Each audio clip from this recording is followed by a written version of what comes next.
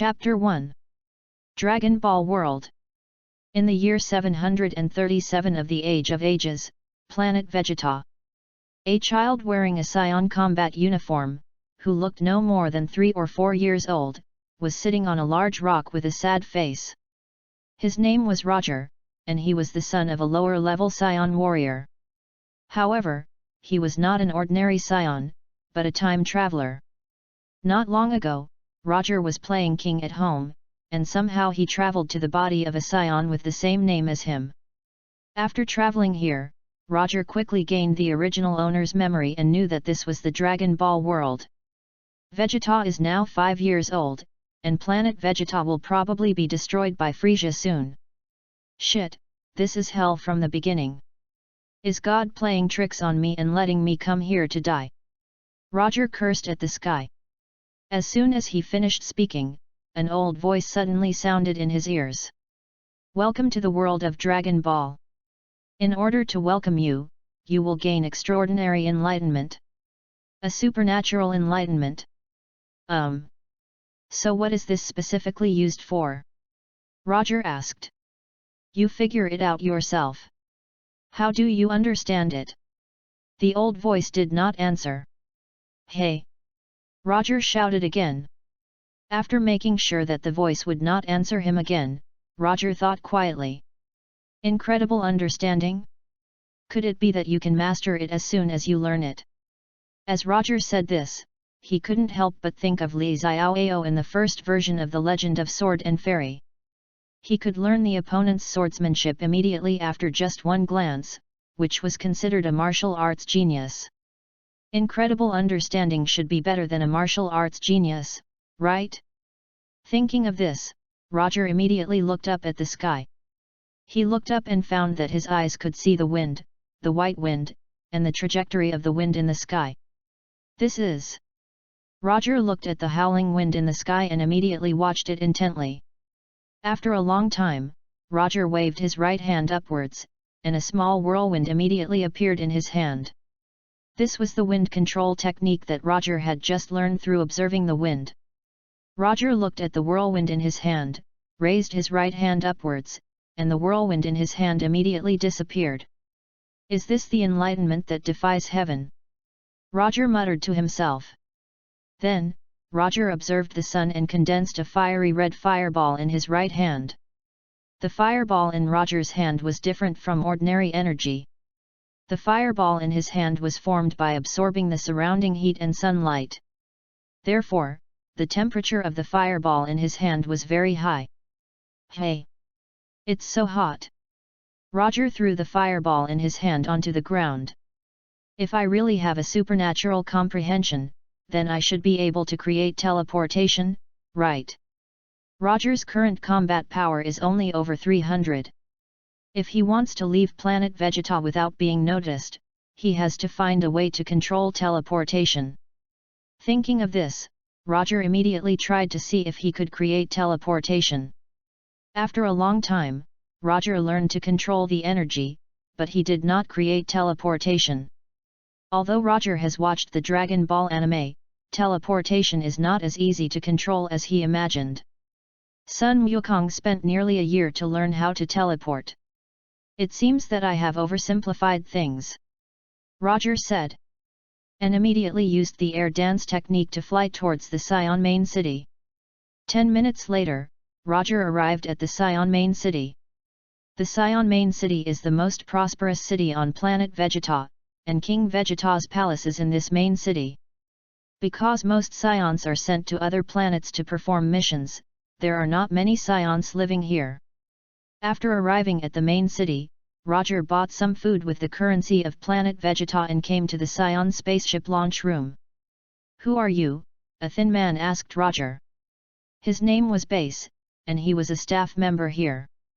Hello, my name is Roger. Roger. Roger nodded. I want to carry out a mission. I wonder if there are any planets that need to be conquered recently. Base looked at Roger and said. Roger, how strong are you? 305. 305 is a bit low. It doesn't matter even if it's a more remote planet.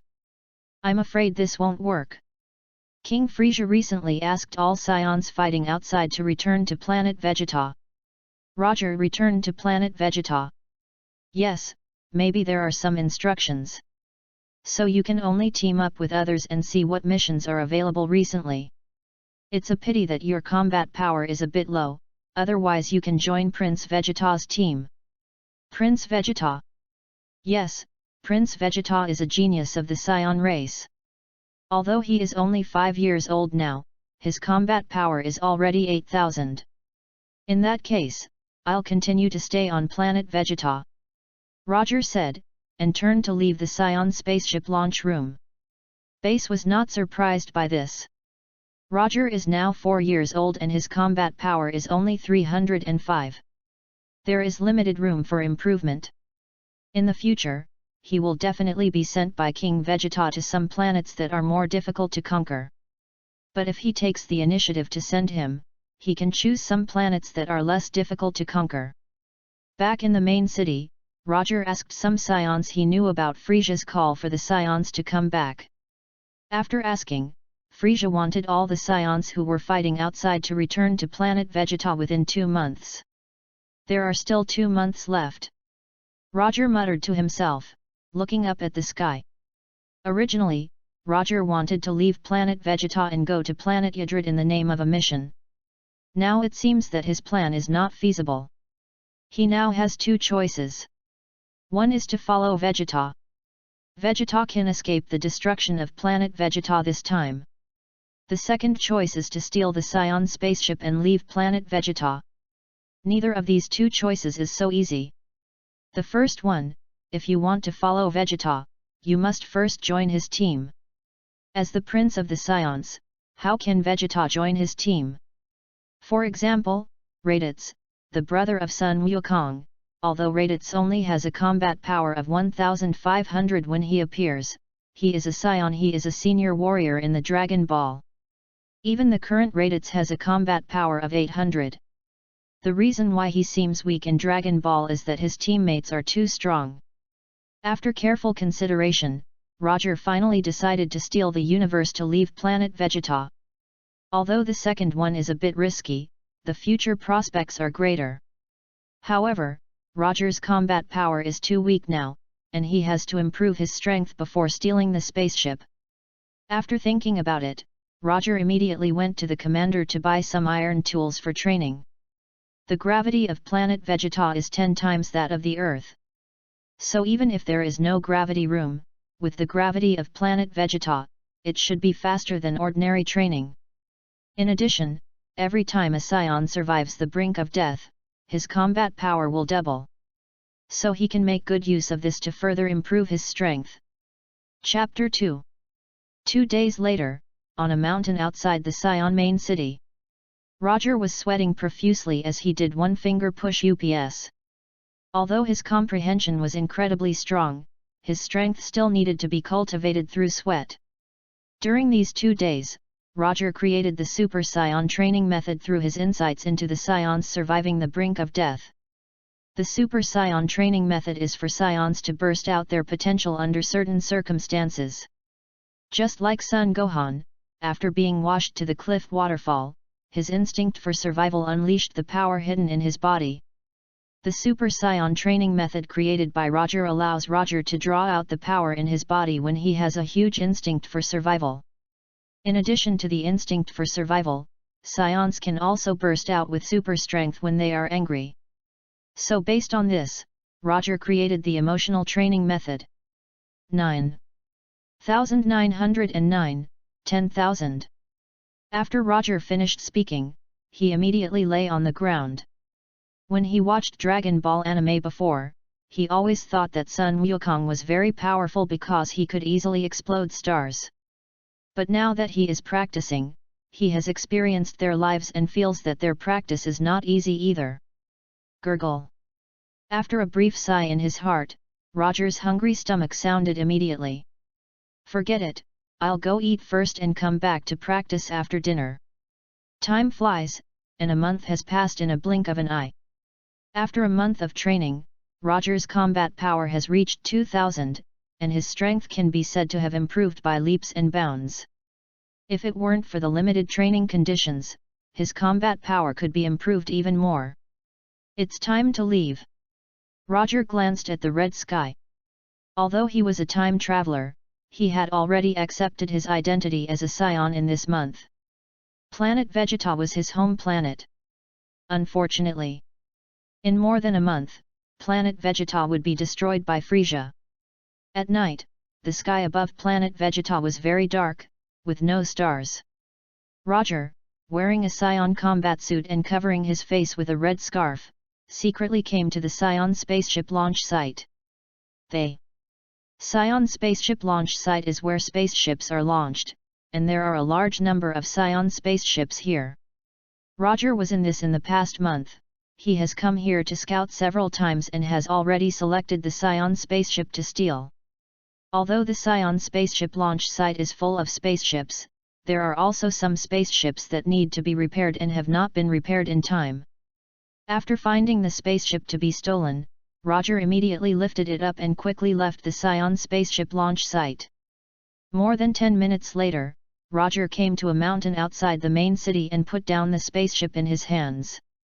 Roger took a deep breath, opened the spaceship, and sat in. Then, the spaceship slowly rose, and with a whoosh, it left planet Vegeta at a speed faster than the speed of light. Spaceship. Although Roger left planet Vegeta very carefully, he was still discovered by the staff of the Saiyan spaceship launch room. They immediately passed the news to Frieza. Frieza's spaceship. Frieza was holding a glass of red wine that was 1/3 full, sitting on a flying chair, looking at the beauty of the universe. Next to him stood Dodoria and Sabo.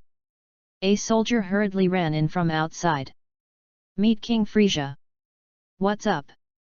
Back to King Frieza, a message just came from planet Vegeta, saying that a Saiyan stole the spaceship and left planet Vegeta. "Saiyan?" "Yes, and that spaceship has just broken through our defense line and is flying towards the North Milky Way." "What did you say?" After hearing this, Dodoria immediately became furious. "Mr. Dodoria, don't get angry so easily," Frieza said gently. "It's King Frieza," Dodoria said with a trace of cold sweat on his forehead. If he hadn't been following Frieza all the time, he would have thought that Frieza was a gentle person. But in fact, Frieza was a moody person, and many soldiers were often killed by Frieza because of saying the wrong thing. The reason why Dodoria had been following Frieza for so many years without any problems was because of Dodoria's high combat power. You know, the combat power of the Saiyan King Vegeta is only more than 10,000 points now, but Dodoria's combat power is twice his. This is why Dodoria can follow Frieza. Then how could he break through our defenses?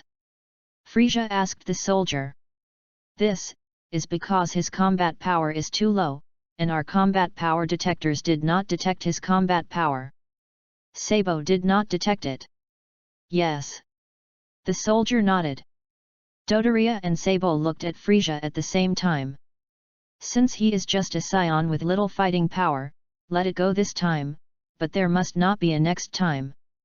It's King Frieza. So, King Frieza, should we send someone to chase after this Saiyan?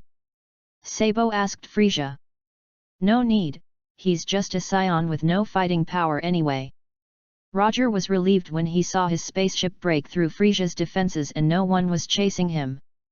It seems that their combat power detector should not have detected me, but I can't relax now, in case Frieza sends people to chase me.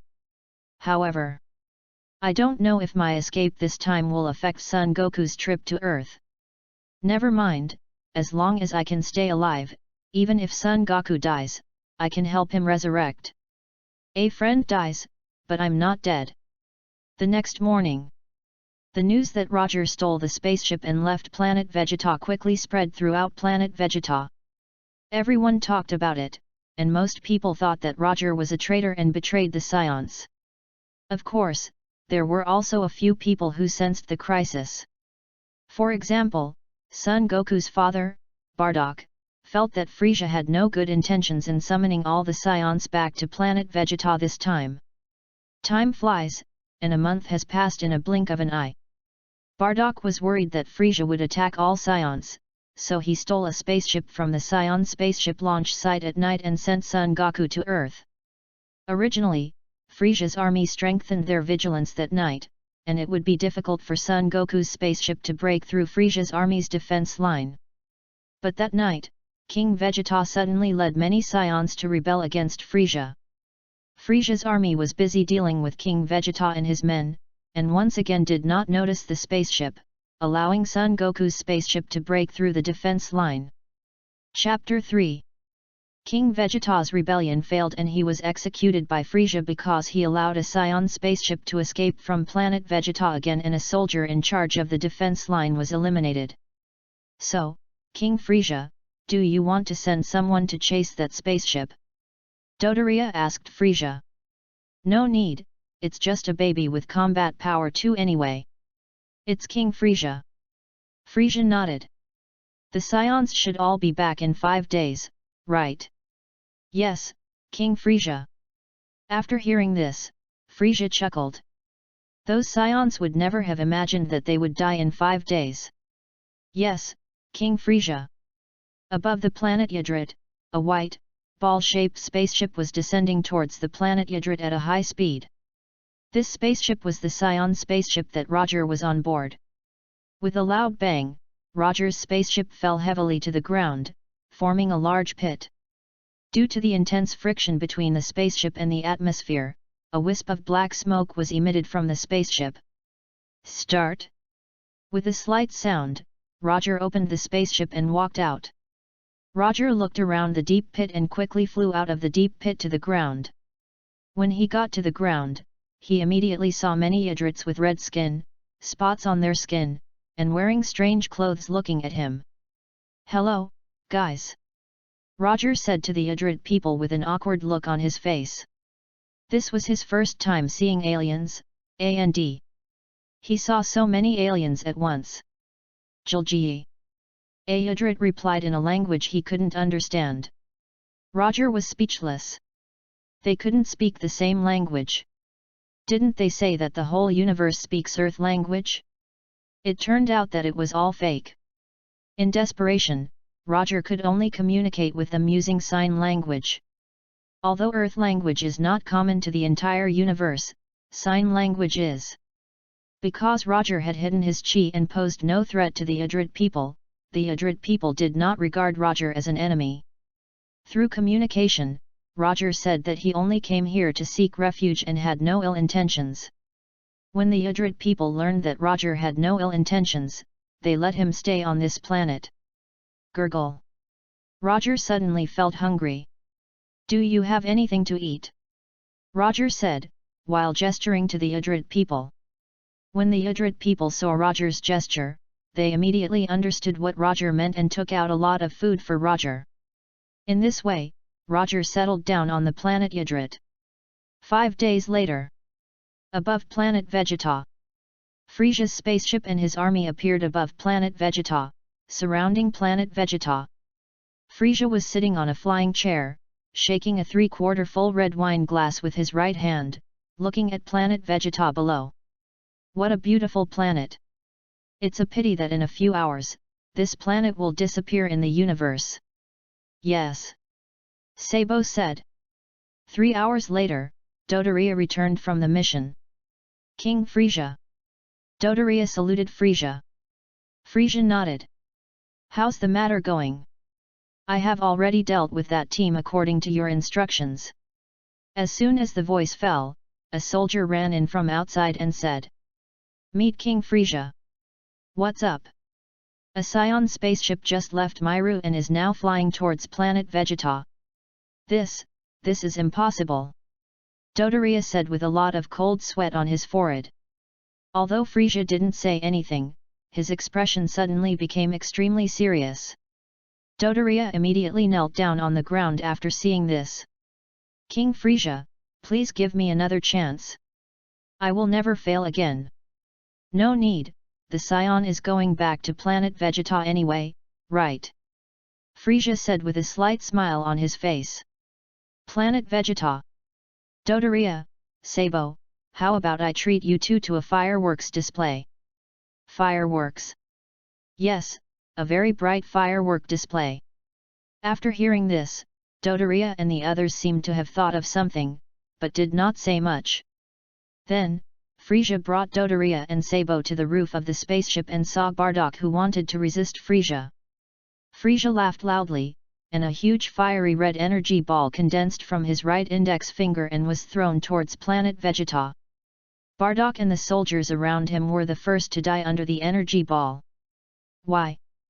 The Saiyans on planet Vegeta looked at the energy ball that was like the sun and roared in anger.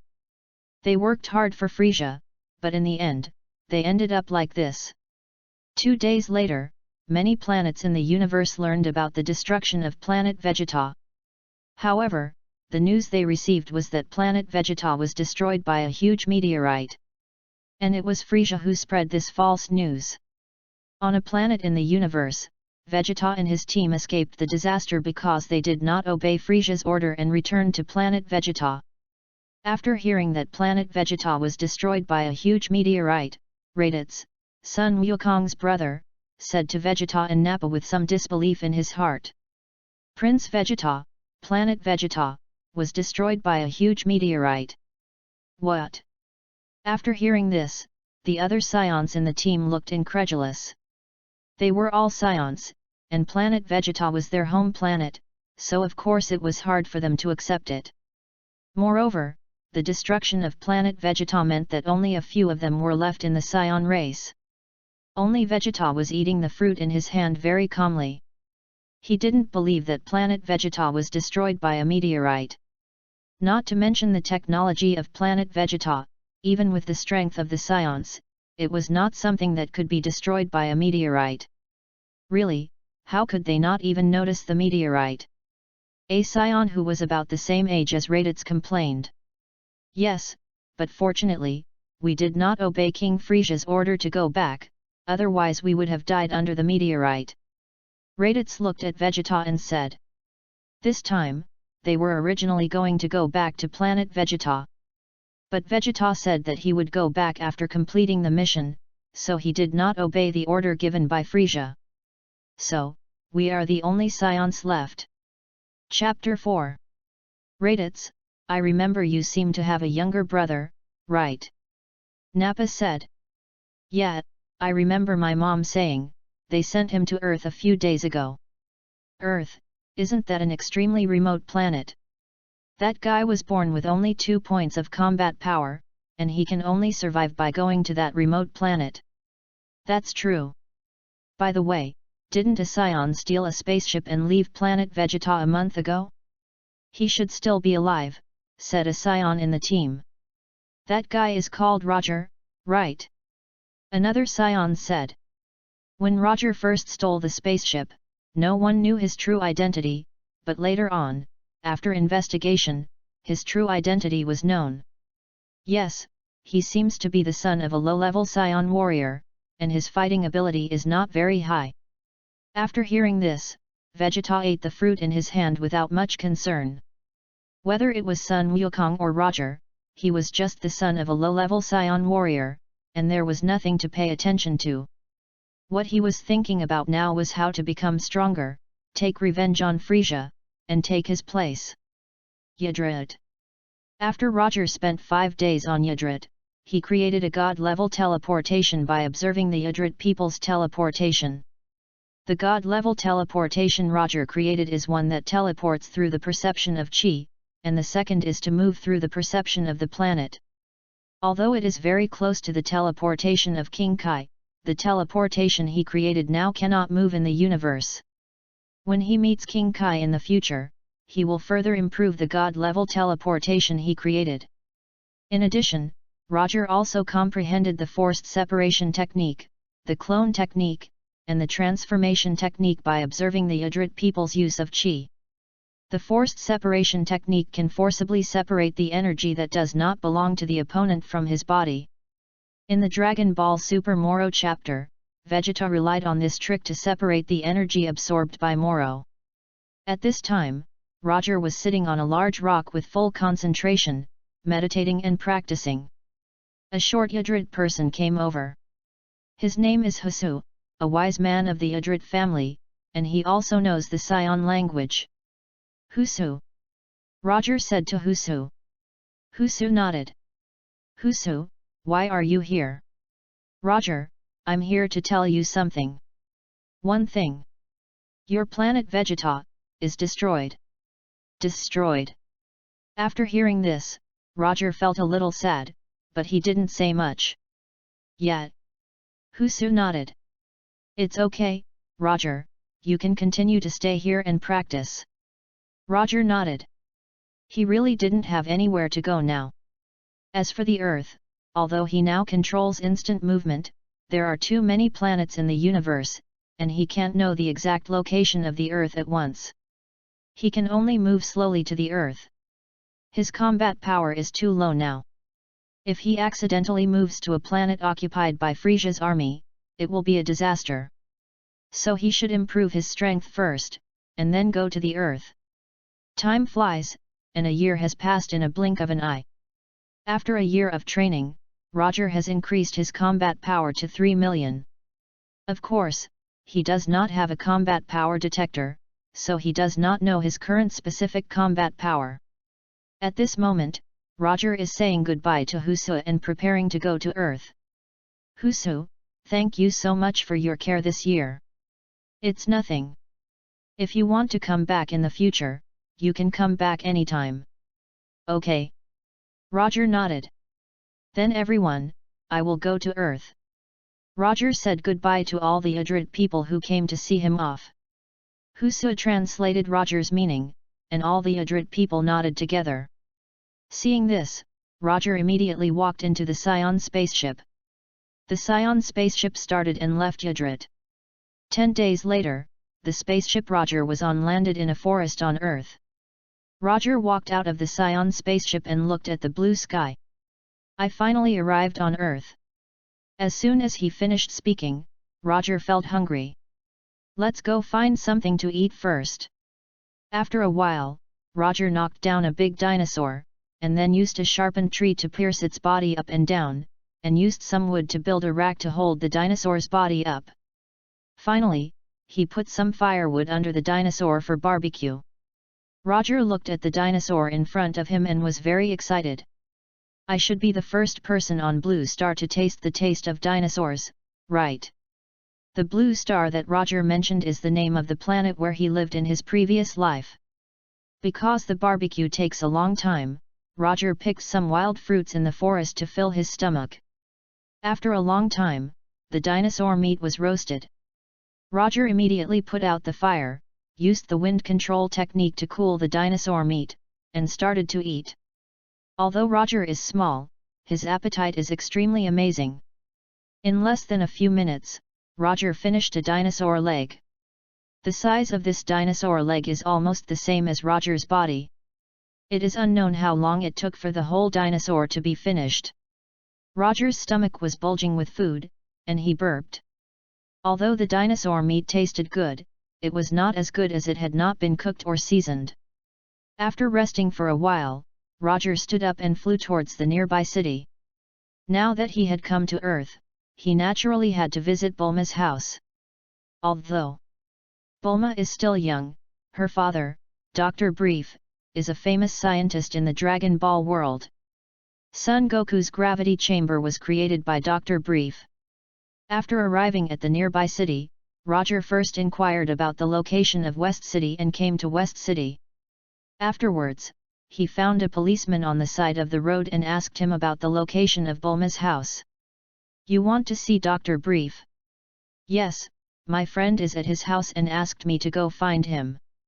Friend? The policeman was skeptical after hearing this. However, he saw that Roger was 5 years old and didn't seem to be lying, so he let Roger sit on his motorcycle and took him to Dr. Brief's house.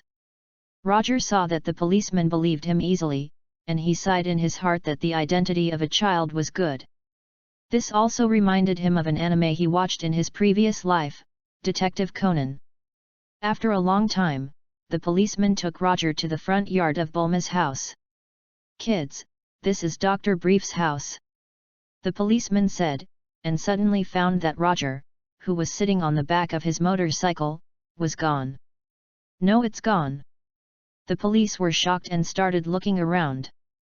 Could he have fallen on the way here? The policeman thought of this and immediately drove back on his motorcycle. Chapter 5. The police drove back a distance and saw Roger, so they immediately stopped the motorcycle and said, "Little boy, when did you get off my motorcycle just now?" The policeman asked, while checking Roger to see if he had any injuries. "Just now, Uncle Police, I suddenly don't want to go anymore, I want to go home." "Go home?" "Yes, my home is nearby." "Really? Do you need me to take you back?" Although the police knew he might be fooled, he still said kindly. After all, in his eyes, Roger was just a 4 or 5-year-old child. "It's okay, I know my home." After hearing this, the police wanted to insist on sending Roger back, but the mobile phone on his waist suddenly rang. The police picked up the phone, and after hanging up the call, he looked at Roger and thought he was quite smart, so he said to Roger, "Then Roger, I won't send you back. If you have any problems, just find our police officers." "Yes." Roger nodded. After the police saw it, he immediately got on his motorcycle and drove forward. Seeing the police leave, Roger immediately returned to the door of Bulma's house. Originally, he could have ignored the police just now, but in order not to worry the police, he appeared in front of the police again and made up another lie. However, Zidu is really big. If he hadn't found the police, he really didn't know how long it would take to find Bulma's house. Ding dong! Roger pressed the doorbell. A robot voice came out from the speaker on the electronic doorbell. "This is Dr. Brief's home." "Who are you? Who are you looking for?" "My name is Roger, and I want to find Boomer." Roger wanted to say Dr. Brief, but now he is just a child, and he doesn't know himself, so he can only try his luck and see if Boomer will let him in. "Okay, I'll go tell the second young lady now, please wait." "Yet." Roger nodded. After a while, the robot's voice came from the speaker on the electronic doorbell again. "Roger, the second lady is busy now and said she doesn't know you, so I'm sorry, we can't open the door for you." "Okay." Just then, a girl with long blonde hair, a little red hat on her head, black eyes and a red dress came over from a distance. This person was Bulma's sister Tais. Tais walked up to Roger with a smile on her face and said, "Who are you, kid? Why are you here?" "My name is Roger, who are you, sister?" "My name is Taisai. How come you are at my door?" Taisai squatted down and asked Roger with a smile. "I'm here to see Dr. Brief." "Looking for Dad?" "Yet." Roger nodded. "What do you want to do with your dad?" "I heard that he is a famous scientist in Zidu, so I came to visit him." "Scientist? Visit? Roger, are you interested in inventions?" "Yes."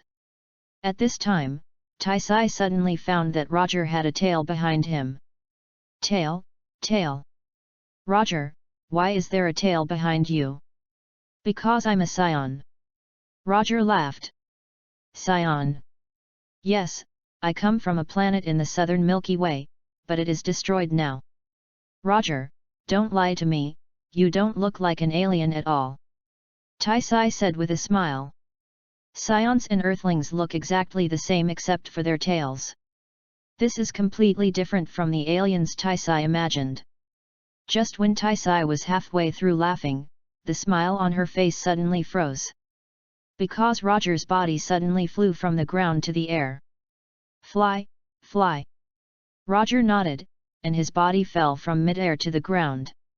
After seeing this, Taisai immediately checked Roger's body to see if he had any flying devices. "No, really nothing." "Sister, do you believe now that I am an alien?" "I believe it for now." "Then why are you looking for my father?" "Actually, I wanted to sell him something." "Thing?" "Yes." "What is it?" "Spacecraft." Spaceship? Taisai was shocked. Roger, you have a spaceship? Of course, otherwise how would I come to Earth? But, if you sell the spaceship, how will you leave the Earth in the future? My planet has been destroyed, so I plan to stay on Earth for a long time from now on. Where is your spaceship? Can you let me see it first? Thais said with a smile. Taisai is a science fiction novelist, so she is very interested in the vast universe. But she doesn't have a spaceship, so she can't leave the Earth.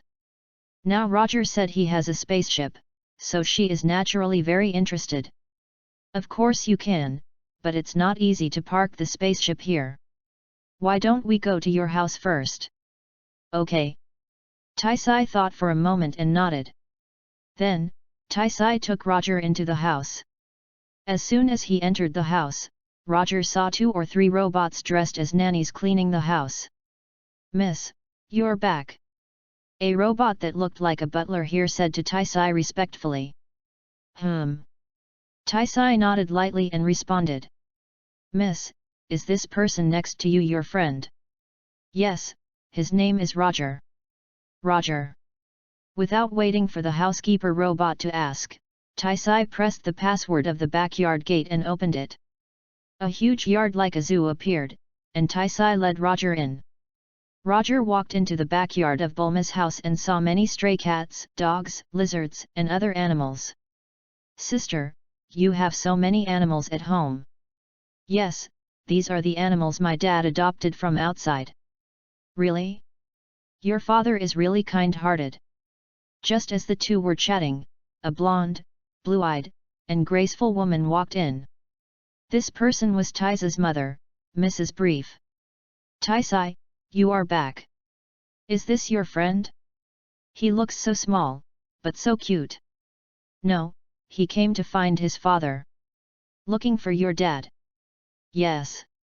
Taisai nodded. Your father, he is repairing a machine in the front now, and Boomer is there too.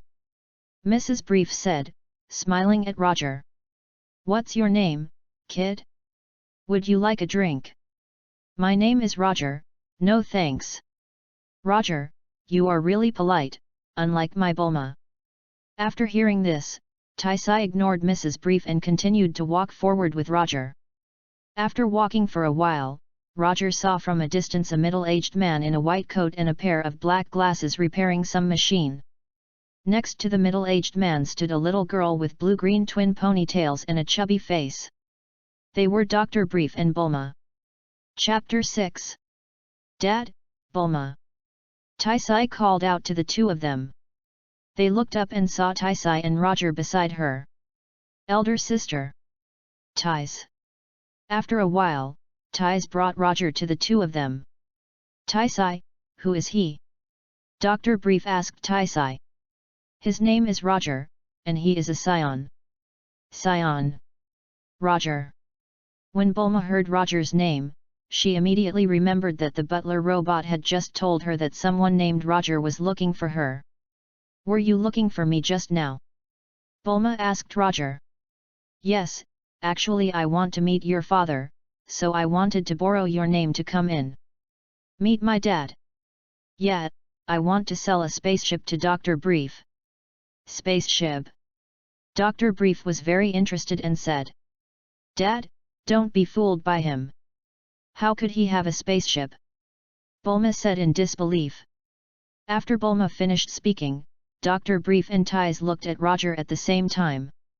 In fact, they didn't really believe that Roger would have a spaceship. Roger saw the two of them looking at him, and of course he knew what they were thinking. So he took out the spaceship remote control from his clothes and pressed it lightly. More than 10 seconds later, a white spaceship appeared over Bulma's house. What was that just now? Was it a meteor?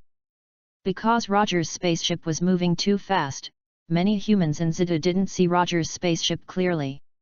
It was not until Roger's spaceship stopped over Bulma's house that some humans living nearby saw Roger's spaceship. What is this? Is it an alien spaceship? I don't think so. That's Dr. Brief's house. Maybe Dr. Brief is making a spaceship. Bulma saw the spaceship appearing at the speed of light and said in disbelief. Am I dreaming? Bulma said, pinching her face with her hands. It hurts so much, this is not a dream. After seeing this scene, Roger couldn't help laughing immediately. You are so cute. Bulma blushed after hearing this. She felt that she was really embarrassed just now. Seeing this, Roger pressed the spaceship remote control in his hand, and the spaceship landed smoothly on the grass. It's really a spaceship, Taze said excitedly. If she had this spaceship, she could leave the Earth and go to other planets. Dr. Brief walked to Roger's spaceship, looked at the outer shell of the spaceship with his hand and said, Roger, how much do you plan to sell this spaceship for? Several hundred million. A few hundred million? I thought it would be hundreds of billions. Roger said with a smile. If I sell it to you for hundreds of billions, will you buy it? No. Dr. Brief shook his head. Although he was rich, he would not spend a lot of money to study something like a spaceship, which was expensive and could not be mass-produced. What about the hundreds of millions? Roger continued to ask. Worth considering. So, Dad, are you going to buy this spaceship? Taisai asked Dr. Brief. Think about it. Dad, what are you still thinking about? This is a spaceship. If you can also build such a spaceship, our company will definitely become the world's #1 company. After hearing this, Dr. Brief glanced at Tais and said. Then Taisai, if I buy this spaceship, would you be willing to work in your family's company? This. I'll think about it. After hearing this, Dr. Brief turned and looked at Roger. Roger, open this spaceship and let me see it. Okay. Roger said. And immediately pressed the remote control in his hand to open the door of the spacecraft. Roger, can this spaceship only seat one person? Yes, but this spaceship is very fast and can go to any place in the universe without any problem. Does this spacecraft have an instruction manual? Manual? Yes, and maintenance and stuff. Well, if you need it, I can write you an instruction manual, and I can also solve it after sales. Can you repair this spaceship? Of course. Roger said with a smile. When he was on Yardrat, Roger not only practiced, but also learned about the technology of Yardrat and other planets. Roger's comprehension was extraordinary, and he easily mastered the technology of Yardrat and other planets. Although the technology of Yardrat was not very advanced, the Yardrat people could teleport.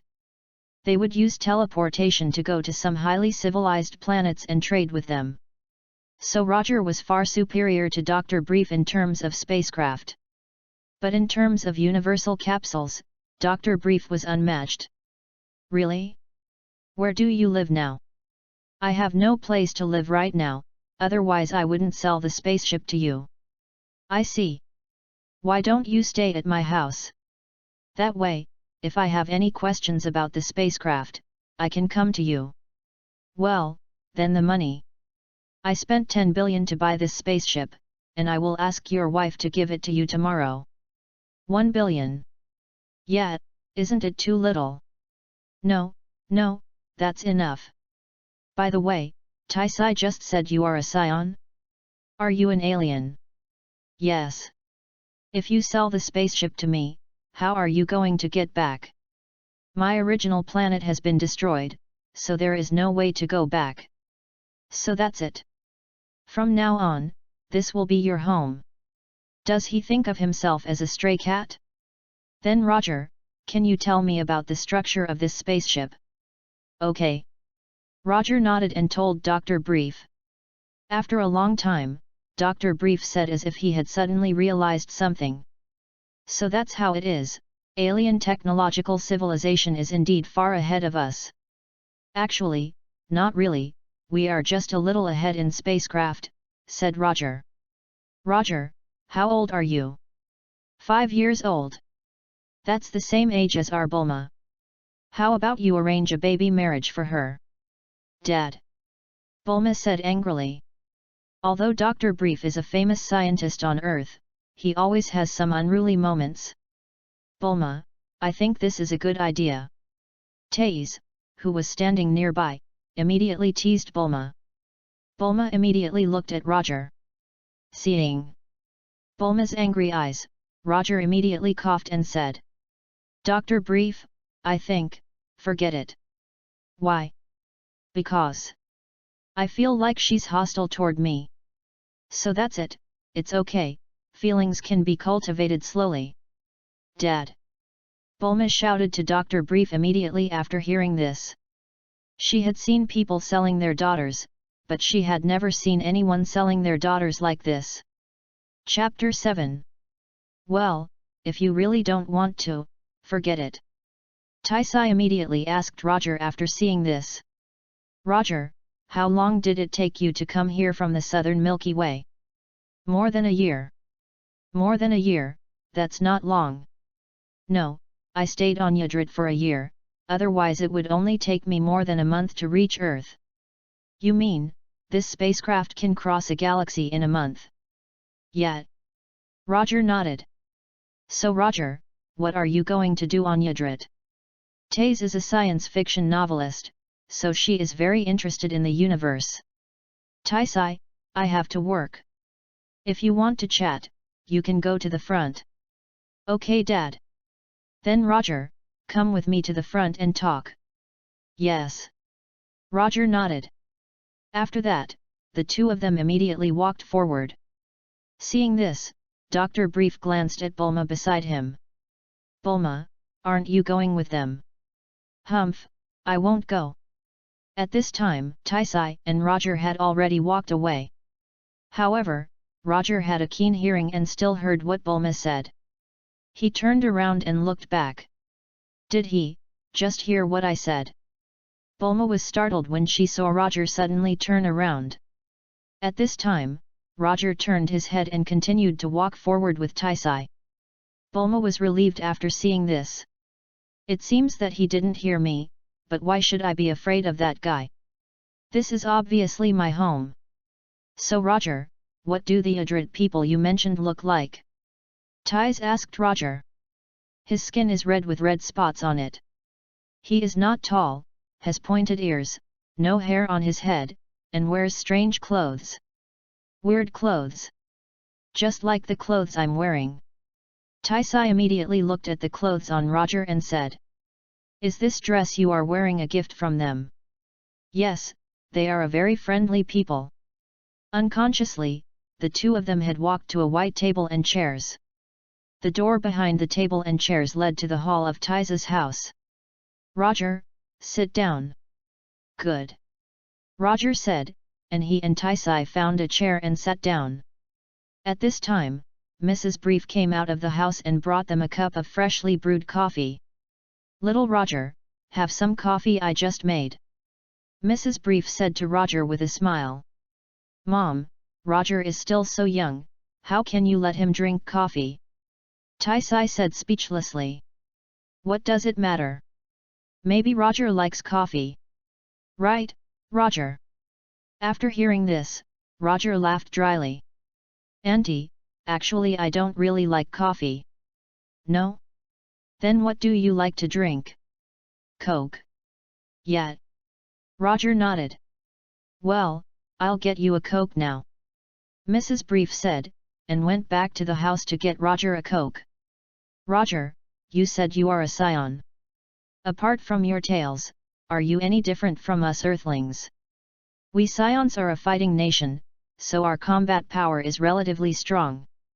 What is combat effectiveness? To put it simply, it is a person's strength. The stronger the strength, the stronger the combat effectiveness. So Roger, what is your fighting power? Have no idea. Have no idea. Because my combat power is too high, the combat power detector can no longer detect my combat value. So, do I have the fighting power? Of course. So how much fighting power do I have? Probably 5. Just then, Bulma appeared and walked over from not far away. Yes. How about you? Didn't I just say that? I don't know either. Perhaps. At least 20,000 combat power. Roger said, stroking his cheek with his right index finger. The minimum. The lowest is 20,000, so wouldn't you be very awesome? It's okay. Roger said with a smile. Sister, what do you think is so great about him? Bulma asked Taisai. Roger's fighting ability. Combat power? What is that? It's the strength of one person. Bulma. At this moment, Mrs. Brief, who went to the house to get a drink, put a can of Coke in front of Roger. Roger, your Coke. Thanks. Bulma, since you are here too, this cup of coffee is for you. No, that thing is so bitter. Bulma said. In that case, go to the house and get the drink you want. This cup of coffee is for your dad. Bulma nodded. So sister, how strong is this guy's fighting ability? The minimum is 20,000. 20,000. Yes, he said my combat power is only 5. 5. Bulma laughed immediately after hearing this. Sister, don't be fooled by him. I don't think he can even beat you. After hearing this, Taisai immediately looked at Roger. In fact, she also had a little doubt about what Roger said. After hearing this, Roger smiled and said. Bulma, what did you just call me? This guy. Then if I prove to you that what I just said is true, how about you call me brother? Elder brother. Yeah. Roger nodded. Okay, as long as you can prove it, I will call you brother. Good. After hearing this, Roger immediately laughed. Then, he raised his right hand and fired a golden air wave from his hand towards the sky. Boom! With a huge explosion, the air wave exploded in the sky. A large amount of thick smoke from the explosion immediately appeared in the sky. Because the explosion was so loud, the residents living near Dr. Brief's house saw the huge explosion. Bulma was immediately frightened and trembled when she saw the huge explosion in the sky. Tais and Mrs. Brief who were sitting next to them were also frightened. How about it, do you believe it now? Roger smiled and looked at Bulma. I believe it. So what should you call yourself now? Brother, brother. Bulma said with some difficulty in her heart.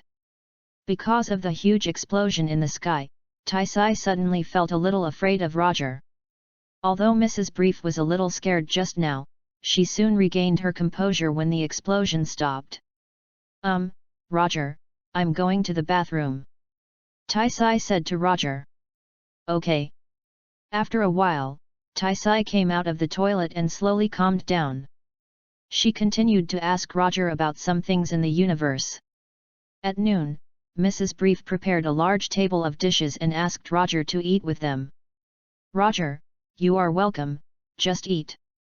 Taisai smiled and said to Roger. Good. Chapter 8. Roger said, and then he started eating without hesitation. Collapse, collapse. Taisai and the others were surprised to see Roger eating his meal like a whirlwind. What's wrong? Roger looked at the four people and said. Nothing, nothing, I'll go cook a few more dishes. Mrs. Brief stood up from her chair and said. Roger, have you not eaten for several days? Taisai asked cautiously. No, we Saiyans have big appetites. So that's it. Roger nodded and continued to eat. After a long time, Roger put down the bowl and chopsticks in his hand, burped loudly and said. I'm stuffed. Is that so? Tais said, looking at the clean plates on the table. Roger nodded and walked down the table. At this time, Mrs. Brief came over with a plate of freshly fried beef. Roger, you don't want to eat? No more eating, I'm full. All right then. Mrs. Brief said, bringing the fried beef to the table. Mom, I'm full. I'm full too. You guys don't eat any more, then my husband. I'm full too. After a while, Taisai found Roger sitting on a piece of grass. Roger, do you want to take a nap at noon? If you need a nap, I can take you to your room. Yeah. Roger nodded. By the way, Sister Taisai, I want to buy some universal capsules without anything put in them from you. You mean the empty universal capsule? Roger nodded again. Of course you can, but what do you want to do with the empty universal capsule? After I sell my spaceship, I'm going somewhere else. Where to go? Go where God is. God? Is there really a God in this world? Yes. Then can you take me there? No. Why? You are too weak, you can't go to that place. Then when will you come back? Have no idea. Humph, you don't know again. Sister Taisai, you just said, take me to have lunch. What's the point of taking a lunch break? Just sleep here. Taisai said, and left angrily. Women are really fickle animals. Roger said, and found a cooler place to rest. In the afternoon, after waking up from his nap, Roger went to wash up. When he finished washing up, he saw Taisai, who was angry before, walking over with a smile. Taisai, sister. Woke up. Wake up, what's the matter with you? You said at noon that you were going to see God. Can you tell me what God looks like? Have no idea. Have no idea. Because I haven't seen him yet, but I know where he is. Where is he? Taisai asked. Roger pointed to the sky. Heaven? You mean the sky? Roger nodded. Impossible, if there really are gods in the sky, we humans would have discovered them long ago. Roger smiled without saying anything. So Roger, if you really see the gods, can you come back? Why? Actually, I am a science fiction adventure novelist, and I want to write a story about aliens. Oh. So I need a subject for creation. I am very interested in what you said. If you can help me, I will be very grateful to you. This. I beg you. Then I'll think about it. Consider? What do you mean? If I'm done, I'll come back to see you guys. Really? That's great. By the way, do you have a cell phone? It would be easier for me to find you. No, but if you want to give me one, I have no objection. Good. Taisai nodded. By the way, did I forget what the Yardrat people you mentioned this morning looked like? Do you have a pen? I can draw it for you. Yes, I'll get it for you right away. After a while, Taisai brought a pen and a drawing board. Here, I'll give you the pen. Roger took the pen from Tais and began to draw on the drawing board. Soon, a sketch of a Yardrat star appeared. Roger, is this the Yardrat alien? Yes, but it hasn't been colored yet. His skin is red, and the color of his clothes is the same color as the clothes I'm wearing. Really? But you draw really well, better than me. Are you really only 5 years old? Yes. So your year is 365 days, right? 364 days. Roger, didn't you say that you Saiyans are a fighting race? How come you are so smart? Maybe I am special because I am a genius. Roger, you are really not modest. Taisai laughed. There's no way. If I were modest, it might hit you even harder. It hit me? Why? Because on my planet, being too modest will make people call you Versailles. Versailles, what does this mean? For example, a great writer earns hundreds of thousands a month, and says to a flop who only earns a few thousand a month, I'm such a flop. This is Versailles. Oh, so that's what you mean. Taisai laughed immediately after hearing this. Then I must be the failed author. Roger smiled and said nothing. You are a failure, but, if you fail, you can inherit billions of dollars in your family's wealth. So what is your planet like? I mean, what did he look like before your planet was destroyed? Red, there isn't so much ocean, it's mostly Gobi Desert. Oh, what about the temperatures? The temperature is relatively dry, and the gravity of our planet is 10 times that of your Earth. So that's it. In this way, Taisai kept asking Roger. Time flies, and 3 days have passed in a blink of an eye.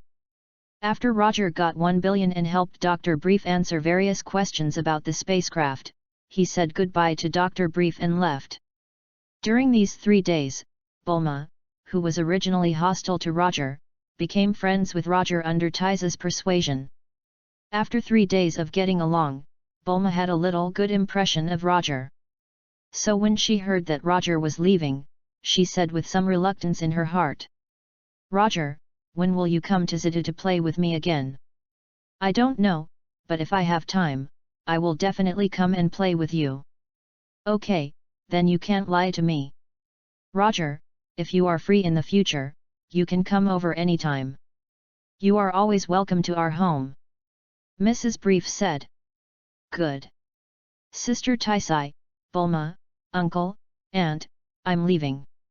"Yes." The four nodded. Chapter 9. Seeing this, Roger immediately flew into the sky. "Fly, sister, can he fly?" "Yeah, didn't he tell you?" "No, when he comes over again, I will definitely interrogate him thoroughly." "Interrogation? Ask him." Bulma laughed dryly. After leaving Bulma's house, Roger flew to Bayazai Mountain outside Zidu according to what Taisai said.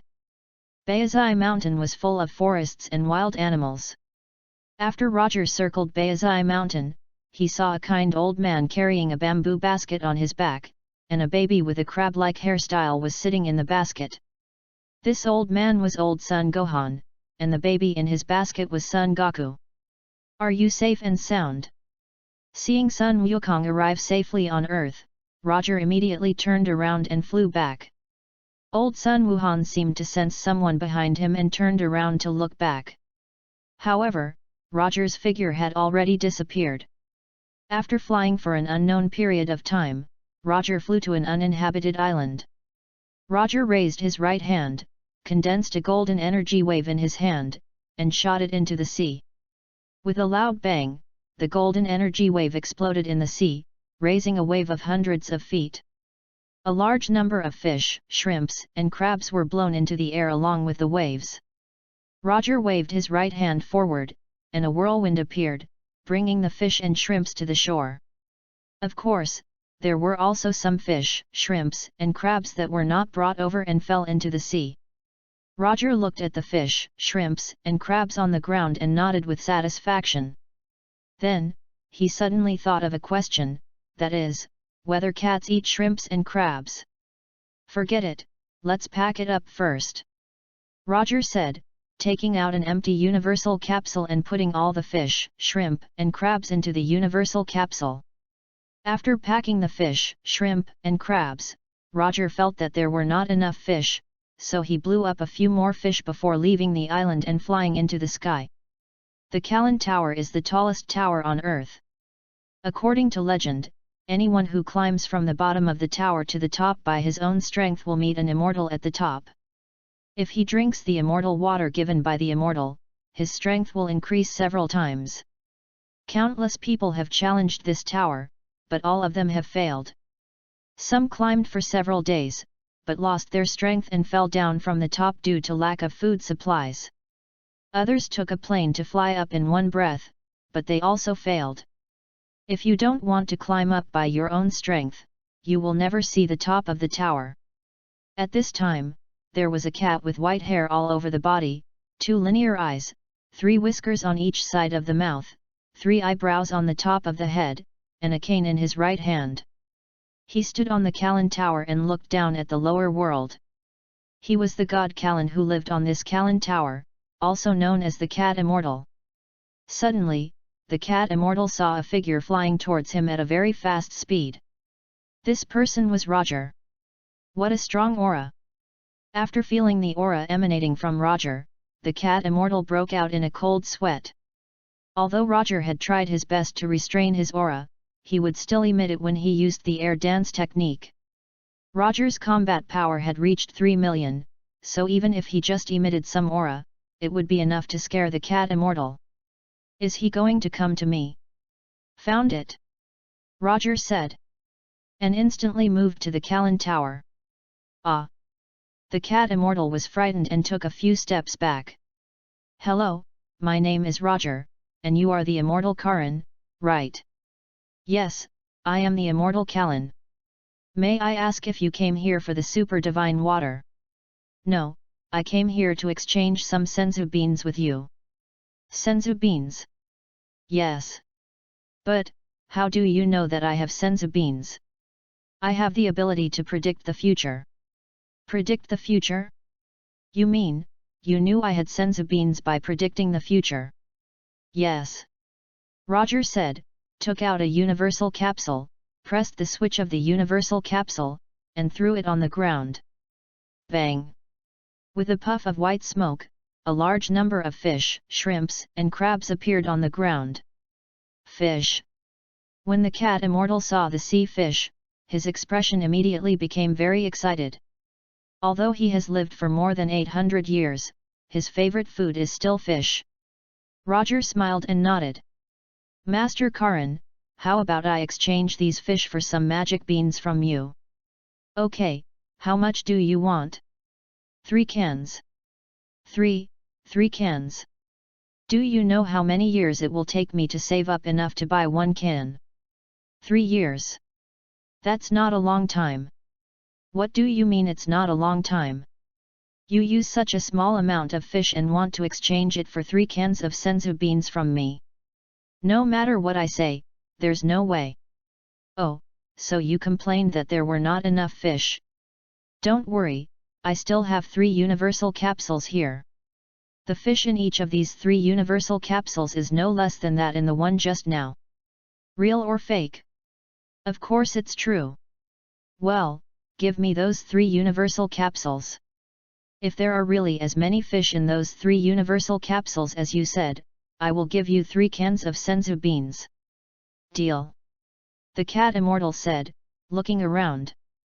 This place is a bit small, would you please come with me to the bottom of the tower? Under the tower. The cat immortal nodded and pushed open a wooden board. After the board was pushed open, there was a ladder inside. Under the ladder, there was a place that looked like a cellar. Of course, this was not a cellar, but inside the Korin Tower. Call out. Tread. Roger flew to the Korin Tower, and the cat fairy was still slowly climbing down the ladder. But soon, he climbed down the ladder. After seeing this, Roger immediately took out 3 universal capsules, turned on the switches of the 3 universal capsules, and threw them to bang. With 3 streams of white smoke, 3 piles of fish, shrimps, and crabs appeared on the ground. The cat fairy licked his lips and said, Roger, I'll go get you some senzu beans now. Yes. Roger nodded. After a while, the cat fairy brought 3 cans of magic beans to Roger. Roger, these are the senzu beans you asked for. Okay. Roger said, taking out an empty universal capsule and putting 3 cans of senzu beans into the universal capsule. Cat immortal, this universal capsule is really convenient. Yes, if Master Korin has nothing else to do, I won't bother you. Good. Seeing this, Roger immediately left Korin Tower and flew towards the heaven above Korin Tower. Just when Roger was not far from the heaven, the sky suddenly became overcast and a large amount of lightning struck from the clouds. Lightning! Looking at the lightning, Roger immediately formed a protective shield outside his body. The lightning landed on the protective shield and moved around it for a while before disappearing. Chapter 10. Roger looked at the lightning moving in the protective shield and immediately entered a state of enlightenment. Enlightenment is the state Roger enters when he comprehends a certain skill or martial arts. It was in the state of enlightenment that Roger created the god-level teleportation. In the heaven, a man with green skin, wearing a white robe, with the mark of God on his chest, and holding a cane in his right hand, was looking down at the lower world. This man was the Earth God. Among the earth gods, there stood a man with black skin, wearing a red vest and white trousers, with a red cloth wrapped around his waist and a long white cloth wrapped around his head. The man's name was Mr. Bobo, and he was the servant of the earth god. That person stopped below. Yes, my lord god. What do you say he is doing? I don't know, the clouds below are too dark and I can't see anything. How about dispersing the clouds? Do you want to disperse the clouds, my god? Yes, the person who is going to our heaven is no ordinary person, and those lightning bolts can't stop him at all. All right then. Mr. Bobo said, putting his hands on his mouth and shouting towards the dark clouds below. The immortal said, let you all disperse. After hearing Mr. Bobo's words, the dark cloud immediately stopped the lightning attack and moved to both sides.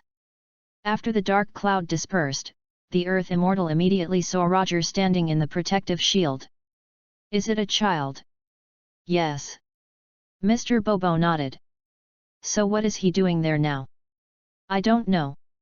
Mr. Bobo shook his head. At this moment, Roger woke up from his epiphany, and a golden lightning appeared on his right palm. Then, the golden lightning flew upward like fireworks and turned into several lightning bolts. However, those lightning bolts soon disappeared into the sky. Lightning. Yes. Mr. Bobo nodded. At this time, Roger moved instantly and appeared in the heaven. After seeing this, the Earth Immortals subconsciously stepped back a few steps. Who are you? Hello, my name is Roger, you must be the god of Earth, right? Yes, I am the god of the Earth. May I ask what brings you here? It's nothing actually, I just want to practice here with you for a while. Practice? Yeah, why not? Yes, I can, but your strength is far beyond mine, I'm afraid there is nothing I can teach you. Roger smiled and said. It doesn't matter, you can also teach me some things besides cultivation. Besides cultivation? For example, creating Dragon Ball or something. Create Dragon Ball? The Earth Immortal was shocked. How do you know that I made the Dragon Balls? I know everything.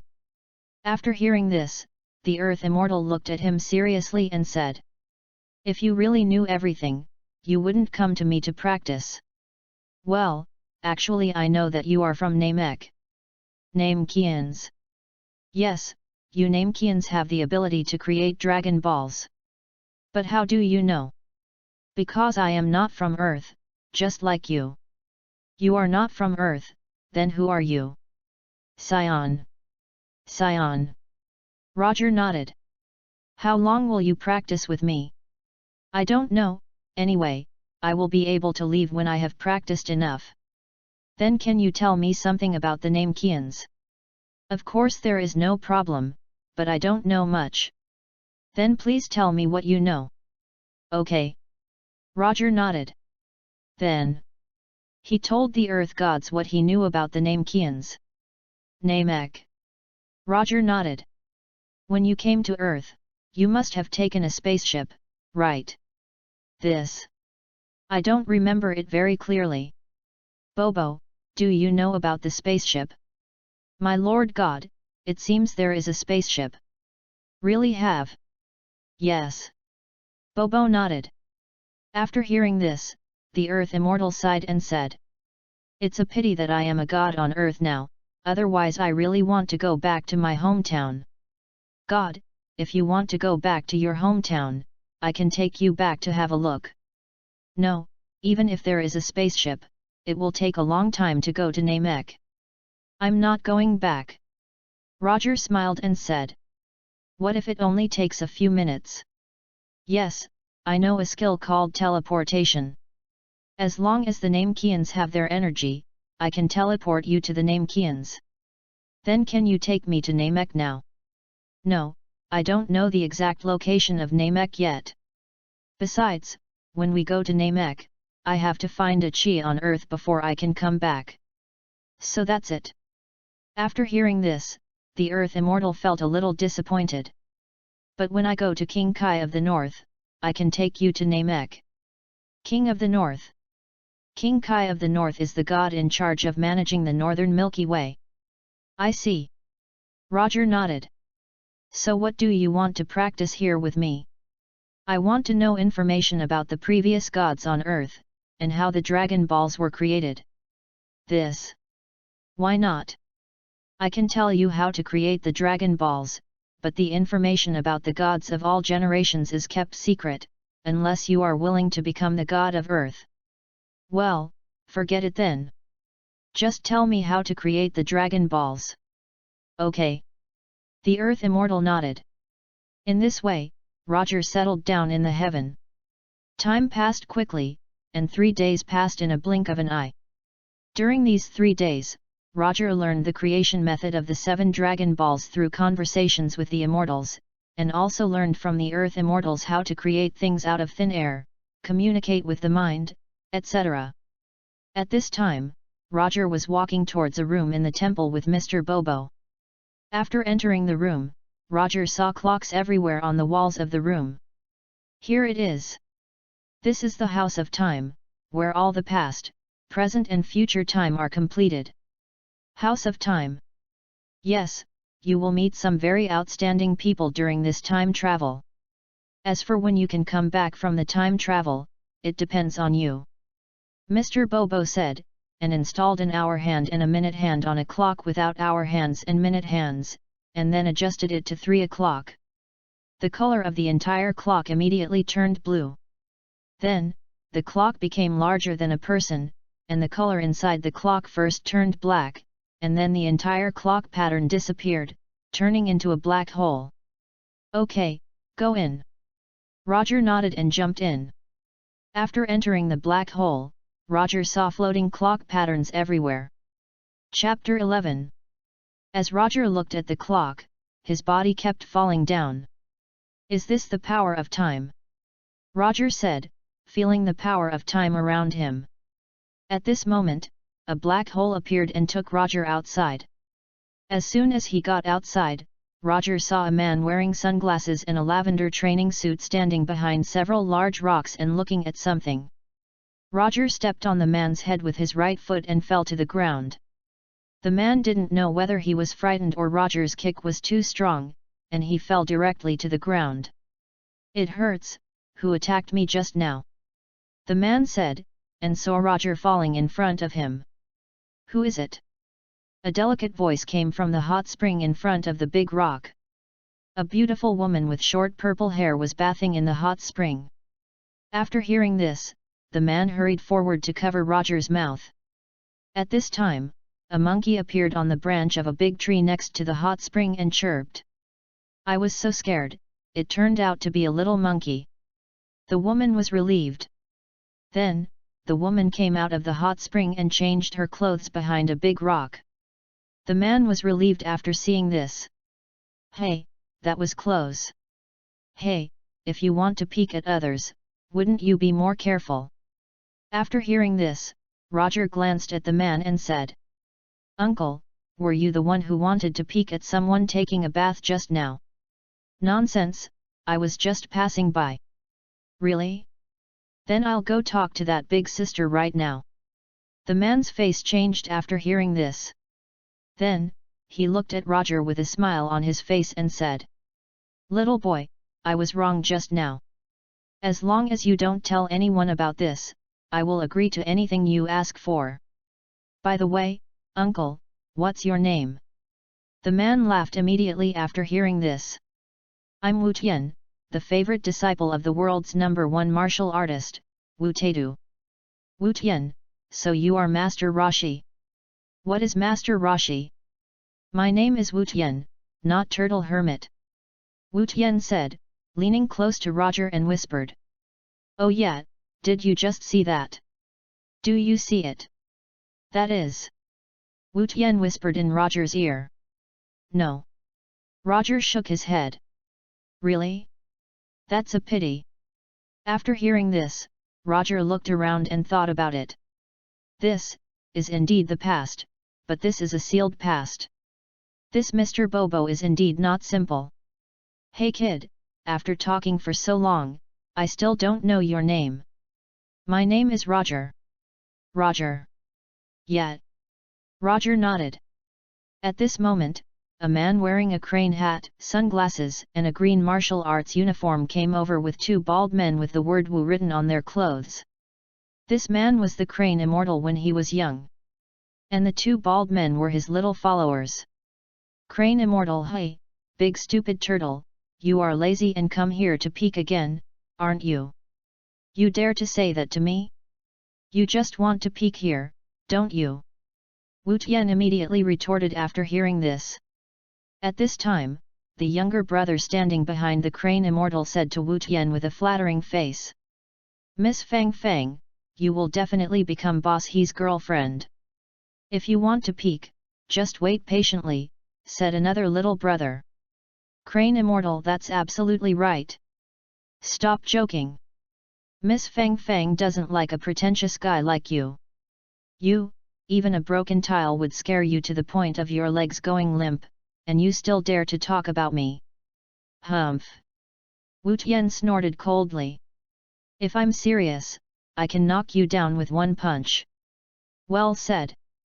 Saiyan Red said, and immediately made a fighting gesture. After seeing this, the two younger brothers beside him immediately stepped back to make more space for the two to fight. After seeing this, Wu Tian immediately broke out in a lot of cold sweat on his forehead. Ah! It hurts so much, my waist, my waist. Wu Tian suddenly squatted down and said. Humph, it's useless. It's just a waste of time to take you seriously. Seeing this, the crane immortal said with disdain. Let's go. A weakling, said one of Saiyan Red's younger brothers. You want to escape? It's really despicable. Wu Tian saw the three people leave and immediately pretended to be arrogant. Roger, who was standing aside, was speechless after seeing this. Whether this turtle master was young or old, his temperament has not changed at all. Uncle, can you take me to meet Master Wu Taidu? What uncle? I'm only 18 years old this year. You should call me brother. After hearing this, Wu Tian said with an unhappy face. But you don't look 18. Roger said. I'm really 18. Wu Tian said angrily. Okay, I'll just believe you're 18. What do you mean by just believe it? I am 18. Okay, you 18, then can you take me to see your master? Wu Tian snorted coldly. Of course you can, but you have to keep what happened just now a secret. Of course. Roger said with a smile. He was also at the scene just now, how could he tell this matter to others? Seeing this, Wu Tian took Roger to see Wu Taidu. At Wu Taidu's dojo. A large number of Wu Taidu's disciples were sitting cross-legged on the ground, listening to a white-haired old man's explanation of martial arts. This man was Wu Taidu. Suddenly, a man came in with a child. These two people were Wu Tian and Roger. Teacher Wu Taidu. Wu Tian knelt down and saluted Wu Taidu. Wu Taidu nodded and said. He is. He said his name is Roger and he wanted to ask you for advice on martial arts. Can you teach me martial arts? Wu Taidu looked at Roger. Hello, Master Wu Taidu. Hello, when you say ask for advice, do you mean exchanging martial arts skills or some guidance on spiritual practice? Exchange martial arts. This kid actually wants to spar with Master Wu Taidu. He is simply overestimating his own abilities. After hearing this, Wu Taidu's disciples immediately started talking about it. Quiet. Wu Taidu said to the disciples who were discussing. Yes. After hearing this, the disciples immediately stopped talking. At this time, Wu Taidu looked at Roger again and said. Roger, why do you want to compete with me in martial arts? Because I want to become stronger. I see. How about scheduling the competition in 3 days? Teacher Wu Taidu. The disciples were surprised. Wu Taidu actually agreed to Roger's rude request. Seeing this, Wu Taidu shook his head and signaled them not to speak. Okay. After listening to this, Roger thought about it and nodded. In that case, I will come back to see you in 3 days. Wutedu nodded. Seeing this, Roger immediately got up from the ground and left the martial arts arena. Chapter 12. Wait for me. Wu Tian shouted, stood up from the ground and ran out. Soon, Wu Tian caught up with Roger. You are really brave, you dare to challenge Master Wutedu. To be honest, even I don't dare to challenge Master Wutedu. After hearing this, Roger looked at him and said. Not to mention Master Wutedu, you don't even dare to challenge that person just now. Who said that? I just had a backache just now, and you see, weren't they scared away by me? Roger is speechless. Are you scaring him away? It's obvious that you don't dare to fight, and the other party just doesn't want to waste time with you. You. Wu Tian was immediately furious after hearing this. It was bad enough that the Crane Immortal looked down on him, but now he was actually looked down upon by a little ghost. If you don't agree, you can fight me. Let's fight, why would I be afraid of a little devil? After hearing this, Roger smiled at Wu Tian. Wu Tian looked at the confident Roger and immediately became very nervous. Although Roger was small, he didn't know why I feel like I can't see through him. It's okay if he loses, but if his fellow apprentices knew about it, how would he save his face? Then come on over here. At this moment, Roger stepped back a few steps and said. You want me to attack you? Wu Tian pointed at himself and said. Yeah, any questions? I am older than you, so even if we want to fight, I will let you attack first. Okay, but don't regret it. Regret? I, Wu Tian, never regret anything I do. As soon as he finished speaking, Wu Tian immediately felt a gust of wind passing by him, and Roger, who was originally standing in front of him, had already disappeared. Could it be? Wu Tian turned around and saw Roger's right fist coming towards him.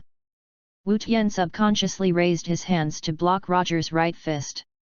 At this time, a huge gust of wind came out from Roger's right fist and directly blew Wu Tian away. Wu Tian's body was instantly blown away hundreds of meters. Whoosh! Wu Tian was breathing heavily, and a lot of cold sweat broke out on his forehead. When he looked at Roger again, he no longer had the same playful smile as before, but a kind of fear. Although Roger's punch just now did not touch him, the wind from Roger's punch just now made him feel an unprecedented sense of oppression. He had no doubt that if the punch just now hit him, he would be seriously injured even if he didn't die. How about we continue fighting? Roger smiled and asked Wu Tian. No need, I give up. Wu Tian said tremblingly.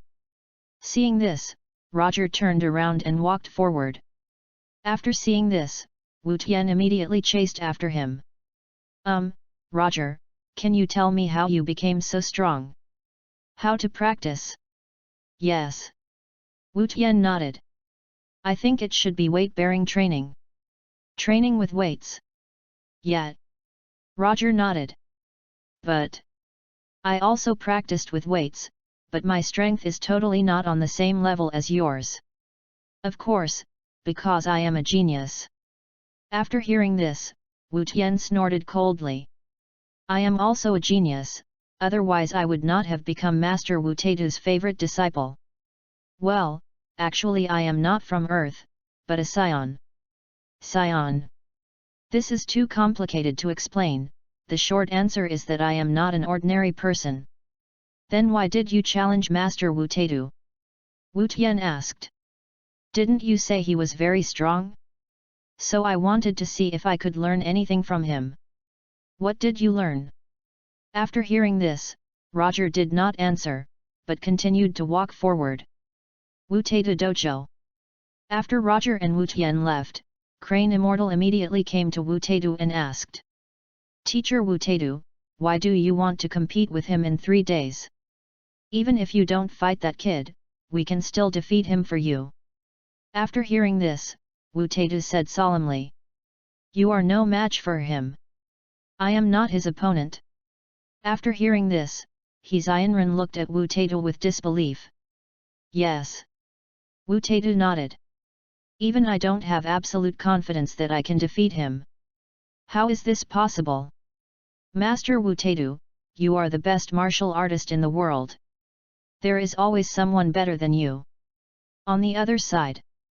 After walking for a while, Roger came to a big waterfall. This big waterfall is the waterfall that Sun Wukong saw Wu Taito split open with his chi in the original Dragon Ball. Roger looked at the waterfall in front of him, and immediately sat down in front of the waterfall and began to practice. This time and space is the sealed time and space created by Bobo, so he can feel the power of time in this world. Practice. Wu Tian saw Roger sitting down to practice, so he also sat in front of the waterfall. However, his mind was full of the hot springs just now, so he couldn't calm down to practice.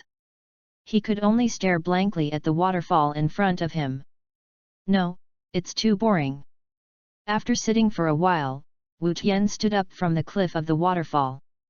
Wu Tian turned around and was about to leave, but he saw Saiyan Red and his two younger brothers coming over. What do you want to do?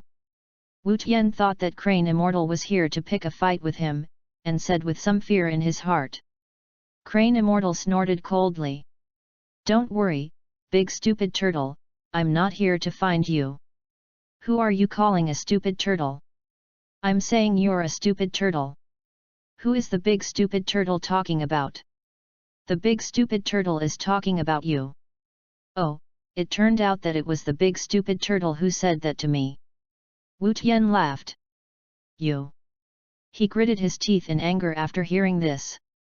Forget it, I'll take care of him first, and then I'll take care of you. I'm so scared. Wu Tian said, pretending to be scared. You bastard!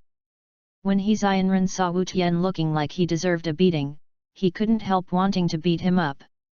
At this moment, Roger, who was disturbed by the two men, stood up from the ground.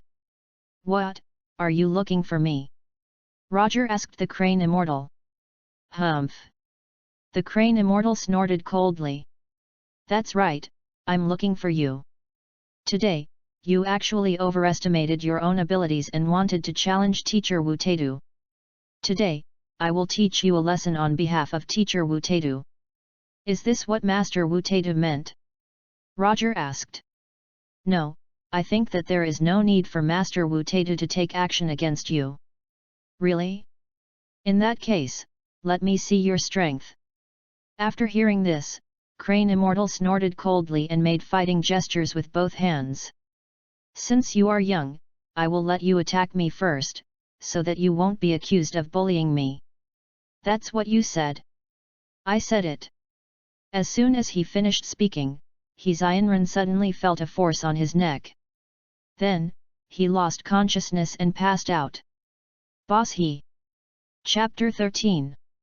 After seeing this, the two younger brothers of Crane Immortal immediately stepped forward and shook Crane Immortal's body. Young man, it's okay for me to show off, but it's dangerous for you to show off. Roger said, standing behind Crane Immortal. When Wu Tian heard Roger's pretentious words, he immediately admired Roger. When will he be able to show off like this? Boss he.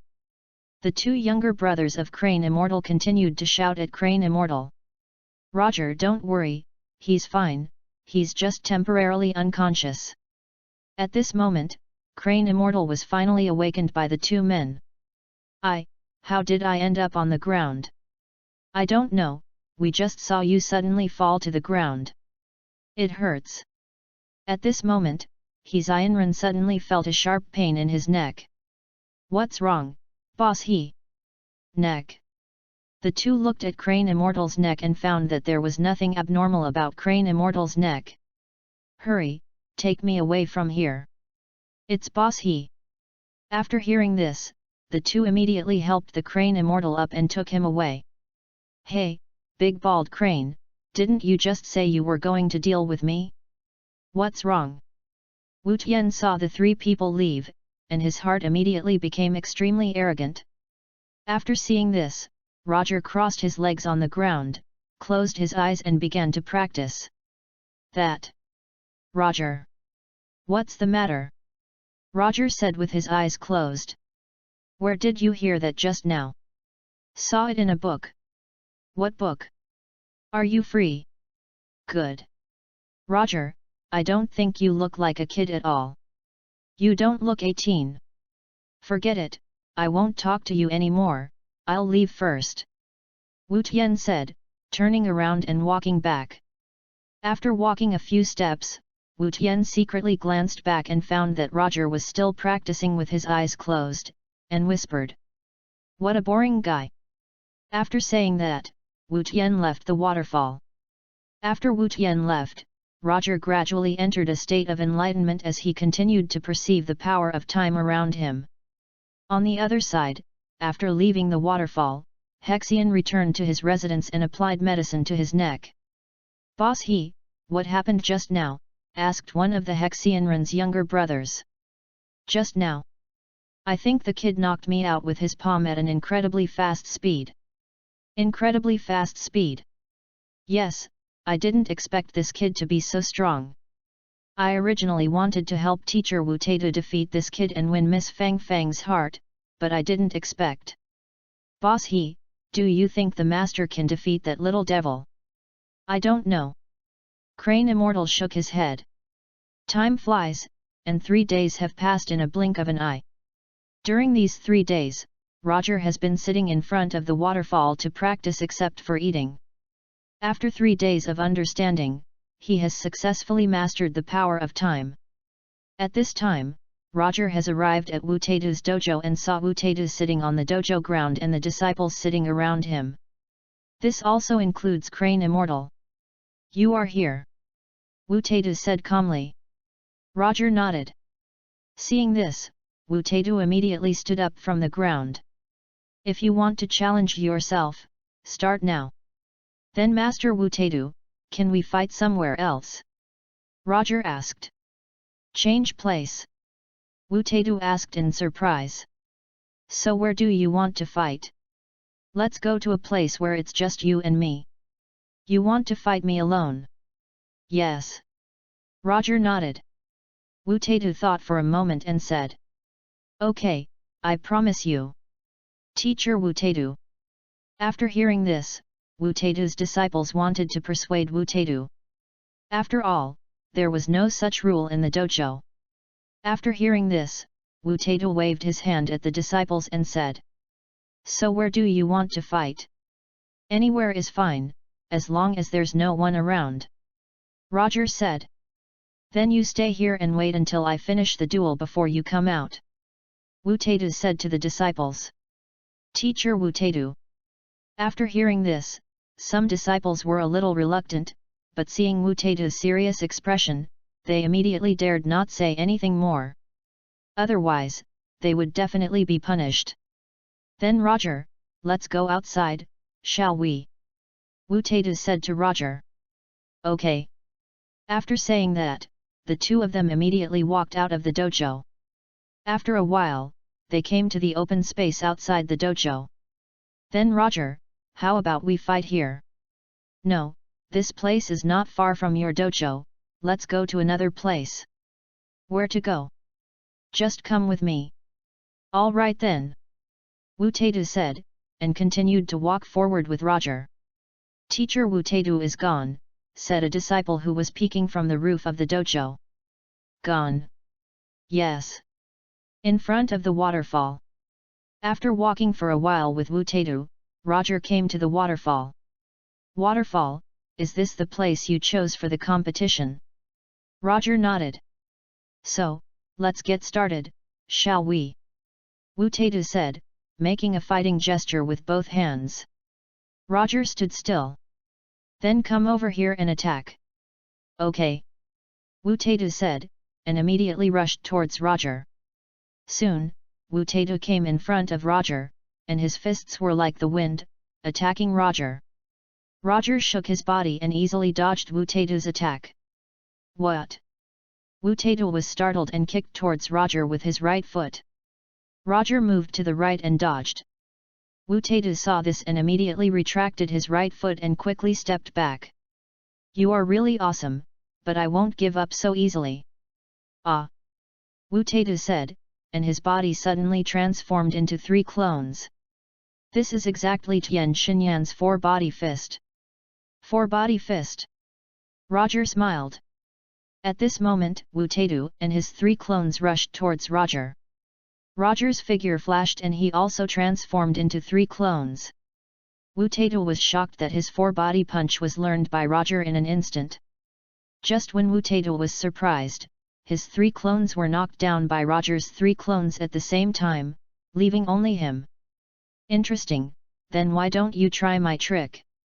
Wu Taidu said, clasping his hands together to store energy, converting the energy in his body into tens of thousands of watts of electricity. 10,000 nations shocking palm. Wu Taidu shouted, and used the electric current in his hand to attack Roger. Roger moved to the left and dodged. Damn it! Wu Taidu shouted angrily, and continued to use other tricks to attack Roger.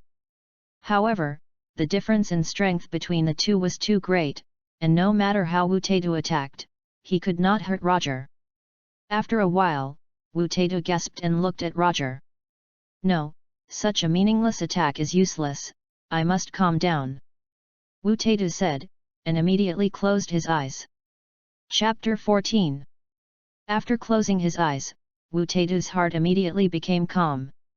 Close your eyes, Roger said in his heart. At this moment, Wu Taidu's right fist hit Roger very quickly. Roger moved to the right and dodged Wu Taidu's attack again. At this time, Wu Taidu's left fist attacked again quickly. Roger moved to the left and dodged Wu Taidu's attack again. Then, Wu Taidu raised his feet again and attacked Roger. Roger still dodged Wu Taidu's attack. His attack speed seems to have become a little faster. Roger thought in his heart. At this moment, Roger saw a white breath suddenly appear on Wu Taidu's body. This white breath is invisible to others. Because Roger has a supernatural understanding, his eyes have the power to see through the essence of all things. Roger saw a red breath when he was fighting with Wu Taidu just now. Roger named this breath the breath of martial arts. The reason why it is called the breath of martial arts is that this breath can only be found in martial artists like Wu Taidu who have practiced martial arts for a long time and have a martial arts spirit. When Roger saw this white breath now, it gave people a very calm feeling, which should be a state similar to the state of selflessness. Still no solution. Wu Taidu stopped attacking after attacking for a while. I lost. Do you give up? Yes, if you lose, you lose, it's no big deal. All right. In fact, you don't have to care about my face and fight me in my dojo. Wu Taidu said. It's okay, I don't care about it anyway. Master Wu Taidu, thank you for agreeing to fight with me. Compared to you, you are the master, right? Wu Taidu said. This is not important. What is important is that you are a good teacher. Okay, teacher. Wu Taidu asked with a puzzled look on his face. Since you don't want me to call you master, how about I call you Mr. Wu Taidu? Okay. Wu Taidu nodded. Roger, can you tell me where your master learned it from? I don't have a master, I'm self-taught. Self-taught? Then you are still a genius. You don't need to tell me this, I know it. You are really not modest. Wu Taidu laughed. If you have time in the future, you can come to my temple at any time. I welcome you at any time. Okay. Roger nodded. Then I'll leave. After hearing this, Roger nodded again. Seeing this, Wu Taidu immediately left the waterfall. After watching, Roger sat cross-legged on the ground, thinking about what he had just realized. Not long after Roger sat down, a hurried figure ran over from a distance. This person was Wu Tian. Roger, who won the fight just now? Wu Tian said panting. After hearing this, Roger immediately opened his eyes and said. Since you want to know so much, why don't you ask your master? I asked, but he didn't tell me. In that case, I won't tell you. You bastard! Wu Tian gritted his teeth in anger after hearing this.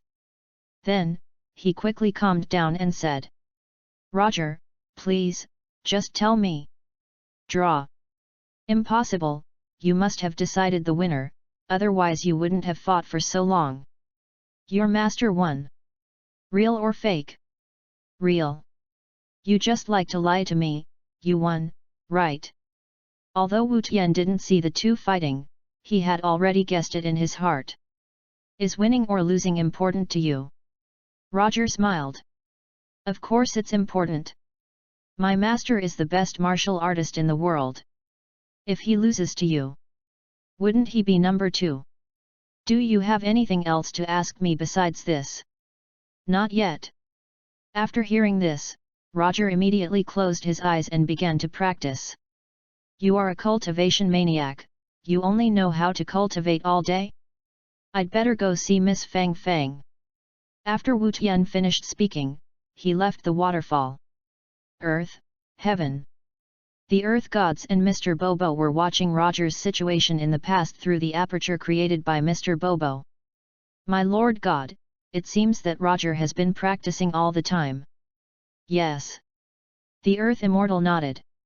It was unknown how long it had passed before Roger successfully comprehended the spirit of martial arts and the state of selflessness.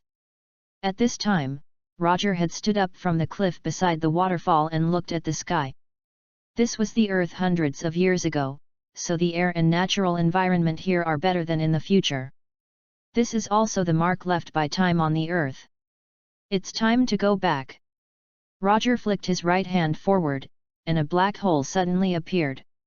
This black hole is the entrance back to the main time and space. Roger stepped into it and entered a space full of clocks. After Roger walked in, his whole body immediately became light and fluttery, as if there was no gravity, and rose up. After a while, Roger saw a black hole. Roger flew out of the hole and returned to the House of Time where he had just entered. At this moment, a man walked in from outside the House of Time. This man was Mr. Bobo. Welcome back. Bobo smiled and said to Roger. Roger nodded. Mr. Bobo, how long will I be in there? 3 days. So the time there is the same as outside. Mr. Bobo nodded. Then Mr. Bobo, can you take me to the Spirit Time House to practice? Of course you can, but I'm afraid I can't bear it. It's okay, Mr. Bobo, I can definitely handle it. All right then. Mr. Bobo said, and took Roger out of the House of Time. Mr. Bobo, is there any food and water in the Spirit Time room? Yes, but there is only 1 year's food and water. How long do you plan to practice in there? I don't know, let me practice for a year first. Okay, but you can't stay in the Spirit Time House for more than 2 years, otherwise the entrance to the Spirit Time House will be closed. Mr. Bobo reminded. Yes. Roger nodded. After a while, Roger followed Mr. Bobo to the Spirit Time House. As soon as Roger entered the Spirit Time House, he saw 2 huge hourglasses. In front of the 2 hourglasses was an endless white sky and ground. It was hard for Roger to imagine how long Mr. Bobo had spent to build this Spirit Time House. This is the Spirit Time House. The ground temperature below the steps is between 50 degrees Celsius and -40 degrees Celsius. The gravity on the ground is 10 times that of the Earth. The air is relatively hot and thin compared to the outside. So you must do your best when you practice here. Roger nodded. As for the food and water, they are all in the houses at the back. I will get some more later. Roger nodded again. Chapter 15. If there's nothing else, I'll leave first. Okay. Mr. Popo immediately walked towards the entrance behind him. After taking a look at the vast space in front of him, Roger immediately walked forward. After walking down the stairs, Roger instantly felt that his body was much heavier. However, 10 times the gravity was nothing to him, because he had lived on planet Vegeta, where the gravity was 10 times that of the Earth. Compared with gravity, he felt that the sultry temperature and thin air around him made it more difficult for him to adapt. The speed of time here is indeed much slower than outside. Roger has already comprehended the power of time, so he can easily feel the speed of time around him. If I can slow down the opponent's time for 4 weeks, will the opponent's speed also be slowed down? As this thought came to mind, Roger immediately entered a state of enlightenment. It was unknown how long it had passed before Roger woke up from his enlightenment. He looked around and suddenly a large amount of time power emanated from his body. The law of time. With a light shout, the flow of time around Roger slowed down again. Success! Roger felt the time around him slow down, and immediately retracted the power of time emanating from his body. But I don't know how long this time rule will be effective. I have to find someone to try it next time. After saying that, Roger began to practice. Although Roger's current strength is very strong, he has not even mastered the Super Saiyan yet. If he hadn't been lucky, the people of Frieza's army hadn't found him, and he might have died in the universe. So he knew very well that if he wanted to survive in this world, he must have very strong power. Time passed in a flash, and a year passed in a blink of an eye. Roger successfully practiced to become a Super Saiyan. 1 year passed in the Spirit Time House, and only 1 day passed outside Heaven. The Earth Immortal and Mr. Popo were standing outside the Temple of Heaven at this time. A whole day has passed and he hasn't come out yet. Could it be that he has forgotten the time? I don't know. Mr. Bobo shook his head. At this moment, a sound of footsteps came from the temple. The Earth Immortal and Mr. Bobo looked in the direction of the sound and saw a ragged little boy. This man was Roger. Because Roger had been in there for a year, his actual age was now 6 years old. After a year, Roger had grown a lot taller. God, Mr. Bobo. The two nodded. Mr. Bobo, can you help me prepare food and water for bathing? Okay, I'll get ready now. After a long time, Roger took a shower, changed into clean clothes, and sat in the heaven to eat the food prepared by Mr. Bobo. When the Earth gods saw Roger's exaggerated eating, they were immediately a little surprised. Roger, didn't you eat anything in there? No, the ones I make myself are not as delicious as Mr. Popo. So that's it? Yeah. Roger nodded. By the way, Lord God, do you know the fortune-telling grandma? I know, what's wrong? I need to find her for something, can you tell me where she is? Is there something wrong? Roger nodded again. I know it, but if you ask her to tell your fortune, her fee will be very high. Of course, you can also ask her to tell your fortune for you by defeating the masters who are hired at high salaries. It's okay, just tell me where she is. Well then. After hearing this, the Earth Immortal immediately told Roger the location of the divination of the Grandma's palace. After dinner, Roger said goodbye to the two and left the heaven. In a huge palace in a desert oasis, there was an old woman dressed in black and wearing a black witch hat. She was standing in front of a huge crystal ball. She was the fortune teller. Behind her stood a man who looked like a vampire. His name was Batman. He not only sucked blood, but also turned himself into a bat. It looks like a guest is coming. The fortune teller suddenly looked up at the sky outside the palace. Guest. Let's go. Oh, good. After a while, the two came to the outside of the palace and saw a child flying down from the sky and landing in front of them. This person was Roger. When the fortune teller saw that the person coming was a child, she immediately narrowed her eyes and said, "Little guy, are you here to ask me for divination?" Roger nodded. "Are you a fortune teller?" "Yes, I am the fortune teller." "What is your name, little one?" "My name is Roger." "Roger, since you came to see me, you should know the rules of asking me for divination, right?" "No." "So are you going to pay, or fight my men?" "Fight with your men." "Is that so? In that case, Batman, are you ready to fight him? Yes. After a while, the fortune teller brought Roger to a competition stage. The area of the competition stage was not very large, only 100 meters. This is where you fight. The rules of the battle are very simple. You win if you knock him down or he surrenders. Good. Roger said, and immediately jumped onto the stage. Batman saw this and also jumped onto the stage. Well, I now declare that the competition has begun. Ah! After hearing this, the Batman immediately rushed towards Roger.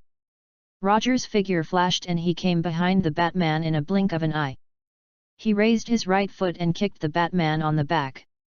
The Batman screamed loudly and his body was kicked into a pool like a thread. Batman! The fortune teller was shocked. At this time, a lot of water came out of the bat's mouth and emerged from the water. In the first round, Roger wins. After hearing this, Roger stood on the stage with a calm face. Then the second round begins. You, the invisible man, go. The fortune teller said to the air beside her. Yes. A voice in the air replied to the fortune teller. This person was the transparent man that the fortune teller had mentioned. The transparent man jumped with both feet. Because the transparent man was transparent, the fortune teller and the others did not see the transparent man. However, just because others could not see the transparent man did not mean that Roger could not see it. Roger could see things that ordinary people could not see with his eyes. Although the transparent man was transparent, he could see the thermal image of the transparent man.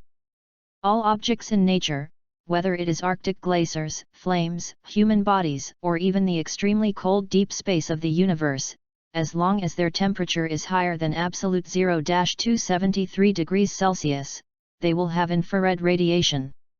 This is the result of the thermal motion of molecules inside the object. Can we start now? Roger asked. Yes, the fortune teller replied. As soon as she finished speaking, Roger appeared in front of the invisible man like the wind, and kicked the invisible man in the abdomen with his right foot. Chapter 16. Ah! With a scream, the invisible man was kicked out of the competition arena and his body hit the Batman in the pool. The Batman fell into the water again. The fortune teller was shocked and looked towards the pool. Hollow man! Puff! As soon as the voice fell, the invisible man who fell into the pool spit out the water. Fortune-telling grandma, I'm here. Damn it! After hearing this, the fortune-teller looked at Roger with some anger in her heart. She didn't expect Roger to be so powerful. If things continued like this, she would have to do fortune-telling for him for free. Fortune-telling grandma, I have defeated them, do you have any other subordinates? Of course, come with me to another place. Another place? Roger jumped off the stage. You'll know when you get there. Oh. After a long time, Roger followed the fortune teller to the palace and came out of the mouth of a demon stone statue. There was a log bridge in front of the statue, and under the bridge was molten lava. On the other side of the bridge, there was also a demon stone statue. A tall mummy man came out of the mouth of the demon stone statue. This man was the fortune teller's third subordinate, the mummy. Defeat him and get to the other side, and you win. The fortune teller said to Roger. After hearing this, the mummy clasped his hands together and looked at Roger with a smile on his face. Little guy, you dare to challenge me, don't blame me for not reminding you, if you accidentally fall into the lava, I can't save you, if you admit defeat now, it's not too late. Roger smiled and said. Thanks for the reminder, but I won't lose. Really? After hearing this, the mummy immediately walked up to the bridge. After seeing this, Roger also followed him up. So, you two, let's start now. The fortune teller said to the two. Okay. Roger nodded. After hearing this, the mummy immediately became serious. Although he didn't know Roger's strength, he knew that they must be very strong to defeat the invisible man. At this moment, Roger stepped on the ground with both feet, and kicked the mummy with his right foot. Bang! Before the mummy could react, Roger kicked the mummy in the face with his right foot, and kicked him to the demon statue behind him. With a loud bang, the mummy smashed the demon statue behind him to the ground. Roger appeared in front of the mummy at some point. After seeing this scene, the fortune teller was so shocked that she couldn't speak. Roger's strength was completely overwhelming. Fortune-telling woman, did I win this round? Roger turned around and asked the fortune-telling woman. You win. After hearing this, the fortune teller said with a smile. If she had looked down on Roger before, she was completely impressed by his strength. Do you have any other subordinates? No need to compete, I'll tell your fortune for free, said the fortune teller. She was a person who had seen the world after all. If she still couldn't see the difference in strength between Roger and her men, then she would have lived in vain. Roger smiled and nodded. It's too hot here, shall we talk somewhere else? Good. After a while, Roger followed the fortune teller into her palace. What do you want me to predict? The fortune teller asked. I want you to help me find a bead. There are a lot of beads, you have to be more specific. Do you know Dragon Balls? They are orange-yellow beads with stars on them. If you collect 7 of them, your wish will come true. You mean Dragon Ball? You know. Of course I know, but I can only predict one. Then let's divine one. Good. The fortune teller said, and chanted a spell in front of the crystal ball in front of her. A bright light instantly lit up from the crystal ball. Then, a picture appeared on the crystal ball. The picture showed a cave with a 5-star Dragon Ball in it. Is this the Dragon Ball you are looking for? The fortune teller asked. Roger nodded. Do you know where this cave is? Let me see. This cave is located in the north. North. What is the exact location? In the north XXXXX. Oh, do you have a map? Roger had just arrived on Earth and was not familiar with it. Yes, but I have to get it, you have to wait for me for a while. Good. Seeing this, the fortune teller immediately went to get the map. After a while, the fortune teller brought a world map over. Here is a map for you. When you get to that place, ask someone and you should be able to find the cave. Thanks. Well, if you have nothing to do, leave my palace. Good. After Roger finished speaking, he immediately left the fortune teller's palace. Seeing Roger leave, the fortune teller immediately began to predict Roger's future. How come I can't see anything? Could it be that I can't see his future? On the other side. After Roger left the palace, he immediately landed in the desert outside the palace and comprehended the divination technique of the fortune teller. Although he had just seen the fortune teller use divination, divination was not that simple, so he only saw some superficial knowledge. After comprehending for a while, Roger knew that he would not be able to learn the divination technique for a while, so he temporarily stopped comprehending and flew towards the north of the earth. After an unknown amount of time, Roger flew to the vicinity of the 5-star Dragon Ball predicted by the fortune teller according to the map. There happened to be a small village nearby, and Roger found a villager to inquire about the nearby mountains. The mountain of the cave that Roger saw on the crystal ball was very high. After asking, Roger immediately flew towards the surrounding peaks. After spending half a day, Roger finally found the cave on the crystal ball and found the 5-star Dragon Ball in the cave. The fortune teller's palace. The fortune teller was drinking afternoon tea outside the palace with a leisurely look on her face when a figure suddenly appeared in front of her. This person was Roger. Puff. The fortune teller was frightened when she saw Roger suddenly appear, and she spit out the tea she had just drunk. Roger, why are you back? The fortune teller asked Roger. Fortune-telling grandma, can you take me to the underworld? What are you doing in the underworld? Asked the fortune teller. I want to go to the underworld to practice. Fortune-telling grandmother speechless. Why would a mortal like you go to the underworld to practice? I'm not a fortune-teller, I want to practice with Lord Kai. King Kai, do you know King Kai? I don't know him, but I know him. Chapter 17. After hearing this, the fortune-teller touched her chin with her right hand and looked at Roger. How do you, a mortal, know the King of the North? Secret. If you don't tell me, I won't take you to the underworld. If I tell you, will you take me to the underworld? Roger said with a smile. This. I didn't say that. The fortune-teller turned her head to look at the other side, secretly sighing that Roger was too difficult to deal with.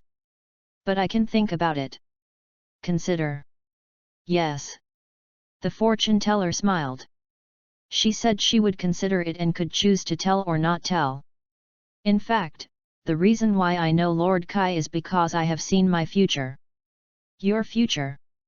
Roger nodded. But how can you see your future? There is a race in the universe who can use a kind of boxing to let people see their future. Universe, aren't you from Earth? I am a Saiyan. Saiyan. Yet. Roger nodded. No wonder you are so strong at such a young age, it turns out you are not from Earth. What about that fortune-telling old lady going to the underworld? If it's a dead person going to the underworld, then of course there's no problem, but you're a living person, so it's relatively difficult. In addition, if you want to go to King Kai of the North, I have to communicate with him first. Communication. The fortune-teller nodded. If he agrees to let you go to his place, I will take you there. All right then. The fortune-teller saw this and immediately used the crystal ball to contact the North Kai King on the North Kai King planet. King Kai of the North, King Kai of the North, can you hear me? I am the fortune-teller. Fortune-telling mother-in-law. What can I do for you, Grandma Fortune-teller? Asked the King of the North. I have a Saiyan named Roger here, and he wants to come to your place to train. Saiyans. King Kai was shocked. What's wrong, King Kai? Planet Vegeta, the Saiyans' home planet, was destroyed by a meteorite more than a year ago, and now there are only a few Saiyans left. I didn't expect that there are still Saiyans surviving on your Earth. I see. Then do you want King Beja to come to your place to train? By the way, why did he come to me to practice? Asked the King of the North. Roger, why do you want to go to the North King to practice? The fortune-teller asked Roger. Because Lord Kai is a man with a great sense of humor. Sense of humor. After hearing this, the North King felt a little lost. This kid really has good vision. Then the King of the North Realm, do you want him to come to you? Let him come over. Okay, I understand. At this time, the North King suddenly reacted and was a little overwhelmed, but he had already said it, and for the sake of face, he could only let Roger pass. The King of the North, I promise to let you pass. The fortune-teller said to Roger. That's great. Roger said happily. But don't be happy too soon, I didn't promise to take you to the underworld. Fortune-telling grandma, if you take me to the underworld, I will definitely not forget your help this time. Come on, if you really can't forget my help this time, just give me some money. 10 million. 10 million, you call that a little? Of course it's 1 point. I get 10 million for each divination I do for someone. How about a discount? Discount? Yes, look at how much money a kid like me can have. Okay. Then I'll give you 8 million at 20% off. How about a 10% discount? Roger said with a smile. A 10% discount is not impossible. The fortune-teller smiled and said. Damn it, I cut it too low. If you could cut it in half. No, 1 million, no negotiation. Okay then. After hearing this, Roger immediately took out a universal capsule and threw it to the ground. Bang! With a puff of white smoke, a black suitcase appeared on the ground. Roger opened the suitcase, and inside was a full 100 million in cash. When the fortune teller saw the money in the box, her eyes immediately lit up and said, "You are such a hidden talent, but you actually have so much money." "No, I have to take back what I just said. I can only give you 20% off at most." After hearing this, Roger immediately closed the box. "Well, if that's the case, I'll leave. You won't get $1 million this way." After hearing this, the fortune teller gritted her teeth and said, Okay, I'll take a loss, 1 million is 1 million. After hearing this, Roger's mouth twitched. 1 million is a loss? He originally wanted to ask her to send her there for free, but he didn't want to owe her a favor, so he gave her 1 million. In his previous life, 1 million could have bought a large house in his county. However, although Roger was a little unhappy, he still gave the money to the fortune teller. "That's $1 million, count them." "No need to count, I just need to look at the thickness of the money." Thickness. The fortune teller nodded. "Then get ready, we're heading to the underworld now." "Now?" After saying that, the fortune teller immediately used the crystal ball to bring the two to the underworld. Outside the underworld, a large number of ghosts who had just arrived were lined up. These ghosts had not yet been judged by the King of Hell, so they would have to go through the judgment before their destination could be decided. "Is this the underworld?" Roger said, looking at the long queue of ghosts. "Yes, do you feel scared?" The fortune teller said with a smile. "Yes, they are ghosts.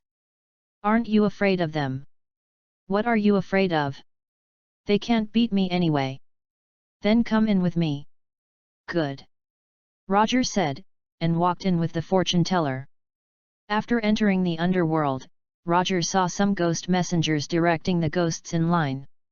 At the front of these ghosts, there was a man with red skin, a pair of white horns on his head, and a full beard on his face, who was judging these ghosts. This man was Yama King. "You committed murder and arson during your lifetime, so you are sentenced to hell. You have lived an ordinary life, doing neither good nor bad things, so you are sentenced to reincarnation." "King Yama," the fortune teller said to King Yama. After hearing the fortune teller's voice, King Yama immediately looked aside. "Fortune-telling grandmother." The fortune-telling grandmother nodded. "Fortune-telling grandmother, why did you come here suddenly? Who is the little ghost next to you? He doesn't seem to be dead, right?" "Of course he is not a dead person. His name is Roger, and he wants to go to King Kai of the North to practice." "King Kai of the North, have you greeted him?" "Okay," he agreed. "In that case, Red Ghost, take him to the Yellow Springs Snake Road." Chapter 18. King Yama said to a ghost messenger next to him. "Okay." The Red Ghost nodded. "Is this the soul?" At this time, Roger was staring at King Yama. King Yama is the manager of the underworld and can be considered a god. Since Roger had a supernatural enlightenment, he had a plan. This plan was to become a god. The god he wanted to become was not the Super Saiyan God who transformed through physical training, but a god with a soul. The difference between the two is that the Super Saiyan God can become a god for a short period of time after the transformation, and when the transformation time is over, Roger is immortal again. The god that Roger wants to become not only has a soul, but also has a much longer lifespan than mortals. "Your name is Roger, right? Please follow me," the Red Ghost said to Roger. "Oh, good." Roger came back to his senses and looked at the Red Ghost. Seeing this, the Red Ghost immediately took Roger out of the underworld. Then, "King Yama, if there is nothing else, I will go back first," the fortune teller said. "Good." Yama nodded. On the other side, after the Red Ghost took Roger out of the underworld, he was very interested in Roger, so he asked Roger. "Who are you, Roger? Why can a living person like you come to the underworld?" Is it strange for a living person to come to the underworld? Of course, apart from the fortune-telling grandma, I have never seen a living person come to the underworld. So that's it? Yes. The red ghost nodded. It's nothing actually. I just spent some money and asked the fortune-teller to bring me to the underworld. Spend money? Roger nodded. By the way, Roger, how do you, a mortal, know Lord Kai? If I said I was from the future, would you believe me? The future? Really? Real? I don't believe it. The red ghost said, and took Roger to a snakehead entrance. This entrance is the entrance to the Yellow Springs Snake Road. Here is the entrance to the Yellow Springs Snake Road. Is this the entrance to the Yellow Springs Snake Road? Yes, but don't blame me for not reminding you, this snake path is very long, it is said to be 1 million kilometers long. 1 million kilometers? Yes, 100 million years ago, only Lord Yama completed the snake path. Oh. I still have work to do. Good luck to you. Roger nodded. Seeing this, Red Ghost immediately turned around. Suddenly, he felt a strong wind blowing behind him. Red Ghost turned around and found that Roger had disappeared. This guy, who is he? There is a palace in the middle of the Yellow Spring Snake Road. In the palace lives a princess named Princess Snake. Princess Snake is the most beautiful woman in the Yellow Spring. She has both human and snake forms. She looks noble and beautiful, but her nature is very cruel. At this time, she was tasting coffee in her palace. Suddenly, a gust of wind appeared and blew the hot coffee in her hand onto her face. Princess Snake screamed immediately because of the burn, and looked outside with an angry face. But when she looked outside, there was nothing. Did you see anything just now? Princess Snake said to the maids standing on both sides. No. The two shook their heads. North Kai King Planet. North Kai King was looking at the universe leisurely at this moment. Suddenly, he frowned and looked towards the Yellow Spring Snake Road. Bang! With an amazing momentum, a figure stopped on the Yellow Spring Snake Road. This person was Roger. Roger looked around and saw North Kai King Planet below. Found it! Roger said, and instantly moved to the North Kai King star. Teleport. King Kai recognized Roger's teleportation at a glance. Hello, Lord Kai. Roger smiled and greeted the North King. Hello, you are a Saiyan, right? Yeah. Roger nodded. Could it be that you are the Saiyan that the fortune teller mentioned? Yes, Lord Kai, my name is Roger. The North King was silent. You are so powerful, why are you still training with me? What's wrong, Lord Kai? Nothing, nothing, but Roger, you are already so strong, why do you still want to practice with me? The North King can sense the aura, and the aura Roger just emitted when he used the sky dance technique is obviously not weaker than his. I want to find Lord Kai and learn Kaioken and Spirit Bomb. How do you know my Kaioken? I can see the future. Future? Yes, and I also know Lord Beerus. King Kai was shocked again after hearing this. You actually know Lord Beerus? Yes, but he is asleep now. Since you already know the future, why do you still come to me to learn Kaioken? Although I can see the future, I can't see everything. Lord Kai, do you want to make your planet bigger? Get bigger. After hearing this, the North King was immediately moved. Can you make my planet bigger? Of course. So how do you help my planet grow bigger? Do you know Dragon Ball? Dragon Balls, I seem to have heard of them, but aren't they only used by Namekians? There are Dragon Balls on Earth too, but of course the Dragon Balls on Earth are definitely not as good as the Dragon Balls on Namek. If I teach you King Ken, can you really use the Dragon Balls to make my planet bigger? Of course. After hearing this, the Northern King thought about it carefully and said, I can promise you, but you have to tell me a joke and make me laugh. Tell a joke. Yes. King Kai nodded. Well then. Roger said, and recalled the joke that Sun Wukong told to King Kai in the original Dragon Ball. The quilt flew away. After hearing this, the North King immediately covered his mouth and laughed. The quilt flew away. The silly cat fell asleep. The silly cat fell asleep. King Kai continued to cover his mouth and laughed. The pencil is bald. Lead. Ha ha ha ha. After hearing this, the North King couldn't help laughing. Okay, you made it. Then Lord Kai, can you teach me the Kaioken? After hearing this, the North Kaio gradually stopped laughing and said. Of course.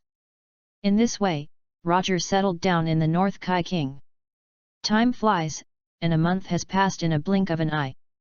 During this month, Roger has mastered the Kaioken and the Spirit Bomb through the teachings of the North King Kai. In addition, Roger has created the God training method through observing the soul of the North King Kai. The God training method is a Qigong method that allows Roger to absorb the energy of the universe, thereby strengthening his body and soul. However, if he wants to cultivate from a mortal body to a god's body, he must practice for more than 3 years. Chapter 19. 3 years is not long, but it is not short either. You know, the reason why North Kai King was able to become the king of the world is because he was born with the fruit of the core of the world tree. After the North Kai King was born, he lived on that planet as a core of the world alien. Of course, this fruit is divided into 2 types. Ordinary fruits are ordinary kings after birth, and if the fruit is golden, it is the king of the worlds. However, although the North Kai King was born a god, he spent a long time on the core of the world tree. Roger, I have already taught you the King Fist and the Spirit Bomb, is it time for you to leave me? King Kai asked Roger. Leave? Yeah, are you planning to stay here forever? No. Is it not possible? Of course not, this is not your practice room. Roger said with a smile. Don't say that, Lord Kai. How boring it is for you to stay on this planet alone.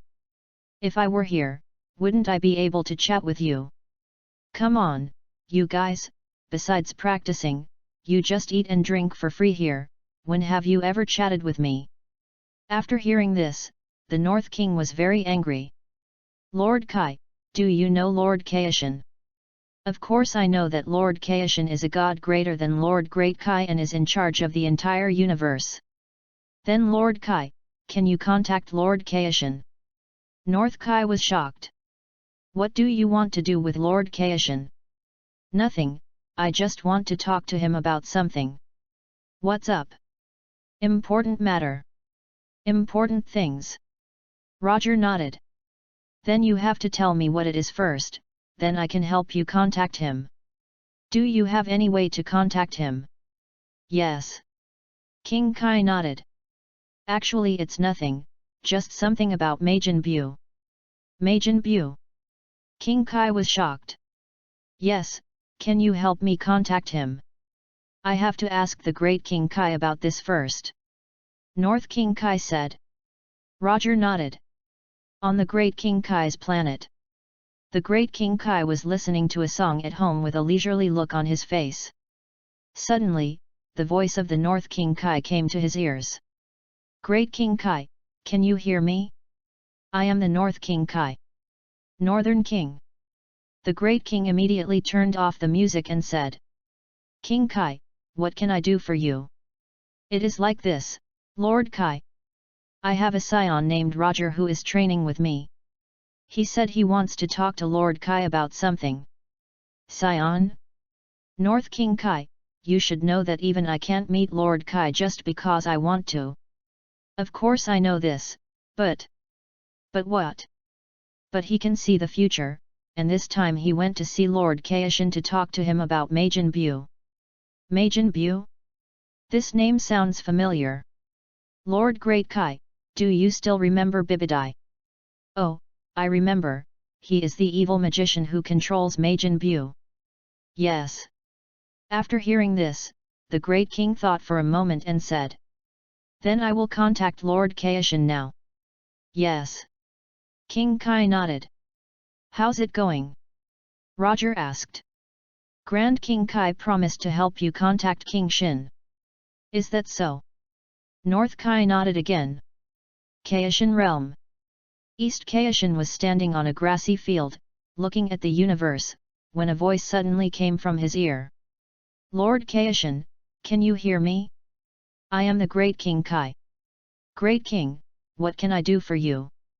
It's like this, Lord Kaishin, there's a human in King Kai's place who says he knows something about Majin Buu and wants to find you. Majin Buu? When East Kai heard this name, his face changed instantly. There were originally 5 Kais in the Kaishin realm, but because of Majin Buu, only he was left. Yes. So where is humanity now? North Kai King Planet. Okay, I get it. What's wrong, Lord Kaioshin? Jebet, who was standing not far away, saw that East Kaioshin looked a little off, and asked. Just now, King Kai came to me and said that a human wanted to tell me something about Majin Buu.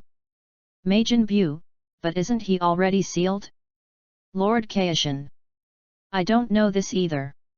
Now only North Kai King Planet knows it. Then Lord Kaishin, can I go with you? Yes. East Kai nodded. North Kai Planet.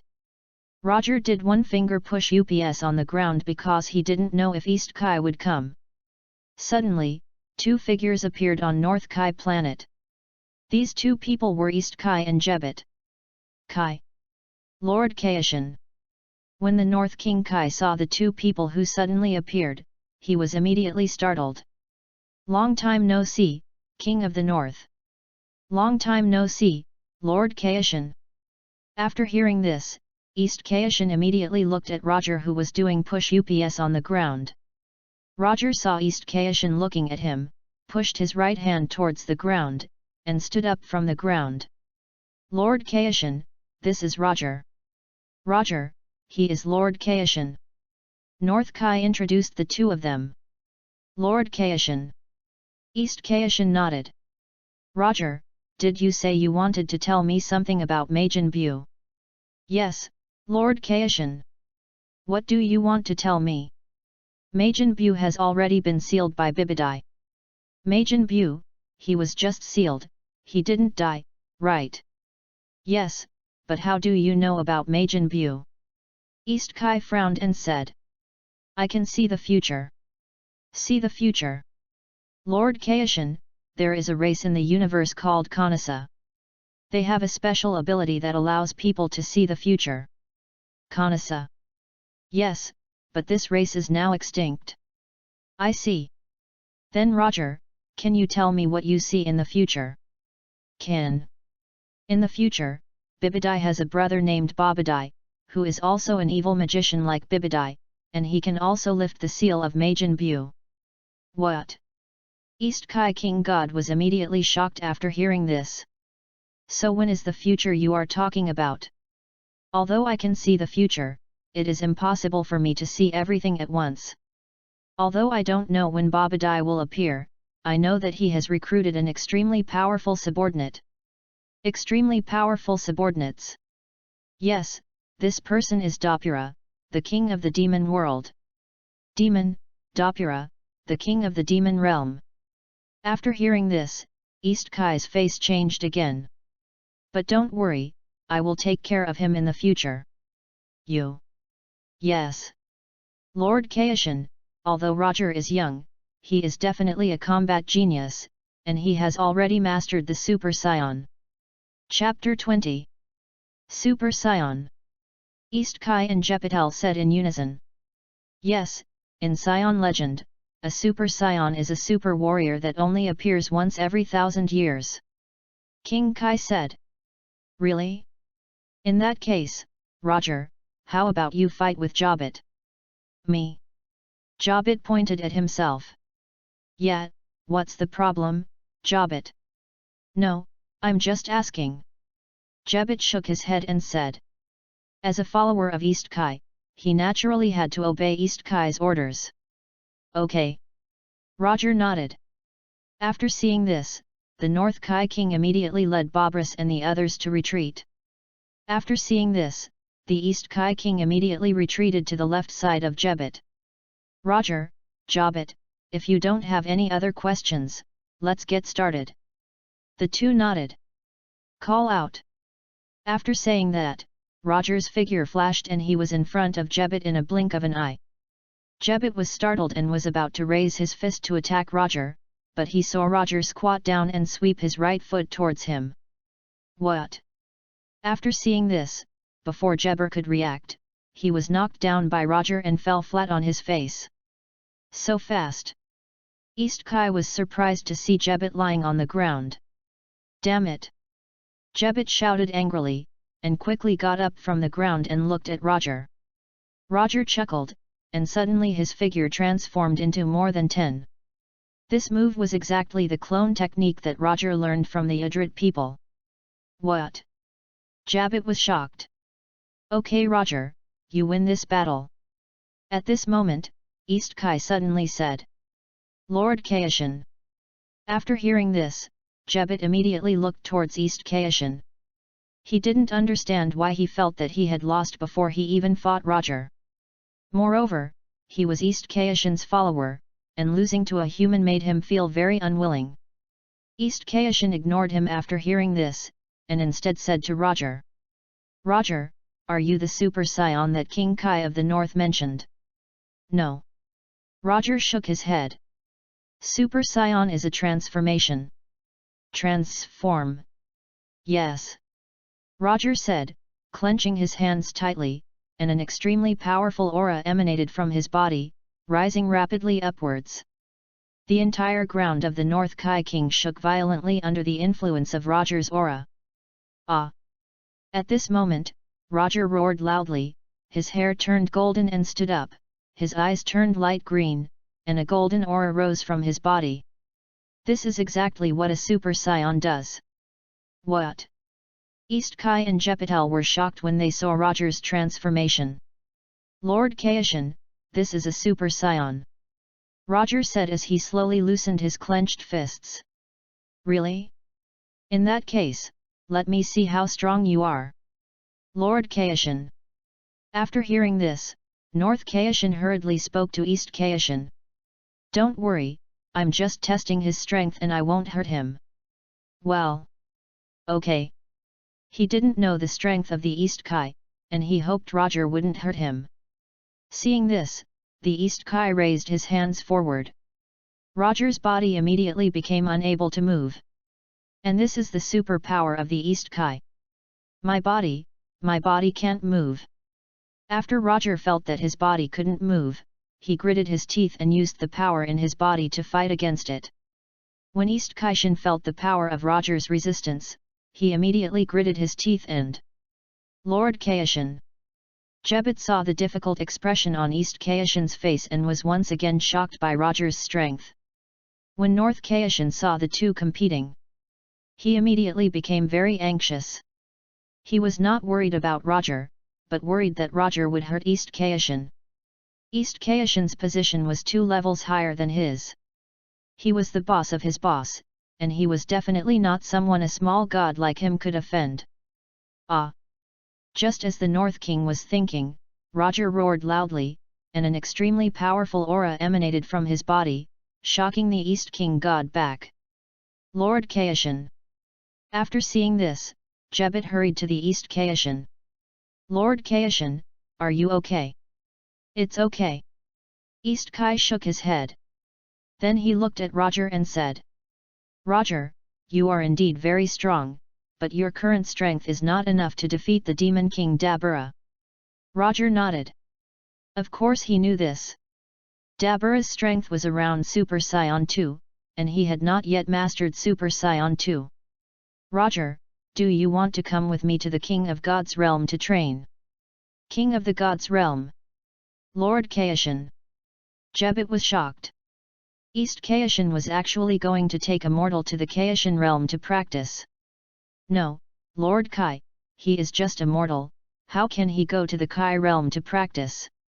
After hearing this, East Kai immediately looked at Jebet and said, Roger is indeed a mortal, but not an ordinary mortal, and this is nothing compared to the safety of the universe. But there's no but. Roger, are you willing to go to the Kaishan realm with us to practice? Willing. In that case, why don't you come with us? Roger nodded and said goodbye to the North King and the others. Lord Kai, Bobris, and Gurgly, I am leaving now. I will come back to see you if I have time in the future. The two pets nodded. After seeing this, Roger immediately walked to the side of the East Kai. Jebet teleported and brought the three to the Kai King realm. It's so big, Roger said as he looked at the endless green grass in front of him. The Kaishan realm is many times larger than the Earth, and even the land area is larger than the entire Earth. Of course, our Kai King God realm must be bigger than ordinary planets, Jebet said proudly. After hearing this, Roger said, Oh. Then Roger, you will practice here from today, right? Eastern Kai said to Roger. Roger nodded. In this way, Roger settled down in the Kai King realm. Time flies, and half a year has passed in the blink of an eye. During this half year, Roger has been working hard to practice. In the half year in the Kaishan realm, Roger successfully perfected the god-level teleportation, and also learned from the East Kaishan and others to create objects out of thin air, restore, read minds, etc. Anyway, basically everything that the East Kaishan and others know has been learned by Roger. At this time, Roger was standing on a piece of grass, looking up at the universe. Suddenly, Roger clenched his hands, and an extremely powerful aura emanated from his body, and he quickly rose upwards. Ah! With a huge roar, Roger transformed into a Super Saiyan. Chapter 21. After Roger transformed into a Super Saiyan, he did not stop increasing his aura, but continued to increase his aura upwards. The surrounding ground was violently shaken by Roger's aura. Ah! With a huge roar, the ground around Roger collapsed, and many large rocks were half exposed and tilted upwards. At this time, Roger's hair became more upright, and the flaming breath on his body became like a fire breathing, and lightning was swirling around his body when his body emitted energy. This is the Super Saiyan 2. After seeing this, East Kai King Shin immediately smiled and walked over. Congratulations, Roger, your strength has improved a lot. Roger nodded and changed his body back to normal. Roger, do you want to become a king of the kings? King of the gods? Yes, I think if you become a king of the worlds, you will definitely become a very good king of the worlds. But can I become a Kaishan? Of course, although most of the Kaishan come from the core star, it does not mean that humans cannot become Kaishan. It's just that it takes a little longer for humans to become Kaishan. How long will it take? Roger asked. This varies from person to person, but it won't take more than 100 years anyway. So, do you want to become a Kaishan? So what are the benefits of becoming a Kaishan? Benefits? After hearing this, East Kaishan thought for a moment and said, if you become the king of the worlds, the entire universe will be under your control, and this king of the worlds will also belong to you in the future. It sounds pretty good. After listening to this, Roger touched his chin with his right hand and said, then I will just be a Kaishan with reluctance. East Kaishan twitched his lips after hearing this. Is being a Kaishan unfair to you? Lord Kaishan, I haven't been to Earth for a long time. I want to go back to Earth today. Earth? Yeah, because some things need to go back. Okay, but you have to come back as soon as possible. Roger nodded. After saying that, Roger moved instantly and left the Kaishan realm. Earth, West City, Bulma's house. Taisai was in the backyard of her house, thinking hard about how to write her science fiction adventure novel. A figure suddenly appeared in her backyard. It was Roger. Taisai was so absorbed that she didn't notice Roger's arrival. Sister Taisai. Roger said to Taisai. Taisai heard Roger's voice and immediately looked in the direction of the voice and saw Roger standing not far from her. Roger. Thais stood up from her chair happily and walked to Roger. Roger smiled and nodded. Roger, you are back. Have you seen God? Seen. So what does he look like? Some of them are hard to explain, let me draw them for you. Okay, I'll get the brush and paint now. After a while, Taisai brought the brush and paint over. Roger quickly drew a picture of the Earth God on the drawing board. Are you a god? Yes, he is a god on Earth. Really? This is a little different from what I imagined. Just then, Bulma, who had just returned from playing outside, saw Roger and immediately ran to him. Sister, Roger. The two nodded. Seeing this, Bulma immediately looked at Roger's painting. Sister, who drew this picture? I didn't draw it, Roger did. Really? After hearing this, Bulma immediately looked at Roger. She had been very talented in technology inventions since she was a child. So she had been praised since she was a child. But Roger was obviously the same age as her, and he knew more about technology than her, and he was also so good at drawing. So this made Bulma a little jealous. Long time no see, Bulma. Roger greeted Bulma with a smile. Humph. Bulma snorted coldly. You didn't even come to see me when you came back. Roger was stunned after hearing this. Was he jealous? I didn't know you were not at home, and I saw your sister here. After hearing this, Bulma immediately looked towards Roger's painting. What is this you drew? This is the god of the earth. God of the earth? Yet. Roger nodded. It turns out that the gods on earth are so old and ugly. Bulma, how can you say that? Everyone gets old. After hearing this, Taisai immediately taught Bulma a lesson. Sister, I am just telling the truth. Even so, there are some things that you shouldn't say. I understand, sister. After hearing this, Taisai immediately looked at Roger. Roger, is there only one god on earth? There's another one, but he's a cat. Cat. A fairy cat who knows martial arts and can speak human language. A talking cat. Bulma was immediately interested in the fairy cat mentioned by Roger. Then Roger, can you draw the fairy cat? Of course you can. Roger said, and immediately started drawing the cat fairy on another drawing board. Before long, the cat fairy was drawn. Okay, this is the cat fairy. Sister, this cat looks pretty cute. Bulma said as she looked at Roger's drawing. Cute? Roger was speechless after hearing this. The cat fairy is hundreds of years old, and you actually described it as cute. That, cat immortal, he is hundreds of years old. Several, hundreds of years old. Bulma was shocked when he heard this. They are gods, and living for hundreds of years is normal, isn't it? After hearing this, Bulma thought about it and nodded. Can they fly? In mythology, all gods can fly. The earth god can do it, but the cat god can't. Oh. Roger, where have you been for the past 7 months? Thais asked. I went to practice with the immortals. Is it just cultivation? Yes. Roger said, taking out the 5-star Dragon Ball from his clothes. Roger, what is this? This is called a Dragon Ball. As long as you collect 7 Dragon Balls, you can make any wish come true. Taisai, you mean there are 7 beads? Dragon Ball. After hearing this, Bulma immediately took the 5-star Dragon Ball from Roger and looked at it. Roger, where did you get this Dragon Ball? The gods gave it to me. Is it a god? Yes, the Dragon Balls were created by gods, but they are now scattered across the earth, and you have to find them yourself to collect all 7 Dragon Balls. But the earth is so big, how can we find this bead?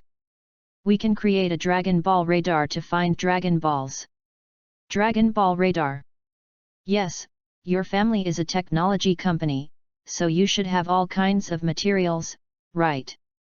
Yes, there is, but I'm afraid I have to ask my dad to make the Dragon Ball Radar. Roger nodded. Chapter 22. Humph. Bulma snorted coldly after hearing this. It's just a Dragon Ball Radar. Even without asking my dad, I can make it. Real or fake? Of course it's true. How long will that take?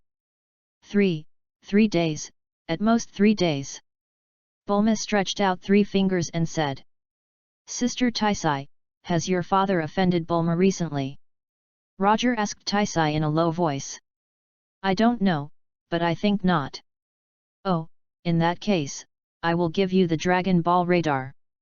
Bulma nodded after hearing this. Then Roger, if I make the Dragon Ball Radar, can you take me to find the Dragon Balls?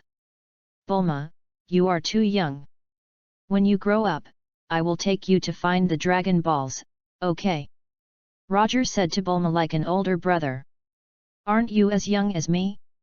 And if you collect all the Dragon Balls and make a wish, won't there be no Dragon Balls left? Bulma looked at Roger's little adult look and said with a little displeasure. After hearing this, Roger immediately laughed. Although he is about the same age as Bulma now, the age of his 2 lives combined is older than her sister. Dragon Ball allows you to make a wish once a year. Can you make a wish once a year? After hearing this, the 2 of them looked puzzled. Yes, after making a wish, the Dragon Ball will turn into stone and will not recover until a year later. Bulma, is that so? Roger nodded. By the way, Sister Taisai, you must not write about Dragon Ball in your novel, otherwise it will bring a lot of trouble to the earth. Good. Although she wanted to become a famous writer, she would not put the earth in danger for the sake of fame. Then Roger, we have a deal. When I grow up, you will take me to find the Dragon Balls. Roger nodded. Then I will go and see how to make this Dragon Ball Radar. Bulma said, holding the 5-star Dragon Ball and walking towards home. Then Sister Taisai, if there is nothing else, I will leave first. Are you leaving now? Yeah, I'll come over after Bulma makes the Dragon Ball Radar in a few days. Okay. But do you really believe that Bulma can make a Dragon Ball Radar? I don't know, but I believe Dr. Brief. Roger laughed. I'm leaving. Okay. After saying that, Roger moved instantly and came to the heaven. Roger. The Earth Immortal was surprised to see Roger suddenly appear. Roger nodded. Long time no see, God, Mr. Bobo. Long time no see. After hearing this, the Earth Immortal replied. Roger, why did you come here suddenly? I'm here to fulfill my promise. Fulfill your promise? You mean? Yes, I'm here to take you to Namek. Now. Roger nodded. Then Bobo, do you want to go with me? No God, I'd better stay on Earth. All right then. After hearing this, the Earth Immortal immediately looked towards Roger. God, put your hands on my back. Okay.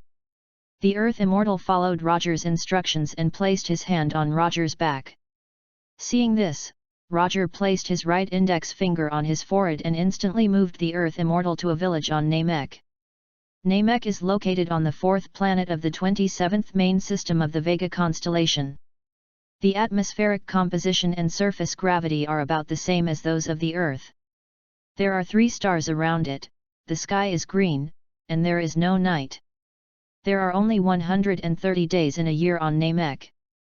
The Earth Immortal looked up at the green sky and the white houses in the Namek style around him. Is this Nameksingma? Yes.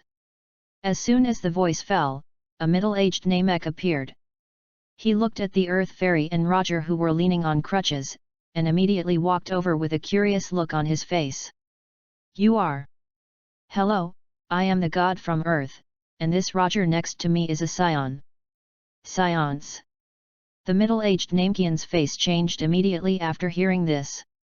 Although planet Vegeta had been destroyed by Frieza, the reputation of the Saiyans was still very great in the universe. What happened? The Earth Immortal saw this and asked with a puzzled look. Maybe it's because we Saiyans don't have a very good reputation in the universe. Have a bad reputation? Yes, because in the past we Saiyans always invaded other people's planets. After hearing this, the Earth Immortal was speechless. Saiyans! Saiyans are coming! At this moment, the middle-aged Namekian shouted to all around. As soon as he finished speaking, a large number of Namekians came out of the house and surrounded the two. When the Earth Immortal saw that he was surrounded, cold sweat immediately broke out on his forehead. Roger was not taking him back to his hometown, but clearly trying to harm him. "Why is there another Namekian here?" said a slightly fat Namekian. "Well, this is all a misunderstanding. Roger just sent me back to Namek to take a look." Misunderstanding. At this moment, a young Namekian flew out from a distance. This person is Nero, who assimilated with Piccolo in the original Dragon Ball. "Everybody stop, they are our friends who have come from far away on Earth." "Friend?" "Yes, this is what the Great Elder said." Nero said, looking towards the Earth Immortal. "Hello, my name is Nilu, and the Great Elder asked me to invite you to meet him." "Good." The Earth Immortal nodded. Then, the two followed Nero to the house of the Great Elder. Although it was 20 years ago, he was still as fat as in the original book. "Great Elder, I brought them here." The Great Elder nodded. "Great Elder." The Earth Immortal said to the Great Elder. The Great Elder nodded again. "Are you Kadaz's daughter?" "Kadaz." A long time ago, a Namekian fled to Earth because of the sudden climate change on Namek.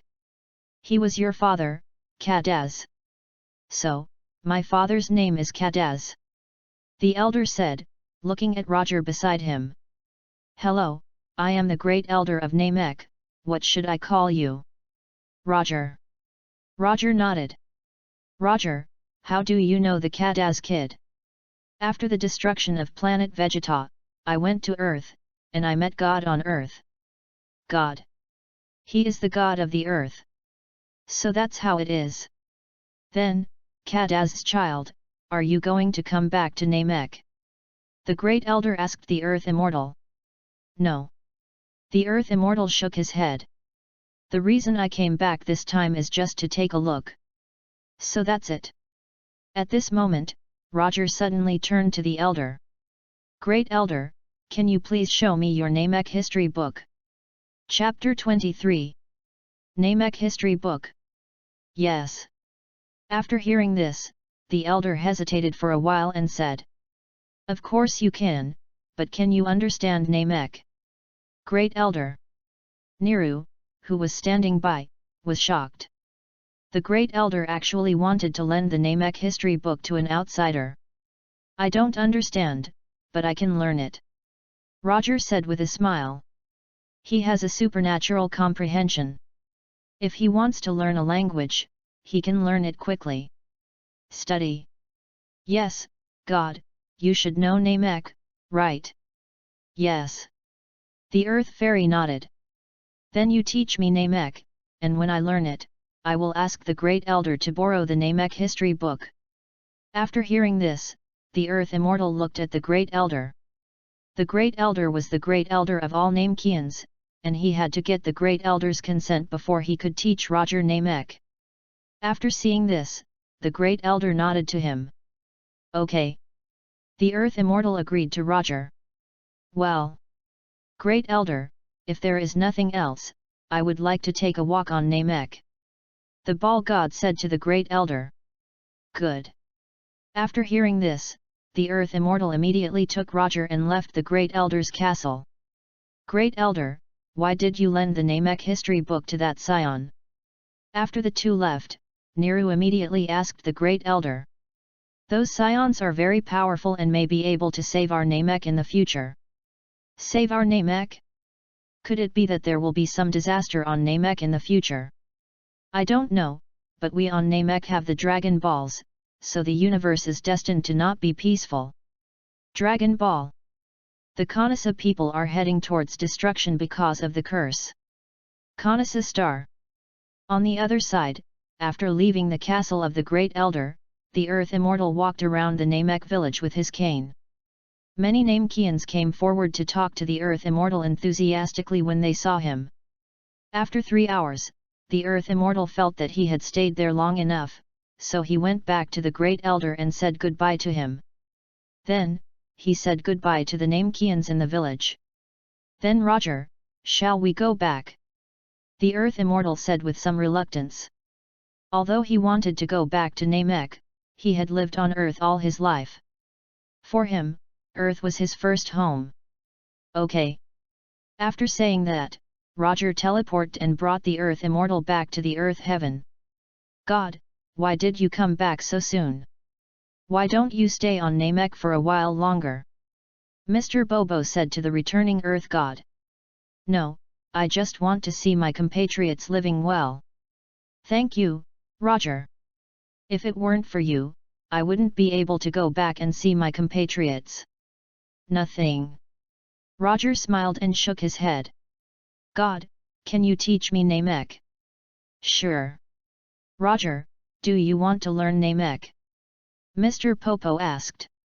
Yes. I also speak Namek, how about I teach you? Good. As long as he learns the Namek language, it doesn't matter who teaches him. Time flies, and 3 days have passed in a blink of an eye. During these 3 days, Roger has been learning Namek from Mr. Popo. Because Roger has a photographic memory and a super memory, as long as Mr. Popo speaks Namek once, Roger can learn it immediately. Now he can completely communicate with Namek people in Namek. But it is just ordinary communication. There are tens of thousands of Namek characters. If Roger wants to understand the history books of Namek, he must learn all the characters. West Capital, Bulma's house. With the guidance of Dr. Brief, Bulma finally drew the manufacturing drawings of Dragon Ball Radar, but it was just a drawing, and she hasn't started manufacturing yet. At this time, Bulma was sitting in front of the computer with a crazy look on her face, because she told Roger that she would manufacture the Dragon Ball Radar today, but she only drew a drawing. If she had known, she would not brag in front of Roger a few days ago. Just when Bulma was going crazy, Bulma's mother, Mrs. Brief, walked in. Bulma, Roger is here and he wants to ask you if you have made the Dragon Ball Radar. Roger. Yes. Just say I'm not here. But, your sister has already told him that you are at home. This sister is such a traitor to her younger sister. Bulma, is your Dragon Ball Radar not yet manufactured? Mrs. Brief asked with a smile. How can I possibly make it so quickly when I just got the blueprint today? Moreover, making Dragon Ball Radar requires a very rare material. Rare materials? Yes, so I have to find this material before I can make it. Doesn't Dad have one in his company? No. Bulma shook her head. But my dad said he would let me help find it. So, then if that's the case, just tell Roger directly, I don't think he will say anything. Bulma nodded. She didn't expect that making Dragon Ball Radar would be so difficult at first. After saying that, Bulma immediately walked out of the house and came to the yard. At this time, Taisai was showing Roger the novel she had just written. Roger, what do you think of my novel? This. It turns out that the writing is not very good.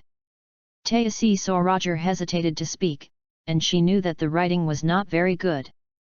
No, I just think it would be better to add some philosophy to your adventure stories. Philosophy. For example, some insights into life or something like that. Taisai laughed immediately after hearing this. I didn't expect that Roger, at such a young age, actually understands philosophy. Just then, Bulma came over. Bulma. Roger smiled and greeted Bulma. Bulma nodded. Bulma, has the Dragon Ball Radar been manufactured? No, because I was missing a material. If I had that material, I would have made it long ago. What material? Bulma immediately said what kind of material it was. After hearing this, Roger immediately used the creation out of thin air to create a kind of ore. Is this the material you want? Bulma nodded heavily after hearing this. Roger, where did you get this material? I made this. You made it? But you have nothing, what did you make it out of? This was created out of thin air by me. From a scientific point of view, it was made from particles in the air. Particles, particles. Yes. Impossible, you must be bragging, how can anyone create such a large ore using air particles? Chapter 24. After hearing this, Roger raised his right palm upwards, and a small blue dot appeared in his hand. The blue dot turned into a small blue ball at a speed visible to the naked eye. How do you explain this with science? And I can fly in the sky. Roger said, his feet off the ground, his body floating in the air. This. After hearing this, Bulma didn't know how to explain it for a moment. Taisai looked at her strong-willed sister and immediately laughed. Bulma, although I don't quite believe what Roger said, but the facts are in front of us, you have to believe it even if you don't want to. Okay, sister, I believe he is not okay. Taisai nodded. After hearing this, Roger immediately let his body fall back to the ground and said. Then Bulma, I have the materials you need. Do you need my help? Bulma wanted to say no, but when she thought about how Roger had always slapped her in the face, she was no longer so arrogant. Not yet, but if I need help, I'll find you. Okay. Roger nodded. Then, Bulma took the ore back to the house. After chatting with Taisai for a while, Roger returned to the heaven. Time flies, and 2 days have passed in a blink of an eye. After 2 days of hard work, Bulma finally made the Dragon Ball radar. Sister, I made the Dragon Ball radar. Bulma said with great pride. Okay. Taisai smiled and nodded after hearing this. So sister, when will Roger come over? He seemed to say tomorrow. Ah, I wanted to show off to him. It's okay, even if I show off tomorrow. After learning Namek language for 2 more days, Roger came to Namek to borrow Namek history books from the Great Elder. Nelu, go get the Namek history book and lend it to Roger. It's the Great Elder. After a while, Nelu came over with a pile of books.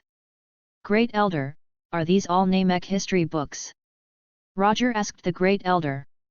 Yes, because the Namek book not only records the history of our planet Namek, but also records some history of the universe. So that's it. The Elder nodded. After hearing this, Roger immediately picked up the books and. Then, Great Elder, please lend me these books first. I will return them to you as soon as I finish reading them. The Great Elder nodded again. After reading them, Roger teleported and brought the books back to the heaven on Earth. Roger. The Earth God and Mr. Popo saw Roger coming back and immediately walked towards him. After hearing this, Roger nodded. Then, he sat on the ground and looked through the borrowed history book of Namek. If he found any words he didn't understand, he would ask Mr. Popo to help translate it. It turned out that the Namekians were not the original inhabitants of the 7th universe, but came to the 7th universe from another world. As for where the Namekians came from, there is no record in the history books of Namek. In addition to the Namekians, the history books of Namek also record the nations in the universe, including the Saiyans. The method of transformation into the Super Saiyan God is also recorded in the history books of Namek. However, although the history of many nations is recorded in the history books of Namek, because the Namekians are not the original inhabitants, the history recorded in the history books of Namek began to be recorded after Namek moved to the 7th universe. But even so, the records in the history books of Namek also let Roger know many secrets of the universe. The next morning, Roger came to Bulma's house early in the morning. Roger, you're here. Taisai said with a smile when she saw Roger. Roger nodded. Where is Bulma? Bulma is in the house. She made the Dragon Ball radar yesterday. Really? Then she is really amazing. Of course, but this is also because of my father's help.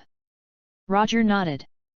At this moment, Bulma seemed to hear the movement outside and ran out of the house with the Dragon Ball radar in both hands. Roger, you are here. After hearing this, Roger smiled and nodded. Look, this is the Dragon Ball radar I made. Bulma handed the Dragon Ball radar to Roger.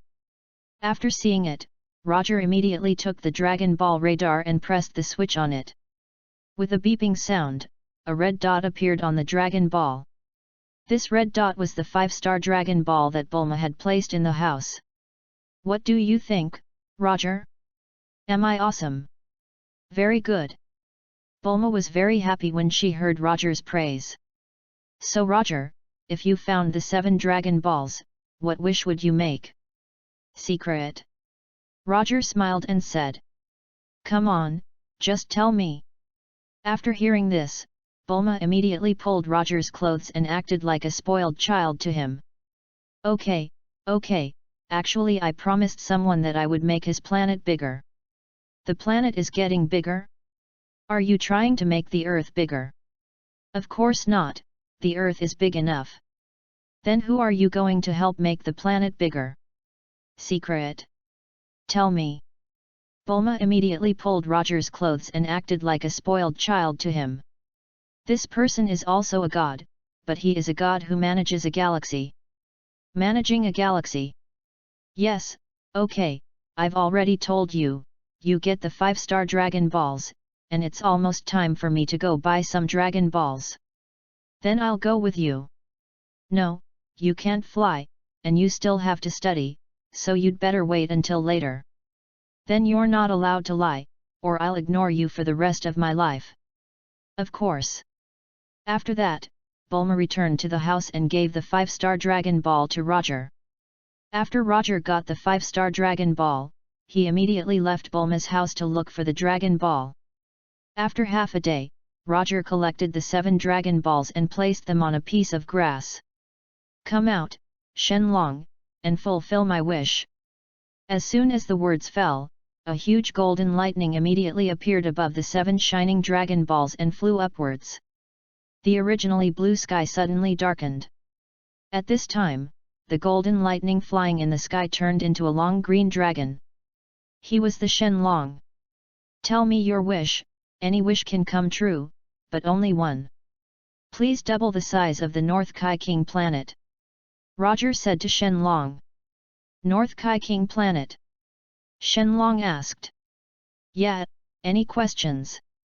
The problem is that there is no problem, but the North King planet was destroyed and made so small by the god of destruction Beerus-sama.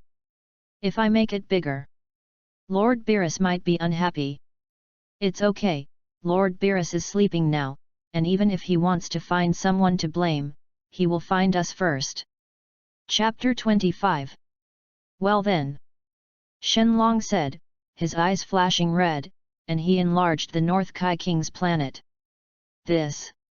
What's going on? King Kai was shocked to see his planet suddenly grow bigger. Then, he seemed to have thought of something. Could it be Roger? Well, your wish has come true, see you later. Achieved. Yes, then we'll see each other later. The dragon said, and then it turned into 7 stones, scattered all over the earth. The originally blue sky immediately recovered. Roger looked at the disappearing dragon and immediately entered a state of enlightenment. It was unknown how long it had passed before Roger woke up from the state of enlightenment. A magical power similar to that of the dragon appeared in his hands. However, his magic power was very weak, not as strong as the dragon's magic power. Is this the power of the dragon? After feeling the power of the dragon in his hand, Roger decided to practice the power of the dragon in the future. The power of the dragon is a very magical power. This power is somewhat similar to the power of creation of the King of the Worlds, but it exceeds the power of creation. It seems that there are still many things to practice in the future. Roger said, and teleported back to the Kaishan realm. Roger, you're back. East Kai said happily when he saw Roger coming back. Roger nodded. The next morning, Roger had not seen King Kai for a long time, so he teleported to King Kai's planet. Roger. The North King saw Roger and immediately shouted at him. Roger. Beerus and Gurgly heard the voice of the North King and immediately ran over from a distance. Long time no see, Lord Kai, Beerus, and Gregory. Long time no see. The North King and Gurgly replied. Beerus could only grunt a few times because he couldn't speak human language. Roger, you made my planet bigger with the Dragon Balls, right? King Kai smiled and asked Roger. Yes. At this moment, a man wearing a pair of blue glasses on his right eye and a Kai King's robe appeared. He was the West Kai King who was in charge of the Western Milky Way. West Kai King. The North Kai King looked at the West Kai King who had suddenly arrived, and his expression was not very good. The West Kai King and him had always been at odds, and he usually came to find him to cause trouble. Long time no see, North Kai King. After hearing this, West Kai King smiled and said to North Kai King. Long time no see. After hearing this, the North King replied casually. King Kai, wasn't your planet made smaller by Beerus-sama? Why does your planet seem to be much bigger now? Why not? After hearing this, the Northern King snorted and said. I'm just asking casually, what's your attitude? When the West King heard the tone of the North King talking to him, he felt a little unhappy and said. I have always been polite. If you don't like it, you can leave me. The North King, who is he? His name is Roger, and he is my apprentice. Apprentice? Yes. I never thought that you could be a master.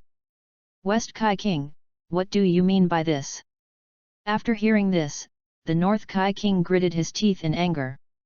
That's exactly what I meant. You. If you don't agree, let's have a competition. The two of us?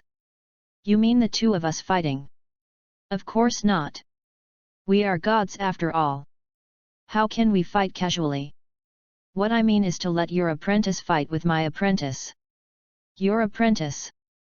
It's pork ribs rice. What do you think? Do you dare? Whoever dares not is a grandson.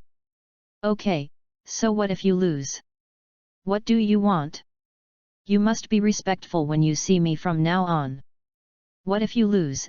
Asked the Northern King. Then I must be respectful when I see you, said the King of the West. Okay, it's a deal then. When will we compete?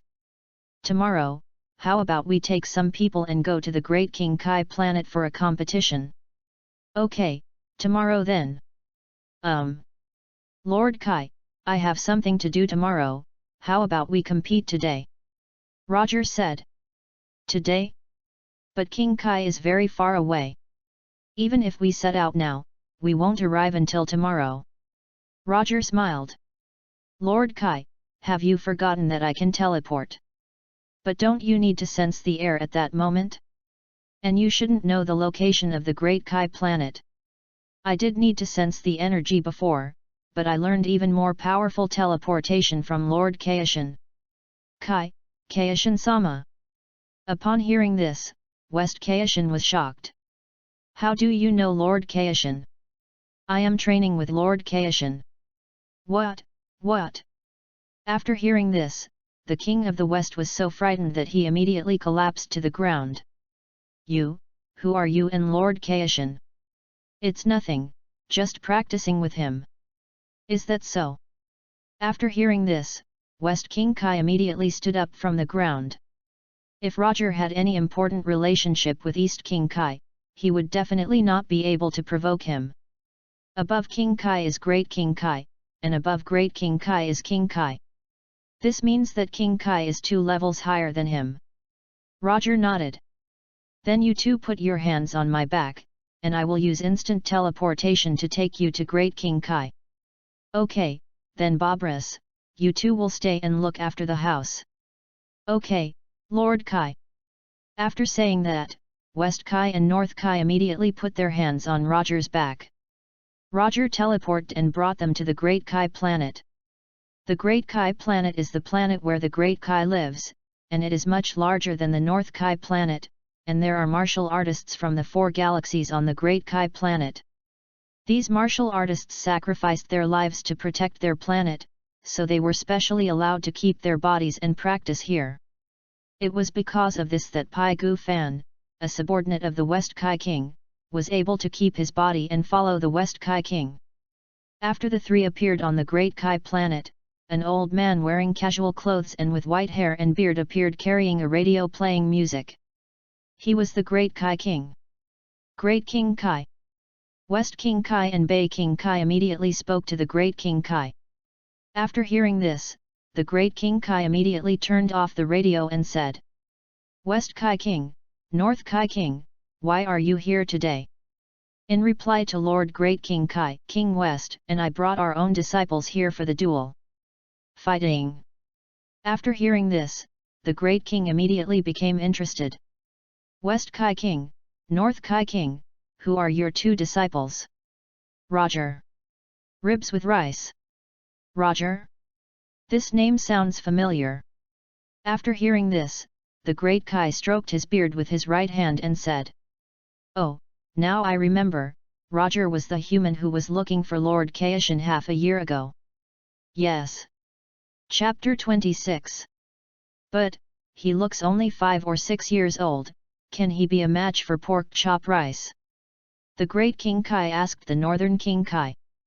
Although he wanted to see the fight, if the strength of the 2 sides was too different, there would be nothing to watch. Lord Great King Kai, please don't underestimate Roger. Although Roger is young, he has already mastered the Super Saiyan. Super Saiyan. Yes, Super Saiyan is a transformation of Saiyan. Even Lord Kaishin praised Roger highly. Really? In that case, I will be their referee. West Kai King and North Kai King nodded. After a while, West Kai King brought a man with green skin, no nose, square ears, wearing a white martial arts uniform and a long black hat to the martial arts arena on the Great Kai Star. This man was Pai Gu Fan. When other martial artists on the Great Kai Star heard that Pai Gu Fan was going to compete with others, they all came to the arena to watch the fight. Is that the man who is going to compete with Pai Gu Fan? But why is there no halo above his head? Could it be that he is not dead? I don't know, but he looks like a child. Because the competition had not started yet, everyone was talking about it. At this time, a man with a mushroom-shaped hairstyle walked onto the stage. He was the referee for this competition. Although the Great King Kai said that he would referee them, he was the Great King Kai after all, and his status was noble, so there was no way he could really referee them. So, at this moment, he was sitting in the highest position in the audience. After the referee came on stage, he briefly explained the rules of this competition. The rules of the competition were similar to the rules of the World No. 1 Martial Arts Tournament on Earth. Then Roger, pork chop rice, if you don't have any other questions, let's start the competition, shall we? After hearing this, the 2 nodded. Seeing this, the referee immediately jumped off the competition stage. After seeing this, the West King and the North King swallowed their saliva. Although they both had confidence in their disciples, this competition was related to their future reputation, so neither of them wanted to lose. Roger, you must not lose. King Kai of the North clenched his fists tightly and said secretly in his heart. At this moment, Roger and Pork Chop Rice made a gesture with their hands and rushed towards each other at the same time. Soon, the 2 came in front of each other, and punched each other with fists like the wind. The ground around the 2 people immediately shook violently. Because Roger's body was still that of a child, his body was flying in the air to fight with Pork Chop Rice. Call out! Bang, bang, bang! After the 2 fought for a while, Pai Gu Fan raised his hands quickly and pushed Roger back. Roger! After seeing this, the North King immediately shouted anxiously to the stage. The West King standing beside him immediately laughed after seeing this. Ah! At this moment, Pai Gu Fan kicked towards Roger with his right foot. Roger was startled and quickly used the power of time to slow down Pai Gu Fan's kick and retreated behind him. Call out! Pork ribs rice misses the mark. What? Everyone looked at the stage in surprise. They didn't understand how Roger dodged the kick. What happened just now? Is it a superpower? Pai Gu Fan looked at Roger and thought to himself. At this moment, Roger clenched his hands, and an extremely amazing aura emanated from his whole body, and he quickly rose up. Ah! With a huge roar, Roger's hair and eyebrows turned golden, his head stood up except for his bangs, his eyes turned light green, and a golden aura rose from his body. This is the Super Saiyan. After seeing Roger's transformation, everyone was surprised by Roger, including King Kai of the West. What is this? The West King asked the North King. The North King laughed immediately after hearing this. This is the Super Saiyan I told you about before. Super Saiyan. That's right, Roger was just testing the strength of pork chop rice, so he didn't show his true strength. The North King said, and he immediately felt a little proud in his heart. King of the West, please don't forget our bet. Damn it! After hearing this, the West King gritted his teeth in anger and suddenly became very nervous. He didn't want to be servile in front of the North King in the future. Ha! Just as the two were chatting, Roger raised his right hand and rushed towards Pai Gu Fan as fast as lightning. Pai Gu Fan clenched his hands and rushed forward. Soon, the two came in front of each other, punching and kicking as fast as lightning, and hitting each other hard. While the two were fighting, their hands and feet kept emitting amazing gusts of wind, which spread to all directions. Bang! With a heavy kick, Roger kicked Pai Gu Fan with his right foot and kicked him to the ground on the left side of the competition stage. Pork chop rice! After seeing this, the King of the West became very worried about the pork chop rice. The referee standing in the audience saw this and immediately ran over to count down. The pork chop rice player fell to the ground. Now the countdown begins. 10, 9, 8. Before the referee could count to 7, Pai Gu Fan stood up from the ground on the competition stage. Pork chop rice! When the King of the West saw pork chop rice standing up from the competition stage, a faint smile immediately appeared on his face. The Pai Gu Fan contestant has stood up, so the competition will continue now. Pai Gu Fan stretched his neck after hearing this, and then took off the weighted hat, robe and belt from his body and threw them on the ground. When these three weighted clothes fell on the ground of the competition stage, they immediately made a loud noise. After watching, everyone was immediately surprised. Heavy-duty equipment. The North King said with a serious look. The West King looked at the serious expression on the North King's face and immediately laughed. That's right, our Pai Gu Fan just fought with him, and he was wearing a heavy suit the whole time, so he didn't show his true strength. The King of the West said, feeling a little proud in his heart. King of the North, please don't forget the bet between us. Damn it! After hearing this, the North King gritted his teeth and said angrily. King of West Kai, don't be complacent, they haven't decided the winner yet. After hearing this, King of West Kai glared at King of North Kai. King of North Kai glared back at him.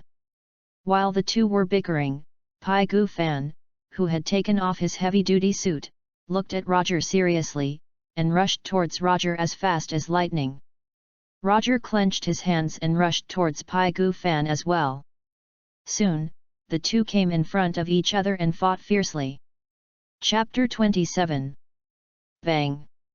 With a loud noise, the two men punched each other in the face with their right fists. Their faces tilted back and their bodies retreated a distance at the same time. Ah! Roger roared loudly, and an extremely amazing aura emanated from his whole body, and he quickly rose upwards. What? Everyone felt Roger's rising aura and was shocked by his powerful aura, including pork chop rice. At this moment, Roger's head became more upright, and lightning swirled around his body as his body emitted energy. The flame-like aura on his body turned into a flame-breathing aura. This was the Super Saiyan 2. Bang! After Roger completed his transformation, he immediately released the aura gathered outside his body. Suddenly, an extremely strong wind appeared and spread around the competition stage. Pork chop rice and the others saw it and blocked the strong wind with their hands. When the wind dissipated, and pork chop rice looked at Roger with an extremely solemn expression on his face. Before the competition, pork chop rice looked down on Roger because he was a child. But now, not only does he not dare to look down on Roger, but he also admires Roger very much. Although pork chop rice is strong, he has been training on the Great King Kai for so long that even he has forgotten how long. Roger is only 5 or 6 years old, but he has the same strong strength as him. He can definitely be said to be a genius among geniuses. Thinking of this, pork chop rice flew into the air and spun quickly in the air, forming a huge whirlwind. Pi-style exclusive whirlwind. Pai Gu Fan shouted, and his body controlled the whirlwind, sweeping towards Roger. After Roger saw it, he jumped up and flew over Pai Gu Fan. After Pai Gu Fan saw it, he immediately controlled the whirlwind and rolled towards Roger. The law of time. Roger shouted, and rushed from the center of the whirlwind to Pai Gu Fan. Pai Gu Fan saw this and wanted to move the whirlwind, but suddenly felt that his body became unable to move. At this moment, Roger rushed into the whirlwind and hit Pai Gu Fan's face with his right fist. Bang! With an extremely violent sound, Pai Gu Fan's body fell heavily onto the competition stage like a thread. A huge dust storm was immediately raised on the competition stage. Pork chop rice. After seeing this, the king of the West Realm immediately became extremely worried about pork chop rice. After a while, when the dust on the ground cleared, an extremely huge deep pit immediately appeared on the competition stage. Pork chop rice's body was lying in this huge deep pit. Pork ribs rice contestant. The referee immediately ran onto the stage after seeing this. Are you okay, contestant Pai Gu Fan? Pai Gu Fan did not reply to the referee after hearing this. The pork rib rice contestant has fallen to the ground. The countdown begins now. 10, 9, 8, 7. Pork chop rice. After seeing this, the West King immediately became extremely nervous. The North King standing next to him smiled. When the referee counted to 3, pork chop rice stood up from the ground with both hands. Pork chop rice contestant, stand up, the competition continues. The referee said, and immediately walked to the stage. Damn it! Pai Gu Fan shouted angrily, looking at Roger in the distance. Although he admired Roger very much, he didn't want to lose this competition. At this time, Roger had already fallen back to the ground from mid-air. I never thought that this Saiyan named Roger would be so strong. The Great King Kai looked at the embarrassed pork chop rice and thought to himself. Pork chop rice had been training on the Great King Kai planet, so the Great King Kai knew pork chop rice's strength very well. It seems that we can only use that trick. At this time, Pai Gu Fan looked at Roger with an extremely firm gaze. After that, Pai Gu Fan half knelt, with his hands raised forward, aiming at Roger. Lightning and lightning cannon. With a loud shout, Pai Gu Fan fired a huge flame shock wave with both hands, hitting Roger. Because the range of the flame shock wave was too large, half of the competition arena was affected by Pai Gu Fan's flame shock wave. After seeing this, Roger quickly raised his hands to block Pai Gu Fan's lightning and light cannon. Because the power of the lightning and light cannon was too great, Roger was immediately knocked to the ground by the lightning and light cannon. Roger. After seeing this, the North King standing in the audience immediately became worried about Roger. Player Roger. The referee standing in the audience shouted to Roger immediately after watching the scene. Roger stood up from the stage immediately after hearing it. Some of his clothes were burned by the flames of the lightning cannon. When Roger watched the cartoon, he didn't understand why Sun Wukong couldn't dodge this move. Now he understands that, firstly, the lightning cannon was too fast and he couldn't react in time, and secondly, the lightning cannon's attack range was too large and it was difficult to dodge this attack. However, although this move was powerful, Roger had a supernatural comprehension. As long as the opponent used a move once, he could learn it and crack the opponent's move. Can you still stand up? Well, in that case, I will use this move once more to make you fall completely. Pai Gu Fan said, and once again made the lightning cannon gesture. You have no chance. Roger said, and he moved instantly and appeared behind Pai Gu Fan. Pai Gu Fan was startled and quickly turned around and pointed his hands at Roger. The law of time. Roger shouted, and a large amount of time power emanated from his body, making Roger unable to move. My body, I can't move. Pai Gu Fan felt that his body suddenly couldn't move, and his face suddenly changed. The law of time. Could it be that this is a time trick? After hearing what Roger said, the Great King said. Ha!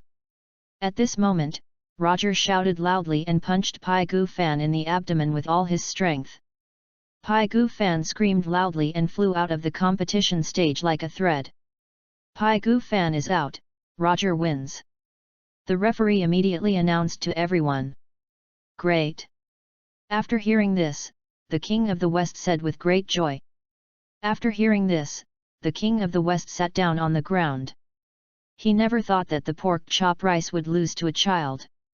The King of the North smiled and looked at the King of the West. King of the West, you should still remember the bet between us, right? Remember, isn't it that I have to be respectful when I see you? Yes, said the North King with a smile.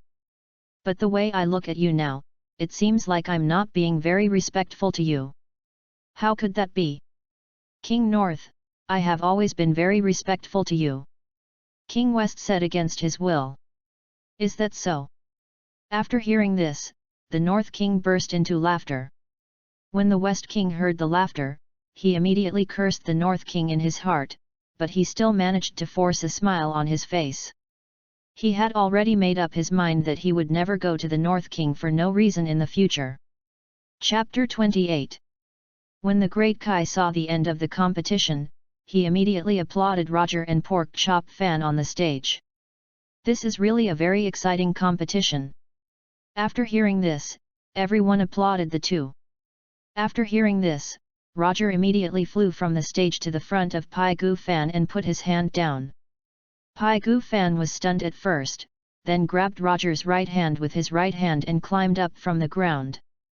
Thank you. Pork Chop Rice thanked Roger. After hearing this, Roger nodded. You are very strong. If there is a chance in the future, I would like to compete with you. Good. Just then, the West King and the North King came over from a distance. Roger, this game is really exciting. The North King said to Roger with great pride. Roger nodded after hearing this. Then let's go to the Pork Chop Rice. After hearing this, the King of the West said in a very unhappy mood. It's Lord Kai. The North King looked at the unhappy West King and felt even happier. Then Lord Kai, do you want me to take you back? Roger asked. Okay, but I'll say goodbye to the Great King first. Roger nodded. After a while, the North King said goodbye to the Great King, and Roger sent the North King back. Time flies, and 2.5 years have passed in a blink of an eye. During these 2.5 years, Roger has been practicing in the Kaishan realm. After 2.5 years, Roger successfully cultivated into a god. After Roger cultivated into a god, his lifespan increased by tens of thousands of years, and his body could also survive in outer space. However, although Roger cultivated into a god, he has just crossed the threshold of god, so his lifespan has only increased by tens of thousands of years. When his god realm is improved, his future lifespan will also increase accordingly. The sixth universe, Kanasa. Because the development of the 6th and 7th universes is different, the Kanasa people here were not exterminated by the Saiyans. In a city on Kanasa, there was a boy with a tail walking in the city. This person was Roger.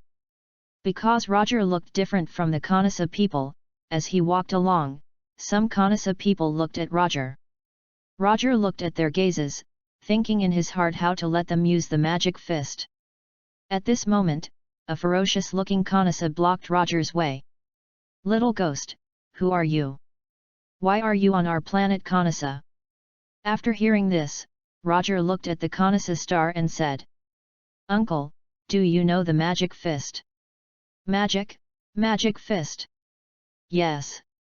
No, although the magic fist was created by us, the Kanasa people, not everyone can use the magic fist. So that's it. Why are you asking about the magic fist? Asked the Kanasa star. Nothing, I just want to know if your Kanasa's magic fist can really let people see the future. After hearing this, the Kanasa snorted coldly. Of course this is true. Little boy, you haven't told me yet, who are you? My name is Roger, and I'm a Saiyan. Saiyan?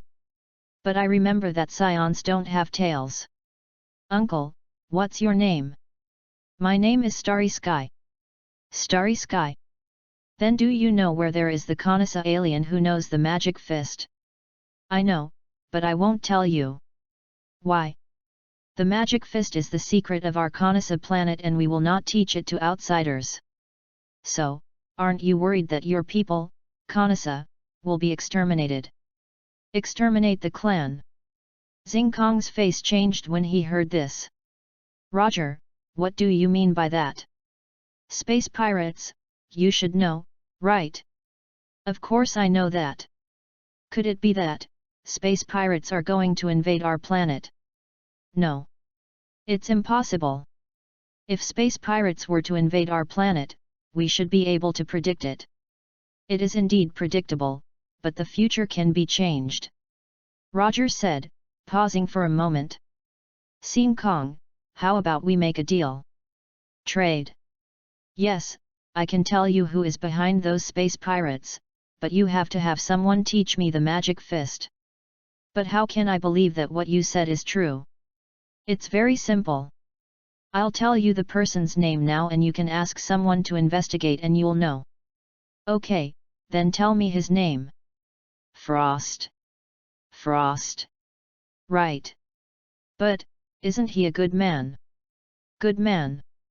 Roger laughed immediately after hearing this. You mean he secretly sent people to invade planets, while at the same time sending out troops to drive away the invaders, and then bought up the land at a low price and made a fortune? You mean, those space pirates were actually sent by him? Right.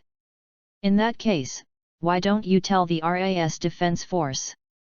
The RAS Defense Force is a team formed by the Saiyans of the 6th universe to maintain the peace of the universe. I can't reach them. After Xing Kong heard this, he thought for a moment and said. In that case, come back to see me in 3 days. 3 days later. Yes, I will report this matter first to see whether it is true or not. Okay.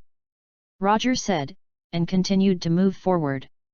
Although Xing Kong promised him that he would teach him the magic fist as long as what he said was true, he could not completely believe Xing Kong's words. Time flies, and 3 days have passed in a blink of an eye. Roger wandered around Kanasa for 2 days, but he still couldn't find a Kanasa person who was willing to teach him the magic fist. So he could only hope that Xing Kong would keep his word. On the morning of the 3rd day, Roger found the Starry Sky through the Starry Sky's chi. Uncle, we meet again. Xing Kong nodded. Uncle, how is the investigation going? I don't know, but I have contacted the Lay's defense team to help investigate. That, the magic fist. Come with me, I'll let my brother teach you. Okay. After hearing this, Roger smiled and nodded. After a while, Roger was brought to his brother Xing Chen by Xing Kong. Brother, he is the Roger I told you about. Xing Chen nodded after hearing this. Hello, I am Xingkong's brother Xing Chen. Hello. Roger nodded in response. Because the Scions of the 6th universe have a good reputation in the universe, Xing Chen had a good first impression of Roger. Roger, before I teach you the magic fist, I want to ask you a few questions. What is the problem? Why do you want to learn magic fist? I want to know my future. Future. Right. Roger, Arcanisa people's magic fist can allow people to see the future, but it is also cursed. Chapter 29. Curse. Yes, so we generally don't use the magic fist casually. So does this curse shorten one's lifespan? Roger asked. No, it will bring disaster to people. Disaster. Moreover, the level of this disaster will increase with the number of times it is used. This means that if you use the magic fist too much, it may bring you great disaster. So that's it. Do you still want to learn? Xing Chen asked. To learn. Okay, the second question is, how do you know that Frost is the mastermind behind the space pirates? This was divined by someone else. Divination. Do you know a fortune teller? Roger nodded. Do you have any other questions? I can teach you the magic fist, but you must promise me that you will not pass it on to others, otherwise I will not teach it to you. Okay, I promise you I won't pass it on to others, otherwise I will be cursed to death. Xing Chen nodded after hearing this. Then we will show you the magic fist now, you have to watch carefully. After hearing this, Roger nodded again. Seeing this, Xing Chen waved his fists in front of Roger like a phantom. The magic fist does not have many moves, so in less than a moment, Xing Chen finished waving the magic fist in front of Roger. Whoosh! Xing Chen took a breath and said. Roger, this is the magic fist. Roger nodded and waved it in front of the two of them. When Roger finished waving, Xing Chen was shocked and said. Roger, have you ever learned the magic fist from someone else before? No. Roger shook his head. I just saw you swing the magic fist. You mean, you learned it just by watching it once?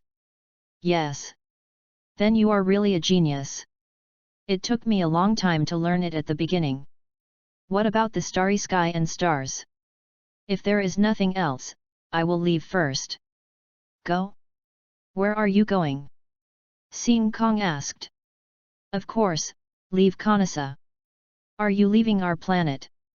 Yes, if we are destined to meet again in the future, we will meet again. The two nodded. Seeing this, Roger moved away from Kanasa's star in an instant. Teleport. Xing Chen was shocked again when he saw Roger teleport. Roger, who is he? How can he teleport like a Yardrat? I don't know, he just told me that he is a Saiyan. Universe 7, King Kai's realm. After Roger left Kanasa in Universe 6, he immediately returned to King Kai's realm, sat on the grass in King Kai's realm, and improved the magic fist he had just learned. It was unknown how much time had passed before Roger opened his eyes and waved a set of boxing techniques that were very similar to the magic fist on the grass. This set of boxing techniques is called the Future Cognition Fist, and this set of boxing techniques greatly reduces the power of the curse brought by foreseeing the future. Moreover, this set of boxing techniques can allow the victim to see the future of different timelines according to the use of the moves. For example, 1 year, 5 years, or 10 years. After waving the Future Cognition Fist, Roger decided to find someone to try and see if his Future Cognition Fist was effective. And he soon had a candidate in mind. This candidate was Sun Wukong, who was far away on Earth. Earth, Baizai Mountain. A little boy with a crab-like hairstyle and wearing a blue shirt is practicing in the bamboo forest with a red stick. He is the 4-year-old Sun Wukong.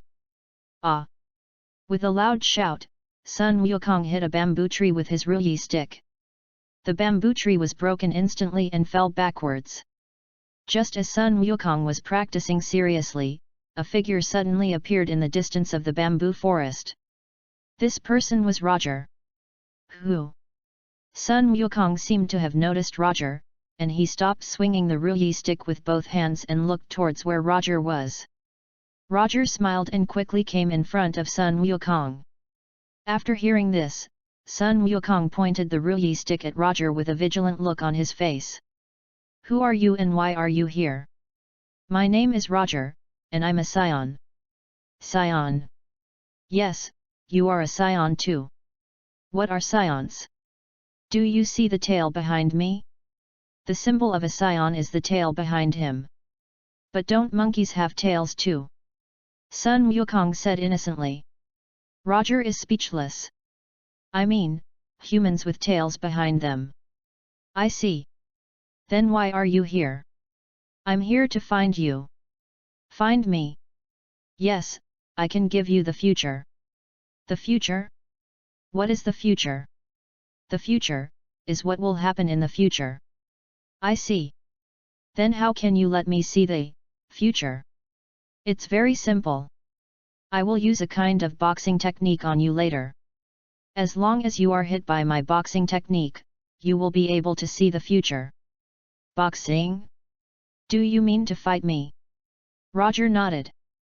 "Then, come and attack me, please." Sun Wukong waved his ruyi stick with both hands and said to Roger. "Good." Roger's fists were like a phantom, attacking Sun Wukong. Because Roger's fists were too fast, Sun Wukong's body didn't have time to react, and he was knocked unconscious by the future-foreseeing fist. After being knocked unconscious, Sun Wukong had a very long dream. In the dream, he turned into a giant ape because of seeing the full moon, and stepped on his grandfather's son Gohan to death. "No! Don't!" Sun Wukong shouted and woke up from his dream. After Sun Wukong woke up, he immediately saw Roger standing in front of him, looking at him with a smile. "I just fell asleep." "No, I knocked you out." "Knocked out? Yeah, did you just have a dream?" "In my dream I turned into a gorilla and trampled my grandfather to death." "That is not a dream, but something that will happen in the future." "No. Impossible, how could I possibly step on my grandfather to death?" After hearing this, Sun Wukong said in disbelief. "This is true, because we Saiyans can transform into giant apes through the moon in the sky when the moon is full." "No, I don't believe it." After hearing this, Sun Wukong still didn't believe it. "I know it's a little hard for you to accept, but I can teach you how to control the giant ape. As long as you can control yourself after the transformation, you won't trample your grandfather to death." "So how can I control myself after I transform?" "This requires training." "Train? It allows you to transform into a giant ape." "But, if I transform into a giant ape, will I hurt innocent people?" Chapter 30. Roger smiled and said. "This is a mountain, where are there any people? Besides, even if you turn into a giant ape, I can still beat you down."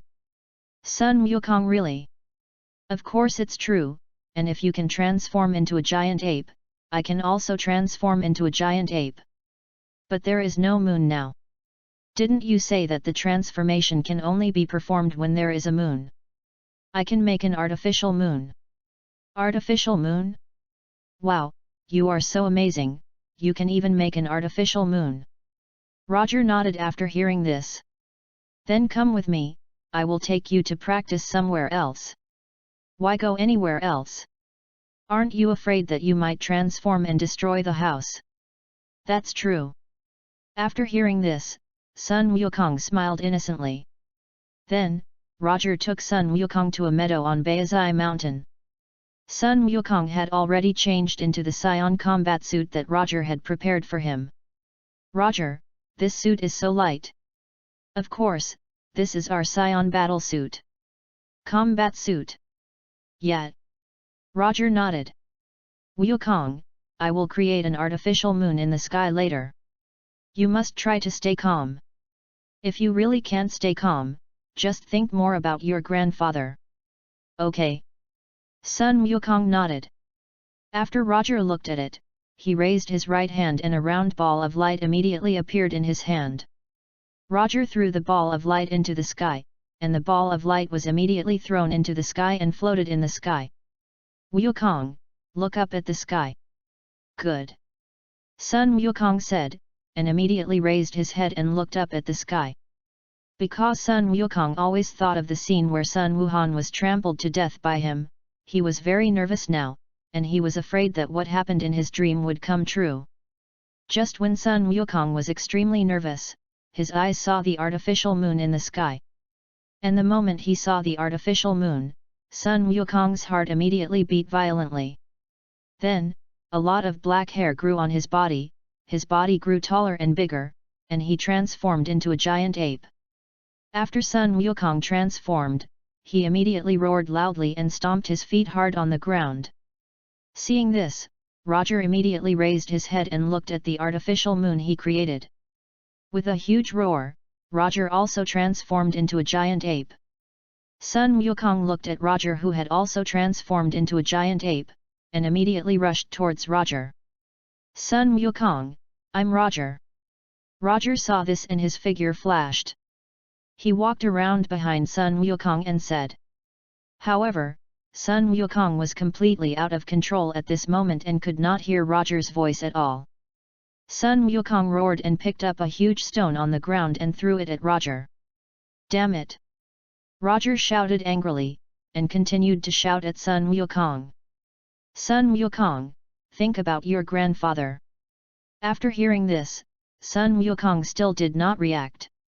In this way, Sun Wukong kept going towards Roger, and Roger kept dodging, trying to wake up Sun Wukong. But no matter how Roger shouted, Sun Wukong was still out of control. There is no other way, we have to destroy the artificial moon first.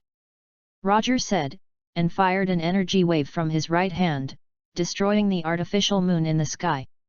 After the artificial moon was destroyed, the bodies of the two immediately returned to normal. Sun Wukong fell into a coma because of the severe physical exhaustion. Goku. Just then, an old man ran over from a distance. This man was Sun Wukong's grandfather, Old Son Gohan. Soon, Old Son Gohan ran to Sun Wukong and picked him up. Hello, my name is Roger. May I ask if you are Sun Wukong's grandfather? After hearing this, Old Sun Wuhan turned around and looked at Roger. Yes, I am Sun Wukong's grandfather. May I ask who you are? I am a Saiyan just like Son Goku. Saiyan. You should know that Sun Wukong can transform into a giant ape, right? I know. So are you going to take him back? No, I just helped him train so that he could control the giant ape. Besides, our planet has been destroyed long ago. Destroyed? Old Sun Wuhan was shocked. Yes, today's training is over. From today on, I will come to see him every day until he can transform into a giant ape without losing control. Okay. Old Sun Wuhan nodded. Grandpa, if there is nothing else, I will leave first. After hearing this, Old Son Gohan nodded again. Seeing this, Roger moved away from Baizai Mountain in an instant. Disappeared. Old Son Gohan was shocked. Then, he returned home with Son Goku in his arms. In the West City, Bulma's house. Bulma was sitting at a table in the backyard with a sad face. A figure suddenly appeared. It was Roger. Roger. Bulma looked at Roger, who suddenly appeared, stood up from the chair immediately, and walked in front of Roger. After hearing this, Roger nodded. Bulma, where is your sister? Bulma was immediately annoyed when she heard this. You know my sister? No, I just asked casually. Roger saw the rich lady lose her temper and hurriedly said with a smile. My sister has left the earth. Leaving the earth? Yes, 2 years ago, an alien named Jake came to my father to help him repair his damaged spaceship. Jake said he was a patrolman from the Galactic Patrol. My sister was very interested in the universe, so she left the earth with him. Is that so? Roger laughed. Yeah, where have you been for the past 2 years? Practice. So you don't want to study? No need. Roger thought to himself. He had studied for nearly 20 years in his previous life. I don't want to study anymore. Then Roger, can you also take me for a walk in the universe? Do you want to go to space too? Yes, the universe is so vast, who doesn't want to travel in the universe? Well then, if I have time next time, I will take you for a walk in the universe. What day is that? Within this 1 month. Okay, let's make it a deal. Roger nodded. Then, Roger and Bulma chatted for a while and left. The next morning, Roger came to Sun Wukong's house early to find Sun Wukong. Goku. Roger, you're here. Yes, then let's go to training quickly. Okay. After a while, Roger brought Sun Wukong to the grass where they practiced yesterday. Old Sun Wuhan also came with them. Goku, are you ready? Ready. After seeing this, Roger immediately created an artificial moon and transformed into a giant ape with Sun Wukong. After Sun Wukong transformed, he lost his mind all of a sudden, just like before. Chapter 31. Wukong. Old Son Gohan saw this and immediately shouted to Son Goku. After hearing this, Son Goku remained unmoved. At this moment, Roger used the transformation technique to change his body back to human form and came to Old Son Gohan and said, "Grandpa, please put your hand on my back and I will transmit your voice to Sun Wukong's heart." Good. After hearing this, Old Son Gohan immediately put his hand on Roger's back and shouted to Sun Wukong. Goku. Old Son Gohan used Roger to help transmit the voice to Sun Wukong's heart. When Sun Wukong heard Old Son Gohan's voice, he immediately stopped attacking, covered his head with his hands and screamed, "Wukong!"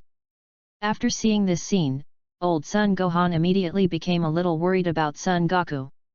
After a while, Son Goku lost control again and attacked the two. Roger moved Old Son Gohan to a distance, and then tried to wake up Son Goku with the Ruyi stick and Son Goku's clothes. Although Son Goku was touched by this, he still failed to control the giant ape form. Although it failed again this time, Son Goku transformed into a giant ape this time and his consciousness was awakened. This is a good start. After the training, Roger said goodbye to Old Son Gohan and left the earth. Time flies, and a month has passed in a blink of an eye. After a month of training, Sun Wukong finally mastered the giant ape form. At this time, Roger was standing outside Sun Wukong's house, ready to say goodbye to Sun Wukong and his friends. "Congratulations, Wukong, you have finally mastered the giant ape form." Sun Wukong nodded. "Thank you, Roger. If it weren't for you, I wouldn't be able to control the giant ape." After hearing this, Roger nodded and said, "Goku, even though you control the giant ape form, your tail is your huge weakness." Tail. Yes, our Saiyan tails will lose their strength if they are caught by someone, but if we practice, we can still overcome this weakness. So how can I overcome this weakness? Sun Wukong asked. You can look at the monkeys in the mountains and see how they use their tails. Monkey. Right. Roger said, looking towards Old Son Gohan. Grandpa, you know Master Roshi, right? Old Son Wuhan was surprised. Roger, how do you know that I know Master Wu Tian? Grandpa, did I forget? I can predict the future. Sorry, I really forgot for a moment. Old Sun Wuhan laughed. Sun Wukong is still young now, when he grows up, you can let him worship Master Roshi. Okay. Old Son Gohan nodded.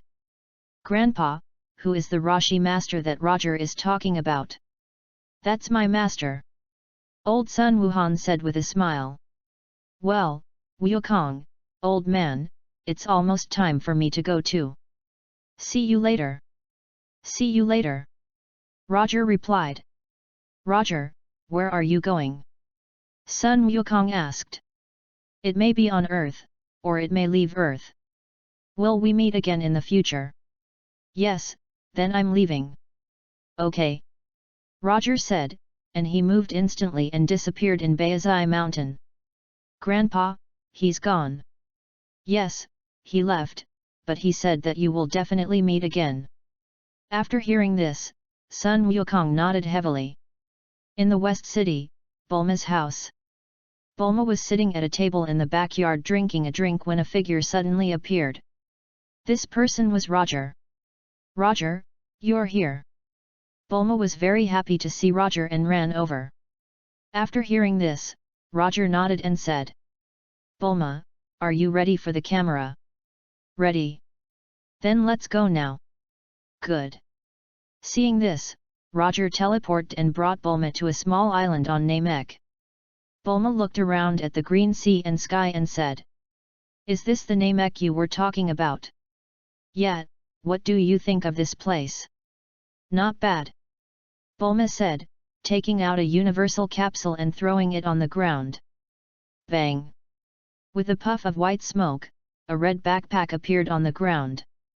Bulma opened the backpack, took out a camera, and took pictures of the surroundings. Okay. Wait a minute. After waiting for a long time, Bulma finally finished taking pictures. Okay Roger, take me somewhere else. Good.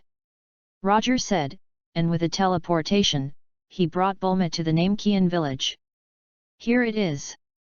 This is the Namek village I told you about. Roger. At this time, a Namekian who had seen Roger greeted Roger. Because the Namekian looked a little scary, Bulma was immediately frightened and hugged Roger with both hands. After seeing this, Roger touched Bulma's head and said, It's okay, Bulma, the Namekians are all very kind. Roger, who is he? The Namekian asked. He is my friend, his name is Bulma. Friend? Yes. Then why did she come here with me? She said she wanted me to take her for a walk in the universe. So that's it. After hearing this, the Namekian said to Bulma enthusiastically. Bulma, this is our Namek village. If you need help leading the way, I can lead the way for you. No need, Uncle Moore, we can just stroll around here. Roger said with a smile. Okay then.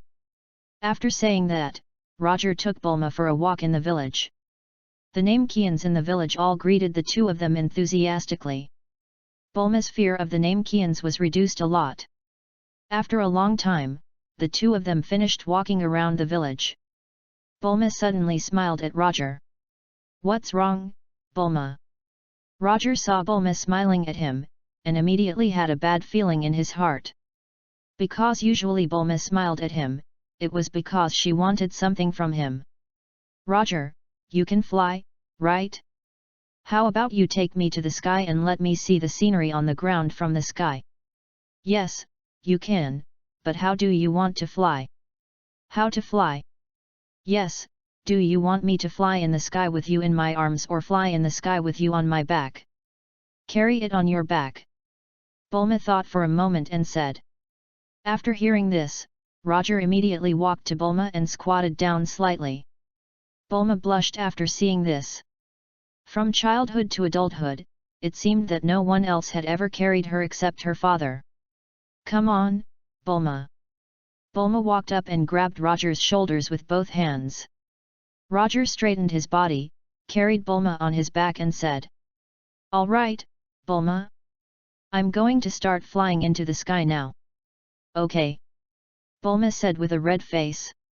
After hearing this, Roger immediately flew into the sky. Chapter 32. Soon, Roger flew to a height of several dozen meters. It's so high. Bulma looked down and said with some fear in her heart. After hearing this, Roger smiled and said. Bulma, if you're scared, let's go down now. No. No, I'm not afraid. Although Bulma said this, her hands were holding Roger's shoulders tighter. All right then. Roger said, and took Bulma flying in the sky for a while. It's so beautiful. When I learn to fly a plane, I will come here again. After hearing this, Roger laughed dryly, and a sigh rose in his heart. Rich people are rich people, and they can learn to fly airplanes at will. After a while, Roger flew down from mid-air. Bulma, it's getting late, should we go back? Bulma nodded. Seeing this, Roger teleported and brought Bulma back to Earth. After returning home, Bulma immediately ran home in a hurry. Roger was stunned at first, and then laughed as if he had thought of something. After a while, Bulma came out of the house, and Roger said goodbye to Bulma and prepared to go back. Roger, when are you coming over next time? I don't know, maybe it will take a few years. Several years. Yes. Why does it take so long? I want you to take me to other planets. I want to practice. Well, you must come to my house when you are free. Roger nodded. Then Bulma, am I going back? Yes. Bulma nodded. Seeing this, Roger teleported away from the Earth. The northern Milky Way, the star planet. The star planet is very far away from the Earth. Even if you take a spaceship, it will take more than 10 days to get there. The star planet is inhabited by star planet people, who look very similar to Earthlings. The only difference is that everyone here knows magic, and they are all dressed as magicians. On this planet, there is an academy called the Magic Academy. The Magic Academy is a school that specializes in teaching magic. The fortune teller Granny and Zuno graduated from this school. Outside the Magic Academy, there is a child standing at the door, looking at the academy. This person is Roger. This is the Magic Academy. Roger muttered, and walked towards the Magic Academy in front of him. Just as Roger was about to step into the academy, a circular purple pattern suddenly appeared, blocking Roger.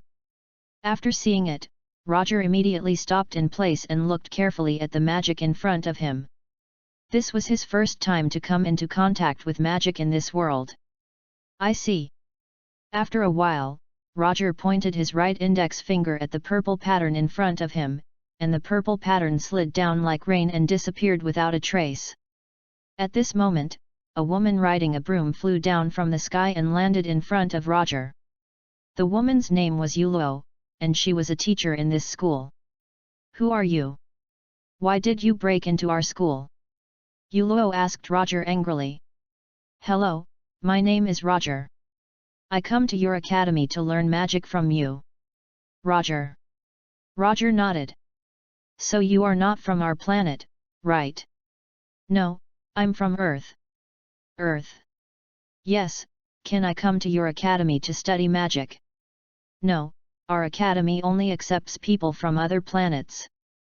Well, it was actually the fortune teller who recommended me to your academy. Fortune-telling mother-in-law. Yes, she now lives on Earth. Earth? You mean, that senior? Roger nodded. Seeing this, Yulo looked at Roger and said, Are you sure you want to enter our college? After hearing this, Roger nodded again. Well, since you want to enter our college, you have to pass our entrance examination. Entrance exam? Yes, anyone with an evil heart is not allowed to enter the academy. So when will I take the exam? Now. I will use a kind of magic later. This magic will make the body of people with evil hearts swell rapidly, or even explode and die, so you must think carefully about whether you want to take the exam or not. I will take the exam. Roger said with a firm look. Have you thought it through? Think it through. Okay. Yulo said, and immediately recited a spell to Roger. Roger stood there without any reaction. Yulo looked at him and recited the spell again. After a while, Yulo saw that Roger still had no reaction, and said to Roger with a serious face. Roger, congratulations on passing the entrance exam of our college. All you have to do next is pay the tuition and you can come to study in our school. How much is tuition? 50,000 star coins a year. Star coin. Right. Then can I enroll now and pay the tuition later? No, the college will only approve your admission if you have paid all the tuition fees. Okay. Roger said, and turned to leave the Magic Academy. Although he didn't have the currency of this planet, he could exchange things for money to see what was valuable on this planet.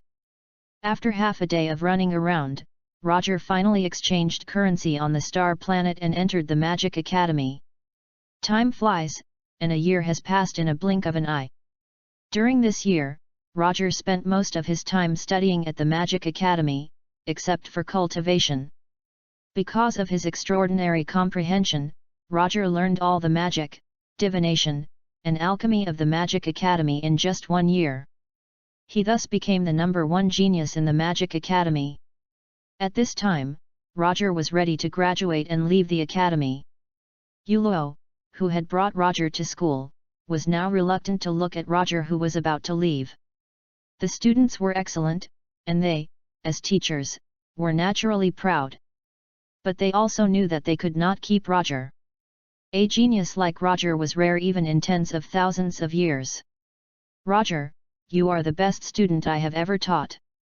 Even if you leave, the door of our Magic Academy will always be open to you.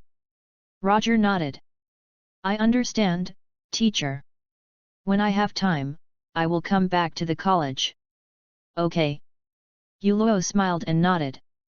Then, Roger and the teacher of the Magic Academy hugged each other and left the Star Ball. Returning to the Kai King God realm, Roger felt a little unforgettable about this year's learning journey. However, he also knew that all good things must come to an end, and he would have to leave one day. Time flies, and 2 years have passed in a blink of an eye. After 2 years of training, Roger's strength has increased a lot. At this time, he was sitting on a piece of grass, looking up at the sky. Chapter 33. Suddenly, Roger clenched his hands tightly, and an extremely amazing aura emanated from his whole body, rapidly rising upwards. Ah! With a huge roar, Roger transformed into a Super Saiyan. After Roger transformed, he did not stop raising his energy, but continued to raise his energy upwards. Soon, Roger raised his energy to the full power of a Super Saiyan. Ah! With a louder roar, Roger's hair stood up even more, and the flame-like aura on his body turned into a fire-breathing aura. As his body emitted energy, lightning swirled around him. This was the Super Saiyan 2. I have transformed into Super Saiyan 2. Jebet, who was standing not far away, said when he saw Roger transforming. East Kai nodded. Just when the two thought Roger would not transform again, Roger lowered his body forward and raised his aura again. The ground around him shook violently under the influence of Roger's aura. What? East Kai was shocked. He did not expect Roger to continue to raise his aura. At this moment, Roger roared loudly, and his aura suddenly surged upward. East Kai and Jupiter were both speechless because of Roger's powerful aura. Ah! Just as the two were surprised, Roger's hair grew to his waist, his eyebrows disappeared and his brow bones were close to his eye sockets. Dark green pupils appeared in his originally single light green eyeballs, and the golden aura on his body turned into light and fixed. This is the third stage of Super Saiyan. Bang! After Roger completed the transformation, he immediately released the energy gathered outside his body. An extremely amazing momentum appeared and blew around. A huge dust storm was immediately raised on the ground around Roger. East Kai and Jupiter immediately covered their eyes with their hands after seeing this. After a while, the dust on the ground dissipated, and East Kai looked at Roger who had transformed into the third stage of Super Saiyan and asked. Roger, what is this? Is it Super Saiyan 3? Yes, Lord Kaishin. That's amazing, Roger. I think you can definitely defeat the Demon King Dabura now. Roger nodded. In fact, he could have defeated Dabura a long time ago, but there was no point in defeating him. How about Roger, let's go to the demon world and destroy Dabura. Lord Kaishin, do you know where Dabura is? I don't know, but can't you predict the future? The future I predict is my own future. It will take at least 20 years for me to meet him. 20, more than 20 years. Yes. You are already so strong now. If you wait for another 20 years, won't you be able to kill him easily? Roger nodded again.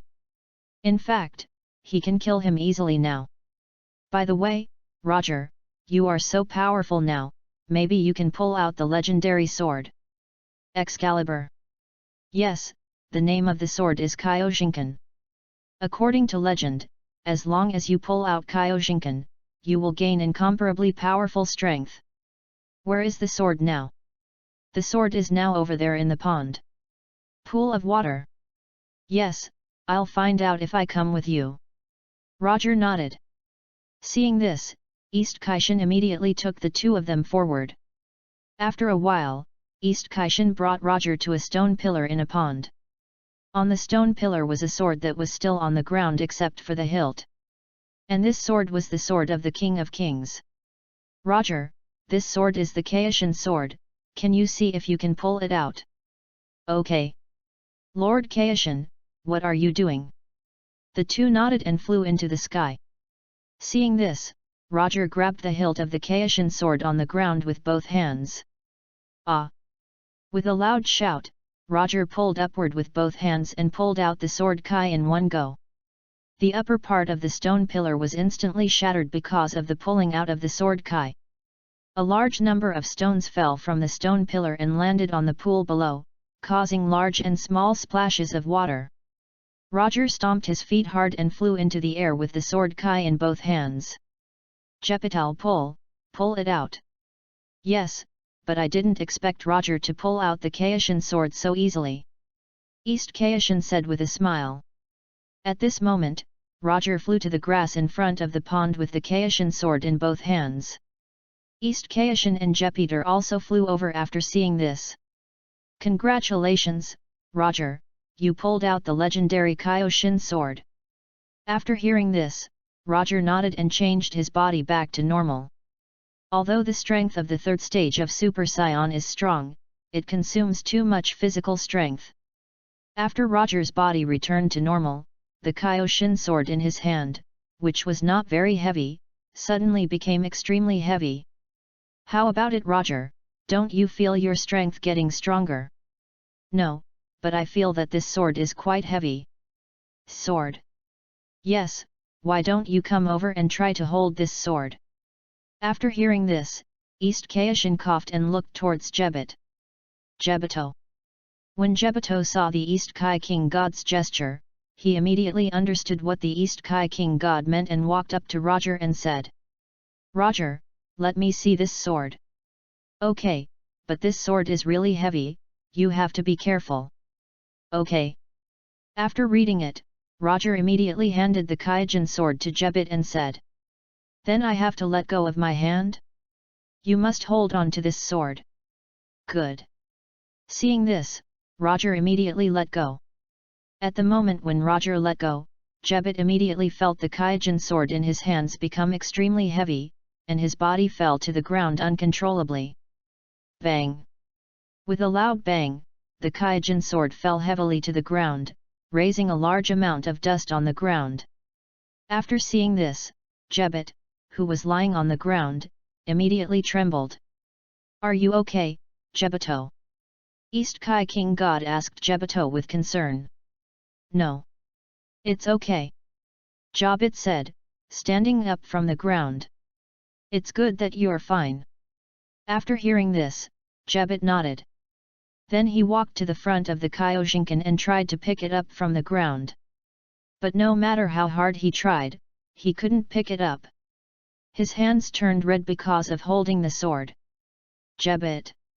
East Kai saw this and immediately understood how heavy this Kaishin sword was. Lord Kai, how about you give it a try? Roger smiled and asked East Kai. No need for that. East Kaishin waved his hands after hearing this. Roger immediately picked up the Kaishin sword from the ground. Although this sword is heavy, it is still useful for training. East Kai is. Is that so? In that case, you must practice sword skills well. Chapter 34. Earth, Kame Island, Kame House. Old Son Gohan brought Son Goku here today to let him worship Kame as his master. Son Gohan. Master Roshi was very surprised to see the newcomer. Since Son Gohan finished his studies, they had not seen each other for more than 10 years. Although they had been exchanging letters were still not as good as meeting in person. It's been a long time since I last saw you, Master Wu Tian. Old Son Gohan smiled and said to Master Kame. Master Kame nodded. He is the grandson Sun Wukong whom I mentioned in the letter, and Wukong is called Teacher Wu Tian. Teacher Wu Tian. Then sit down and talk. Okay. Old Son Gohan said, and sat down with Son Goku. Son Gohan, why did you suddenly come here today? Teacher Wu Tian, I actually brought Wukong here to become your disciple today. Apprenticeship, you mean? Wukong. Yes, Wukong is very talented. If he can get guidance from Master Wu Tian, he will definitely be able to make further progress. No, Son Gohan, you are the one who taught this child, right? Anyway, I have taught you everything I have learned. Teacher Wu Tian, I think you should teach him, because I have already taught this child everything I can. But, Teacher Wu Tian, please don't refuse. I believe you can teach better than me. Well then. Then Son Gohan, you will stay here, right? Old Son Gohan thought for a moment and said. Since Wukong is training here, I will disturb you for a while. After hearing this, Master Turtle immediately laughed. We had hot pot that night. It had been a long time since we had a drink together. Old Son Wuhan nodded. It's a pity that the Bull Demon King didn't come, so the three of us, the master and the apprentice, are reunited. In this way, Sun Wukong became a disciple of Master Turtle. Time flies, and 3 years have passed. 3 years have passed, and Roger's strength has increased a lot. Sun Wukong, who is now a disciple of Master Roshi, has made rapid progress under the guidance of Master Roshi. Moreover, Sun Wukong has entered the heaven to practice under the guidance of Roger. It's time. Roger looked at Sun Wukong in the crystal ball, used divination, found the rice cooker that sealed Piccolo, tore off the seal on the rice cooker, and released Piccolo. As a white light lit up, a man with green skin, wearing a dark blue Taoist robe with the word demon printed on it, and tied a bright purple blue wide belt appeared. He was Piccolo. Who are you? After Piccolo came out, he quickly saw Roger standing next to him. Someone who is about to kill you. Roger said, and raised his right index finger. A golden ray of light emanated from his fingertips and penetrated the body of the great demon king Piccolo. Puff! Piccolo spat out a mouthful of blood, and it was hard to believe that he died just like that. When he just came out of the seal, he had even thought about killing all the martial artists on Earth and ruling the entire Earth. Unfortunately, all this was just a momentary fantasy. However, although Piccolo's body was pierced, he still had a breath left. Piccolo opened his mouth and took a breath, and spit out a white giant egg from his stomach, flying away. And this white giant egg was Piccolo. Damn it, who are you? Piccolo asked with all his strength. Roger. After hearing this, Piccolo swallowed his last breath and fell to the ground. In the West City, at Bulma's house. Bulma was sitting on a table and chair in the backyard, reading the latest magazine with a bored look on her face. 3 years later, Bulma was already 14 years old. Now she had grown into a graceful young lady. So boring.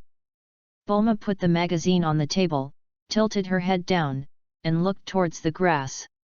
Suddenly, a figure appeared. This person was Roger.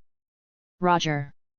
When Bulma saw Roger, she immediately stood up from her chair and walked over. Long time no see, Bulma. Long time no see, but why do you still look so small? We Saiyans develop relatively late. I see. Then when will you Saiyans develop? 16, 17 years old. Oh, that's a bit late indeed. By the way, Roger, why are you here today? Roger never comes to visit a guest without a reason. I'm here to see your dad today to do the gravity room. Gravity chamber. Yes. Then can't you do it yourself? That will take a long time. Roger laughed. You guy. Where is your father now? He is repairing the machine in front now. Then I'll go find your father now. After a while, Roger found Dr. Brief. Long time no see, Dr. Brief. Are you Roger? Yeah, Dr. Brief. Then why are you still so young? We Saiyans develop relatively late. So that's it. So, where are you coming from? I'd like your help in making a gravity room. Gravity chamber. Yes. But I have never done this before. It's okay, I believe you can do it. Okay, I'll try it. Roger nodded. Time flies, and a month has passed. After a month, Dr. Brief finally made the gravity chamber. This gravity chamber was made from the Saiyan spaceship that Roger sold to Dr. Brief. At this time, Dr. Brief was showing Roger around the gravity chamber he made. This is the gravity room I made according to your requirements. This is the switch of the gravity room. The one on the left is the switch to increase gravity. Each time you press it, the gravity doubles, and it can increase to 100 times in total. The one on the right is the switch to reduce gravity. Each time you press it, you can reduce the gravity by 1 time. The switch in the middle returns the gravity to 0. The buttons on these machines allow you to directly enter the multiples, because pressing them one by one is too troublesome. I got it, Dr. Brief. This gravity room is very dangerous. If you want to practice in this gravity room, don't force yourself. Dr. Brief warned. Don't worry, Dr. Brief, I will never force myself. If there's nothing else, I'll go to work. Okay, Dr. Brief, take care. After hearing this, Dr. Brief nodded and left the gravity room. Seeing Dr. Brief leave, Roger immediately input 20 times the gravity into the switch machine. Chapter 35. As the numbers were input, the gravity in the gravity room was instantly turned on, and a huge gravity immediately appeared and pressed on Roger. Roger stood there quietly as if nothing had happened. Is this 20 times gravity? Roger muttered to himself, and raised the gravity of the gravity room to 50 times. After the gravity was raised 50 times, Roger had a slight reaction. Then, he directly raised the gravity room to the highest level, which was 100 times gravity. I see. After feeling the pressure of 100 gravity, Roger seemed to have realized something and entered a state of enlightenment. It was unknown how long it had passed before Bulma's voice came from outside the gravity room, and Roger woke up from his state of enlightenment. It's time to eat, Roger. Bulma shouted outside the gravity room. When Roger heard Bulma's voice, he immediately restored the gravity of the gravity room to 0 and walked out of the gravity room. When Bulma saw Roger coming out, she immediately walked over with a little anger in her heart. Roger, I just called you, why didn't you reply me? It was too noisy in there, I couldn't hear it. Really? Let's go eat then. Is it noon already? Yes, by the way, Roger, didn't you promise me that when I grow up, you would take me to find the Dragon Ball? Roger nodded. Now that I'm grown up, when will you take me to find the Dragon Balls? But you are only 14 years old now. 14 years old should be considered a minor. Roger laughed. Humph. Bulma snorted coldly. But I'm taller than you. Really? After hearing this, Roger's body immediately grew larger, and he became more than 2 meters tall. However, although his body grew larger, he still looked like a child. This was what Roger had learned from the Yardrat people, the gigantic. Roger, what's going on? How did your body become so big? After hearing this, Roger immediately changed his body back to its original size. This is called gigantism. Gigantic. Right. Is this also martial arts? I guess so. Then when will you take me to find the Dragon Balls? In 2 years. Yet. Roger nodded. Then we two have a deal, you can't change your mind. Good. In the afternoon, after waking up from his nap, Roger went to the gravity room to practice again. In the morning, Roger had comprehended some laws of gravity under the gravity applied by the gravity room. However, because it was close to noon, and Bulma's interruption, he woke up from his enlightenment. So in the afternoon, Roger planned to continue to comprehend the laws of time. Time flies, and a week has passed in a blink of an eye. In this week, Roger finally comprehended the complete law of gravity. North Kai King Planet. At this time, North Kai King was sleeping leisurely on a recliner, and a figure suddenly appeared in front of him. This person was Roger. Lord Kai. Roger shouted to the North Kai. After hearing this, the North Kai woke up immediately, rubbed his eyes and said, "Hey, isn't this Roger? Roger, why are you here?" Roger smiled and said, "Lord Kai, I need your help with something." "What's up?" "I want someone to practice with you." "Cultivation? Who?" "His name is Son Goku, and he is a Saiyan." "Son Goku? This name doesn't seem to be a Saiyan, right?" "Yes, this is his Earth name, and his Saiyan name is Kakarot." "Earth's name, is he also on Earth?" Roger nodded. "Roger, are you Saiyans all on Earth now?" "No, it's just the two of us now." "Oh, so when are you bringing him over?" "Wait a minute. So what is his strength?" "Only a few hundred combat power." "Just a few hundred? Then Lord Kai, I will go and bring him here now." "Yes." King Kai nodded. After a while, Roger took Sun Wukong to the North Kai King Planet. "Lord Kai, this is the Son Goku I told you about." "Goku, he is the Lord Kai I told you about." "Lord Kai." North Kai nodded. "Then Lord Kai, if there are no other questions, I will leave Goku to you." "Good." In this way, Sun Wukong stayed on the North Kai King Planet to practice. Time flies, and a year and a half has passed. After a year and a half of training on the North Kai King Planet, Sun Wukong's strength has reached 30,000. Because he has been away from Earth for too long, Sun Wukong is going back to Earth today to see Master Roshi and his grandfather. Then King Kai, Barbarous, and Gregory, I will go back. Good. Gurgle gurgle. One person and two pets nodded. In the southern Milky Way, on a blue planet, Vegeta was leading Nappa and Raditz to invade the planet. A figure suddenly appeared in front of the three of them. This person was Roger. A year and a half had passed, and Roger had grown to 1.75 meters tall. "Who is it?" Vegeta asked Roger with a vigilant look on his face. "Saiyan."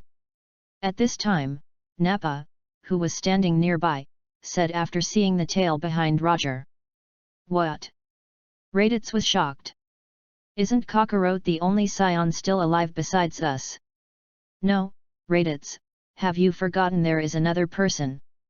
Vegeta said with a serious expression. "You mean?" "That's right, it's the low-level warrior who escaped from planet Vegeta." "Lower-level warrior?" After hearing this, Roger immediately laughed. Although he was born as a lower-level warrior, his current strength is much stronger than theirs. "How come I said something wrong?" Vegeta laughed. Although he didn't know how Roger suddenly appeared, as the Prince of the Saiyans, he was naturally qualified to look down on Roger.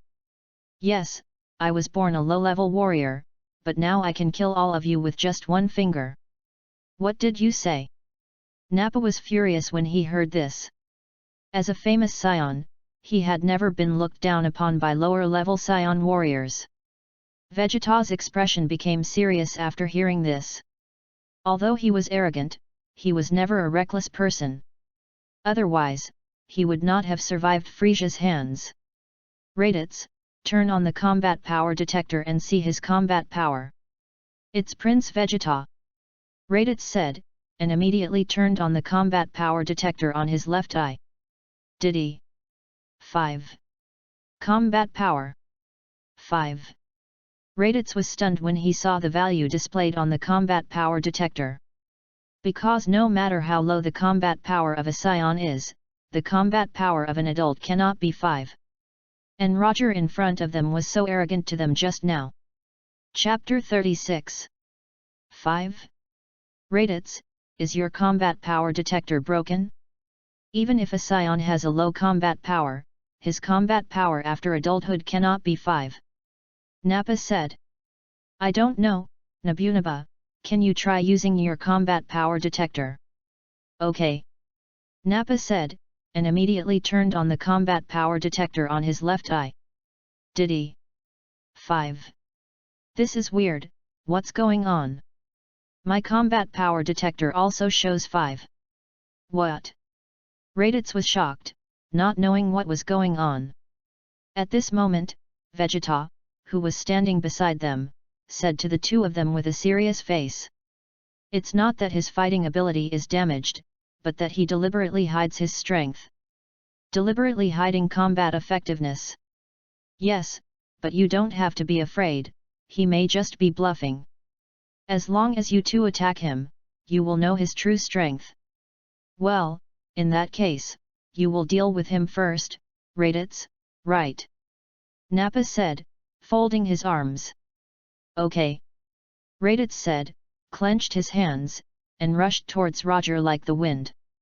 Roger stood still. Just when Raditz was about to rush to Roger, he suddenly felt an attack on his neck from behind, and his brain suddenly lost consciousness and fell to the ground. Raditz. Nappa was shocked when he saw Raditz suddenly fall to the ground. Although Vegeta did not speak, he was extremely alert to Roger in front of him. Because just now, even he did not see Roger's move. Don't worry, he's fine, I just knocked him out. Roger said with a smile. Nappa knocked out? Yes, actually I have no ill intention in coming to you today. After all, there are only a few of us Saiyans left now. What do you want us to do? Vegeta asked. It's nothing actually, I just want to ask you, do you want to resist Frieza? Resist King Frieza? Nappa was shocked. Vegeta's face changed when he heard this. Although he wanted to destroy Frieza, he also knew clearly that with his current strength, it was impossible to defeat Frieza. Why don't you dare? Roger laughed. Vegeta snorted coldly when he heard this. Nappa, get rid of this guy for me. It's Prince Vegeta. After hearing this, Nappa immediately rushed towards Roger. Roger smiled, and Nappa suddenly felt a huge gravity in his body, and his body instantly fell to the ground. This is the law of gravity. Nappa supported himself with his hands and barely stood up from the ground.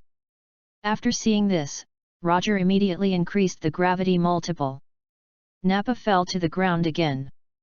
Nappa, what's wrong with you? Vegeta asked Nappa. No. I don't know, I just suddenly felt my body was so heavy, as if something was pressing me down. My body feels so heavy? Could it be gravity? Yes, it is gravity. Vegeta, since you are willing to serve Frieza for life, I won't force you.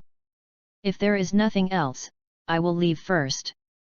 Roger said, putting his right index finger on his forehead and preparing to leave. Wait. At this moment, Vegeta suddenly shouted. How? You just said you wanted to resist Frieza, right? No, I just asked you if you want to resist Frieza. What do you mean? Do you want us to die? I can help you defeat Frieza. Help us?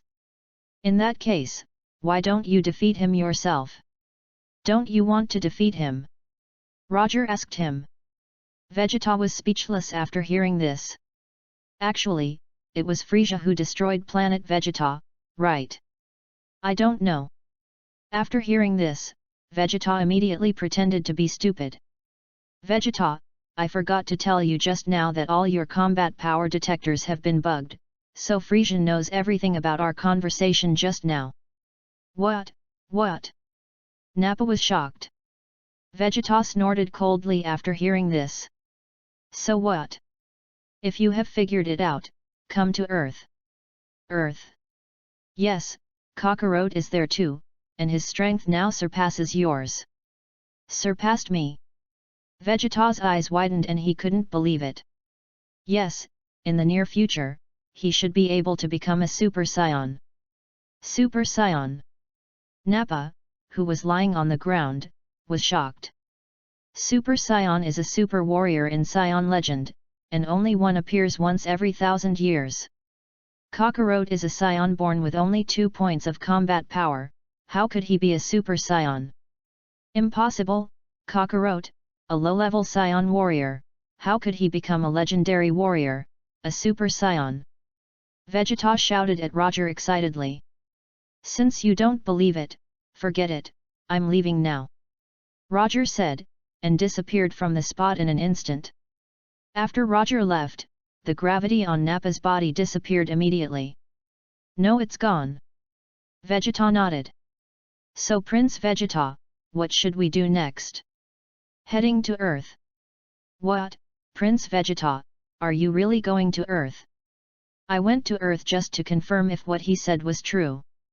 But Prince Vegeta, will King Frieza not agree? After hearing this, Vegeta glanced at Namba. Don't worry, I will explain this to him. Oh well. In the southern Milky Way, there is a huge disc-shaped spaceship sailing in the universe. This spaceship is Frieza's spaceship. At this moment, Frieza was sitting leisurely on a flying chair, holding a glass of red wine that was half full. Next to him stood Sabo and Dodoria. Suddenly, a soldier walked in from the cabin door and saluted Frieza. Meet King Frieza. What's up? To King Frieza, we just overheard that a Saiyan wants Lord Vegeta and the others to rebel, against you. Resist me? Yes. The soldier nodded. What did Vegeta say? Frieza said coldly. Lord Vegeta, he said, the Saiyan wanted them to die. Frieza laughed immediately after hearing this. Vegeta, he still has some self-awareness. But Vegeta and the others just set off for Earth. Earth. That Saiyan said that the Saiyan named Kakarot was stronger than Vegeta, and he also said, he might become a Super Saiyan in the future. Chapter 37. Frieza laughed immediately after hearing this. I didn't expect that the Saiyans still believe in that ridiculous legend. Then King Frieza, should we send people to wipe out these Saiyans? Dodoria asked. After hearing this, Frieza immediately looked at the soldier. By the way, I forgot to ask you just now, why did Vegeta let that Saiyan go? Lord Vegeta did not take action, but Lord Nappa and Lord Raditz were both defeated by that Saiyan. Oh, what's this Saiyan's name? They didn't mention the Saiyan's name during their conversation, they just mentioned the lower-level warrior. A low-level warrior? You mean, that Saiyan is a low-level Saiyan warrior? Yes. The soldier nodded. Could King Frieza be the Saiyan who escaped? It's possible. Frieza said, turning to the soldier in front of him. Contact Vegeta and ask them to come back to me. If they don't want to come back, then they should never come back. Yes, King Frieza. Earth. Sun Wukong had returned to Kame Island and saw Kame Sennin looking at the photo album with a happy face. Grandpa Turtle Master. Sun Wukong shouted to Turtle Master with a smile. After hearing Sun Wukong's voice, Turtle Master, who was watching in fascination, immediately put down the photo album in his hand and saw Sun Wukong. Goku, you're back. Yes. When did you come back? Today. Time flies, and a month has passed in the blink of an eye. Vegeta, Nappa, and Raditz boarded a spaceship and flew in space for a month. Finally, they arrived on Earth today. At this time, the spaceship of the three people has landed in a deserted mountain. Is this the Earth? Naba looked around and said. As soon as he finished speaking, a figure flew down from the sky. This person was Sun Wukong. Kakarot. Although Raditz had never seen Son Goku, he still recognized him from his hairstyle. My name is not Kakarot, my name is Son Goku. Raditz Son Goku. I don't care whether you are Kakarot or Son Goku, I ask you, do you know Roger? Yes, I know him, what's wrong? Did he ask you to come? No, he just told me that you would come over. So where is he now? Have no idea. Don't know. Sun Wukong nodded. In that case, Raditz, you take care of him.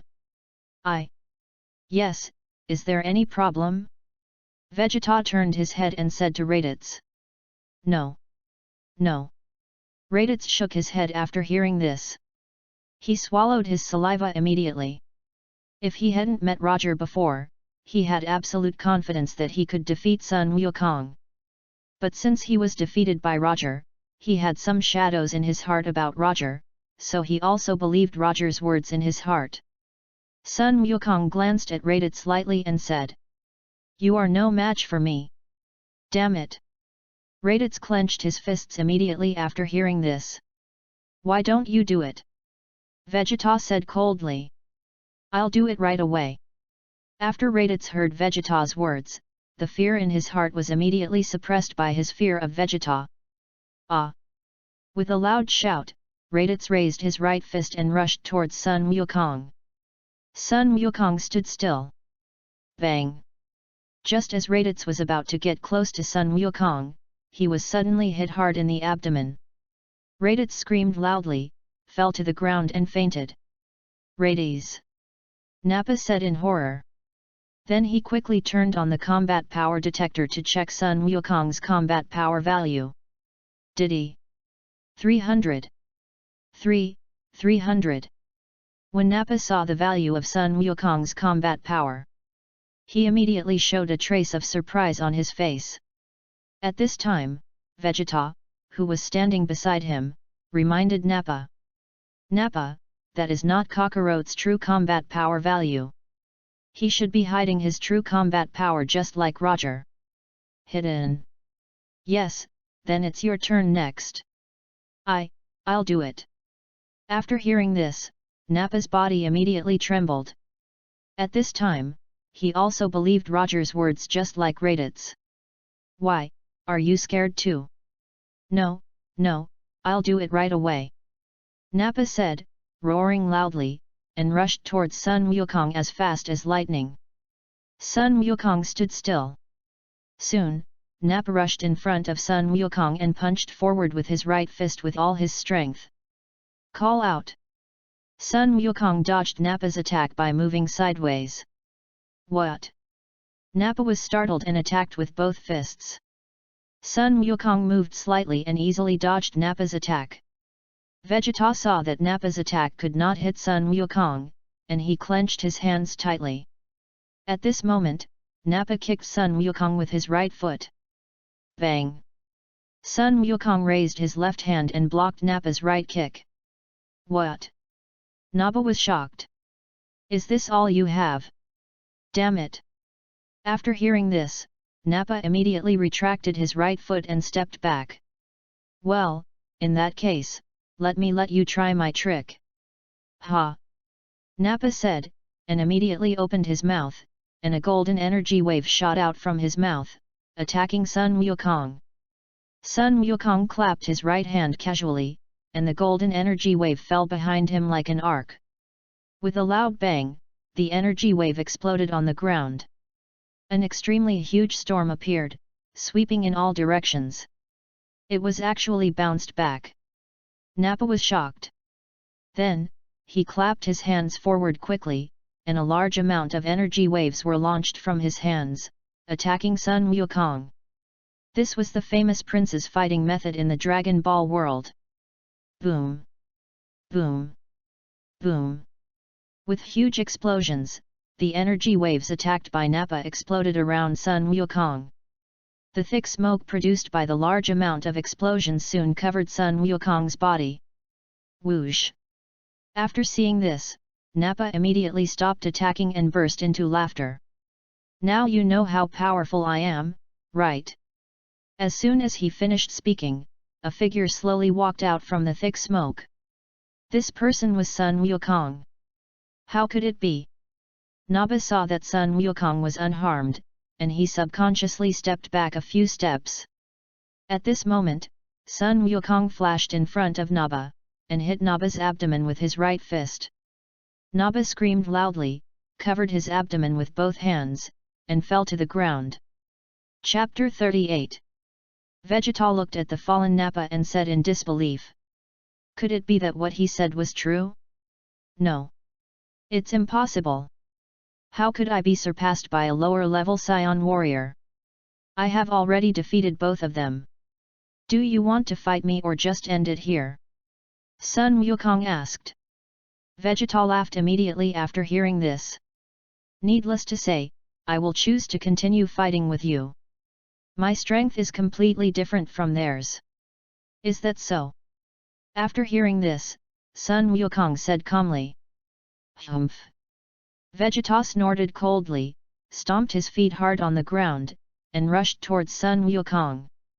Soon, Vegeta rushed in front of Sun Wukong, and his fists were like the wind, attacking Sun Wukong. Sun Wukong dodged to both sides and retreated. Damn it!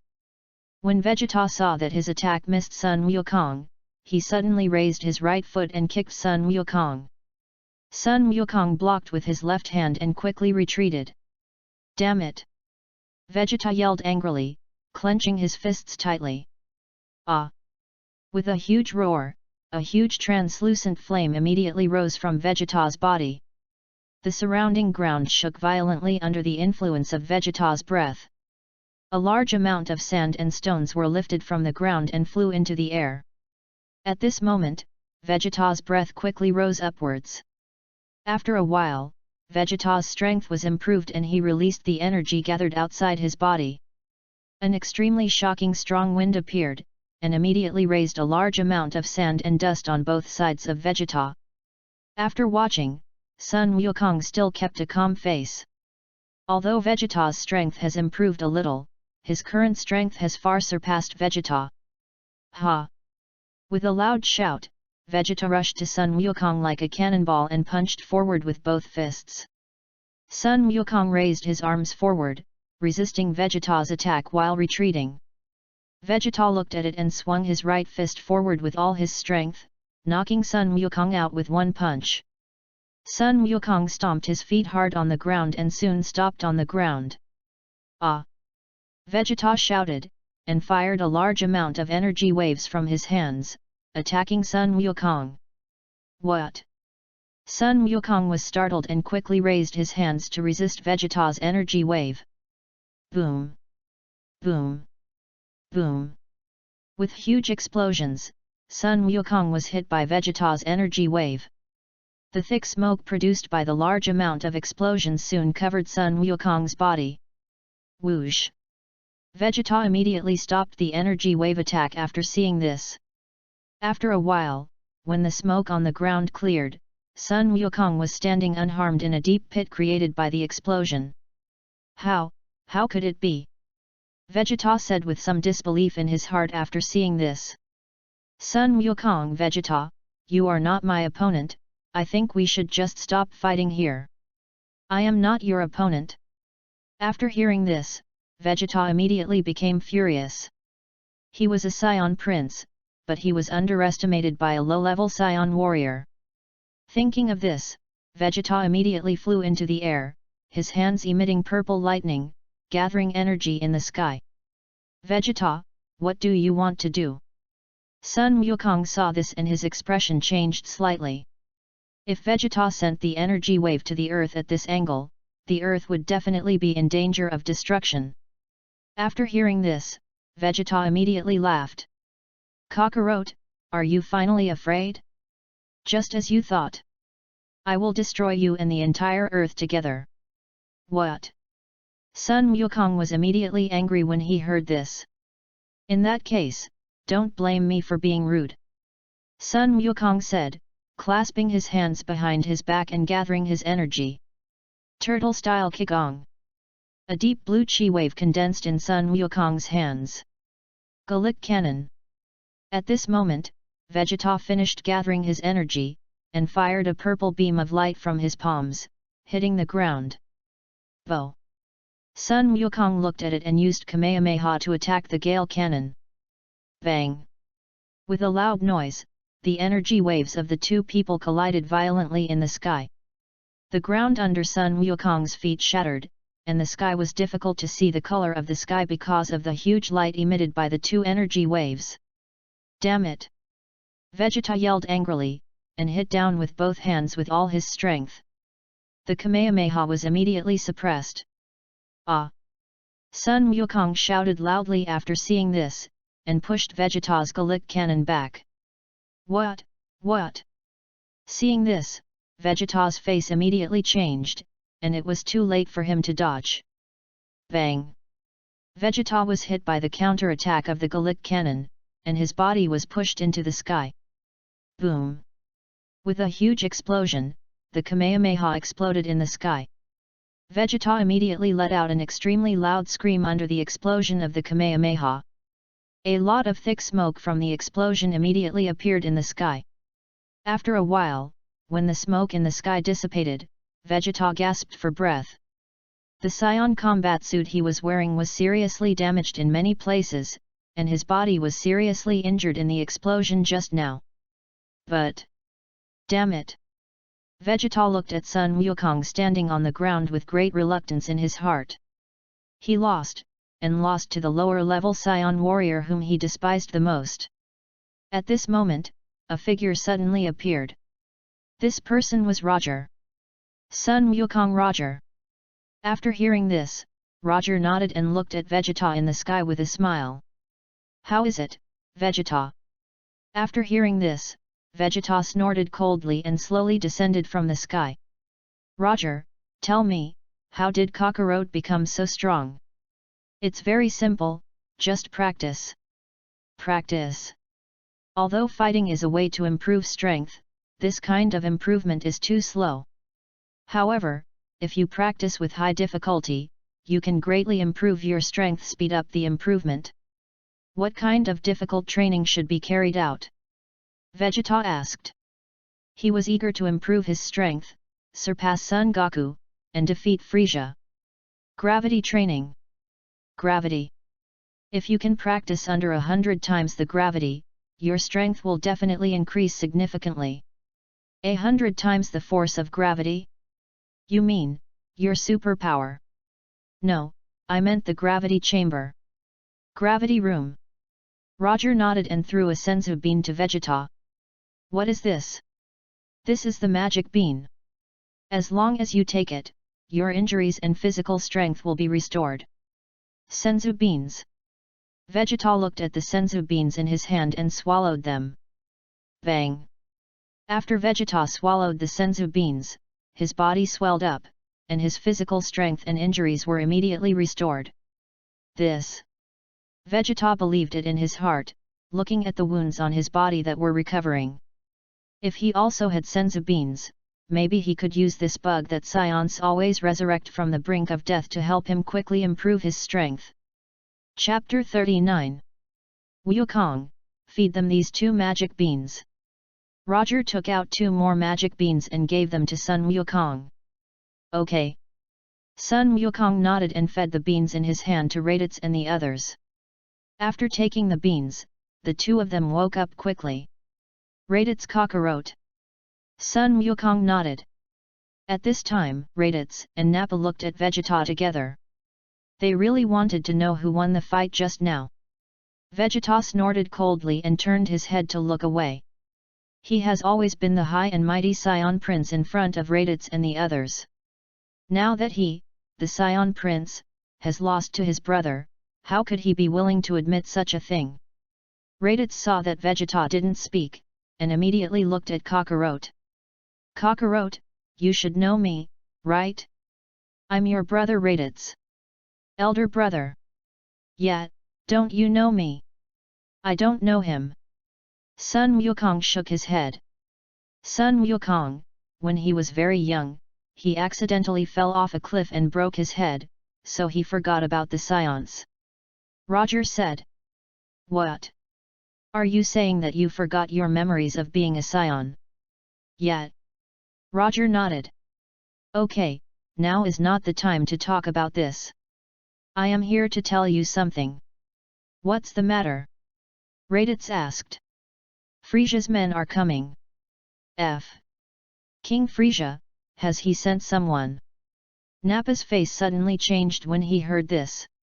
Yes, it should be here in a few minutes. Nappa, you still call him the king, do you still want to be loyal to him? No. No. After hearing this, Nappa shook his head repeatedly. I just said that I was used to it and I didn't have the time to change my words.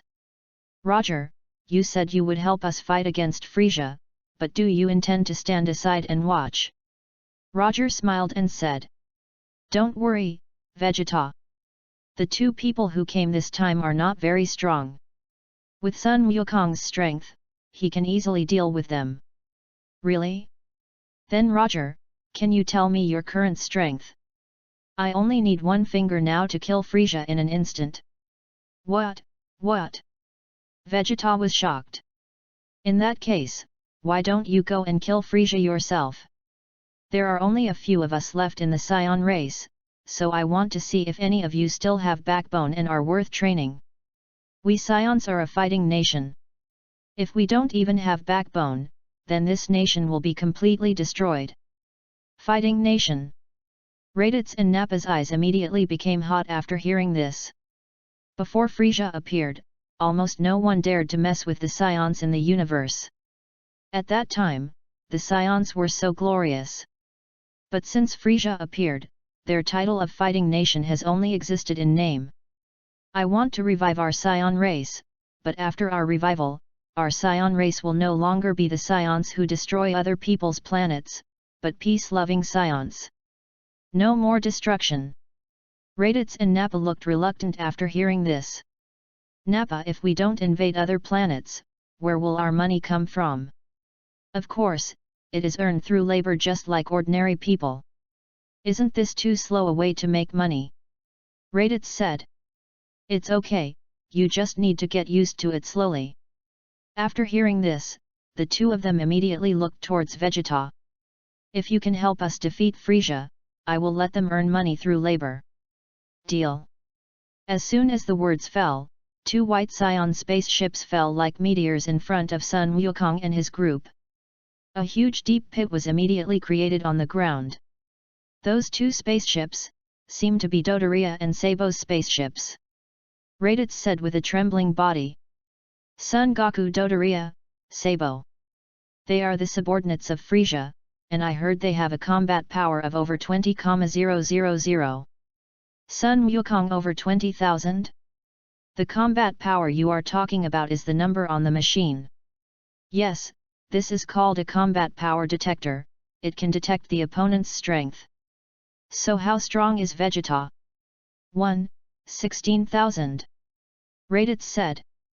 Just as the two were talking, Dodori Saya and Sabo came out of the spaceship and flew in front of Son Goku and the others.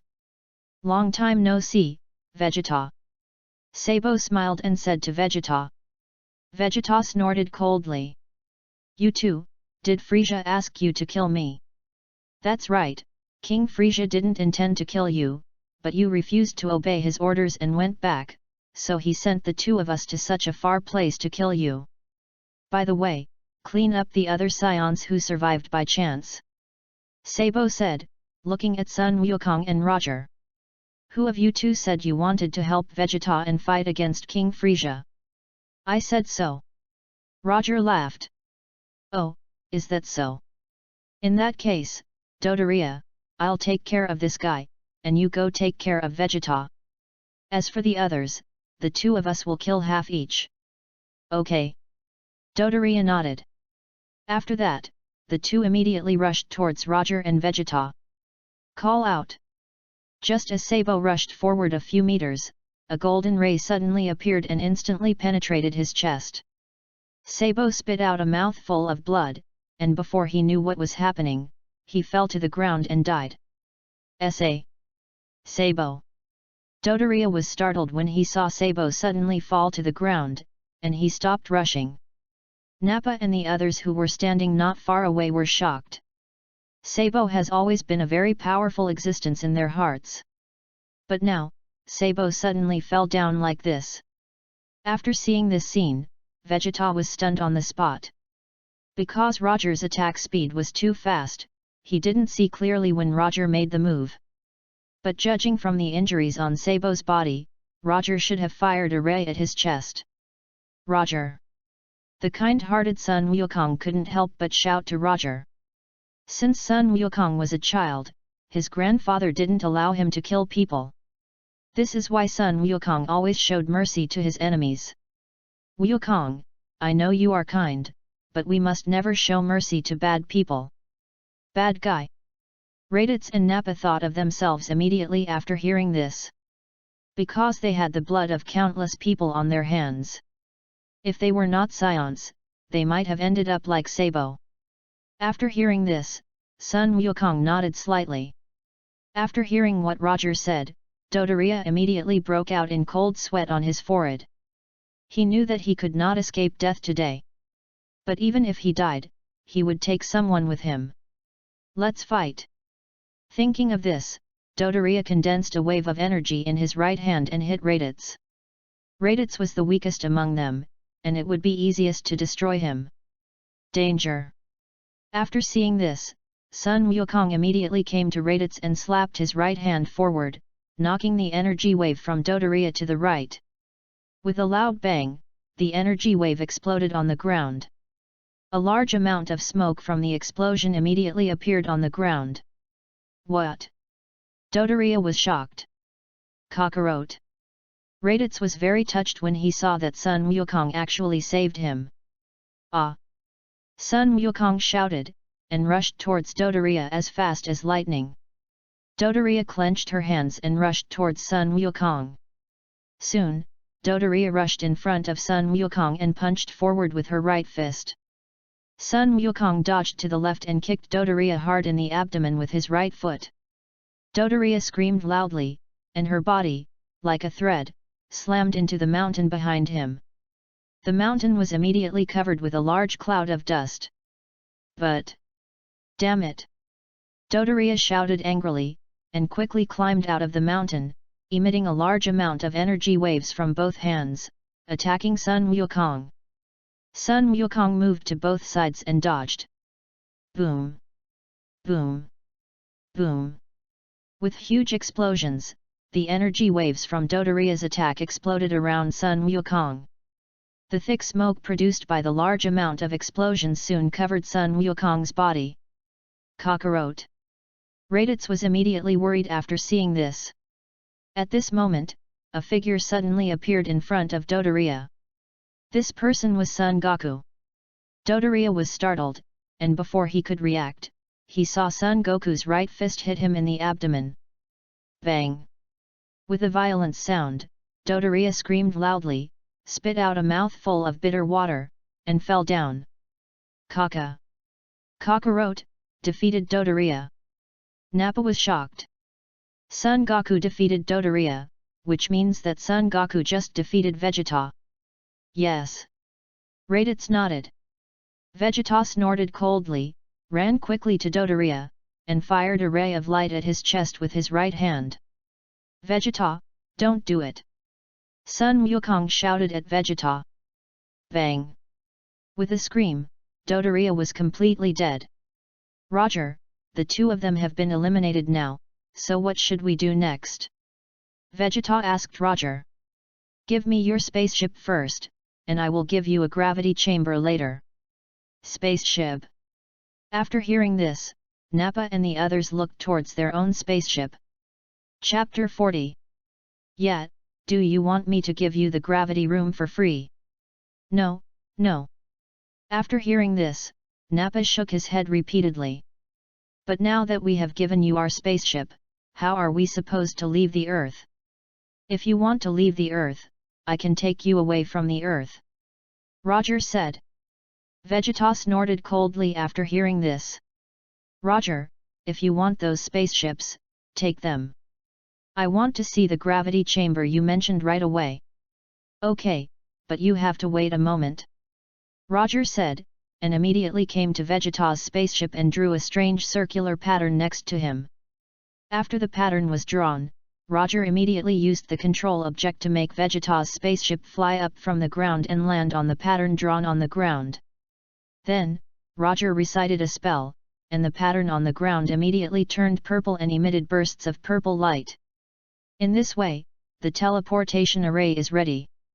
Kakarot, what is he doing? Raditz was a little curious about Roger's magic. I don't know. At this moment, Roger moved instantly and came to the backyard of Bulma's house. Roger. Bulma, who was drinking coffee in the backyard, saw Roger suddenly appear and immediately walked over happily. After hearing this, Roger nodded, took a branch in his right hand, and drew a circular teleportation array on the ground. Roger, what are you doing? Bulma asked. I'm drawing a magic circle. Magic circle? Yes, you will know soon. Oh. After a while, Roger finished drawing and recited a spell, and a purple magic formation appeared. Okay, done. Transmit now. As soon as the words fell, a Saiyan spaceship slowly emerged from the ground. Is this a spaceship? Yes. Roger said, using his control to land the spaceship on the grass in the distance. There are 4 spaceships over there. I will tell you in detail after I teleport all the spaceships over. Oh, good. Seeing this, Roger teleported in front of Sun Wukong and the others, and then used his control to move another Saiyan spaceship to the teleportation array. Roger, what are you doing? Sun Wukong was also a little curious about Roger's magic. This is a teleportation array. It can help me teleport the spaceship to Dr. Brief's house. Dr. Brief? Yes, I plan to sell these spaceships. Roger said, and immediately recited a magic spell to teleport the spaceship to Bulma's house. Then, he teleported to Bulma's house. After 5 teleportations, Roger finally transported all the spaceships to Bulma's house. Finally, he brought the 100-fold gravity room made by Dr. Brief to Son Goku and the others.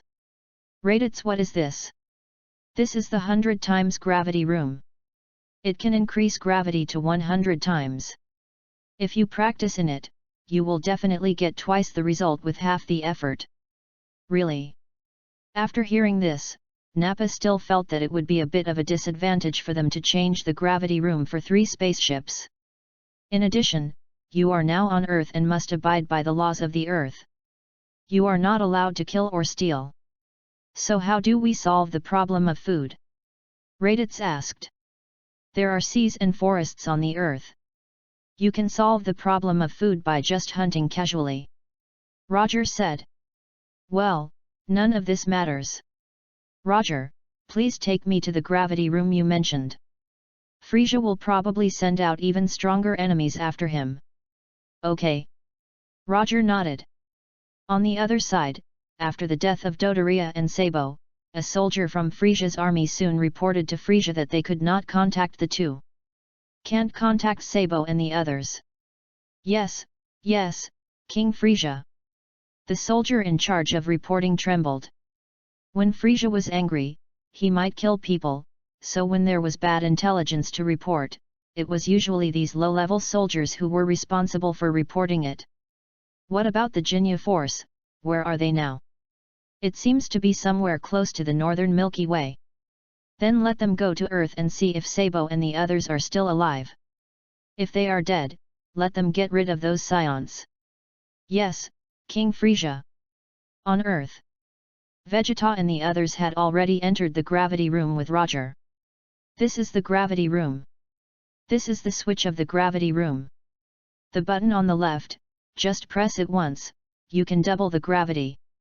The button on the right, just press it once, you can reduce the gravity by half. The button in the middle is the button that resets the gravity to 0. Finally, there are the buttons on this machine. These buttons can directly input multiples, and the highest multiple is 100 times. After listening, Nappa nodded, not quite understanding. Goku, there is still some food in this spaceship, but once it's all eaten, you'll have to go hunting on your own. Yes. Sun Wukong nodded. If there's nothing else, I'll leave first. Okay. Sun Wukong nodded. After seeing this, Roger moved instantly and left the gravity room. Prince Vegeta, what should we do next? Nappa asked Vegeta. Needless to say, of course, I am here to practice.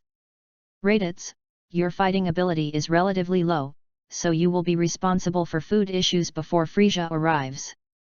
Okay. Raditz nodded despite some reluctance. Wait, Vegeta, why should Raditz be responsible for the food problem when his fighting power is low? Shouldn't we solve it ourselves? Son Goku. After hearing this, he immediately stood up and spoke for Raditz. After hearing this, Vegeta snorted coldly. Kakarot, stop being so hypocritical. If you have any objections, you can help him solve the food problem. You. After hearing this, Sun Wukong gritted his teeth. Help him solve the food problem, then help him solve the food problem. Sun Wukong said, and immediately left the gravity room. Kakarot. Raditz looked at Sun Wukong's figure going away, and his heart was filled with mixed feelings. He never thought that one day, the brother he looked down upon would stand up for him. West City, Bulma's house. Roger has arrived at Bulma's house. Roger, where did you get these spaceships? Some Saiyans and aliens just came to Earth, where did I get it from them? What do aliens look like? They are already dead. What about the Saiyans? They're in the southern part of the world. Chapter 41. South? If you take the gravity room away, you're bringing it to them. Roger nodded. By the way, Roger, you just said that the pattern on the ground is a magic circle, so do you know magic? A little bit, right? Then can you teach me? Bulma asked. Yes, you can, but learning magic is not as easy as you think. It's okay, I'm very patient, I believe I can learn it. After hearing this, Bulma patted his chest with his right hand and said. It's not patience, it's talent. When learning magic, the most important thing is whether you have talent. Talent. Yes. In that case, I will definitely prove to you that I have a talent for learning magic.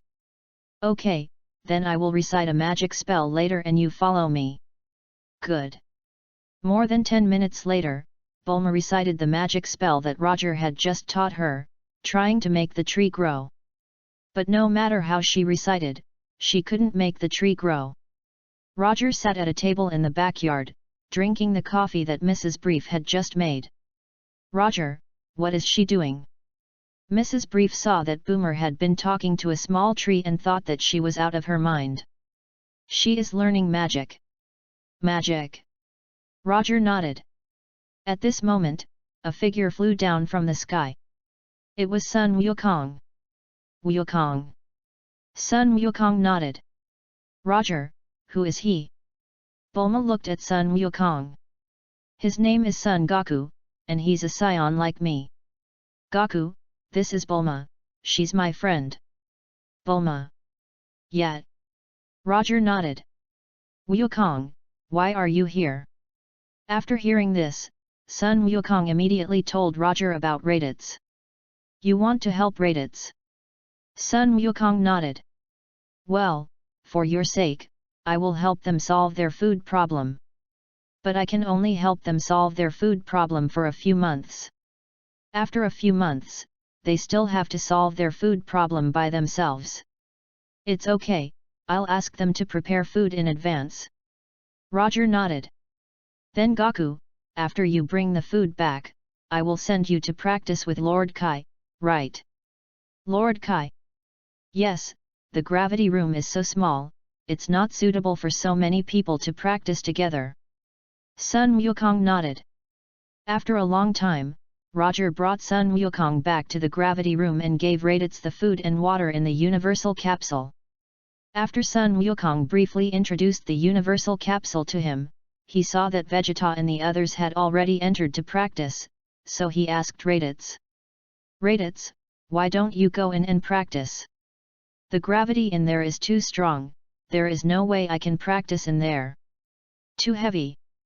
Yes, because Prince Vegeta used 50 times gravity to practice from the beginning. 50 times the gravity from the beginning. Sun Wukong was shocked. Yes. How about this, Raditz, you and I go to Lord Kai's place to train together. Lord Kai? Yes, Lord Kai is a very good person. I think he will definitely agree to you training with me. After listening, Raditz thought for a while and said. No need. I can't help you much with my current fighting ability anyway. But it's okay, I can go in and practice while Prince Vegeta is resting. Well, if you want to come and practice, you can come anytime. Raditz nodded. Time flies, and half a month has passed in the blink of an eye. In this half month, Vegeta basically practiced in the gravity room except for eating and sleeping. Although Vegeta was not very nice to Raditz and the others, he was indeed diligent and hard-working in practice. It was precisely because of this that he was able to greatly improve his combat effectiveness within half a month. Although Raditz and Nappa also improved a little, the improvement was not much. Kakarot, Roger. Vegeta was practicing and saying the names of the two. Suddenly, Vegeta felt 5 very powerful auras approaching the earth. Are they coming? After Vegeta felt the 5 powerful auras, he was not afraid but showed a hint of excitement. Because these 5 people were the Ginyu force. If he had met the Ginyu force before, he would have been very scared. But it is different now. His strength has been greatly improved, and he has Roger as a powerful backer. He is not afraid of the Ginyu force at all. In addition, the Ginyu force had mocked him a lot before. Now that they came to his door, it was a good opportunity for revenge. Don't bully the poor young man. He wants those who looked down on him to pay the price they deserve. At this moment, the fire of revenge in Vegeta's heart was burning. Wait, Frieza, I will become the legendary Super Saiyan and defeat you. Nappa was stunned when he saw Vegeta suddenly talking to himself. Somebody is coming. Who? After hearing this, Nappa said nervously. Ginyu Force. Ginyu Force. Nappa was shocked. He knew the Ginyu Force, the ace team under Frieza. Frieza sent them here, which meant he was really angry. Yes. So Prince Vegeta, what should we do next? Needless to say, of course I would accept the challenge. Yes, accept the challenge. Nappa was shocked again. Because Vegeta never dared to resist the Ginyu Force. Yes. Are you sure you can beat them? Nappa asked in a low voice. Why are you scared? If you are scared, you don't have to go. No, no. Nappa shook his head after hearing this. Vegeta snorted coldly after hearing this, wondering if Sun Wukong would participate in this battle. After thinking about it, Vegeta immediately took Nappa and Raditz to the place where the Ginyu Force was about to land. At the same time, the North King Kai on the North Kai planet also felt the momentum of the Ginyu Force. Oh no, Goku, it seems the Ginyu Force have gone to Earth. Ginyu Force. Yes, they are Frieza's ace team, and it seems that Frieza is serious this time. So have they reached Earth? Not yet. In the sky above the Earth, 5 white spaceships were falling towards a grassland like meteors. Boom! Boom! Boom!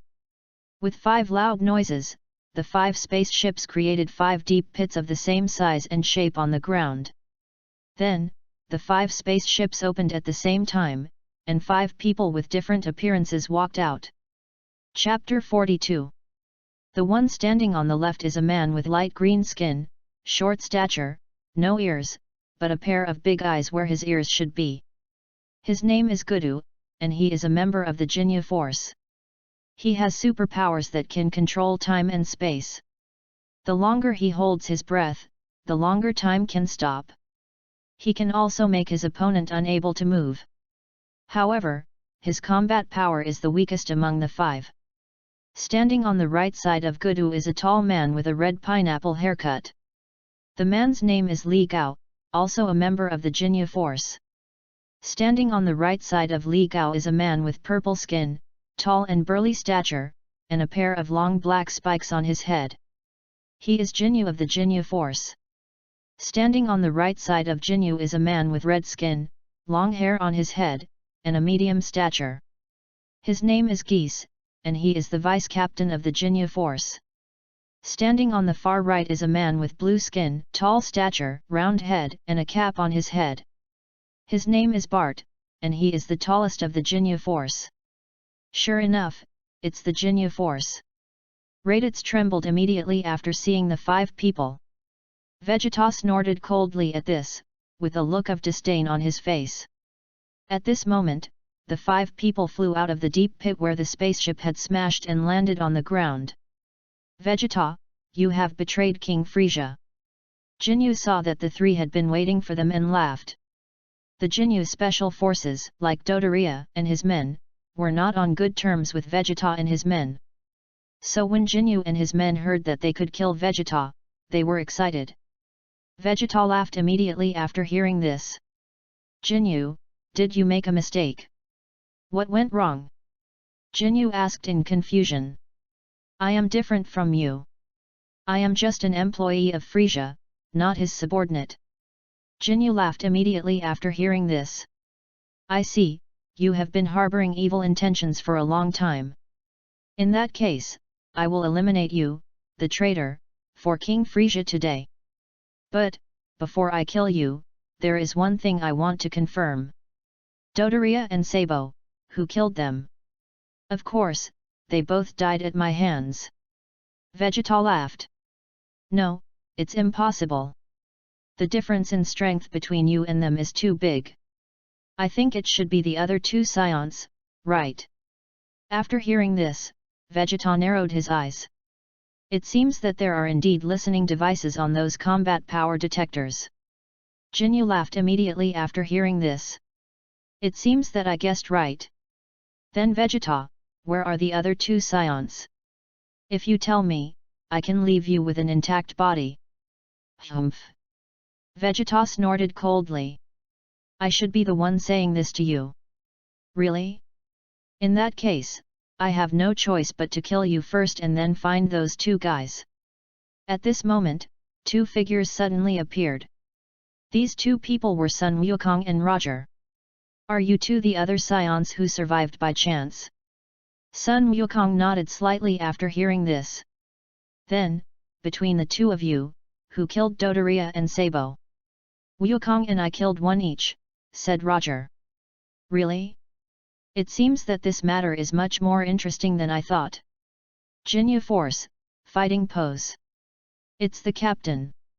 After hearing this, GIs and the others immediately dispersed to both sides, stomping their feet shoulder to shoulder.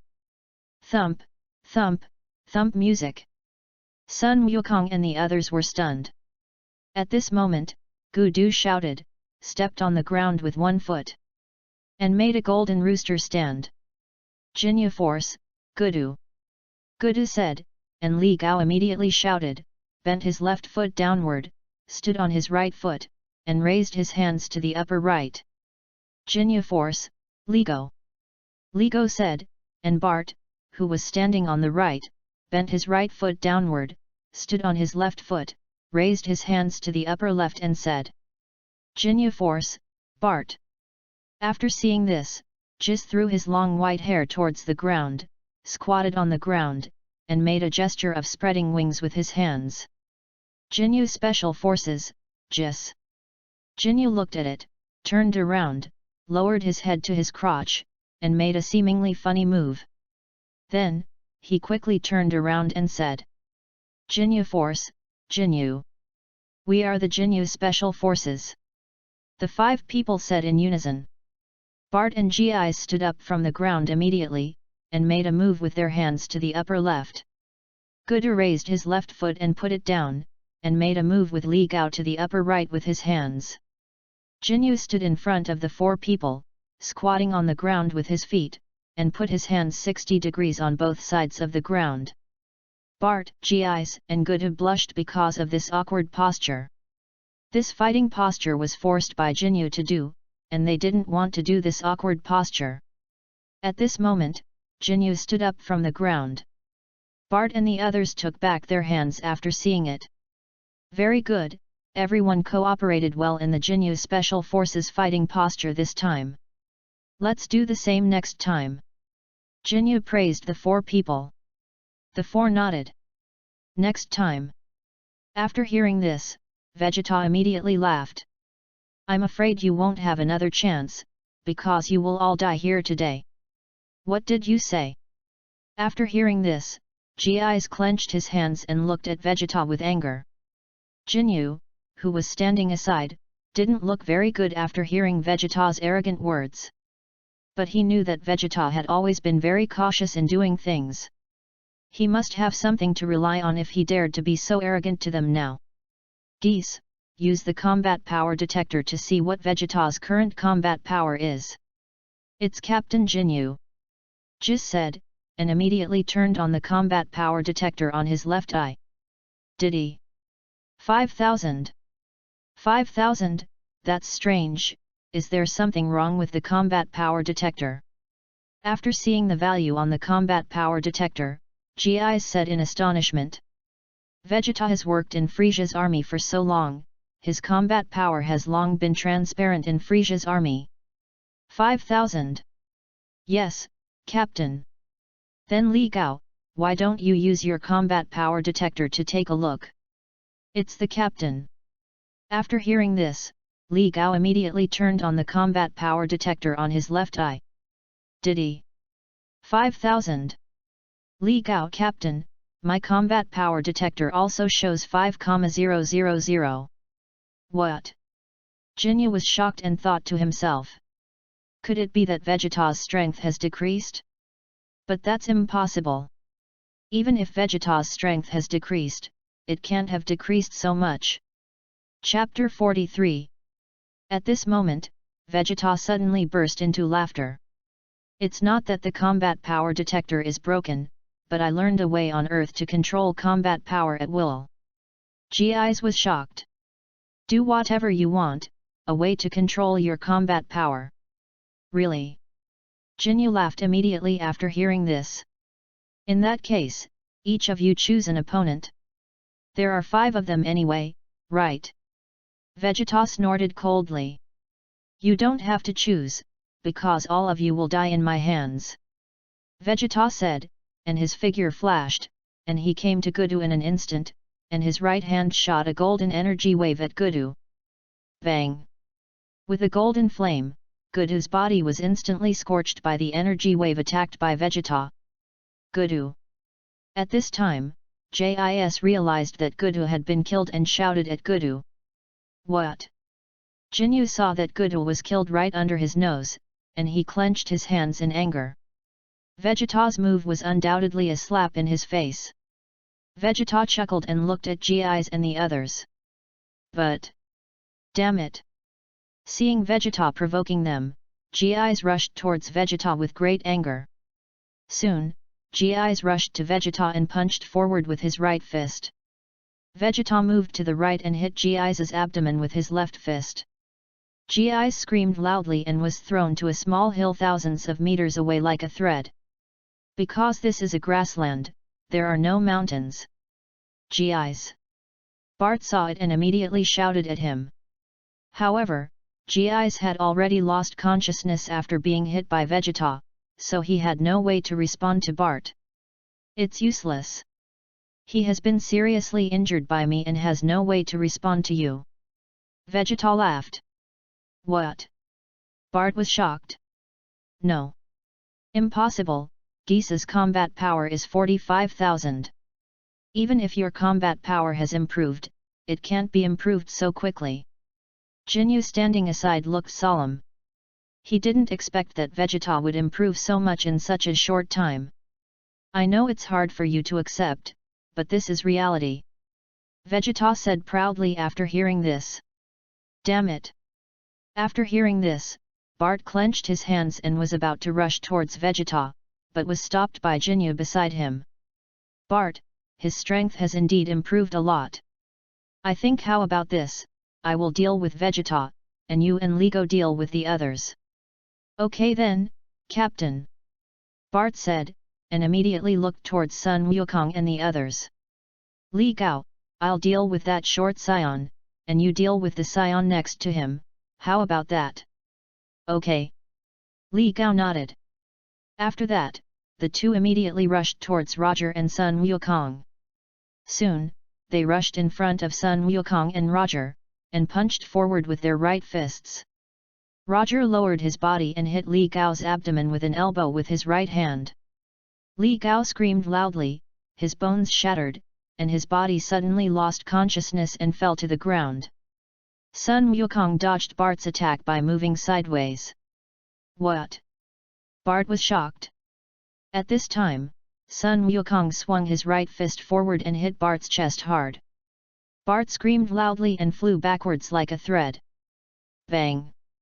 Bart's body fell hundreds of meters away. Damn it!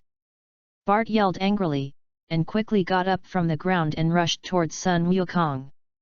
Soon, Bart rushed to Sun Wukong again, punching and kicking as fast as lightning, attacking Sun Wukong.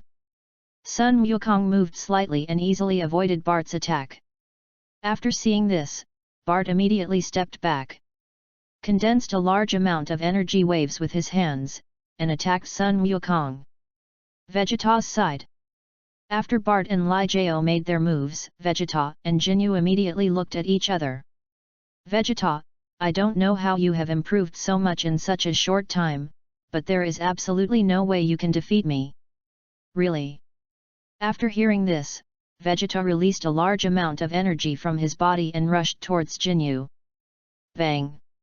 With the sound of breaking through the air, Vegeta quickly rushed in front of Ginyu and punched forward with his right fist with all his strength. What? Ginyu was startled and quickly raised his hands to block Vegeta's attack. Bang! Vegeta hit Jinyu's hands with his right fist and knocked him back. Ginyu stomped his feet on the ground and soon stopped on the ground. At this time, Vegeta came in front of Ginyu and swept his right foot towards Ginyu like an autumn wind sweeping fallen leaves. Ginyu jumped into the air with his feet.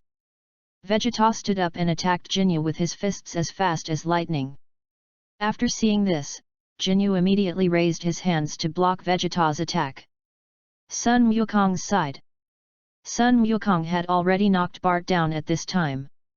Seeing that only Ginyu was left, Roger immediately flew to Sun Wukong and said, "Then Goku, you take care of Vegeta.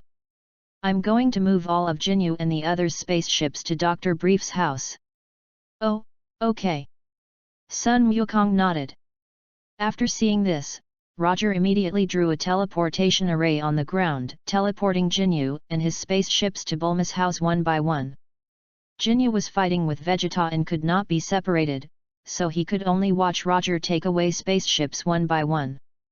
That damn bastard! Although Ginyu failed to stop Roger, he still cursed Roger in his heart. Roger didn't know Jinyu's thoughts. At this moment, he was like a hard-working little bee, moving the spaceship. Bang! Just when Ginyu was distracted, Vegeta hit Jinyu's chin with his right fist. Jinyu's body was immediately knocked into the sky.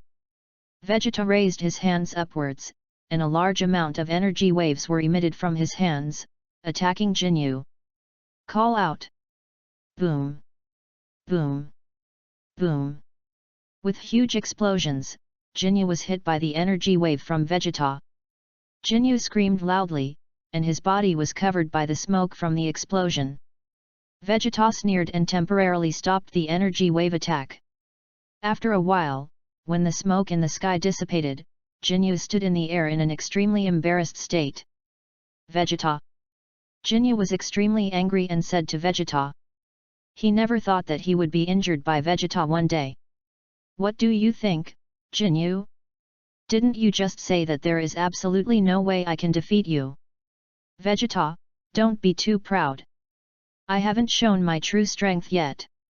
I can hide my true fighting ability just like you. Chapter 44. What? Vegeta was shocked. Ah!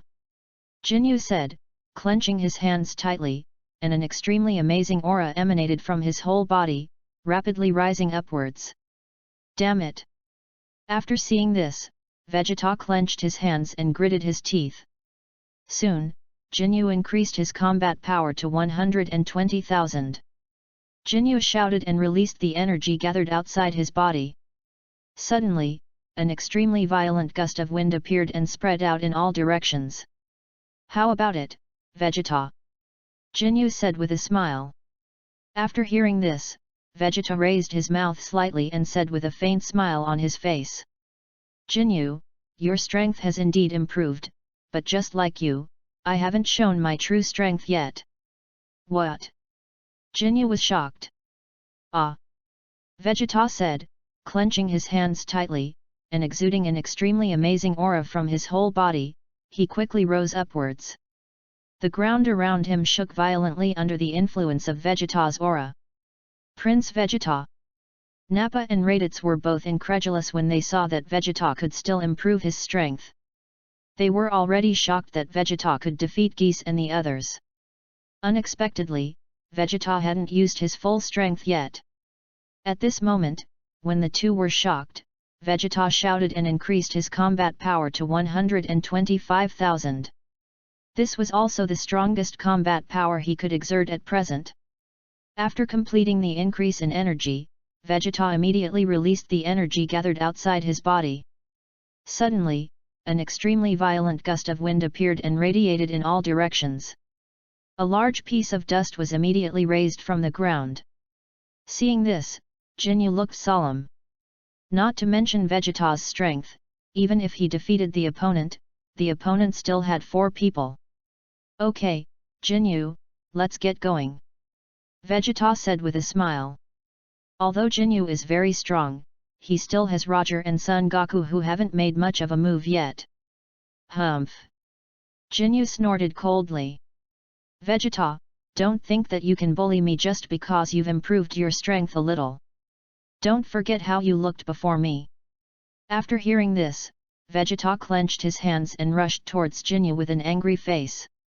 Ginyu chuckled and rushed towards Vegeta. Call out! Bang, bang, bang! Soon, the two came in front of each other, punching and kicking as fast as lightning. The ground around the two was immediately stirred up by huge clouds of dust. Bang! Ginyu hit Vegeta's face with his right fist, knocking him back. Vegeta stomped his feet on the ground and flew into the sky. Ginyu saw it and immediately chased after him. Call out! Bang! Bang! Bang! With a series of violent noises, the two men fought in the sky like a thread. At this time, Roger, who had brought all the spaceships to Bulma's house, stabbed Rico and the others who were not yet completely dead, ending their last suffering in the world, sending them to hell. Roger. Sun Wukong wanted to stop him. But Roger was too fast. In just a moment, they were all dead. Nappa and Raditz looked at Roger's ruthless attack and immediately thought of Vegeta. They swore in their hearts that they must not offend Roger, otherwise their fate would definitely not be better than Li Gao and the others. Call out! Boom! Boom! Boom! Just as the two were thinking, Vegeta and Ginyu fired a large amount of energy waves with their hands at the same time, and they started to bombard each other in the sky. For a moment, the sky was filled with smoke and flames, and the sound of explosions caused by energy waves was everywhere. The two of them moved quickly while dodging the energy waves from each other. Whoosh! After a while, the two stopped attacking with energy waves at the same time and gasped for breath. Although the energy wave attack was very refreshing, it also consumed a lot of physical strength. Ah! After his breathing became more stable, Vegeta shouted and rushed towards Ginyu. Ginyu clenched his right fist and rushed towards Vegeta. Call out! Bang, bang, bang! Soon, the two came in front of each other, fighting each other fist to fist and foot to foot. Bang! After the two fought for a while, Vegeta punched forward with his right fist with all his strength, hitting Ginyu hard on the abdomen. Ginyu screamed loudly and spat out a mouthful of bitter water. Vegeta took this opportunity to quickly get behind Ginyu, put his hands together, and hit Ginyu hard. Bang! Boom! With an extremely violent sound, Jinyu's body was smashed to the ground like a thread. A large piece of dust was immediately raised on the ground. Vegeta clapped his hands downward and sent two golden energy waves towards Jinyu's position. Boom! Boom! With two huge explosions, Jinyu's body was hit by Vegeta's energy wave and he let out two shocking screams. Whoosh! Vegeta was breathing heavily, standing in the air with a tired look on his face. Although Vegeta was stronger than Ginyu, he was not much stronger. In addition, he had consumed a lot of physical strength in destroying Goku and the others before, so he didn't have much physical strength left. Of course, Jinyu's situation was worse than his, because Vegeta's attack just now had caused Ginyu to suffer a lot of injuries, and his strength was also reduced a lot. Damn it! Ginyu gritted his teeth and climbed up from the ground with difficulty. He had never thought that he, the captain of the Ginyu Special Forces, would have such an embarrassing day, and he became so embarrassed because of Vegeta, whom he despised the most. Just as Ginyu was thinking about it, Vegeta kept his hands raised and flew down from the sky quickly. Ginyu saw Vegeta rushing towards him and wanted to fight him again, but when he thought of Roger and others standing in the distance watching the battle, he suddenly had another idea. He wanted to exchange bodies with Vegeta. Although Vegeta's body they are not much stronger than him, but Vegeta is a friend of Son Goku and the others. If he gets Vegeta's body, even if they are stronger than Vegeta, they will not kill him. Thinking of this, a smile immediately appeared on Jinyu's face. Bang! The next second after Ginyu smiled, he was hit hard in the face by Vegeta. Ginyu screamed and stepped back a few steps. After seeing this, Vegeta swung his fists at Ginyu like a storm. Ginyu screamed and let Vegeta attack him. Soon, Ginyu was covered with wounds. Vegeta, is this all the strength you have? The seriously injured Ginyu deliberately mocked Vegeta. Chapter 45. Damn it! Vegeta shouted angrily, grabbed Jinyu's body with both hands, and threw him into the sky. Then, Vegeta put his hands together and condensed a golden energy wave in his hands, ready to destroy Ginyu. Ginyu saw the golden energy wave condensed by Vegeta's hands, and his expression immediately changed. No, I have to use the exchange quickly, otherwise I will die at the hands of Vegeta before I can use it. Ginyu said, opening his hands and shouting at Vegeta on the ground. Exchange! Before Vegeta could react, his soul seemed to be shocked by something, and his body suddenly became unable to move. What? Vegeta was shocked. At this moment, a golden light came out of Jinyu's mouth, and Jinyu's soul flew out of his body and rushed straight to Vegeta. Vegeta, your body is mine! Ginyu said excitedly. Just as Jinyu's soul was about to rush into Vegeta's body, Roger got a turtle from somewhere and threw it over. It's gone. Jinyu's face suddenly changed after seeing this. He wanted to dodge but it was too late. As the golden light emitted by Ginyu disappeared, Ginyu successfully exchanged bodies with the turtle. The body is back to moving. Vegeta said, looking at the turtle and Ginyu on the ground. Because the soul in Jinyu's body is a turtle, he is standing on the ground like a turtle. Ginyu, who exchanged bodies with the turtle, stood on the ground with both feet. Just when Vegeta was puzzled, Roger took a big fish tank and put Ginyu into the fish tank. Roger, what is going on? Ginyu just tried to swap bodies with you, but failed, so he swapped with this turtle. Turtle?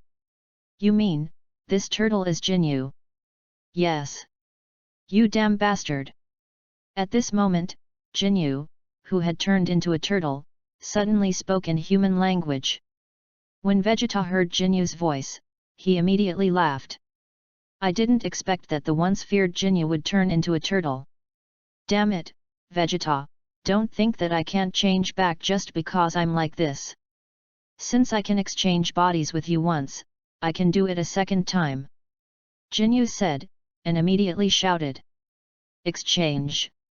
As soon as he finished speaking, a golden light came out of his mouth, wanting to exchange with Roger's body. But just as Ginyu's soul left the turtle's body, his soul hit the glass of the fish tank. Roger's fish tank is round, and unlike ordinary fish tanks, the exit of his fish tank is very small. So if Ginyu uses the exchange in the fish tank, he will basically hit the glass of the fish tank. It hurts so much. After the Ginyu soul hit the glass of the fish tank, it immediately returned to the turtle's body. What's going on? How can this glass block my soul? This is not ordinary glass, but the glass used by the underworld to trap ghosts. Roger said. Trapping ghosts. Ginyu's face changed immediately after hearing this. Yes. Roger said, taking out a yellow talisman and sticking it on the fish tank. Damn it, if you have the guts, just kill me. Otherwise, if I get the chance, I will definitely take over your body. Ginyu shouted. Okay, but before that, you have to test the medicine on me first. Try the medicine. After hearing this, Ginyu's face suddenly changed. He asked why Roger didn't kill him. It turned out that he wanted him to be a guinea pig. The medicine Roger mentioned was of course not an ordinary medicine, but a potion used by magicians. Wukong. Do you want me to take you back to Lord Kai? Roger turned around and asked Sun Wukong. Seeing this, Roger immediately came to Sun Wukong with the fish tank in his arms. Good opportunity. Ginyu saw Roger holding the fish tank and immediately wanted to use the exchange again. Switch! Ginyu shouted towards the fish tank exit. But this time, his soul did not leave his body. What's going on? Why didn't my exchange work? Did I run out of power? Roger sneered. It's not that your exchange is useless, but because of the soul-fixing talisman outside the fish tank. Soul-fixing charm? You mean, it's what keeps my soul from leaving my body? That's right. Roger said, and instantly moved Son Goku back to the North Kai King planet. Raditz and Nappa saw it and hurried to Vegeta's side and said. Prince Vegeta, are you okay? Vegeta said, and left with the two of them with a tired face. This battle was the most tiring battle he had ever fought. Time flies, and 3 days have passed in a blink of an eye. In the 7th universe, inside Frieza's spaceship. Frieza has already known that the Ginyu force was wiped out by Son Goku and his team. So his face is very bad at the moment, and he is ready to go to Earth in person to eliminate Vegeta and his team. On Earth, Roger is injecting the newly acquired viral heart disease virus into Ginyu at Bulma's house. No. Don't do it. Ginyu trembled immediately when he saw the needle hole that was about to inject him. Ah! With a loud scream, the needle pierced Ginyu's butt. It's okay, Ginyu, if you can't make it, I will immediately give you a new body and continue testing the medicine. Continue. After hearing this, Ginyu almost vomited blood. Meeting Roger was the worst thing in his life. He wanted to commit suicide very much. But he was just a turtle now, and even if he wanted to commit suicide, it was not an easy thing. At the same time, Vegeta, who was on Earth, knew that Frieza might come. So he was practicing hard at the moment. Time flies, and half a month has passed in a blink of an eye. After being injected with the virus, Ginyu soon developed a viral heart disease. After enduring the virus torture for more than 10 days, he was exchanged with a mouse by Roger's self-created soul exchange technique. This soul exchange technique was a skill that Roger created after watching Ginyu use the exchange technique. Soul swap technique is different from Ginyu's swap. Ginyu's swap is to swap bodies with other people, while Roger's soul swap is to swap souls with two people other than himself. After Ginyu's body was swapped, the turtle he had previously swapped died of a viral heart attack. "Roger, I beg you, please let me die." Ginyu pleaded with Roger when he saw the needle hole where Roger was about to be injected. He would rather die than suffer from viral heart disease again. "Ginyu, last time was just an accident. Believe me, I will definitely be able to research a real antidote this time." Chapter 46. I believe your uncle. Ginyu cursed in his heart. At this moment, Roger stabbed the needle into Ginyu's buttocks, and Ginyu immediately let out a scream like a pig being slaughtered. "It's just a needle, why are you screaming so loudly?" Roger said, and immediately pulled the needle out of Ginyu's butt. Ginyu screamed loudly again.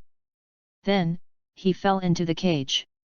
"I never thought that I, the captain of the Ginyu Special Forces, who used to be fearless even of steel cannons, would be tortured like this by a syringe," Ginyu said in his heart.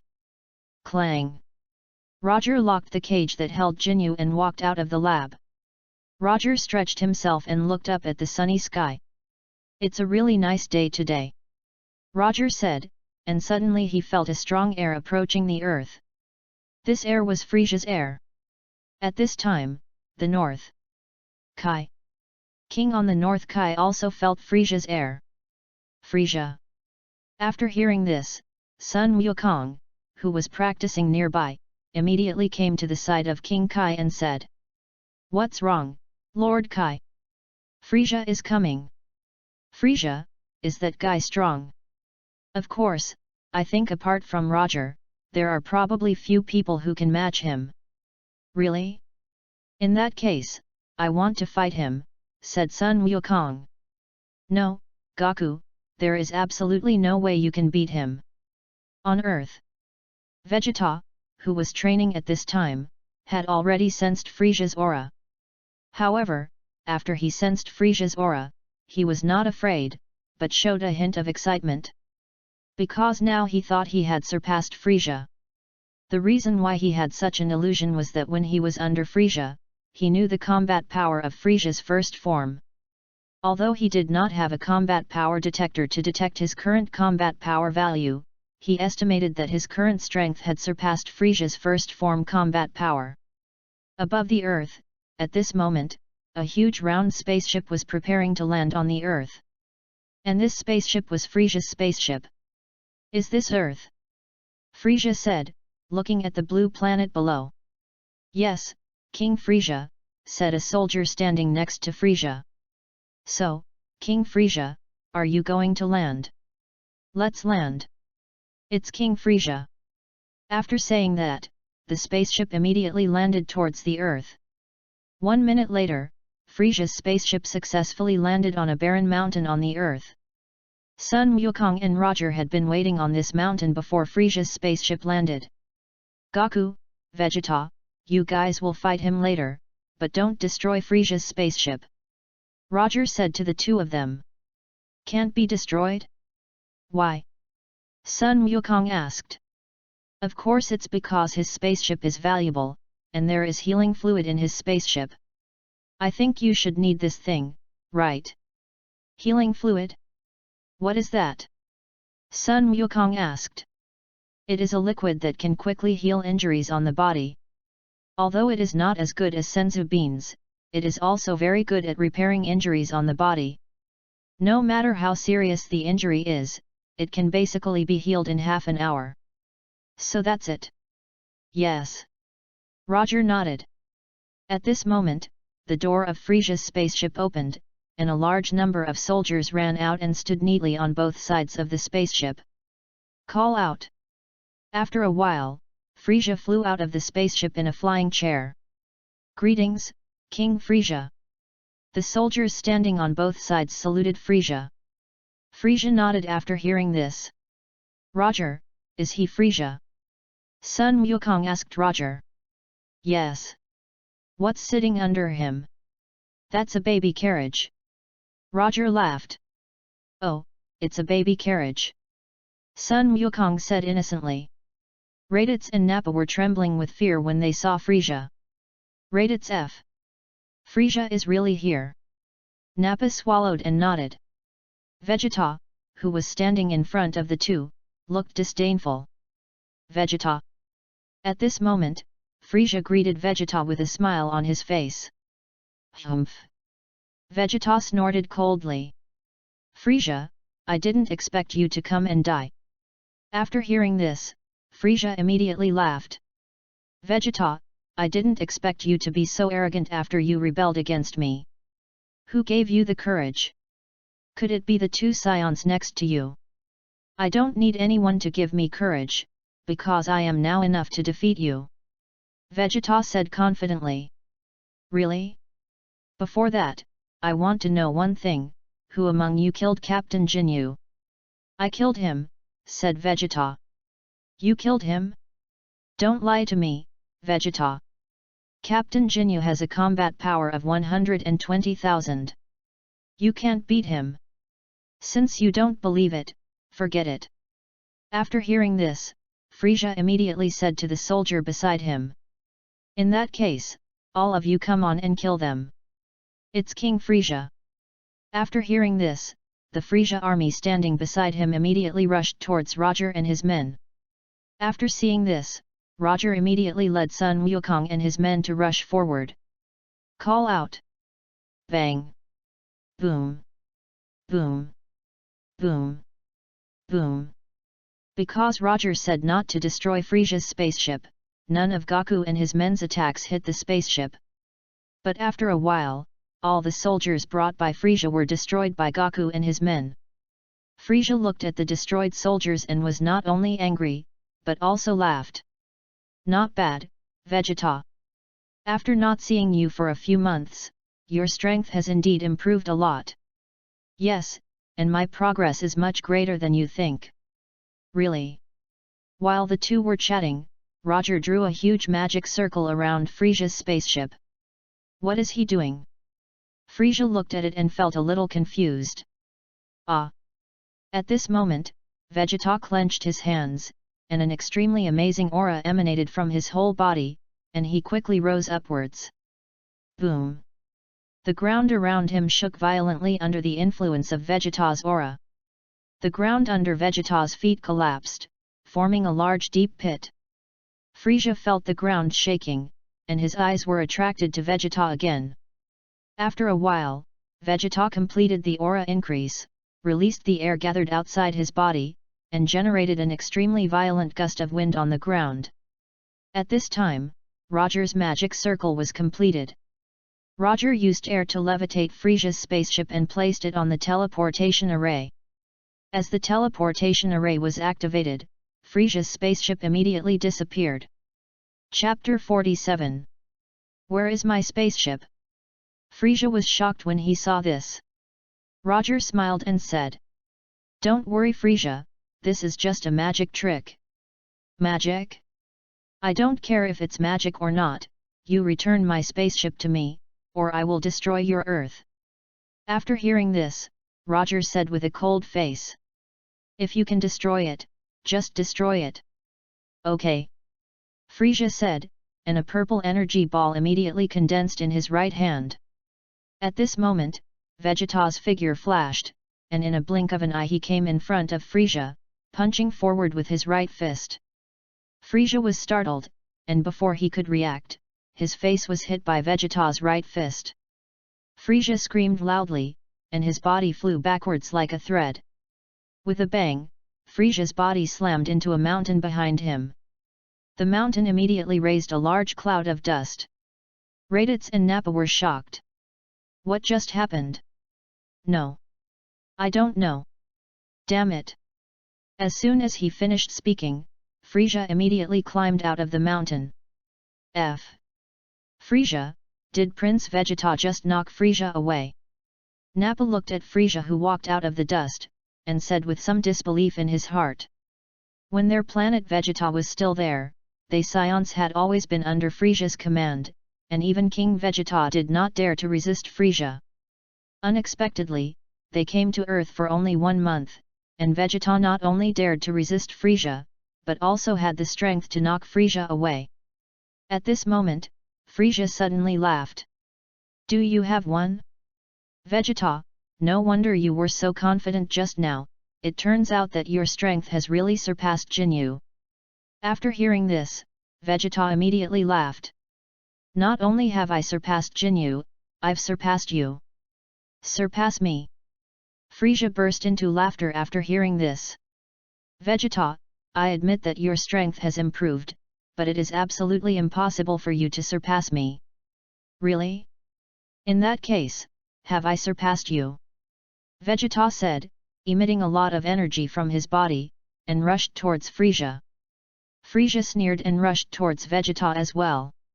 Soon, the two men came to each other, punching and kicking as fast as lightning, hitting each other. The ground around the two men was immediately stirred up by huge clouds of dust. Bang bang bang! After the two men fought for a while, Vegeta swung his right fist forward with all his strength and hit Frieza's face hard. Frieza screamed loudly and was knocked hundreds of meters away. Frieza stomped his feet hard on the ground and soon stopped on the ground. "Damn it!" Frieza yelled angrily, and an extremely powerful energy burst out of his body, rushing towards Vegeta. In the blink of an eye, Frieza rushed in front of Vegeta, and punched Vegeta with his fists as fast as lightning. Vegeta resisted Frieza's attack while retreating. Suddenly, Frieza jumped up with both feet and kicked Vegeta hard on the chest. Vegeta's body was immediately kicked away. Vegeta stomped his feet hard on the ground and soon stopped on the ground.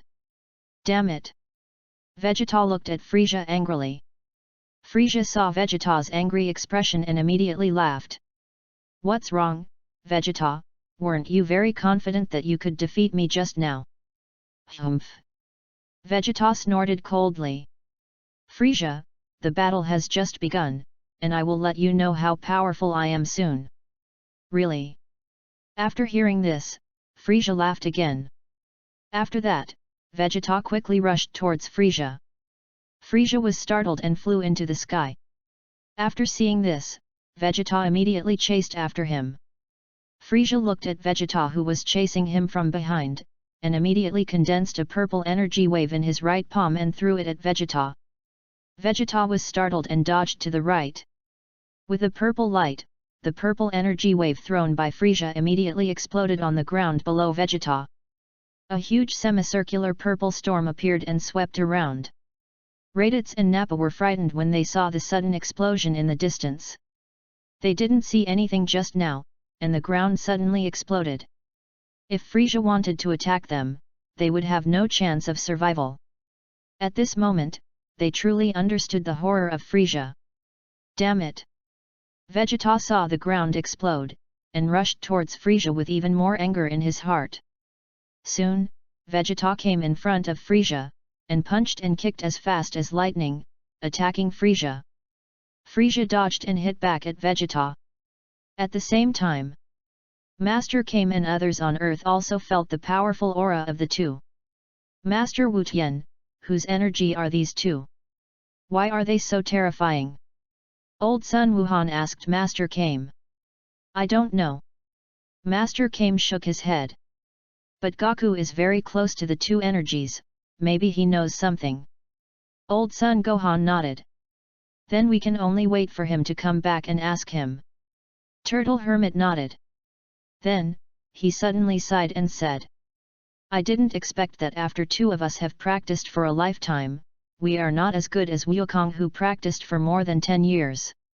Yes, but there is nothing we can do about it, Mr. Wu Tian. After all, Goku is a Saiyan. Son Goku." After fighting with Frieza for a while, Vegeta knocked Frieza back with one punch. "Damn it!" Frieza yelled angrily, and his body quickly slowed down in mid-air. At this moment, Vegeta suddenly disappeared and appeared behind Frieza. Vegeta slammed Frieza with both hands.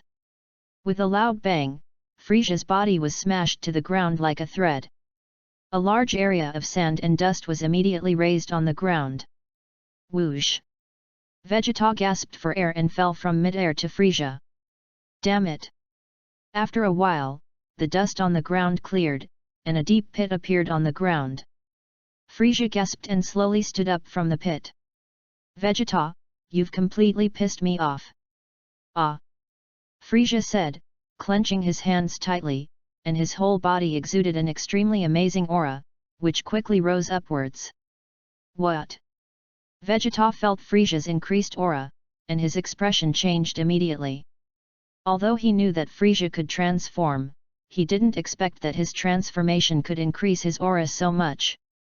Boom! Just as Vegeta was thinking, the ground under Frieza's feet collapsed. Frieza's body grew taller and bigger, and a pair of black spikes on his head turned into a huge horn. This is Frieza's second form. Chapter 48. Boom! After Frieza completed his transformation, he immediately released the energy gathered outside his body. An extremely shocking gust of wind appeared, raising a large area of dust on the ground around Frieza. How is it, Vegeta? Frieza couldn't help laughing when he saw Vegeta's nervous expression. Vegeta clenched his fists tightly and broke out in cold sweat. Obviously, he knew that he was no match for Frieza. The reason why he was so confident before was, firstly, because he didn't know his current specific combat power, and secondly, because he didn't expect that Frieza's strength would increase so much after his transformation. Why don't you dare to speak? Weren't you very arrogant just now and said you would beat me down? Frieza, don't be so arrogant. Although I can't beat you, there are people who can beat you. After hearing this, Vegeta gritted his teeth and said. You mean the Saiyans behind you? Frieza said with a smile. That's right.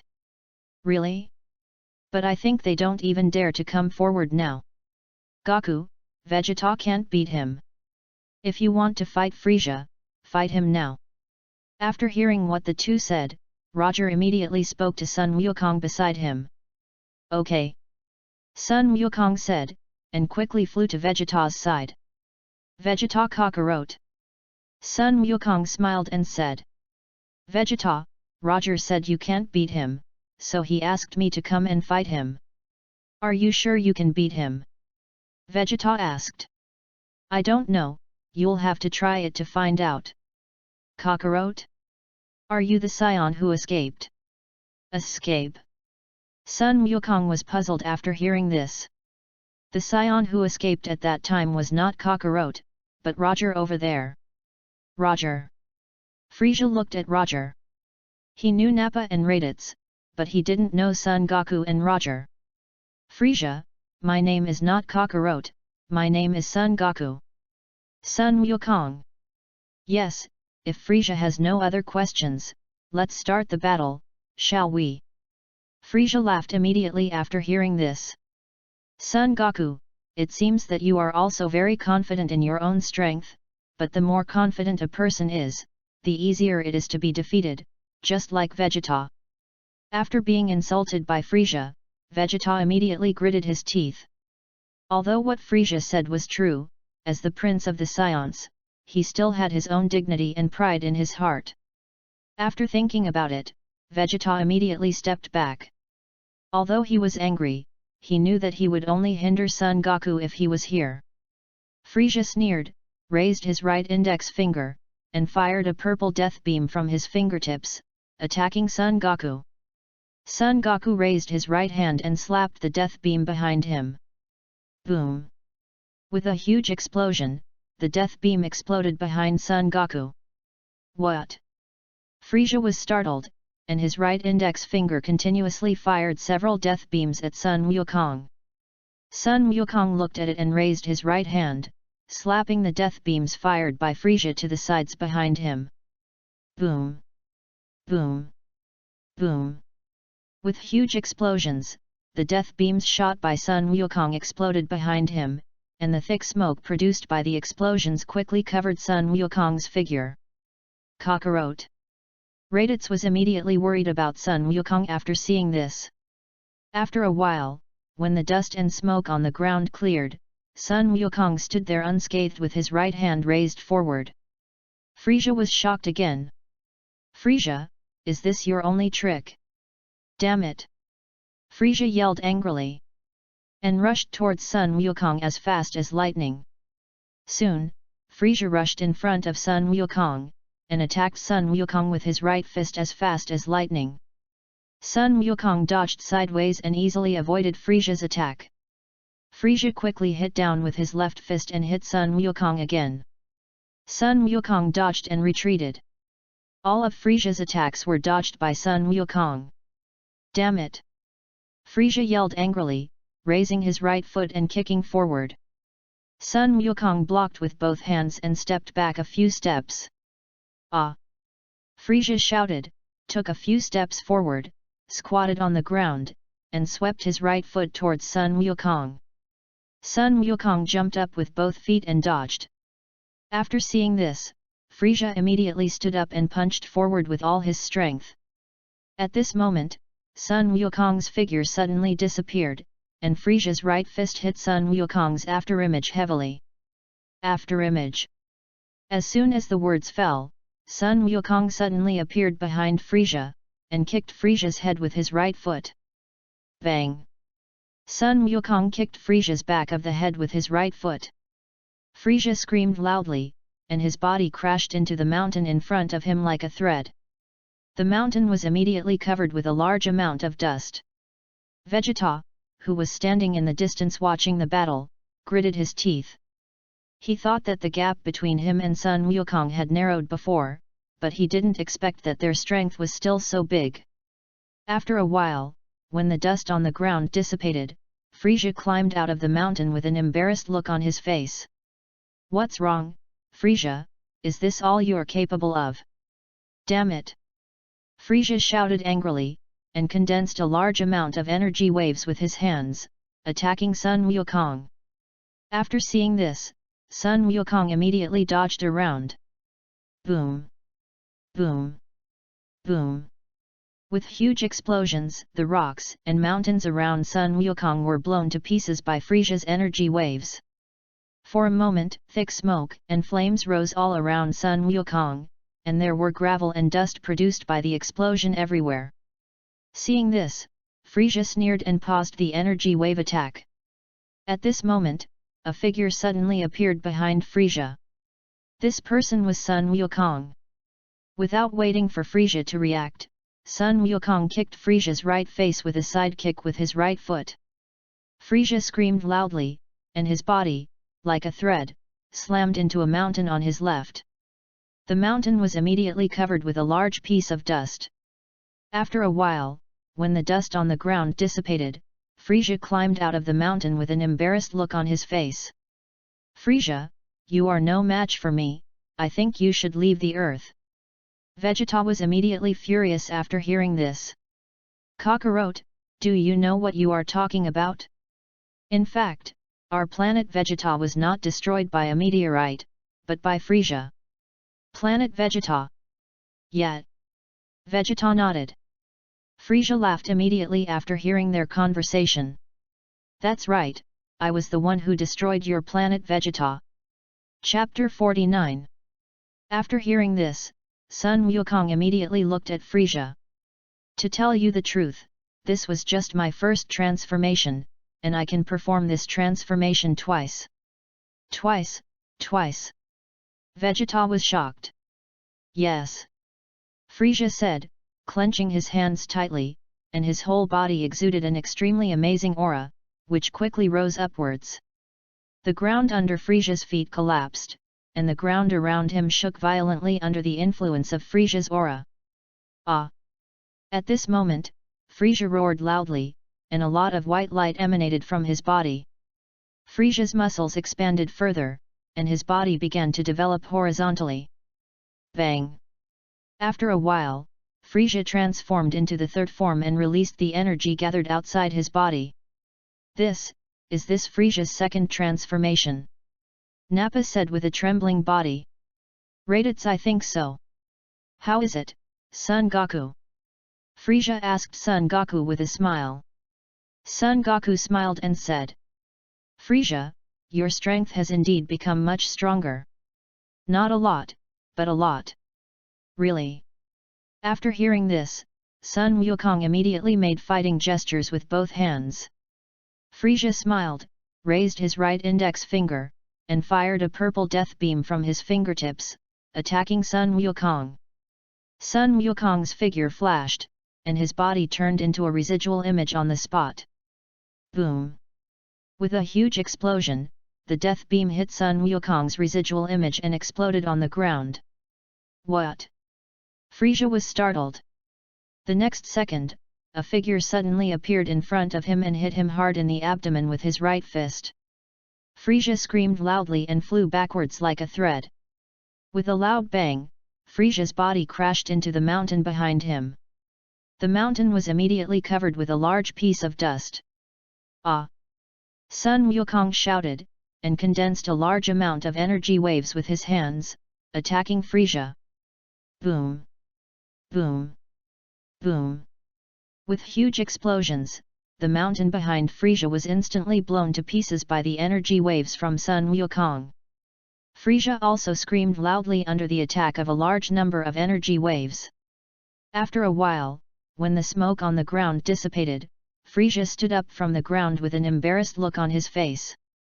But... damn it! Frieza clenched his hands tightly and looked at Son Goku with great anger. Since he was born, no one except his father King Kurd has ever been able to hurt his third form. Frieza, I advise you to show your true strength, otherwise you will never be able to defeat me. Good. Frieza said, clenching his hands tightly, and an extremely powerful aura emanated from his body, rising rapidly upwards. As Frieza's aura emanated, the aura emanating from his body immediately formed a translucent circular protective shield around his body. Immediately afterwards, the ground under Frieza's feet collapsed, and the surrounding ground shook violently under the influence of Frieza's aura. Ah! Frieza roared loudly, and his whole body's aura surged. At this time, several lightning bolts suddenly struck from the sky and landed on the protective shield. Frieza's body also suddenly shrank at this time, becoming very mini. This is Frieza's final form. Bang! After Frieza completed the transformation, he immediately released the energy gathered outside his body. Suddenly, an extremely violent gust of wind appeared, blowing away the sand and stones around Frieza. Is this Frieza's final form? Nappa said tremblingly. Although he and Vegeta betrayed Frieza, he was still very afraid of Frieza in his heart. Yes. Raditz nodded. After seeing Frieza's final form, Sun Wukong was a little shocked, but his face remained calm. Frieza, is this your final form? That's right, what do you think, Sun Wukong, do you regret fighting me now? I won't regret it, but your current strength is indeed beyond my imagination. Frieza snorted coldly, raised his right index finger, and a purple death beam shot out from his fingertips, attacking Sun Wukong. Sun Wukong raised his left hand and slapped the death beam from Frieza to the right behind him. Boom! With a huge explosion, the death beam exploded behind Sun Wukong. Frieza, the same trick won't work on me. Really? But I don't think so. Frieza said, and his right index finger fired more than 10 death beams in succession, attacking Son Goku. After seeing this, Son Goku immediately raised his left hand and slapped all the death beams to the sides behind him. Boom! Boom! Boom! With huge explosions, death beams continued to explode on both sides behind Son Goku, and the thick smoke and dust produced by the large amount of explosions quickly covered Son Goku's body. After seeing this, Frieza immediately stopped the death beam attack. After waiting for a while, when the dust on the ground dissipated, Son Goku raised his left hand forward, and stood in front of Frieza without any injury. Frieza saw that his death beam was slapped away by Son Goku's hand again, and a trace of disbelief immediately appeared on his face. How is this possible? I just said, the same trick doesn't work on me. Damn it! Frieza shouted angrily, and rushed to Sun Wukong in an instant, with his fists as fast as lightning, attacking Sun Wukong. Sun Wukong dodged while raising his hands to block Frieza's attack. The ground around the two of them was immediately stirred up by huge pieces of sand and dust. Bang! At this moment, Frieza's tail tied Sun Wukong's body like a rope. What? Sun Wukong was startled and struggled to get out with both hands. But no matter how hard he tried, he couldn't get out of Frieza's tail. Frieza smiled and punched Sun Wukong in the face and abdomen with his fists as fast as lightning. Under Frieza's attack, Sun Wukong immediately let out loud screams. Cockroach! Raditz immediately became worried after seeing this. Click! At this moment, Sun Wukong suddenly bit Frieza's tail with his teeth. Frieza screamed loudly, quickly retracted his tail, and blew on the red and swollen part of the tail with his mouth. Seeing this, Sun Wukong immediately gasped. You savage monkey! Frieza yelled angrily, punching forward with all his strength. Sun Wukong blocked with both hands and stepped back a few steps. Frieza rushed forward and kicked at Sun Wukong with his right foot. Chapter 50. Sun Wukong was startled, and it was too late for him to dodge. Bang! Frieza's right foot kicked Sun Wukong hard on the chest. Sun Wukong screamed loudly, and his body was like a thread, slamming into the mountain behind him. The mountain was immediately smashed into a lot of sand and dust. Frieza chuckled, raised his right index finger, and fired a death beam from his fingertips, attacking Sun Wukong. With a loud bang, the mountain was instantly blown to pieces by the death beam. A huge white mushroom cloud rose from the ground. Is he dead? Frieza whispered. As soon as he finished speaking, a figure suddenly appeared behind him and punched forward with all his strength. Frieza glanced back with his left eye, and the tail behind him tied up the right fist of Sun Wukong like a rope. Sun Wukong was startled. At this time, Frieza turned around quickly, and his fists were as fast as lightning, attacking Sun Wukong. While dodging, Sun Wukong raised his left hand to block Frieza's attack. Frieza chuckled, pushed forward with his right knee, and kicked Sun Wukong heavily in the abdomen. Sun Wukong screamed loudly and spit out a mouthful of bitter water. Then, Frieza's fists hit Sun Wukong's face and body like a storm. Under Frieza's fierce attack, Sun Wukong immediately let out loud screams. Cockroach! After seeing this, Vegeta immediately became worried about Son Goku. He had lost to Son Goku before, and he had sworn in his heart that he would defeat Son Goku himself next time. And Son Goku was his compatriot, so he didn't want to die at the hands of Frieza. Thinking of this, Vegeta immediately looked at Roger in the distance and said, Roger, Kakarot is already at a disadvantage, why don't you take action? Roger smiled and said, Sun Wukong has not yet shown his true strength. Haven't shown your true strength yet. As soon as the words fell, Sun Wukong, who was beaten by Frieza, suddenly dodged Frieza's attack. Frieza was shocked. At this time, Sun Wukong grabbed Frieza's tail with both hands, spun his body outwards a few times, and threw him out. Damn it! Frieza yelled in anger, and stopped when he was about to hit a mountain. He stomped his feet hard on the mountain behind him and rushed towards Sun Wukong. Sun Wukong gasped and flew up into the sky.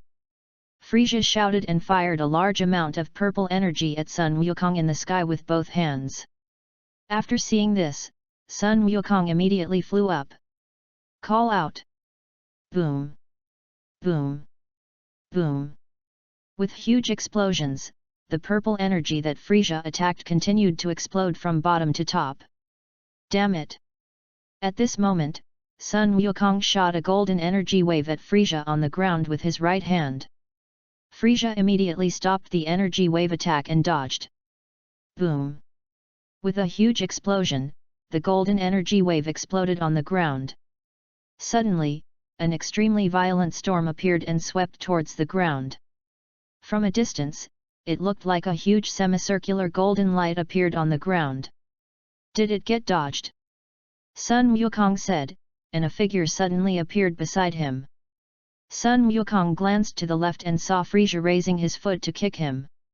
Sun Wukong lowered his body and dodged Frieza's kick. What? Frieza was startled.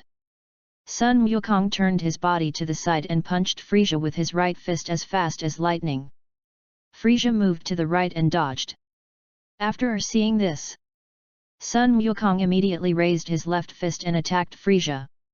Frieza clenched his right fist and hit Sun Wukong's left fist hard. Then, the two of them fought in the sky as fast as lightning. Because the two of them moved so fast, from a distance, it looked like a lot of ripples in the sky. After the two fought for a while, Sun Wukong's right foot a flying kick hit Frieza's face hard. Bang! With an extremely loud sound, Frieza's body was kicked down to the ground like a thread.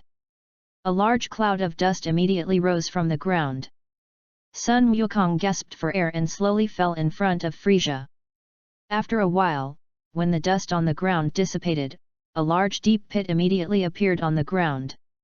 Frieza's body had already climbed out of the deep pit and stood on the ground. Seeing this, Sun Wukong immediately made a fighting gesture with both hands. Frieza smiled and said, "Son Goku, you are very powerful. It would be a pity to kill you. If you are willing to be my subordinate, I can give you the position of Captain Ginyu." Ginyu.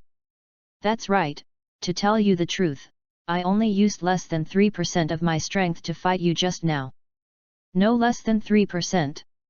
Sun Wukong was shocked. He had just fought with Frieza and had almost exhausted all his strength.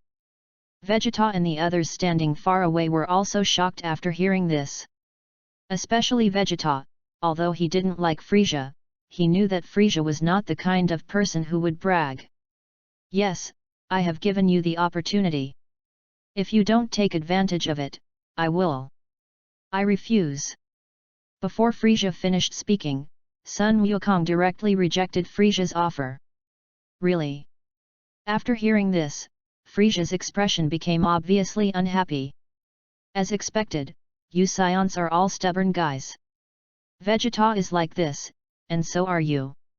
You are so stubborn.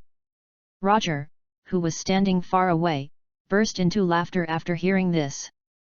"Frieza, if I kill your entire clan and let you surrender to me, would you be willing?" Frieza said coldly after hearing this. "Then you have to have this ability. If I had this strength, would you surrender to me?" "No, because you simply can't have such strength." "Really? In that case, use all your strength and see if I can defeat you," Roger said with a smile. "Full force." Frieza laughed immediately after hearing this. "To deal with you, I only need to use half of my strength to destroy all of you." "Ah!" Frieza said, clenching his fists tightly, and his whole body exuded an extremely amazing aura, which quickly rose upwards. 3%, 4%. Frieza increased his aura while talking about his current strength percentage. "What?" After Sun Wukong felt Frieza's increased aura, his expression changed immediately. He just thought Frieza was bragging about his strength, but he didn't expect that he was not bragging. After Vegeta felt Frieza's increased aura, he gritted his teeth. At this moment, he realized how big the gap between him and Frieza was. Chapter 51. The gods on earth are in heaven at this time, watching the battle between Goku and Frieza. Wukong. The Earth Immortal chanted Sun Wukong's name, and couldn't help but recall that when Sun Wukong first came to the heaven, his strength was far inferior to his. Now, only a few years have passed, and Sun Wukong's strength has far surpassed his. Boom! As Frieza's aura continued to increase, the ground under Frieza's feet collapsed, and the surrounding ground shook violently under the influence of Frieza's aura. After a while, Frieza increased his strength to 50%. "Ah!" Frieza roared loudly, releasing the energy gathered outside his body. Suddenly, an extremely violent gust of wind appeared and swept in all directions. "Wow, so awesome!" After Sun Wukong felt the energy from Frieza, he couldn't help but admire it. "Roger, didn't you just say you were going to defeat me?" Why are you scared now? Frieza smiled and looked at Roger in the distance. Afraid? Roger laughed immediately after hearing this. Frieza, since you want to die so badly, I will help you do it.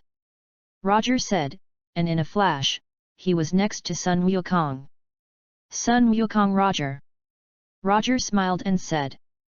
Wukong, you are no match for him now, let me deal with him. Okay. After listening to this, Sun Wukong thought about it and nodded. After that, Sun Wukong retreated to the side of Vegeta and the others. Frieza smiled and said. Are you finally going to make a move?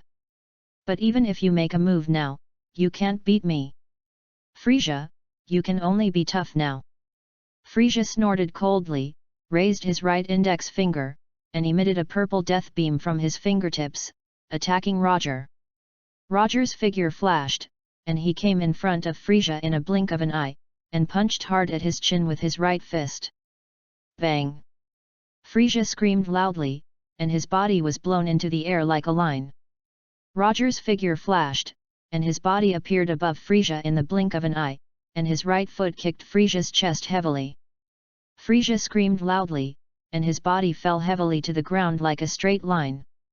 The ground was immediately stirred up by a large piece of sand and dust. Wow, so awesome! Nappa was shocked. After a while, when the dust on the ground cleared, a large deep pit appeared on the ground. Frieza lay in the deep pit in a very embarrassed state. But... damn it! Frieza shouted angrily, and quickly got up from the ground.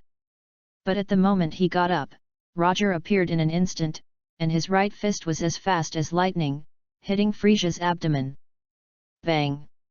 With an extremely violent sound, Roger's right fist hit Frieza's abdomen heavily. Frieza screamed loudly, and spit out a mouthful of bitter water. This punch is for the planet Vegeta that you destroyed. Roger said, and his left fist was as fast as lightning, hitting Frieza's head hard. Frieza screamed loudly and his body was immediately knocked to the ground. This punch is for the Saiyan you killed. Roger squatted on the ground and lifted Frieza up from the ground. Frieza's eyes suddenly had two rays of light, and he wanted to attack Roger. Roger tilted his head to the left and dodged. Frieza, everything in the world has cause and effect. Your destruction of planet Vegeta was the cause, and your death today is the result. After hearing this, Frieza was extremely angry. Stop preaching to me. Aren't you Saiyans just like me? Destroying other people's planets everywhere. Right, so now there are only a few of us left among the Saiyans. Roger said, and as soon as he loosened his right hand that was holding Frieza's body, he raised his right foot and kicked Frieza's chin hard. Frieza screamed loudly, and his body was kicked into the air. Roger took this opportunity to quickly put his hands together and said, Kamehameha Qigong Wave. A deep blue wave of energy condensed from Roger's hand and hit Frieza.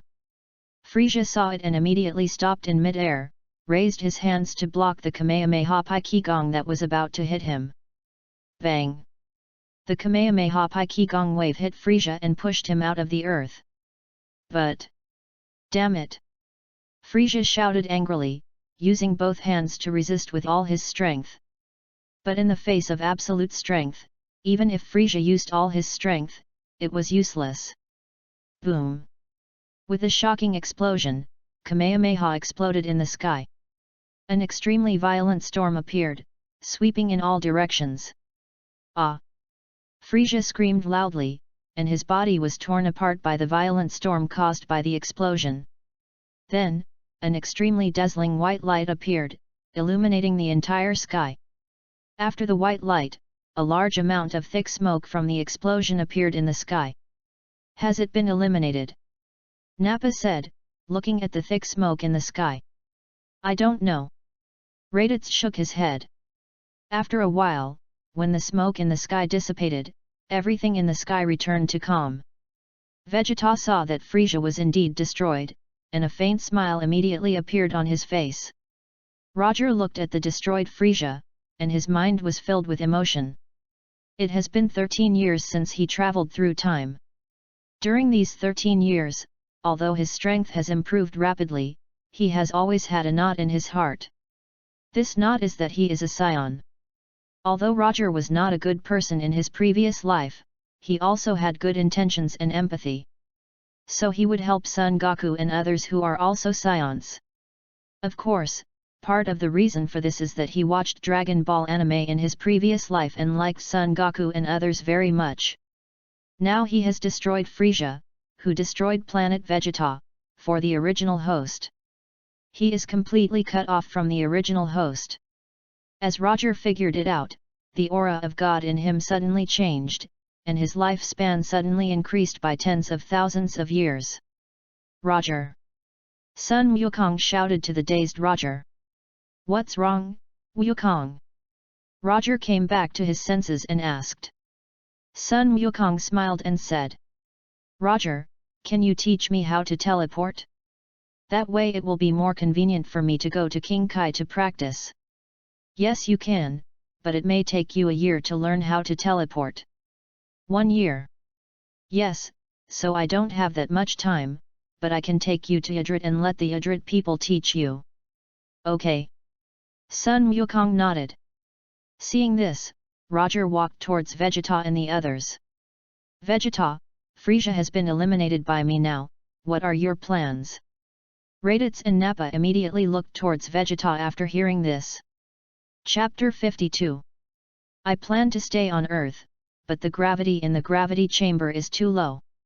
Can you help me increase the gravity in the gravity chamber? Yes, you can, but it will cost money. Roger said with a smile. Didn't you just get Frieza's spaceship? I was the one who defeated Frieza, so it's only reasonable for me to take his spaceship, right? I have no money. Can you help me increase the gravity of the gravity room first? I will give you the money when I have money in the future. No, you have to pay the money first and get the goods at the same time. Damn it! After hearing this, Vegeta immediately looked at Raditz and Nappa. Then you two find a way to get me the money. Nappa, it's Prince Vegeta. After hearing this, Roger immediately walked up to Nappa and patted him on the shoulder with his right hand. Nappa, remember what I said before, you can't kill, rob, or break the laws on Earth, otherwise I won't keep you here. I know. Nappa said nervously. In fact, he did have such thoughts just now, but he was frightened by Roger and immediately gave up the idea of killing and robbing. That's good. By the way, the pearls on the seabed of the Earth seem to be quite expensive. If you can find pearls on the Earth, you may be able to make a lot of money. Pearl? Roger nodded. By the way, I just forgot to tell you that Frieza has a father whose strength is almost as good as Frieza. Frieza has a father? Nappa was shocked. Yes. Then why are you telling us this? Are you planning to leave Earth? Raditz asked. No, I just told you in advance so that you can be prepared. Prepare. Frieza's father might come to Earth for Frieza.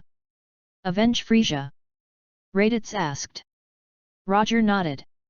Then Wukong, are you going to Yardrat with me now? Sun Wukong shook his head. I want to go back and see Grandpa first. Grandpa? Raditz looked puzzled after hearing this. He is the one who adopted Sun Wukong. So that's it. Then Goku, when you are going to the planet Yardrat, go to the heaven and ask God to contact me. Okay. Sun Wukong nodded. After Roger looked at it, he moved instantly and appeared on a piece of grass on Baizai Mountain. In front of him was a huge spaceship. This spaceship was Frieza's spaceship. Time flies, and 3 days have passed in a blink of an eye. In the 7th universe, on the planet Kurd M77. Frieza's father, King Kurd, has learned from his subordinates that Frieza has died. King Kurd certainly doesn't believe this news, so he plans to go to Earth in person to see if the news is true or not. On Earth, since Roger got Frieza's spaceship, he has been studying Frieza's spaceship for the past 3 days. After 3 days of research, he has roughly understood the structure of Frieza's spaceship. At this time, Roger is standing in front of the spaceship, looking at the spaceship. This spaceship is good, but it is not very useful to me. It's a pity that Vegeta has no money, otherwise I would sell the spaceship to him. As soon as the voice fell, the voice of King Kai suddenly came to Roger's ears. Roger, Roger, can you hear me?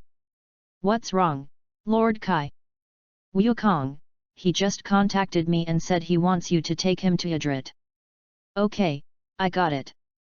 Roger said, and put 2 fingers on his forehead, looking for Sun Wukong's chi.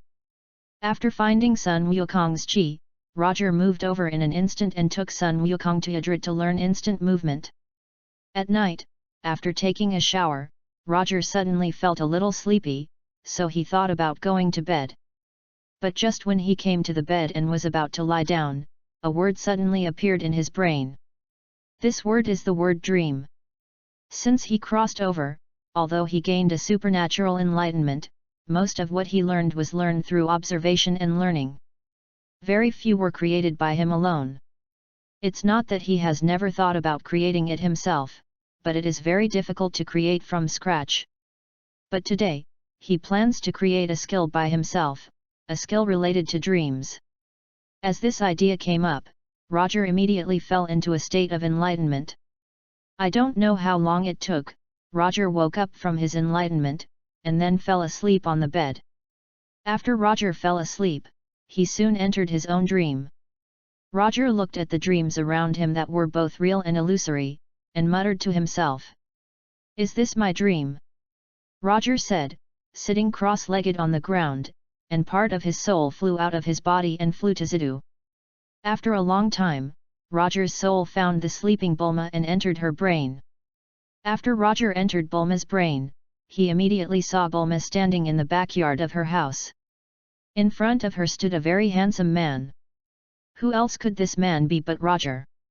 After Roger saw himself, he was stunned for a moment. At this moment, Bulma suddenly blushed and confessed to Roger in the dream. Roger, I like you. Will you be my boyfriend? After hearing this, Roger blushed. Although he knew that Bulma liked him, he couldn't help blushing when he heard her confession. Okay. After hearing this, Roger in the dream immediately agreed. Seeing this, Roger immediately left Bulma's dream and flew towards where Vegeta and the others were. After a while, Roger came to the spaceship where Vegeta and the others lived. Roger first entered Vegeta's dream. When Roger entered Vegeta's dream, he immediately saw Vegeta practicing in the gravity room. In front of him, stood 2 extremely huge shadows. These 2 shadows were Sun Wukong and Roger. Kakarot, Roger, one day, I will defeat you with my own hands. Seeing that Vegeta was practicing in his dreams, Roger immediately left Vegeta's dream and entered Nappa's dream. At this time, Nappa was walking in a forest with his arms folded. He followed 2 people, who were Raditz and Vegeta. Vegeta, where are the fruits I asked you to pick? Nappa turned his head and looked back. Mr. Nappa, here it is. Vegeta said, taking the wild fruit he was holding in both hands. Nappa burst into laughter immediately after seeing it. Roger was silent when he saw this. If Vegeta saw Nappa's dream now, he would probably kill his rebellious subordinate immediately. Thinking of this, Roger immediately entered Nappa's dream and Raditz's dream. As soon as Roger entered the dream, he saw Nappa holding a large skewer and giving it to Raditz. Master Raditz, this is the barbecue you asked for. Raditz smiled and took the barbecue handed over by Nappa. Next to the 2 of them, Vegeta was sitting on a big rock with a proud look on his face. It was obvious that Vegeta was still the boss in Raditz's dream. Chapter 53. After seeing this, Roger was even more speechless. Nappa at least had the idea of being the boss, but Raditz just wanted to be Nappa's superior, which was really useless. Thinking of this, Roger's soul immediately left Raditz's dream and returned to his original body. The next morning, Roger came to Bulma's house. Today was the weekend, and Bulma happened to be at home. Roger. Bulma saw Roger and ran over happily. Roger nodded. Roger, why did you come here suddenly today? I have nothing to do today, so I came over for a walk. So that's it. Bulma, how about you treat me to a movie? I'll treat. Yeah, any questions? No, no. Bulma laughed dryly after hearing this. Generally speaking, it is men who invite women to watch movies. So this made Bulma feel that she might have picked up the wrong script for the male and female protagonists. So Roger, what movie do you want to watch? Bulma asked Roger with a smile on her face. A martial arts film, right? Roger thought for a moment and said. Forward. Bulma was stunned for a moment after hearing this, because she didn't really like watching martial arts movies. Then we'll go watch whatever you like. Bulma laughed immediately after hearing this. Then let's go watch the latest love movie Romeo and Juliet. Okay. Roger nodded.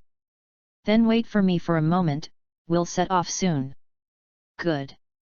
After a while, Bulma changed into a nicer outfit, put on some light makeup, and walked to Roger and said.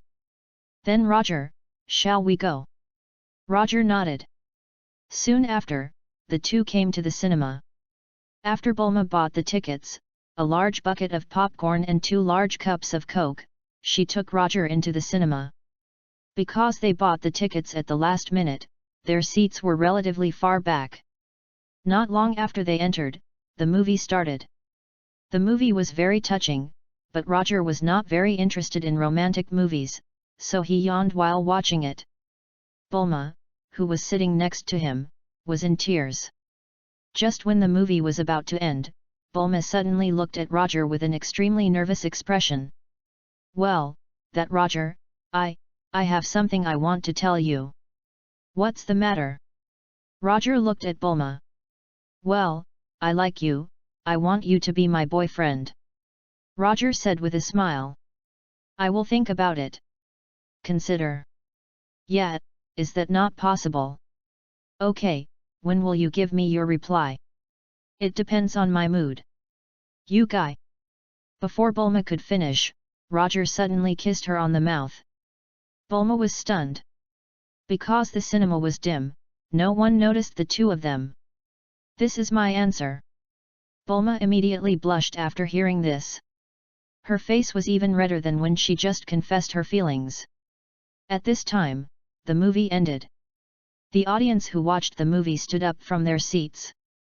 Bulma, the movie is over, shall we go? Okay. After saying that, the two immediately walked out of the cinema. In this way, the two confirmed their relationship as a couple. Time flies, and a week has passed in a blink of an eye. During this week, Roger lived in Bulma's house, and during this week, he realized the Great Dream 3000. The so-called Great Dream 3000 means that you can fight me through other people's dreams. And Roger's inspiration mainly comes from Beerus. Beerus is still asleep, and his Great Dream 3000 can just be used on him, entering his dream to fight him. Of course. Roger's current strength has not even reached the strength of the Super Saiyan God. He has to enter Beerus' dream to fight Beerus after his strength is improved. Otherwise, even if he enters Beerus' dream, he will be knocked down by him in an instant. It looks like it's time for me to leave Earth and go back to practice.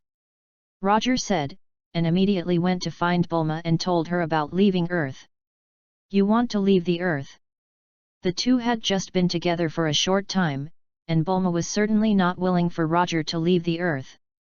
Yes, it's about time for me to go back and practice. Is it not possible to cultivate on Earth? Yes, it is possible, but the cultivation on Earth is too slow. However, if you can create an 800 gravity chamber, that's a different story. 800 times gravity chamber. Roger nodded. But, can your body really withstand 800 times gravity? 100 times gravity is already unimaginable for Bulma. 800 times gravity, how strong would Roger's body have to be? Why don't you believe me? No, it's just that 800 times the gravity is too heavy, and I'm afraid your body can't withstand it. In that case, I'd better leave the earth. Okay, I'll ask my dad to help you with 800 times the gravity. Time flies, and half a month has passed in a blink of an eye. Because Dr. Brief already had experience in making gravity chambers, he only took half a month to complete the 800-fold gravity chamber this time. At this time, Roger was holding the King of Swords and practicing in the 800-fold gravity chamber. The King of Swords became extremely heavy under the gravity of 800 times. If Roger had not transformed into a Super Saiyan, he would not have been able to lift it. Whoosh! Roger wielded the Kyojinkan with both hands quickly, and the Kyojinkan continuously emitted sword whines. Whoosh! After a long time, Roger was a little tired of swinging, so he stopped and rested for a while. Time flies, and half a year has passed in a blink of an eye. After half a year of training, Roger's strength has improved. At this time, he is sitting on a chair in the backyard of Bulma's house, drinking the juice that Bulma has just squeezed. Roger, you promised me when I was little that you would take me to Longja when I grew up. You won't break your promise, will you? After hearing this, Roger immediately laughed. How come? But what are you going to do with the Dragon Ball? Needless to say, it is the dragon that makes me more beautiful. But you are already very beautiful. I don't care. Anyway, you promised me that you would take me to find the Dragon Balls. Good. As soon as he finished speaking, Roger suddenly felt a very strong air approaching the earth. This air was the Kurdish air. This guy really came to die. Roger could kill Kurd or not, but since he came to him, he would definitely let them reunite. To die. Bulma, who was sitting nearby, looked puzzled after hearing this. There was a spaceship just like Frieza floating above the earth. This spaceship was King Kurd's spaceship. Is this planet the Earth? Yes, the Kurdish king. The soldier standing next to him replied. So, Kurdish king, are you going to land? Let me land and destroy the Saiyan who killed Frieza with my own hands. Good Kurdish king. Chapter 54. On Earth. Vegeta and the others have already sensed the aura of King Kurd. Nappa such a strong aura? Could it be that Frieza's father has come? I think so. Raditz said. Should we go tell Prince Vegeta? As soon as he finished speaking, Vegeta came out of the gravity room. Prince Vegeta. Raditz and Nappa said to Vegeta. Vegeta nodded. Prince Vegeta, I feel a strong energy approaching the earth. I think it might be Frieza's father. Should we go over and take a look? Nappa asked. They live on Earth now. If the Earth is destroyed, they will be destroyed along with the Earth. Vegeta nodded again. But you must be careful to hide your energy, don't let their combat power detector detect it. Nappa combat power detector. What, you still want to fight him? No. Nappa shook his head after hearing this. After that, the three of them set off immediately and headed for the place where the Kurdish king was about to land. On the other side, after the Kurdish king ordered the soldiers to land the spaceship on the earth, the Kurdish king's spaceship quickly landed on a mountain outside the western capital. Start! With a slight sound, the door of the spaceship opened, and a large number of Kurdish soldiers came out of the spaceship, neatly lined up in 2 rows. Then, with a heavy sound of footsteps, the Kurdish king walked out of the spaceship. The soldiers standing on both sides of the spaceship looked at it and immediately saluted the Kurdish king. Hello, King Kurd. King Kurd nodded and looked forward, and saw a young man wearing a Saiyan combat uniform. This man was Roger. Saiyan. King Kurd recognized Roger's identity at a glance after seeing his tail behind him. Who are you? My name is Roger. Roger? I ask you, did you kill Frieza? That's right, he really died at his hands. It's you. After hearing this, the Kurdish king clenched his hands and said to the soldier beside him with great anger. Kill him for me. It's the Kurdish king. After hearing this, the soldiers standing around immediately rushed towards Roger. After Roger looked at it, he raised his right palm and fired several golden energy waves from his hand, hitting most of the people rushing towards him. Boom! With a huge explosion, a large number of soldiers were killed by Roger's energy wave. Some of the soldiers who were not killed continued to rush forward, while others retreated in fear. When the Kurdish king saw the soldier who wanted to retreat, he fired several rays from his right index finger, ending the soldier's life. No one is allowed to retreat. I will kill anyone who dares to retreat. After hearing this, the soldiers who wanted to retreat immediately rushed towards Roger. For them, their right to life was no longer in their hands.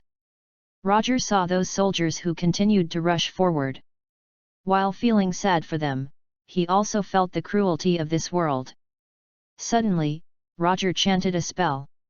All the soldiers with evil thoughts were controlled by Roger's magic after hearing Roger's magic spell. However, this magic is ineffective for those who are too strong. Almost all the soldiers stopped rushing forward. Only one soldier continued to charge forward. The Kurdish king was stunned when he saw his soldiers stop. Why are you stopping? Why don't you kill him? After hearing this, all the soldiers were indifferent. Bang! At this time, Roger knocked out the only soldier who rushed towards him. All of you, kill him! It's Lord Roger! After hearing this, the soldiers controlled by magic immediately rushed towards the Kurdish king. The Kurdish king was shocked. What do you think you are going to rebel? After hearing this, the soldiers did not reply to the Kurdish king, but all picked up their weapons and attacked the Kurdish king.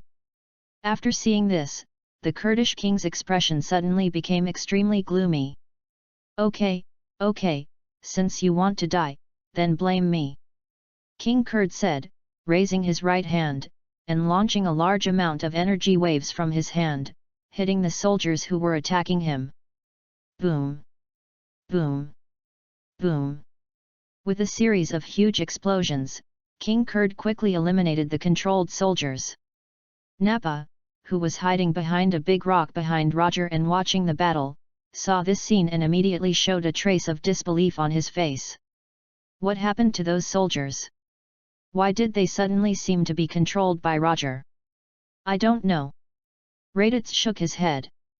At this moment, the Kurdish king suddenly smiled at Roger and said, Roger, if I guess correctly, what you just used was magic, right? Right. Then can you tell me where you learned your magic? There is no point in telling you, you are going to die anyway. After hearing this, the Kurdish king immediately became extremely angry. Roger, let me ask you, what about the other 4 Saiyans on Earth? You are about to die, so there is no need to know. Is that so? In that case, I will destroy you and the Earth together. Soul exchange technique. Roger shouted, and a golden light shot out from both hands at the same time. One golden light shot towards the Kurdish king, and another golden light shot towards the soldier who had just fainted. The Kurdish king was startled and quickly raised his hands to block. At this time, the souls of the 2 people flew out of their bodies at the same time and flew towards each other's bodies. After a while, the 2 entered each other's bodies. The Kurdish king, who didn't know what happened, suddenly opened his eyes, but found that his body was actually in front of him. Why is my body there? Because I exchanged your body with his. Exchange. The Kurdish king said, looking at himself, and found that his body had turned into an extremely thin soldier. Since you love Frieza so much, let's go to the underworld to reunite with him. No. After hearing this, the Kurdish king's face changed drastically. Before he could finish his words, a golden ray pierced through his chest. The Kurdish king spat out a mouthful of blood and regretted coming to Earth this time. Okay, you can come out now. Roger said to the big rock where Nappa and the others were hiding. Prince Vegeta, are we going out? Nappa asked Vegeta. After hearing this, Vegeta snorted coldly and walked out of the boulder. Nappa and the others immediately followed him out. After coming out from behind the boulder, Vegeta quickly flew to Roger and said, "Roger, who are you?" Chapter 55. Saiyan. But how can Saiyans use magic? They can also exchange bodies with others. Vegeta said. Am I not good enough at learning? In that case, why didn't you kill Frieza's father? He is dead, and the Kurd now is the soldier who was knocked unconscious just now. I know, I mean, why don't you just eliminate him too? Are you teaching me how to do things? Vegeta turned around and said to Nappa and Raditz. Nappa, Raditz, let's go. It's Prince Vegeta. The two said, and immediately followed Vegeta away. Roger saw the three people leaving, and immediately walked to the front of Kurd, who was still in a daze. Kurd saw Roger and immediately knelt down in front of him and said, I beg you, please let me go. I promise you, I will never come to Earth again. I ask you, what is your name? Locke. Locke? Locke nodded. So why did you join the Kurdish army? My father was a soldier in the Kurdish king, so I followed my father and joined the Kurdish king's legion. The son follows in his father's footsteps. Locke nodded. So what is your main responsibility when you join the Kurdish legion? I'm mainly a guard. Guard. He is responsible for standing outside the palace of the Kurdish king and guarding it. I see. Then why did you come to Earth this time? I don't know. I also received orders from the captain, so I came to Earth with King Kurd. Captain? Is he coming to Earth again? No. Locke shook his head. Do you know why I didn't kill you? No. I don't know. Locke shook his head. Roger smiled and said. Because I want you to be Kurdish. Become the Kurdish king. Yes, in the eyes of the Kurds, the lives of you soldiers are not worth mentioning at all. I think you have realized it just now. The reason why I let you become a Kurd is to let you change the Kurdish army. Change the Kurdish king's army. I want Kurd's army and Frieza's army to stop invading and destroying other people's planets, and become a just army to maintain peace in the universe. The army of justice. Why don't you want to? No. It's not that I don't want to, it's just that I'm afraid I can't do it. If it were your original strength, it would indeed be impossible to do it, but your current body is Kurd's body. As long as you can control his power, I believe Kurd's army and Frieza's army will obey your orders. Roger said, suddenly looking at the corpse on the ground. This world has always been a world where the strong prey on the weak. After hearing this, Locke nodded. So, are you willing to do as I say? Okay. Locke thought about it and agreed. Since you have promised, you must do it.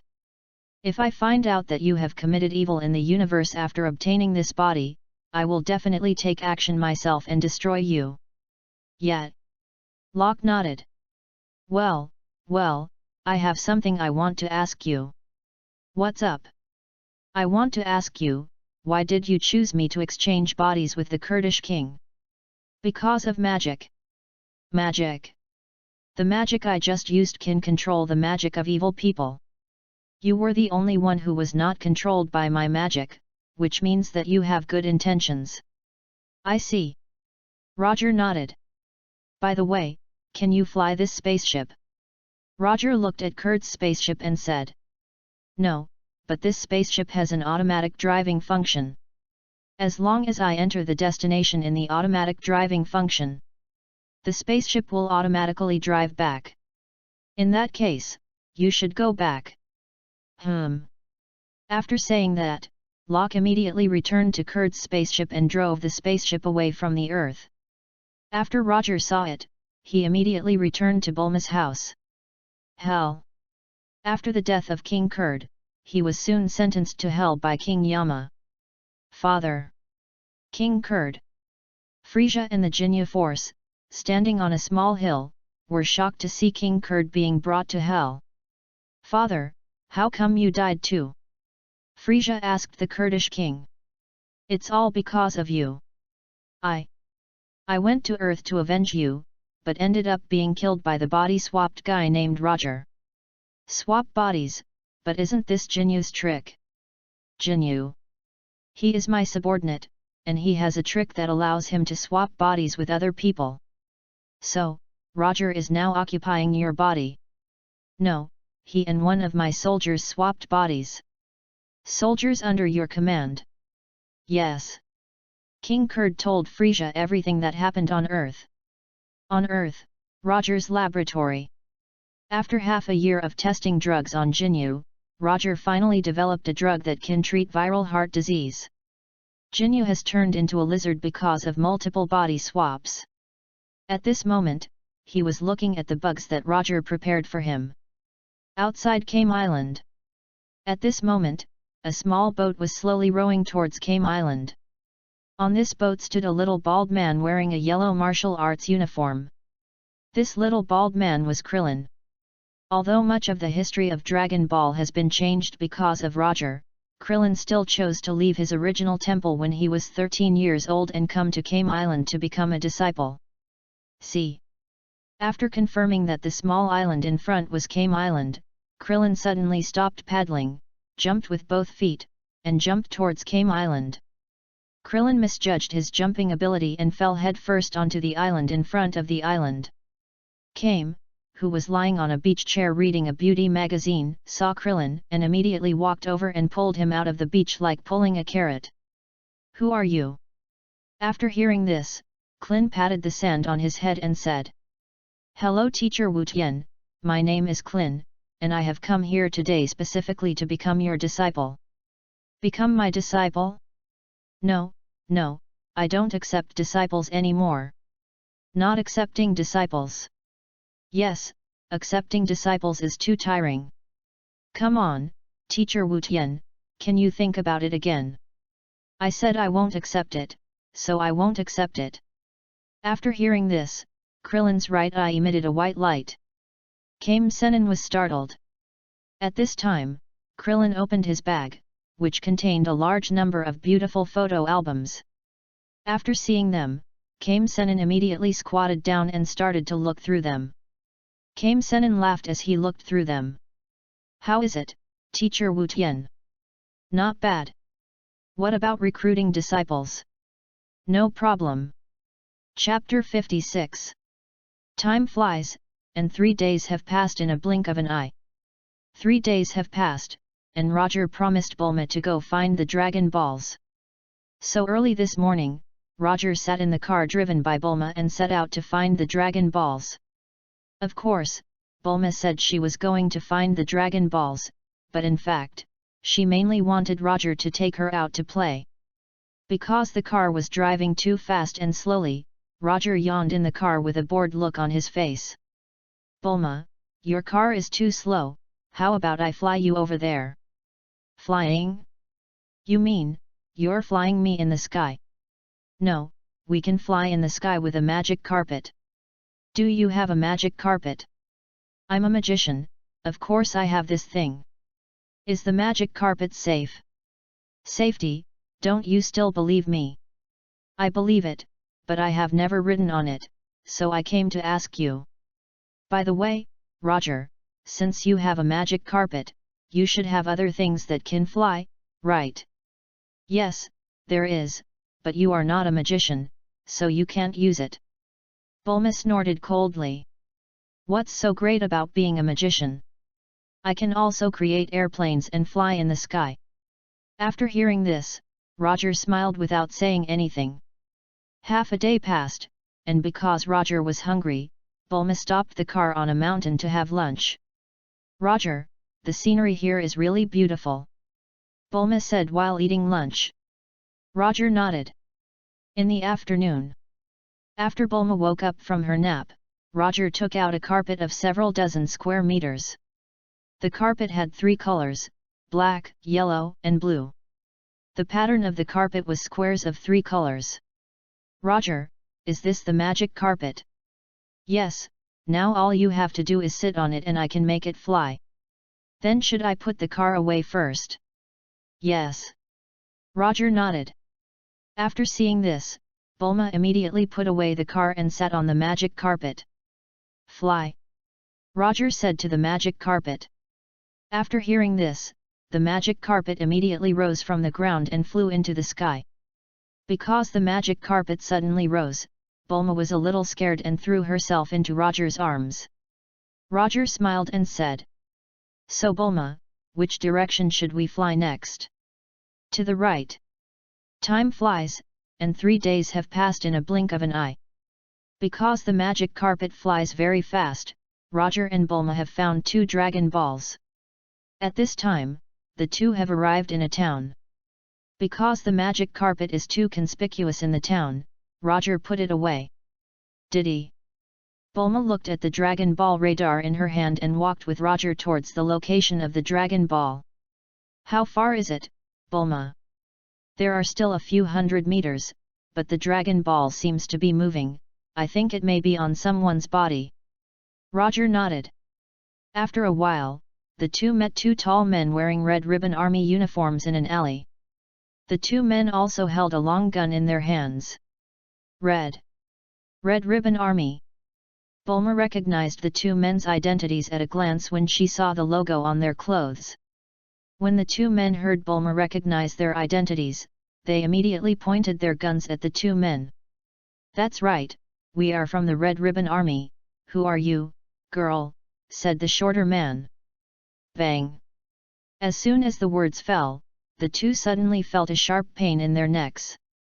Then, they lost consciousness and fell to the ground. Bulma was shocked when she saw the 2 people who suddenly fell to the ground. Roger took the guns from the 2 people and crushed them with 1 foot. Then, he searched a man and found a 3-star Dragon Ball. 3 stars, it's a 3-star Dragon Ball. "Yes, let's leave quickly. Otherwise, we might get into trouble." "Yes." Bulma nodded. After that, the 2 left immediately. After a while, a red-haired man arrived with several red ribbon soldiers. His name was Colonel Siraba, the commander of the Silver Team of the Red Ribbon Army. "Colonel Siraba, they are both still alive. Wake them up for me." "It's Colonel Siraba." Snap! The Red Ribbon Legion soldier slapped the 2 men hard twice, waking them up. "Where is Dragon Ball?" Reply: "Colonel Zilaba, we did get the Dragon Ball just now, but 2 people appeared out of nowhere and knocked us down." "What do those 2 people look like?" "They are a man and a woman." On the other side, after Roger and his friends left, they immediately left the town on a magic carpet. "It's strange. Why did the Red Ribbon Army start collecting Dragon Balls in advance? Is it because I changed history?" Roger touched his chin with his right hand and thought to himself. "What's wrong, Roger? Are you worried about the Red Ribbon Army?" "No, I'm just worried that I won't be able to protect you during the battle." "Can't protect me?" "Yes, there are a lot of people on the other side. How about I take you back first? After I get rid of them, we can look for the Dragon Ball." "You mean you took care of them all by yourself?" "Yeah, any questions?" "Roger, I know you are strong, but every member of the Red Ribbon Army is equipped with a weapon, so you'd better not fight them head-on." "Are you worried about me?" Roger laughed. Bulma blushed after hearing this. "Is it not okay?" "Yes, of course." "Okay, but you must not fight them head-on." "Yeah." Roger nodded. "Then I'll take you back." Bulma nodded. After seeing this, Roger immediately sent the magic carpet down and teleported her back home. After sending Bulma home, Roger found the location of the Red Ribbon Army headquarters through divination. He destroyed the entire Red Ribbon Army and got 2 Dragon Balls. This time, Roger wanted to destroy Dr. Gero together with the Red Ribbon Army. But Dr. Gero was not in the Red Ribbon Army, so he escaped this disaster. Because the Red Ribbon Army was notorious on Earth, the news that the Red Ribbon Army was destroyed within a day soon made headlines around the world. After destroying the Red Ribbon Army, Roger continued to take Bulma to look for the remaining 2 Dragon Balls. At this time, Roger was controlling the magic carpet to fly to a castle. Inside the castle, a short man with blue skin, a small round hat on his head and a fried rice dress on his body, looked at a radar. This man was Pilaf. Behind Pilaf stood a yellow puppy wearing a purple ninja suit and a long-haired beauty in military uniform. They were Ash, Xiao Wu, and Xiao Wu. Ashu, Xiao Wu, there are 5 Dragon Balls approaching us now, you must quickly prepare for the battle and be sure to snatch the Dragon Balls from them. Chapter 57. Outside the castle. Roger, who was about to fly to the castle, looked at the castle in front of him and felt that it looked very familiar. This castle is... What's wrong, Roger? Nothing. Roger said, letting the magic carpet land outside the castle gate. Just as the magic carpet landed, Ash and Xiao Wu appeared with a spear and a rocket launcher. Bulma saw the weapons in their hands and immediately hid behind Roger. Who are you? Hand over the Dragon Balls in your hands. Xiao Wu said to the two of them. After hearing this, Roger smiled and said, My name is Roger. Roger.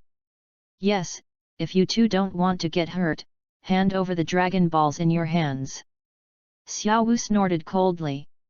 We should be the ones to say this. Xiao Wu said, and immediately shot a bullet at Roger's leg, trying to scare him.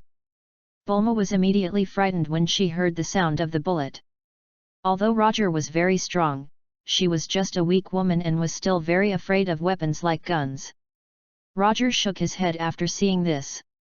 Then his figure flashed, and he knocked the two people unconscious in a blink of an eye. Let's go in. Yeah. Bulma nodded.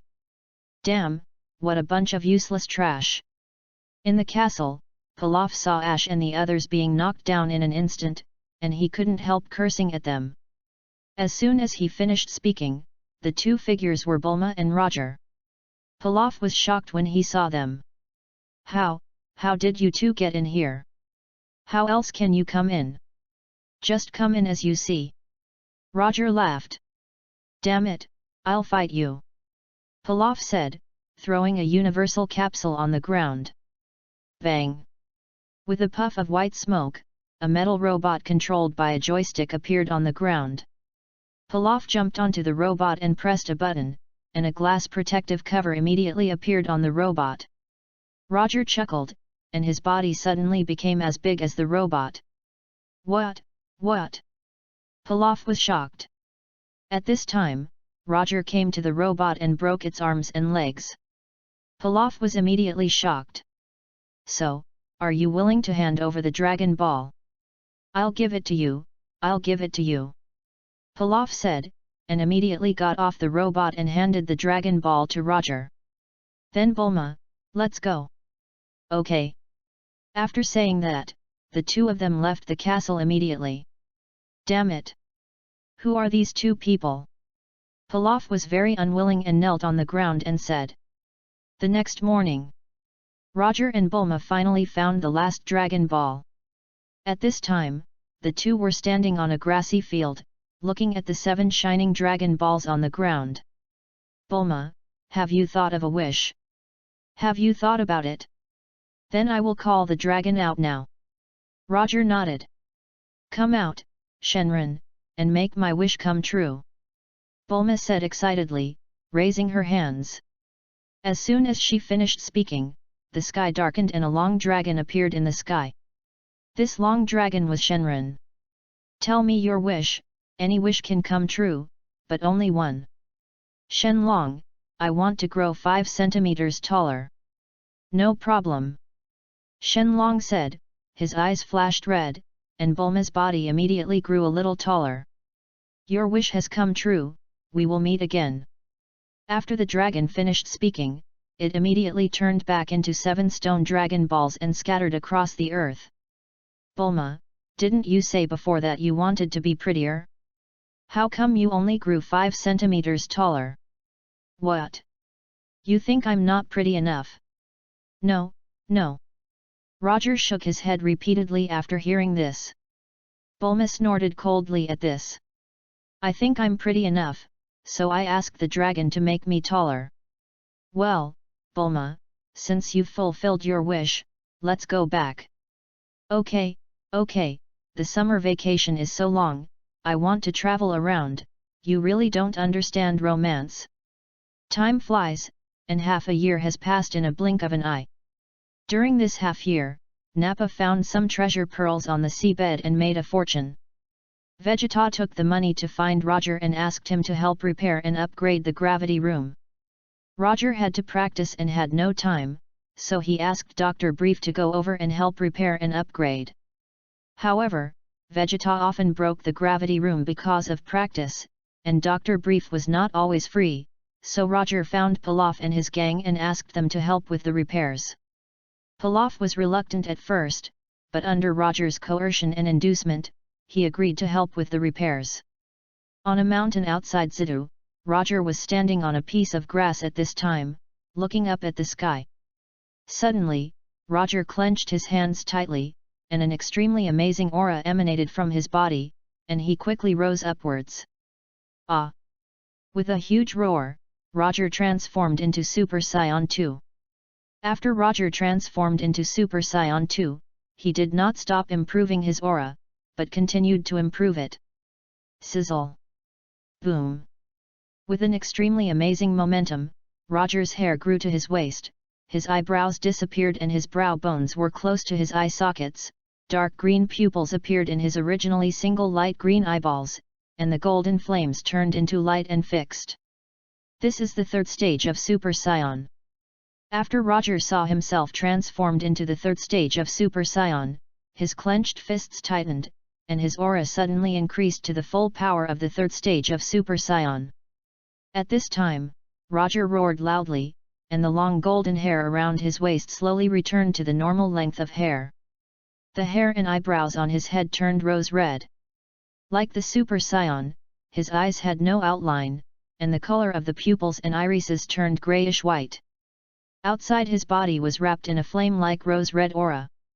And this is Roger's Super Saiyan transformation beyond the Super Saiyan God, also known as Super Saiyan Rose Red. As for why Roger's Super Saiyan transformation that surpasses Super Saiyan God is rose red instead of blue, it is because Roger has cultivated to become a god, and his soul is already the soul of God, so his Super Saiyan transformation that surpasses Super Saiyan God has become a Super Saiyan Rose Red transformation that consumes less physical energy. Unlike Black Goku's Super Saiyan Rose Red, the aura wrapped around Roger's body is only one color, that is, Rose Red. When Black Goku transforms into Super Saiyan Rose Red, the aura from the outside to the inside is three different colors, deep red, light red, and purple. The reason for this is that they exchanged bodies, and Black Goku's soul is Zamasu, so the aura emitted by Black Goku also contains Zamasu's aura. Chapter 58. Call Out. Stroke. After the transformation was completed, Roger jumped into the air with both feet, and his fists and feet were like light, attacking forward. Came Pai Chi Gong Wave. Roger clasped his hands together, condensed a deep blue chi wave in his hands, and shot it towards the sky.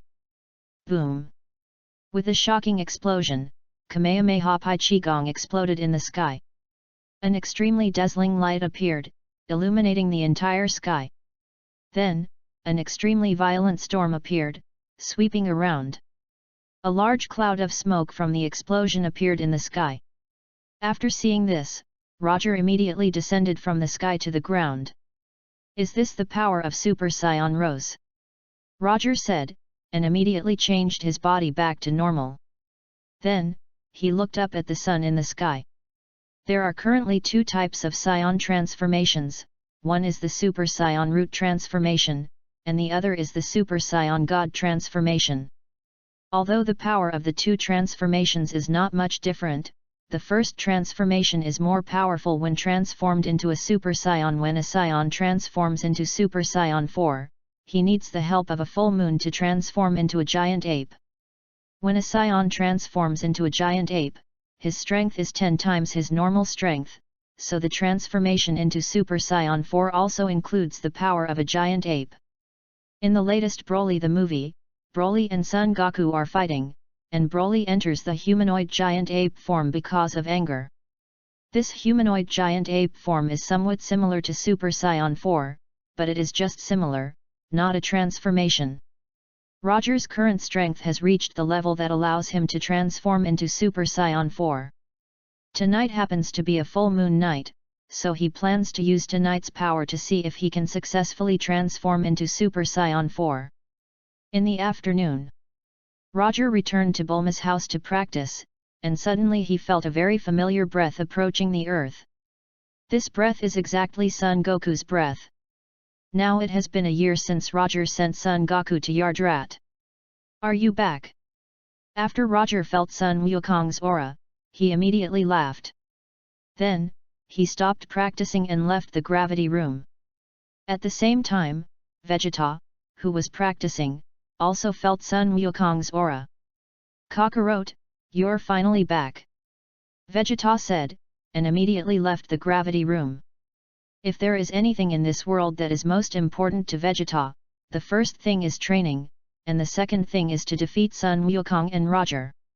So now that Sun Wukong is back, he wants to see how Sun Wukong's strength has improved. On a mountain outside the West capital. At this time, a Saiyan spaceship landed on the ground and smashed a large deep pit on the ground. This Saiyan spaceship is Sun Wukong's spaceship. Start. With a slight sound, the Saiyan spaceship opened, and Sun Wukong, wearing a Yardrat suit, walked out of the spaceship and flew to the ground. As soon as Sun Wukong flew to the ground, he immediately saw Roger and Vegeta. Roger, why are you here? Sun Wukong asked the four people. I haven't seen you for a long time, so I came to see you, said Roger. So that's it. Sun Wukong smiled. Have you learned to teleport? Roger asked. I have learned it. Do you want me to show you? No need.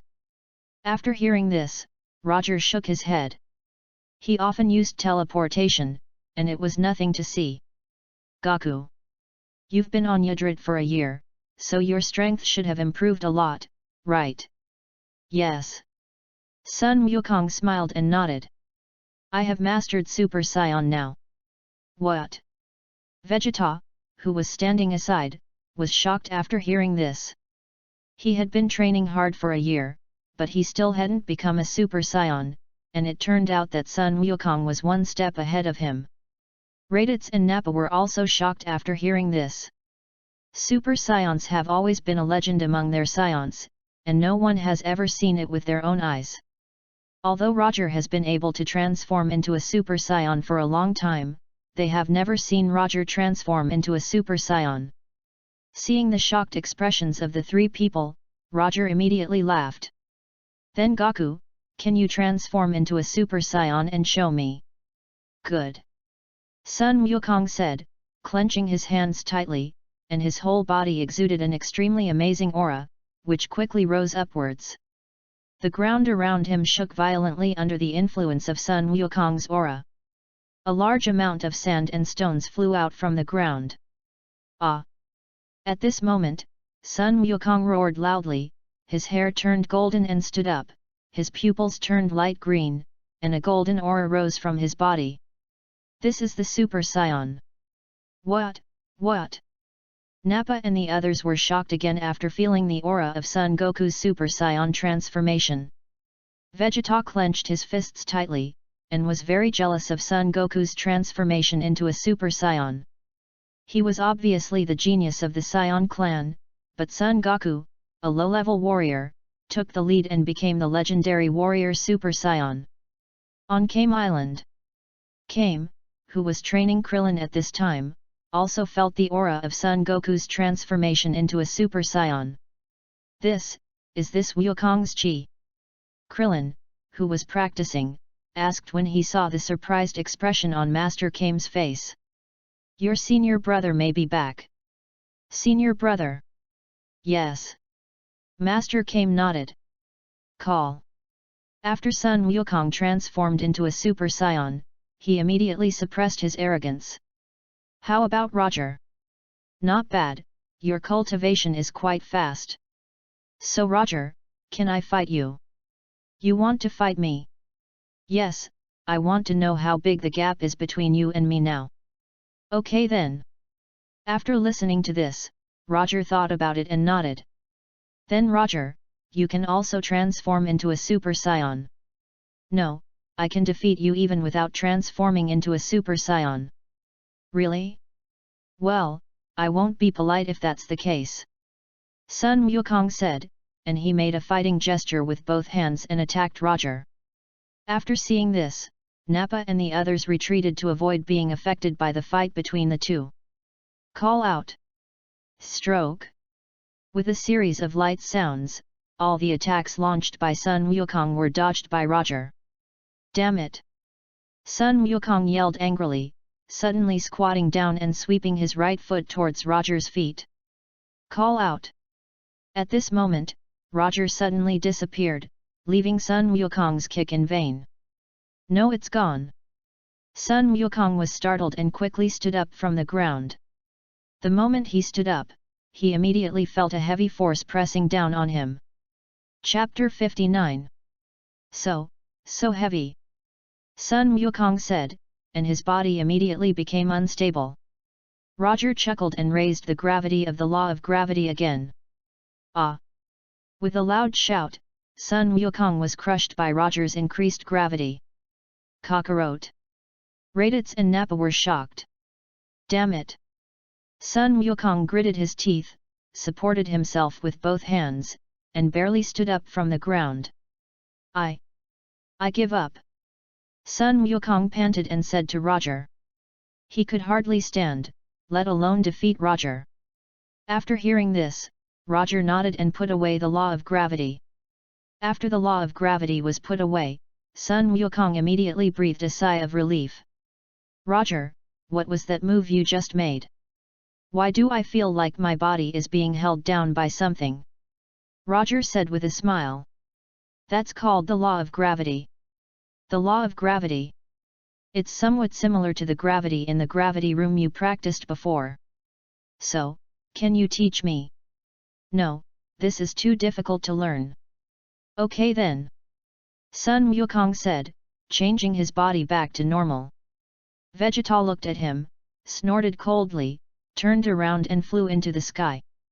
Prince Vegeta. Nappa followed immediately after seeing this. Raditz glanced at Sun Wukong, then turned around and followed him away. After seeing this, Roger chatted with Sun Wukong for a while, and then returned to Bulma's house.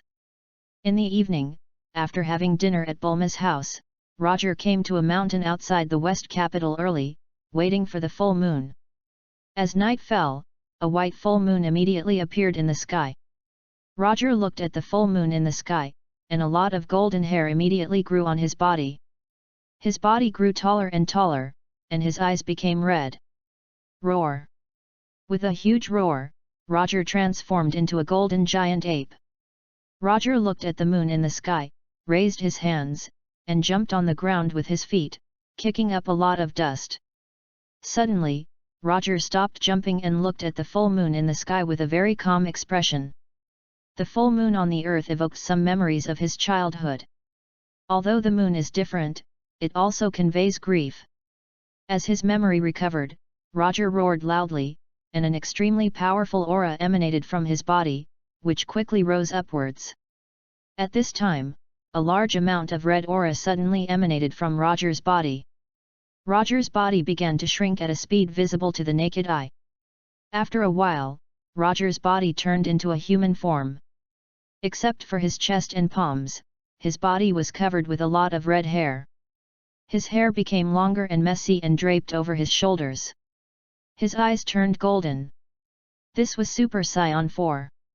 Because Roger had already cultivated to become a god, only King Kai and his companions, who were also gods, could feel the aura of Roger's transformation into a Super Saiyan god. Because the aura of Roger's transformation into Super Saiyan Rose had shocked them before, it was not surprising that Roger transformed into Super Saiyan 4 this time. Is this the power of Super Saiyan 4? Roger clenched his hands and said. Then, Roger flew into the air and tried the power and speed of Super Saiyan 4. After the test, Roger found that the power of Super Saiyan 4 was stronger than that of Super Saiyan Rose, but the speed was about the same. The reason for this was the Saiyan's transformation into a giant ape. In a sense, the Saiyan's transformation into a giant ape was also a transformation. I wonder if the power of Super Saiyan 4 can be combined with Super Saiyan Rose. If so, my power may be able to be enhanced again. Roger muttered to himself. Suddenly, as if he had thought of something, a clone suddenly appeared in his body. After the clone appeared, it immediately transformed into Super Saiyan Rose. Roger and the clone looked at each other, and took a few steps back to both sides. Then he raised his hands and feet, and slowly approached the other party like a crab. Merge! With a loud shout, Roger and his clone put their index fingers together. With a bright light, Roger and his clone merged together, and a Roger wearing a black vest and white trousers appeared. Roger's appearance did not change, but his hair turned red. I see. After Roger felt the power of Super Saiyan 4 and Super Saiyan Rose completely merged, he immediately entered a state of enlightenment. More than 10 minutes later, because the fusion consumed too much energy, Roger's body automatically returned to normal. But even so, he was still in a state of enlightenment. It was unknown how long it had been, but Roger suddenly woke up from his enlightenment, took out a senzu bean from his clothes and swallowed it. After taking the senzu bean, Roger instantly recovered his strength. Ah! Roger roared loudly, and an extremely amazing aura emanated from his whole body, rising rapidly upwards. Bang! With an extremely amazing momentum, Roger transformed into Super Saiyan 4. After Roger transformed into Super Saiyan 4, he clenched his hands fiercely and transformed the aura in his body into the aura of God. The transformation of Super Saiyan God mainly transforms the aura in the body into the aura of God. Although Roger cannot fuse the two auras together, he can transform the aura of Super Saiyan 4 into the aura of God to transform into Super Saiyan God. Roger calls this transformation Super Saiyan Red. The power of Super Saiyan Red is higher than that of Super Saiyan 4, but like Super Saiyan Blue, it also consumes more physical strength. Success! Roger said excitedly when he saw his hair turn red. Then he looked at the sky and found that it was not late, so he hurried back. The next morning, after having breakfast, Roger dripped a few drops of invisibility potion on his body, and teleported to the planet next to Beerus. Although his current strength is not as good as Beerus, he wants to fight with Beerus in his dream to see how big the gap in strength between them is. When he arrived at the planet next to Beerus, Roger immediately used the dream entering technique he created to fall asleep, and then used the Great Dream 3000 to let a trace of his soul fly to Beerus' planet. Soon, Roger found Beerus and entered his dream. Dried fish. As soon as he entered the dream, Roger immediately saw Beerus holding a dried fish in his right hand. In Beerus' mouth, there was also a dried fish. As Roger looked over, Beerus soon found Roger. Who are you? Why are you here? Roger smiled and said. My name is Super Saiyan God. Super Saiyan God? That's a long name, you're not kidding me, are you? Beerus said as he swallowed the dried fish in his mouth. Chapter 60. How is that possible? Roger laughed. So you are a Saiyan, right? Beerus looked at Roger's tail and said. Roger nodded. Then do you know who I am? Lord Beerus, the god of destruction. Oh, since you know me, you are not afraid to see me. So what are you doing here? I want to fight with you, Lord Beerus. Beerus laughed as if he had heard a huge joke. Interesting, I've lived for so long, but this is the first time I've heard that a human wants to fight me, and this person is a Saiyan. Beerus said, his expression suddenly became extremely solemn. Do you know what the consequences of fighting with me will be? Death. Roger said calmly. In that case, why do you still fight me? Because I know you won't kill me. Roger laughed. Haha. Beerus sneered. Who said I won't kill you? I hate Saiyans the most. Beerus said, and immediately rushed towards Roger with his fist raised. Roger was startled, and before he could react, he was hit hard in the face by Beerus, and his body flew backwards like a thread. Seeing this, Beerus snorted coldly, with a look of disdain on his face. At this moment, Roger stopped in the air and clenched his fists tightly. Ah! With a huge roar, Roger transformed into Super Saiyan 4. Seeing this, Beerus narrowed his eyes and threw the dried fish in his right hand into his mouth and ate it. Interesting. Beerus chuckled, and his body immediately turned into a purple light and rushed towards Roger. Roger shouted, and his body turned into a red light and rushed forward. Call out! Bang! Bang! Bang! Soon, the two came to each other, fighting fist to fist and foot to foot. Bang! Beerus hit Roger in the face with his right fist, and Roger's face tilted back. Hee hee! Beerus showed a hint of pride on his face. Just a second after Beerus was proud, Roger hit Beerus' face hard with his left fist. Damn it! Beerus shouted angrily, and suddenly a shocking momentum burst out from his body, knocking Roger back. Roger clenched his hands tightly and soon stopped in the air. At this moment, Beerus rushed in front of Roger and punched him with his fists like a storm. Roger raised his hands forward to resist Beerus' attack. Call out! Bang! Bang! Bang! Under Beerus's fierce attack, Roger's body immediately retreated. Bang! After attacking for a while, Beerus raised his right foot and kicked forward, hitting Roger's abdomen hard. Roger screamed loudly, and his body flew backwards like light. Beerus raised his right hand forward, condensed a purple destructive energy in his hand, and attacked Roger. Just when the destructive energy was about to attack Roger, the destructive energy suddenly stopped in mid-air. What? Beerus was shocked. Roger took this opportunity to dodge immediately. Boom! With a shocking explosion, destructive energy exploded in the sky. Suddenly, an extremely huge purple storm appeared and swept around. What happened just now? Beerus asked. Time is paused. Time stopped? You mean, you control time? No, I just learned some basics. It seems that you are not that simple. After hearing this, Roger smiled but said nothing. But if that's all, you can't beat me. Beerus said, raising his hands on both sides, and a lot of destructive energy immediately appeared behind him. Seeing this, Roger suddenly became serious. Beerus chuckled. And the destructive energy gathered behind him flew towards Roger with his hands waving. Law of gravity! Roger shouted softly, and the destructive energy flying towards Roger was immediately pressed to the ground by the gravity of the law of gravity. What? Beerus was startled, and his body immediately teleported behind Roger. At the moment he teleported behind Roger, he immediately felt a heavy gravity pressing down on him. Although this gravity was nothing to Beerus, it also slowed him down. It was precisely because of this slowdown that Roger immediately noticed Beerus behind him, and his body moved quickly, facing Beerus in a blink of an eye. Boom! Boom! Boom!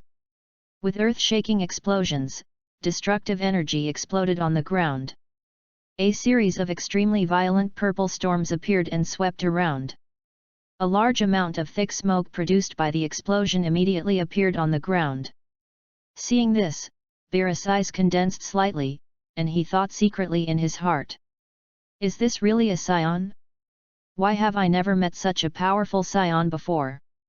At this moment, Roger shouted, and his body quickly came in front of Beerus, and he attacked with his right fist. Beerus immediately came to his senses and dodged the attack. After seeing this, Roger immediately raised his left fist and attacked Beerus. Beerus moved his body to the left, kicked sideways with his right foot, and kicked at Roger's waist. Roger was startled, and it was too late for him to dodge. Bang! With a loud sound, Roger was kicked to the left. Roger clenched his feet hard and soon slowed down in the air. But in the next second, Beerus appeared in front of Roger. In front of G, his fists were like a storm, hitting Roger. Because Beerus's body was too fast, Roger's face was hit by Beerus's fists before he could react, and he screamed loudly. Under Beerus's fierce attack, Roger's face and body were hit by Beerus again and again, and his body kept retreating backwards. Bang! Beerus hit Roger's abdomen with his right fist. Roger screamed loudly, and his body was like a line, slamming into a mountain behind him. The mountain was immediately smashed into a large area of dust. Beerus snorted coldly. Super Saiyan God, is this all you can do? After hearing this, Roger immediately climbed out of the mountain and gasped for air. When his breathing became more stable, he immediately looked up at Beerus in the sky. As expected of Lord Beerus, the god of destruction. Ah! Roger said, clenching his hands and transforming the Super Saiyan 4 aura in his body into divine aura. As the aura changed, Roger's hair immediately turned red, and his aura also increased a lot at the moment of aura increase. What's this? Chapter 61. This is called Super Saiyan Red. Super Saiyan Red. Yet. Roger nodded. Is that so? If so, let me see if your strength has increased. Beerus said, and immediately rushed towards Roger. Roger chuckled, and his body suddenly transformed into a dozen clones. Beerus was startled, and his right hand fired several destructive energies, attacking Roger and Roger's clones. Call out! At the moment when Beerus launched the destructive energy, a figure instantly appeared behind Beerus. This person was Roger. Beerus seemed to have noticed and turned around, and saw a huge fist coming towards him. Beerus quickly raised his hands forward and blocked Roger's right fist. Roger was startled, and quickly raised his left foot and kicked towards Beerus' chest. Bang! Roger's left foot kicked heavily on Beerus' chest, and Beerus immediately retreated a distance. Boom! Boom! Boom! At this moment, the destructive energy that Beerus had just attacked exploded in the sky. Suddenly, huge purple storms appeared and swept around. Beerus looked at Roger in front of him and began to get angry. Roger saw that Beerus' eyes were not right, and immediately became highly alert. Suddenly, Beerus' body was like light, and in an instant he came in front of Roger, and hit Roger's abdomen with his right fist. Roger screamed loudly and spat out a mouthful of bitter water. Beerus snorted coldly, grabbed Roger's shoulders with both hands, and pushed Roger's body with his right knee. Roger immediately let out loud screams under Beerus' continuous attacks. After several consecutive pushes, Beerus immediately released his hands on Roger's shoulders, and when he came to Roger's right side, he put his hands together and hit Roger's body hard. Bang! Boom! With an extremely loud sound, Roger's body fell heavily to the ground like light. A large piece of dust was immediately raised on the ground. Beerus quickly slapped the ground with both hands, and a large amount of energy waves were emitted from his hands, attacking Roger. Call out! Boom! Boom! Boom! Roger screamed loudly under the attack of a large number of energy waves. However, because the sound of the explosion was too loud, it drowned out his screams. The ground was immediately covered with thick smoke and dust caused by the explosions. After attacking for a while, Beerus stopped the energy wave attack. After a while, when the dust on the ground dissipated, a large number of deep pits caused by the explosions appeared on the ground. Roger was lying in the center of these deep pits. Beerus saw Roger lying in the deep pit with an embarrassed look on his face, and immediately laughed and said, "What's wrong, Super Saiyan God? Is this all your strength?"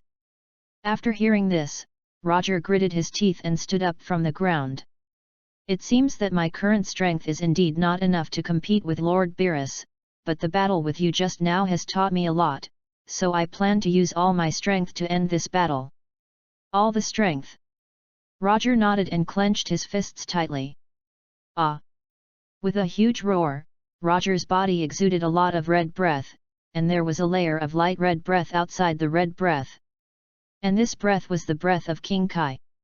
Roger had already mastered King Kai, and he also improved the King Kai he learned from King Kai of the North, and changed it into a non-injury King Kai that did not put too much burden on the body.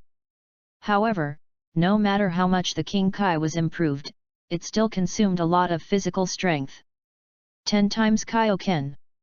With a loud shout, Roger's body immediately turned into a red flash and rushed towards Beerus. Beerus was startled, and before he could react, he was hit hard in the face by Roger, and his body flew backwards. Shoo! Seeing this, Roger flashed and quickly came behind Beerus, raised his right foot and kicked forward. Bang! Roger kicked Beerus hard on the back with his right foot, kicking him into the sky. Ah! Roger shouted, and quickly came to the sky above Beerus. At this moment, Beerus suddenly disappeared. Roger was startled. The next second, a figure suddenly appeared behind Roger. This person was Beerus. Roger turned around as if he had noticed it. Just as he turned around, a huge fist hit him in the face. Bang! Beerus hit Roger's face hard with his right fist, knocking him out with one punch. Roger clenched his fists hard, and soon stopped in the sky, gasping for breath, looking at Beerus. "Is this your full strength?" Beerus laughed. After hearing this, Roger clenched his hands fiercely, and his whole body immediately burst out with even more powerful energy. 20 times Kaioken. Roger roared loudly, and rushed towards Beerus at a faster speed. Beerus snorted coldly, raised his left hand, and grabbed Roger's right fist. However, the power of the 20 times Kaioken was too great, and Beerus' body stepped back a few steps. After seeing this, Roger gritted his teeth and put his right fist away. Whoosh! Roger gasped for air, and the aura of the King Fist on his body slowly dissipated. Super Saiyan God, this should be your limit, right? Yes, but this is just my current limit, because I will become stronger in the future and surpass Lord Beerus. Surpass me? After hearing this, Beerus immediately laughed. Super Saiyan God, your strength is indeed great. You should be the first mortal who has fought with me for so long, but do you think I will let you live? Go. I don't know, but Lord Beerus, do you think you can definitely kill me? Of course, no one in this world can escape from my hands. After hearing this, Roger immediately used the law of time to pause 4 weeks of time. My body can't move. As soon as he finished speaking, Roger moved away from Beerus' dream in an instant. After Roger left Beerus' dream, he quickly flew back to his body. Roger opened his eyes and woke up to see a man with blue-green skin, a very tall stature, long white curly hair, purple pupils and lips. There was a large light blue halo around the man's neck. He wore a black armor with 3 diamonds painted on it, 2 white and 1 orange, and a dark red robe. He had a light blue belt tied around his waist and a long staff in his right hand. There was a black magic ball on the top of the staff. The staff was yellow above and below, and dark blue in the middle. This man was Whis, Beerus' servant. Are you awake? Chapter 62. Weiss said with a smile. Roger was immediately shocked when he saw Weiss. Fuck, they can see me even when I'm invisible. Weiss saw that Roger didn't reply to him, and the smile on his face gradually disappeared. What's up, Roger? Aren't you going to show up yet? After hearing this, Roger took out the recovery potion and sprinkled it on himself. Roger's body immediately recovered and appeared in front of Weiss. Mr. Weiss. Roger laughed dryly and said to Weiss, who looked unhappy. After hearing this, Weiss looked at him seriously and said, Roger, what are you doing entering into Lord Beerus' dream? It's nothing actually, I just want to talk to Lord Beerus about my ideals in life. Talk about life ideals. Roger nodded. Really? Weiss pointed his staff at the ground, and a projection immediately appeared on the crystal ball. The projection showed Beerus sleeping, kicking his feet and talking in his sleep. After Roger saw it, a trace of cold sweat immediately appeared on his forehead. This is the picture of Lord Beerus just sleeping, and Lord Beerus never talks about life or ideals with others. After hearing this, Roger immediately laughed. "Mr. Whis, I was just joking with you just now. I actually went to my dream to spar with Lord Beerus." Whis discovered that Roger had entered Beerus' dream, but he didn't know what happened in the dream. "Yes." Weiss was skeptical after hearing this. "You're not going to lie to me again, are you? How is it possible?" After hearing this, Roger said righteously. "Okay, I'll trust you this time." "But what?" "But you can't enter Lord Beerus' dream again, otherwise, don't blame me for being rude." "Okay." Roger nodded after hearing this. Mr. Weiss, how do you know me?" "When I have nothing to do, I will go out into the universe. Some time ago, I learned that Frieza was defeated, and the person who defeated him was you, right?" Roger nodded. "So Mr. Weiss, when did you discover me?" "I discovered you when you came to this planet."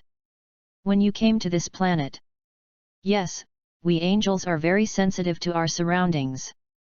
"In that case, why didn't you stop me?" "First, the soul you entered into Beerus's dream was too weak to pose a threat to Beerus. Second, you should be the next king of the Kai, right?" Roger nodded. "Mr. Weiss, if there is nothing else, I will leave first." Weiss nodded. Roger looked at it and moved back to Earth in an instant. "Roger!" Weiss muttered to himself as he looked at the disappearing Roger. He didn't know what he was thinking. On the other side, after Roger returned to Earth, he felt the horror of the angels' strength.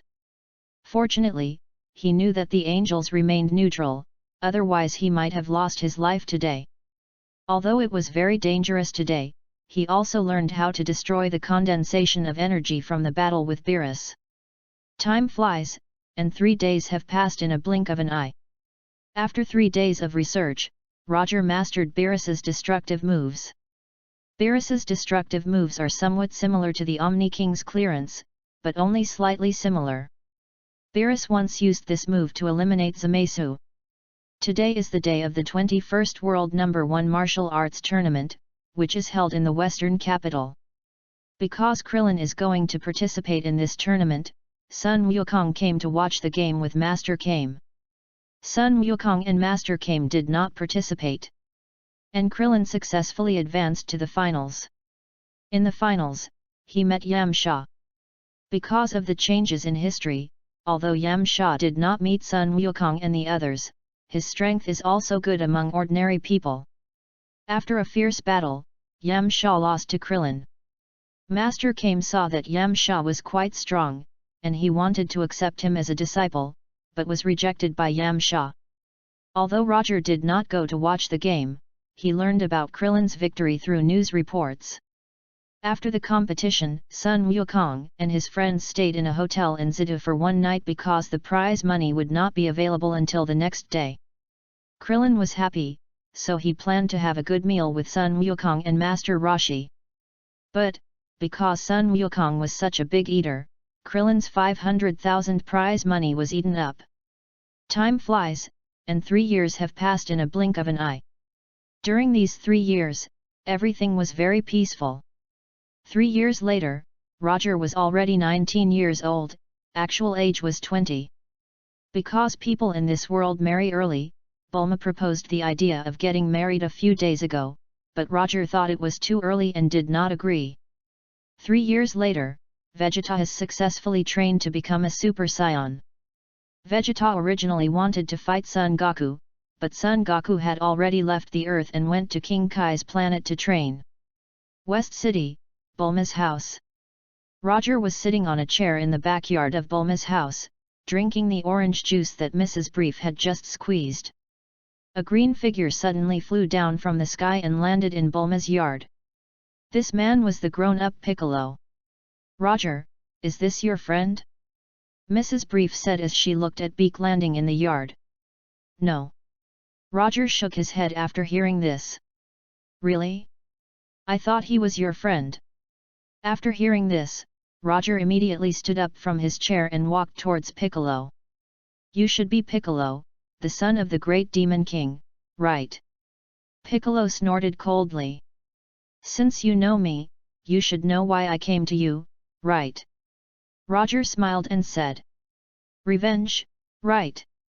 That's right, you killed my father back then, so I came here today to help my father get revenge.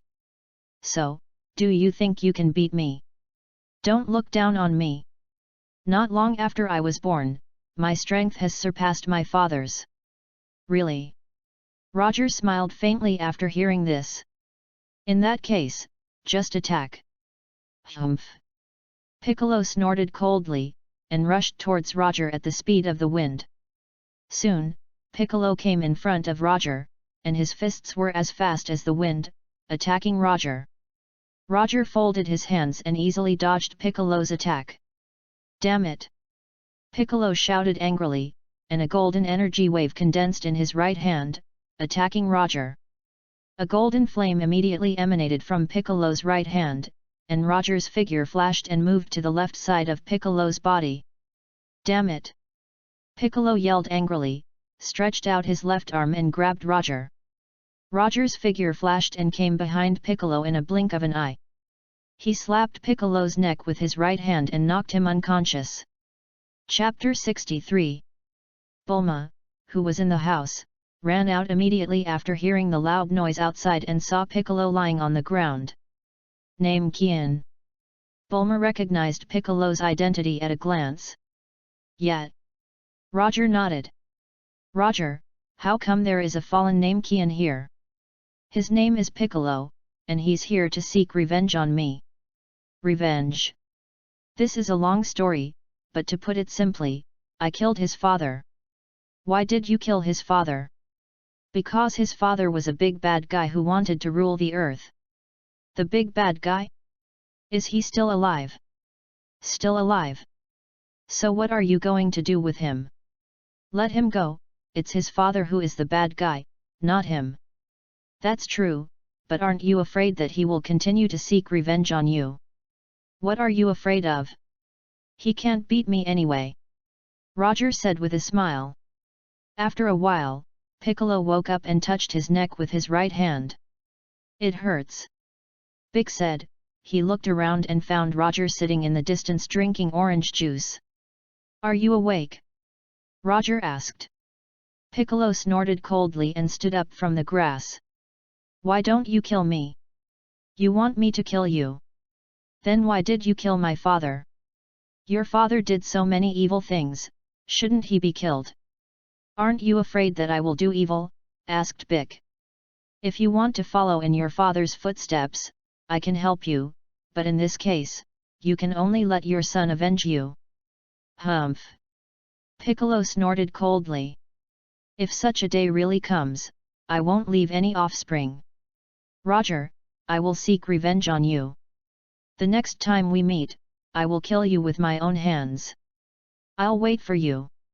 Roger said with a smile.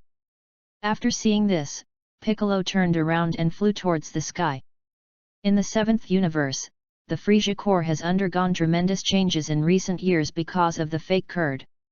The Frieza Corps, which originally made a living by invading the planets in the universe, under Kurd's orders, not only returned many invaded planets, but also disbanded many Frieza troops, making Frieza's Corps a legion that maintains peace in the universe. At the beginning, most people in the universe did not believe it, but as their planets were really returned, they slowly turned from disbelief to belief. However, the return of the planet means a reduction in the income of the Frieza Corps. That's why Kurd will disperse many of Frieza's troops.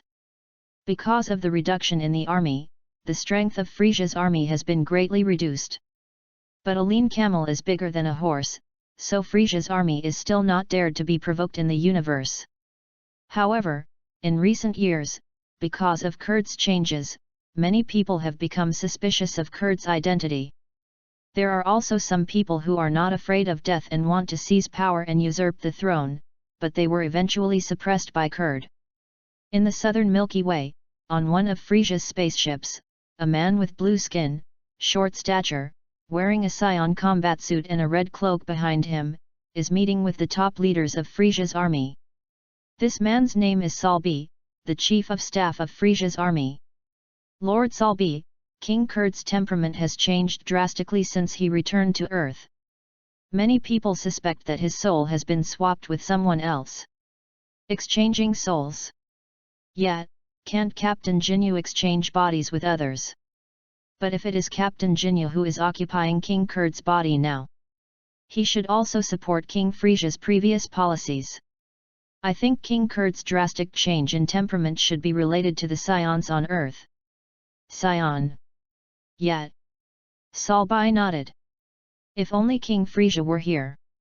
Lord Salbi, I heard that there is something called Dragon Ball on Namek, and I heard that it can help people realize any wish. Any wishes? However, the Kurdish king now forbids us to invade other planets. If the Kurdish king doesn't allow us, then we will send someone to go secretly. But who should be sent? Time flies, and 3 days have passed in a blink of an eye. 3 years have passed, and the World No. 1 Martial Arts Tournament is held again. Krillin once again participated in this World No. 1 Martial Arts Tournament. In order to avenge his previous defeat, Yamcha also participated in this World No. 1 Martial Arts Tournament. Tsuru Immortal's disciples Tien Shinyan and Gyoza also participated in this tournament.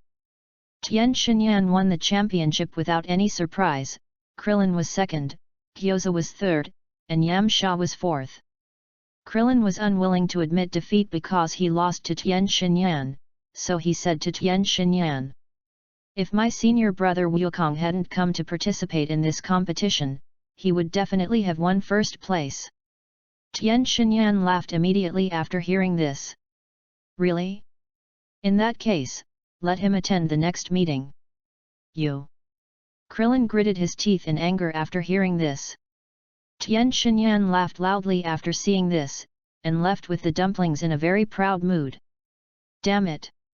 Krillin clenched his fists tightly.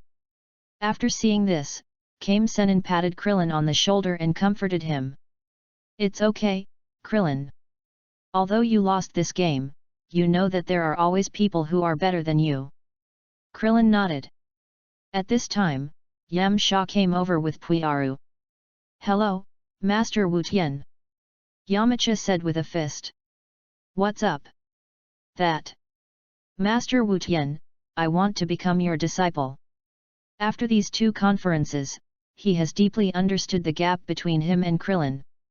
If he is self-righteous, he may never catch up with Krillin in this life. After hearing this, Krillin looked at Master Kame nervously. He didn't like Yamcha very much, so he didn't like Master Kame accepting Yamcha as his disciple. "Okay." After listening to this, Master Kame thought for a moment and nodded. "This, you agreed right away." Yamcha was shocked. Before he was ready to become a disciple, he thought that Master Kame would make things difficult for him, but he didn't expect that he would agree without much hesitation.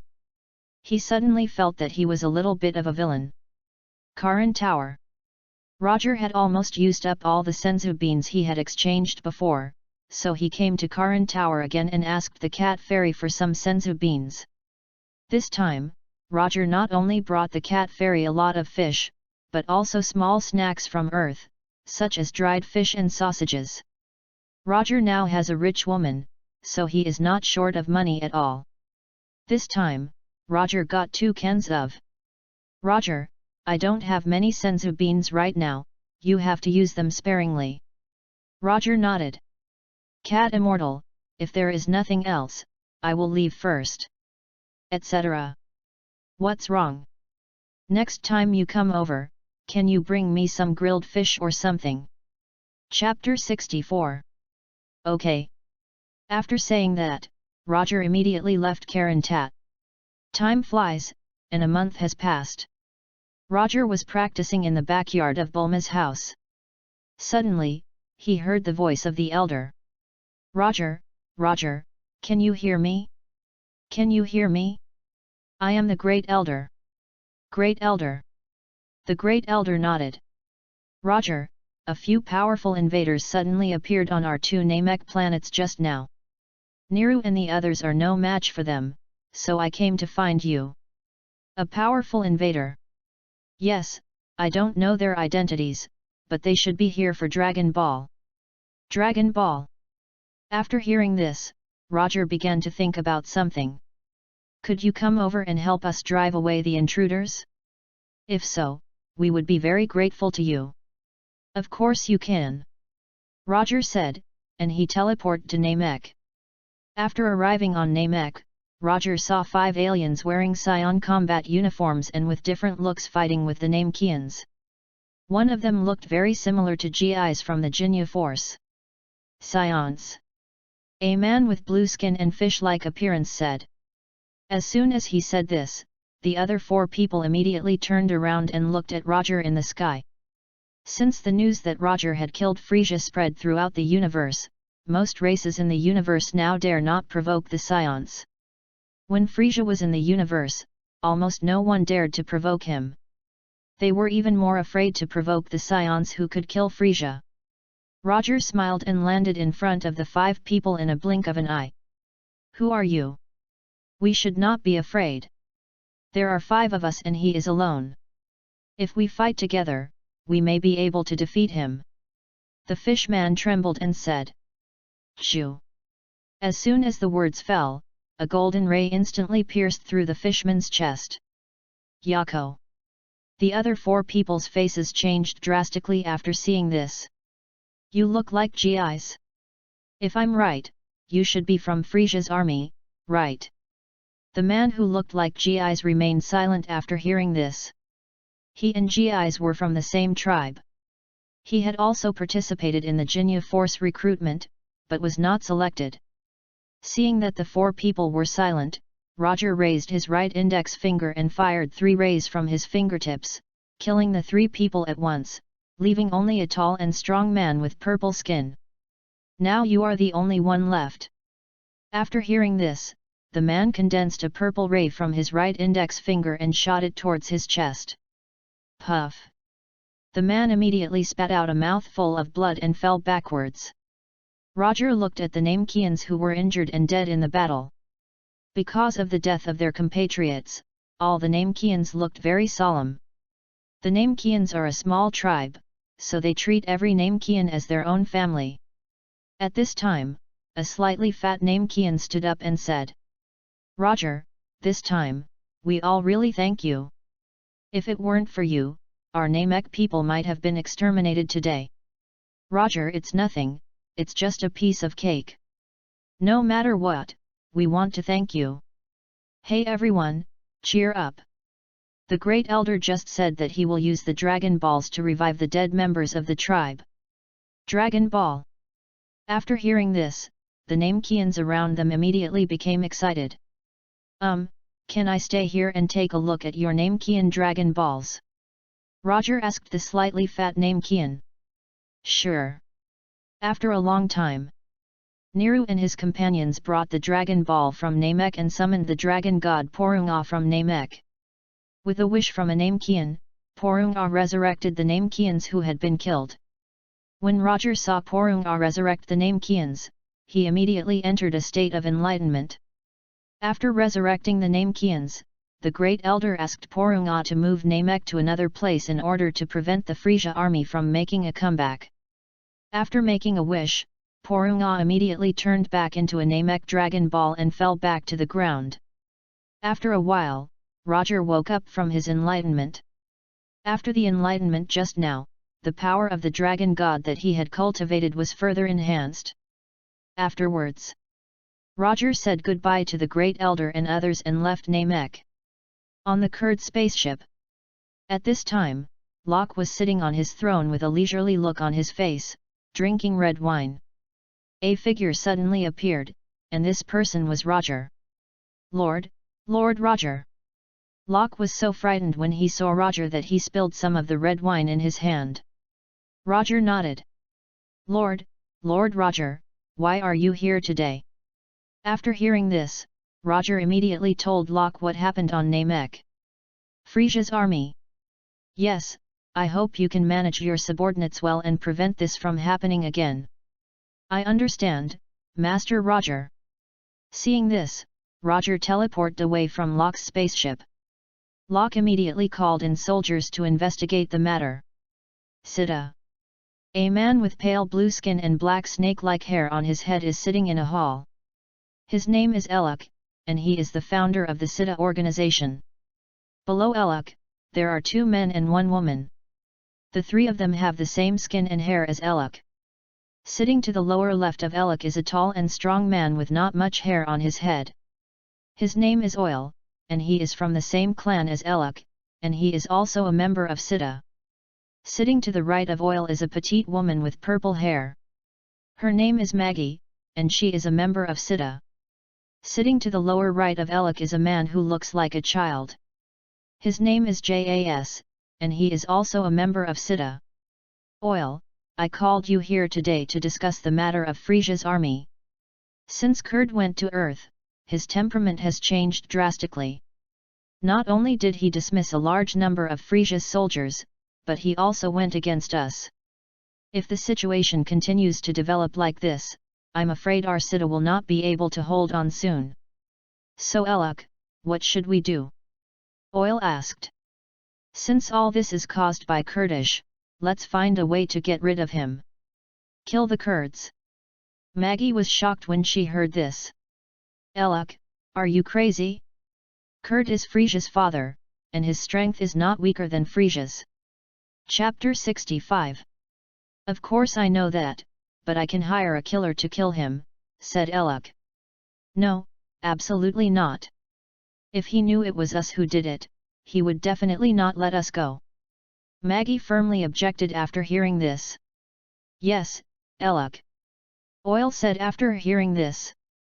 Eluk was very unwilling to hear this. But I really can't accept that the West Tower we built collapsed just like that. Maggie Eluk, as long as you have life, you still have a chance to start over. Yeah Eluk. Well then. Although Eluk was reluctant, he still agreed to disband the Sita. Time flies, and 3 years have passed in a blink of an eye. 3 years have passed, and Roger is already 22 years old. Because Bulma has been urging him to get married, Roger married Bulma a few days ago. Today is the day of the world's #1 martial arts tournament. Because Krillin lost to Tien Shinyan last time, he tricked Son Goku, who came to the North Kai King planet to practice, to participate in this world's #1 martial arts tournament. Vegeta heard that Son Goku was going to participate in the world's #1 martial arts tournament, so he also participated in this world's #1 martial arts tournament. Roger, who was not interested in the world's #1 martial arts tournament at first, also brought Bulma to watch this world's #1 martial arts tournament. Son Goku easily defeated Tien Shinyan and advanced to the finals. And his opponent in the finals was Vegeta. Is that your friend, Sun Wukong? He used to be very small, but now he is so tall and handsome. Bulma looked at Sun Wukong on the stage with a crazy look on her face. You mean I'm not handsome? Roger said with a little jealousy. No, no. Bulma shook her head after hearing this. My husband is from Earth, not the most handsome man in the universe. That's more like it. On the competition stage, Sun Wukong and Vegeta were looking at each other. Suddenly, Vegeta smiled and said to Sun Wukong. Kakarot, I've been waiting for this battle for a long time. Really? After hearing this, Sun Wukong looked at Vegeta calmly. At this moment, the referee standing next to the two of them said to the audience excitedly. Dear contestants, we have finally arrived at the finals of the world's #1 martial arts tournament. Will Sun Wukong or Vegeta win this match? Let's wait and see. The referee said, looking towards Sun Wukong and Vegeta. So, Son Goku and Vegeta, are you ready? Yes. Sun Wukong nodded. Then I declare now that the 23rd World No. 1 Martial Arts Tournament Finals are now officially underway. After the referee finished speaking, he immediately jumped off the stage. Goku, Vegeta, you can start the game. After hearing this, Vegeta clenched his hands, exuding an amazing aura from his whole body, and quickly rose up. Ha! With a loud shout, Vegeta's body suddenly burst out with an extremely amazing momentum, radiating to all directions. His body immediately transformed into a Super Saiyan state. The hair turned golden. The audience and the judges were shocked. Directly transform into a Super Saiyan. After watching, Sun Wukong clenched his hands and transformed into a Super Saiyan. Sunday. Sun Wukong's hair has also turned golden. Vegeta chuckled, and in a blink of an eye, he came in front of Sun Wukong and kicked with his right foot. Sun Wukong raised his left hand and blocked Vegeta's right kick. After seeing this, Vegeta immediately put his foot down and punched Sun Wukong in the face with his fists like lightning. Sun Wukong dodged and retreated. Damn it! Vegeta yelled angrily and punched with all his strength. Sun Wukong flashed and disappeared in the blink of an eye. Vegeta's right fist immediately missed. Vegeta yelled angrily and turned around quickly, seeing Sun Wukong standing in the air behind him. Ah! Vegeta shouted, and fired several energy waves at Sun Wukong in the sky with both hands. Boom! Boom! Boom! With huge explosions, the energy waves exploded in the sky. The audience standing in the audience were shocked by the explosion in the sky. Isn't this a martial arts competition? Why is there an explosion? Just when everyone was puzzled, Sun Wukong had already dodged the explosion and appeared in front of Vegeta. After seeing this, Vegeta immediately raised his right fist and attacked Sun Wukong. Sun Wukong dodged to the side, and his right fist was as fast as lightning, hitting him hard. It hit Vegeta's abdomen hard. Vegeta screamed loudly and flew backwards. Just when he was about to fly out of the competition stage, Vegeta clenched his fists tightly and stopped in the air. Vegeta looked at Sun Wukong in front of him and wanted to use the prince's fighting method. But when he thought of what Sun Wukong and Roger said to him before the game, he immediately suppressed this idea and rushed towards Sun Wukong. After seeing this, Sun Wukong immediately flew into the sky. He knew that the competition stage was too small and Vegeta could not use his skills on it. Call out! Boom! Boom! Boom! Boom! Boom! When they reached the sky, Vegeta fired a large amount of energy waves at Sun Wukong without any worries. Sun Wukong dodged while firing golden energy waves to collide with Vegeta's energy waves.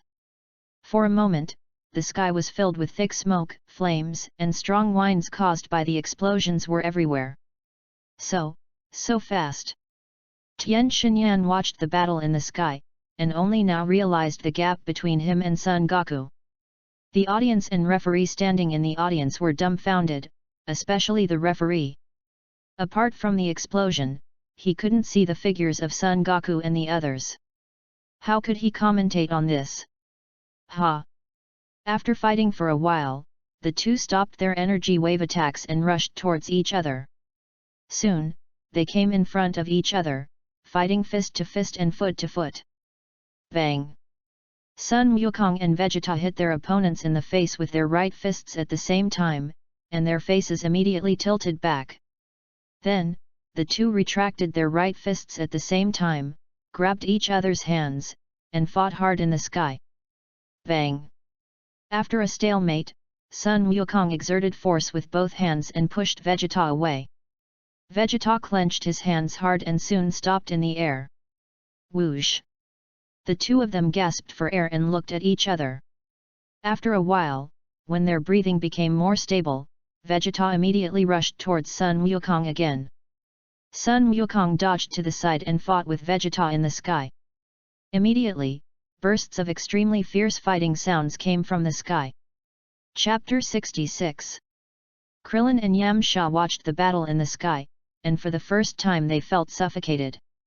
Although they could not see the two men fighting, they could feel the strength of the two men from their aura. Is this Brother Goku's strength? Yamcha said to Krillin. Yes. Yes, although I heard from Master Wu Tian that Brother Wukong had already surpassed him, I didn't expect that Brother Wukong actually surpassed Master Wu Tian by so much. Yamcha nodded. At this moment, Vegeta kicked Sun Wukong to the ground with his right foot. Just when Sun Wukong was about to fall to the stage, Sun Wukong turned around and stomped hard on the stage with both feet. Bang! With an extremely loud sound, the ground under Sun Wukong's feet spread out like a spider web. A large number of crushed stones were blown up from the ground, creating a huge dust storm. The audience standing in the audience was immediately frightened after seeing this. Jump! Vegeta chuckled, and his body quickly fell from mid-air and appeared in front of Son Goku. Son Goku was startled, and quickly raised his right fist to attack Vegeta. Vegeta raised his left fist and hit Son Goku's right fist hard. The collision of the two soon produced an amazing momentum on the stage, and it radiated to the surroundings of the stage. The two were also blown away by the amazing momentum radiated from each other's hands.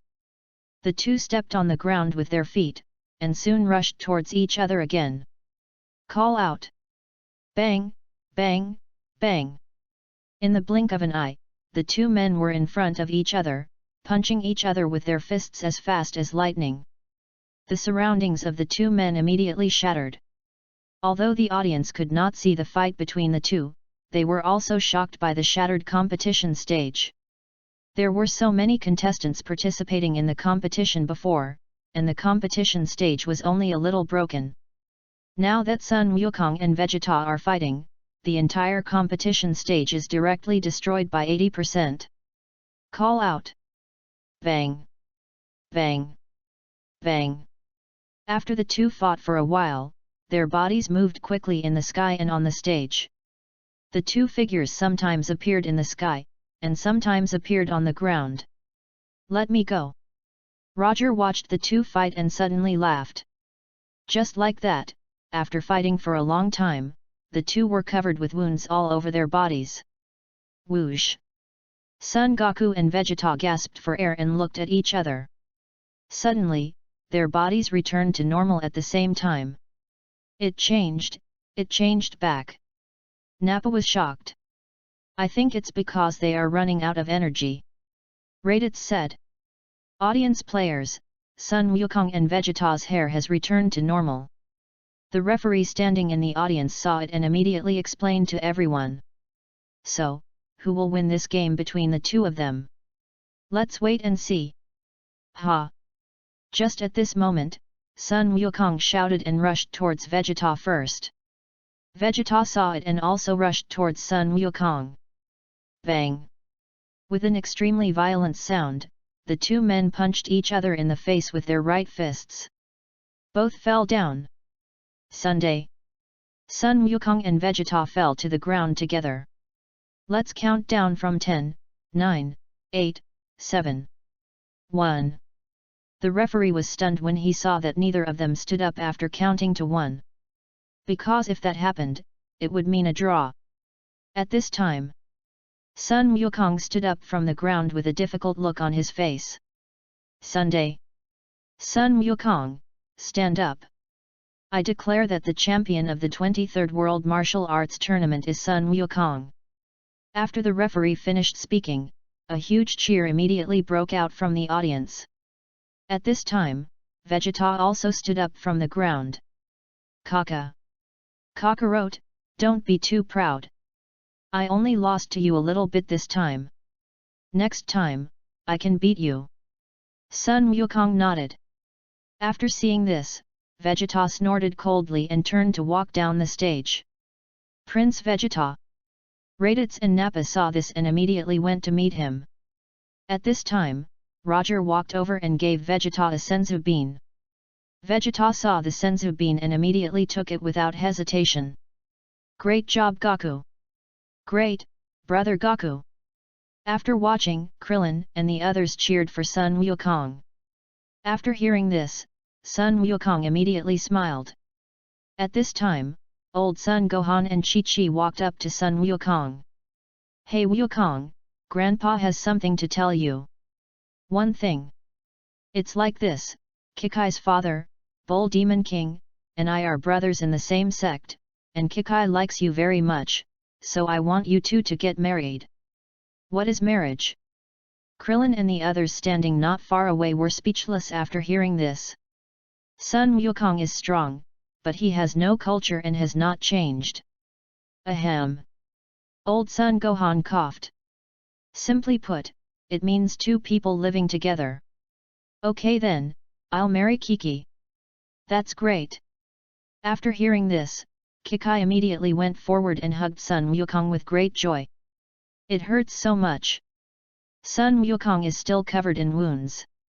Yes, I'm sorry Goku, I accidentally forgot that you were injured. Fine. This old son Gohan is really good at fooling people. After seeing this, Roger immediately stepped forward and took out a magic bean for Sun Wukong. After Sun Wukong took the magic bean, his injuries and physical strength were immediately restored. Congratulations, Wukong, for winning the championship of this conference. It's nothing, Roger. If you hadn't participated in this competition, 10 of me wouldn't be your opponent. After hearing this, Roger smiled but said nothing. After hearing this, Krillin asked Master Kame with a shocked face.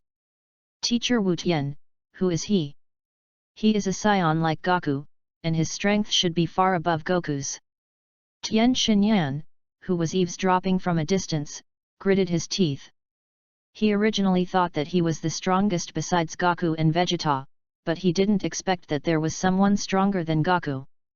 After some ideological struggle, Tien Shinyan decided to take Jiaozi to become a disciple of Master Roshi. Afterwards, Roger chatted with Goku for a while, and then took Bulma back home. A few months later, Goku and Chi-Chi got married. Time flies, and 4 years have passed in a blink of an eye. 4 years later, Bulma gave birth to a son for Roger, and Roger named him Luo Feng.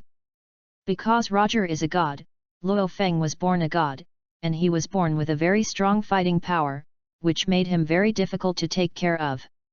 In order to practice, Roger called Jebet to help take care of Luo Feng. Jebet was unwilling in his heart. After all, he was a servant of King Kai, so how could he be a nanny for Roger? Chapter 67. However, under Roger's tyrannical power, Jebet finally succumbed and agreed to help Roger take care of Luo Feng. Jebet, who originally didn't like taking care of children, gradually began to like taking care of Luo Feng after taking care of Luo Feng for 3 years. This should be the law of true fragrance mentioned on the internet in Roger's previous life. But now Luo Feng is 3 years old and can control his own power, so he doesn't need Jebet to take care of him now. Because Luo Feng is the same age as Sun Wukong's son Sun Wuhan, the two of them will often play together. West City, Bulma's house. At this time, Roger was sitting on a chair in the backyard of Bulma's house, drinking the freshly brewed tea. Roger, I haven't seen my sister for a long time. Can you take me to see my sister? Your sister? Yeah, I think she probably doesn't know yet that we two are married. Okay, then do you want to prepare anything? No, I just haven't seen her for a long time and I want to see her. Okay. Roger said, and immediately took out a crystal ball to see where Taisai was now. Through the crystal ball, Roger saw that Taisai was now exploring on a blue planet in the northern Milky Way. This planet is called Qinghai Star, and it is a planet with grasslands everywhere. After Roger found Taisai's location, he teleported and brought Bulma to Qinghai Star. The two came to Qinghai Star and soon saw Taisai standing in front of them. Next to Taisai stood a man with purple skin, short stature, blue face, eyes like salted egg yolks, and wearing a Galactic Patrol uniform. The man's name is Jack, and he is a member of the Galactic Patrol. It was he who came to Earth and took Taisai away. Sister. Roger saw Taisai and immediately shouted to her. Taisai turned around and looked back after hearing Bulma's voice. You are Bulma. Although they haven't seen each other for almost 20 years, Bulma still looks the same as when she was a child. As for Tais, her appearance has changed even less. Yet. Bulma nodded. Then could it be Roger? Taisai looked at Roger. Roger had changed a lot compared to 20 years ago. Yes. So are you two married? Married. Married. Bulma blushed when she heard this. When Bulma was little, her father joked that she would be engaged to Roger. At that time, she was not willing to do so.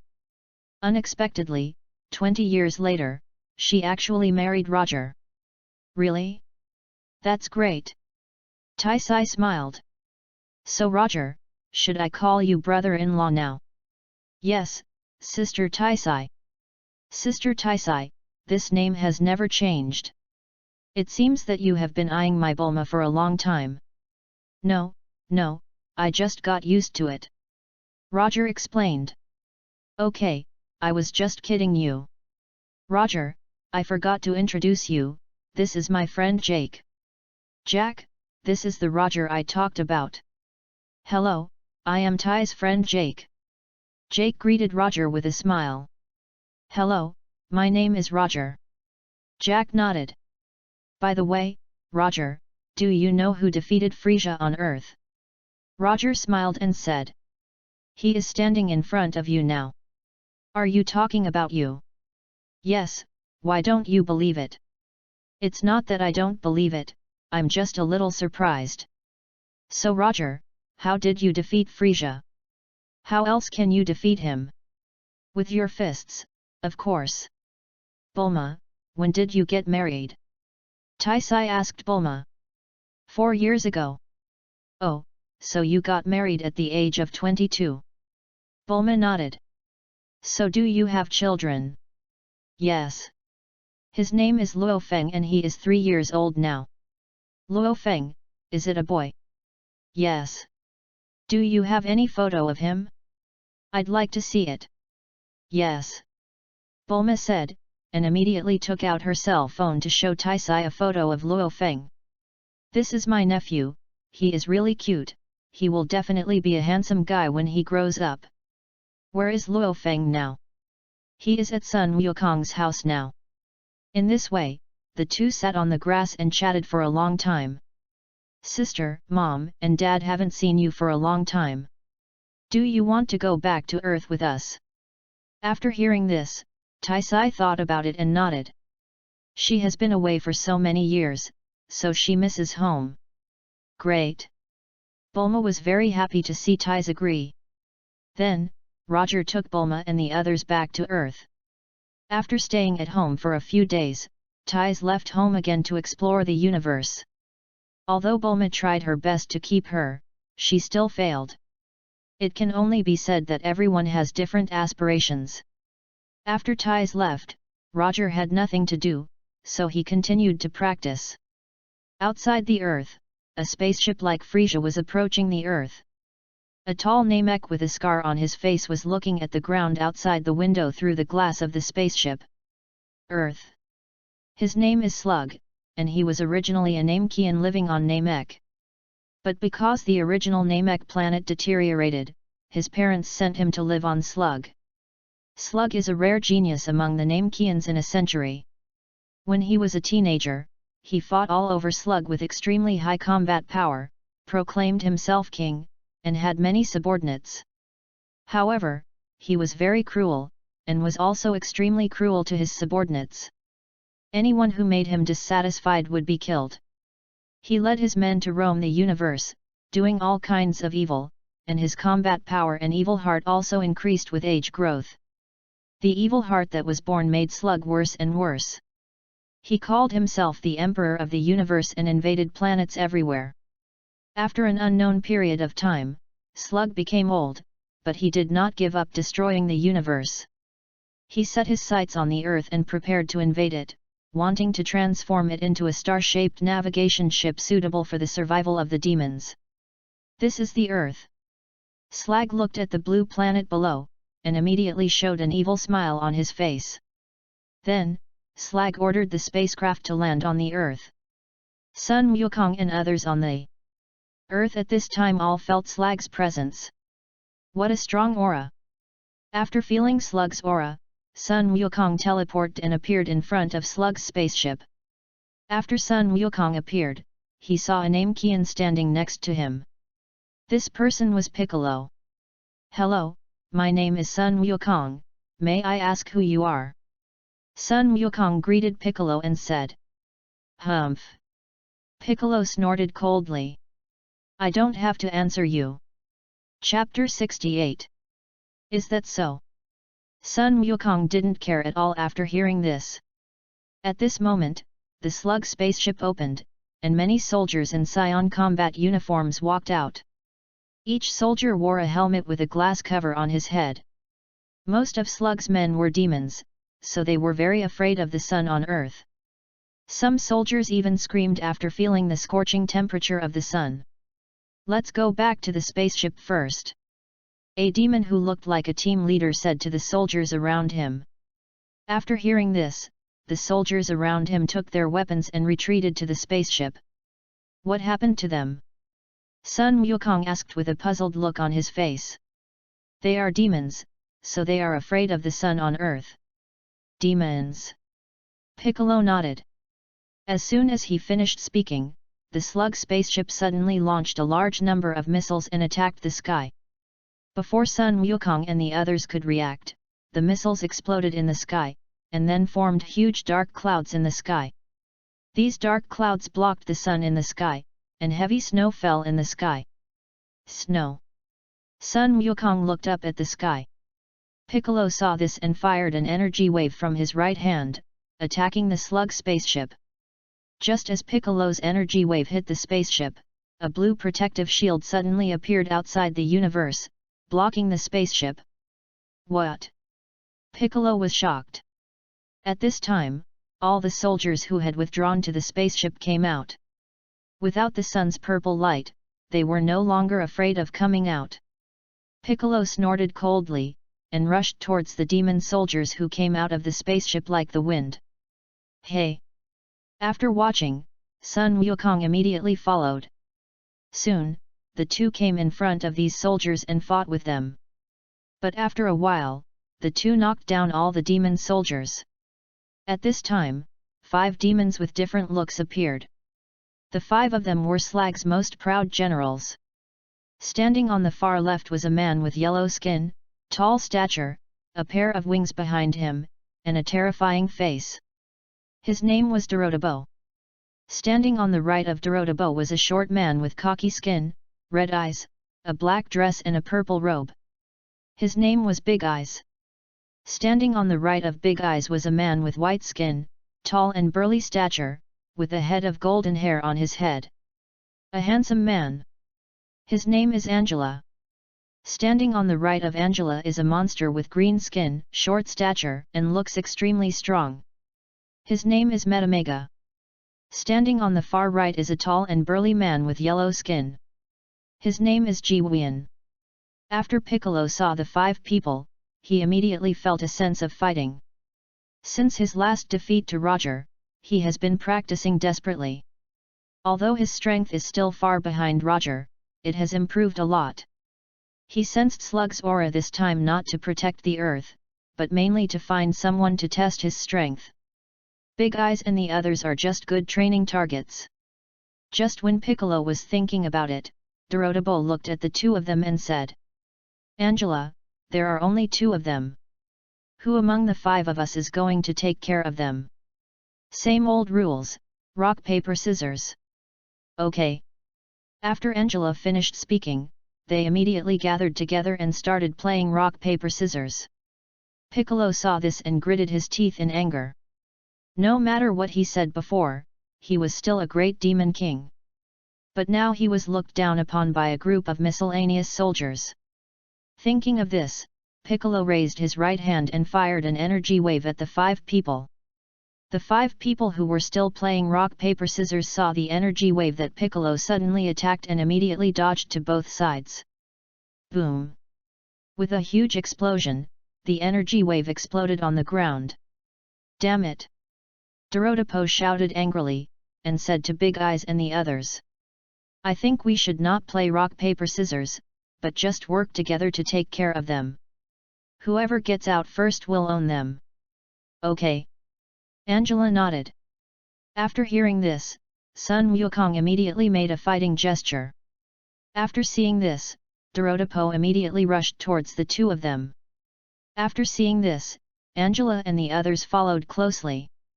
Soon, Dorotapo rushed to Piccolo and attacked forward with his right fist. Piccolo raised his left hand and blocked Dorotapo's attack. On Sun Wukong's side, Angela had also rushed to Sun Wukong at this time, and attacked forward with his right fist.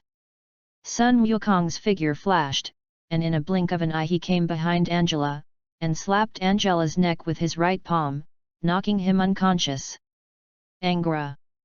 Big Eyes who rushed over afterwards startled them.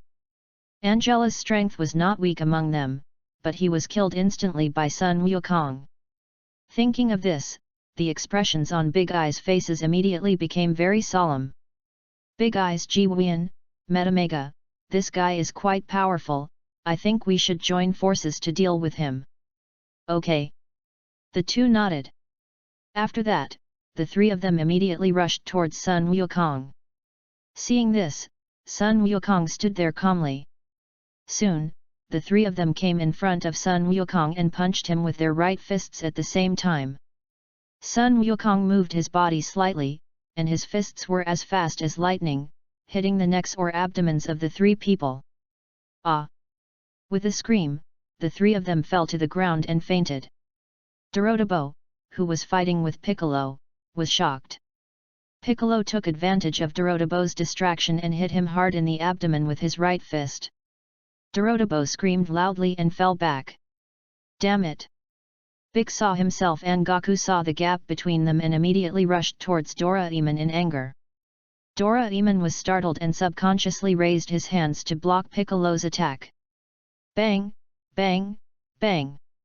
With a series of loud noises, Piccolo's fists were as fast as lightning and hit Doraemon hard. Doraemon retreated while blocking Piccolo's attack.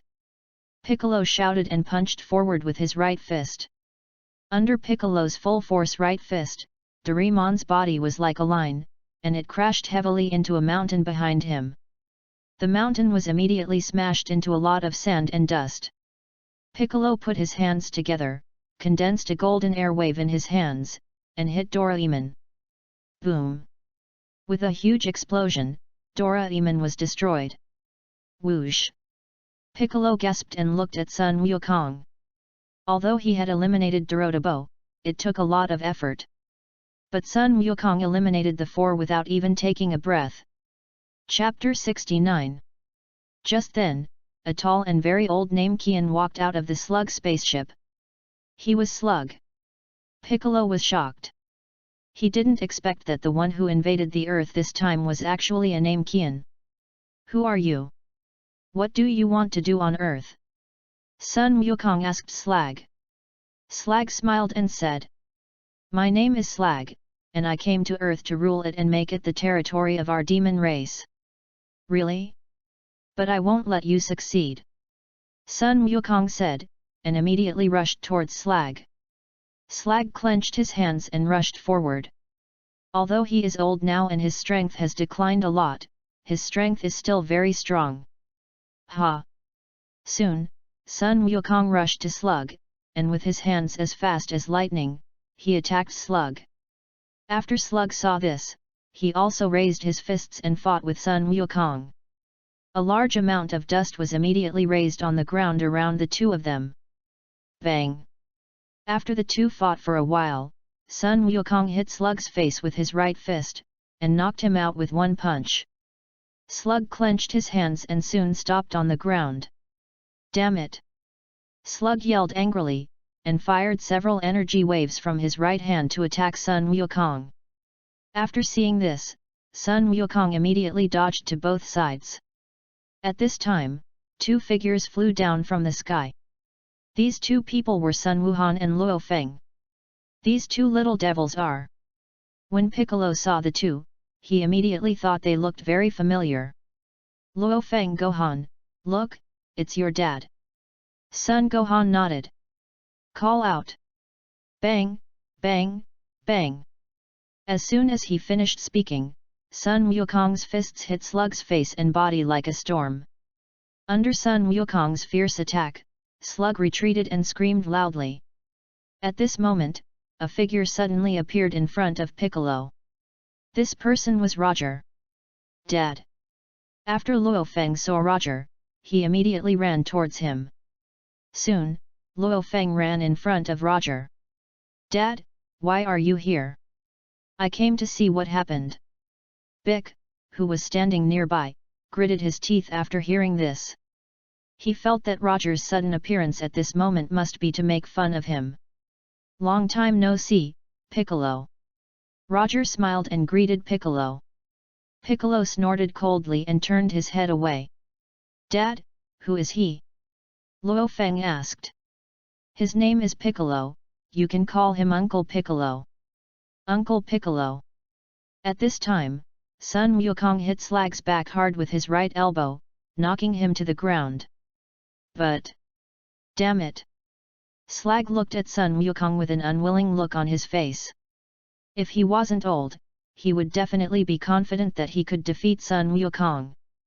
It looks like the battle is over. Roger said, and his body immediately flew high into the sky. He raised his right palm upwards and chanted a spell. A huge fireball appeared from Roger's hand and flew into the sky. As the flames touched the dark clouds were immediately burned by the raging fire and spread to the surroundings. A large amount of flames instantly illuminated the entire sky. Rays of sunlight shone in from the disappearing dark clouds. Luo Feng, it's the sun. Yes. Sun Gohan nodded. At this time, Roger fell from midair and came to Son Goku. Roger. After hearing this, Roger nodded and looked at Slag. Saiyan. Slug saw the tail behind Sun Wukong and immediately recognized his identity. After hearing this, Roger fired a ray of light at Slug's head with his right index finger. With a scream, Slug's body lost its breath. Roger Wukong, you are still too kind to your enemies. If Slug had self-destructed just now, all human beings on the earth might have been buried with him. Wukong, you must remember that being kind to your enemies is being cruel to yourself.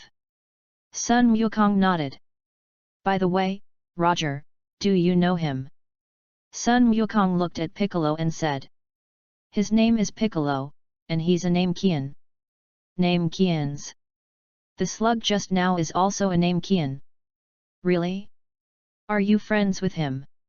No, I am the murderer of his father. Kill my father's enemy. Sun Wukong was shocked when he heard this. He didn't expect that Roger and Piccolo had such a relationship.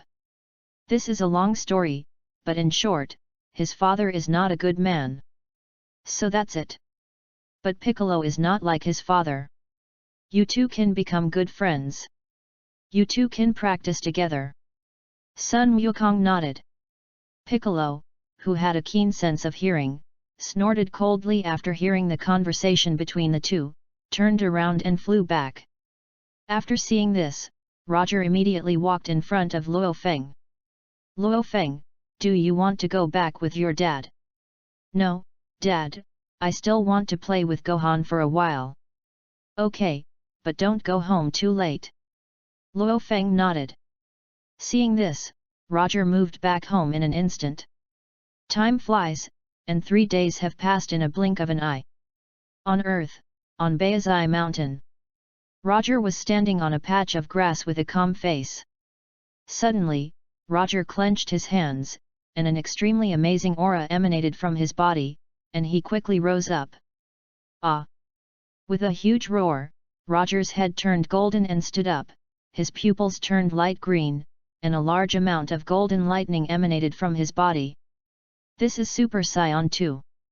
After Roger transformed into Super Saiyan 2, he clenched his fists and raised his aura again.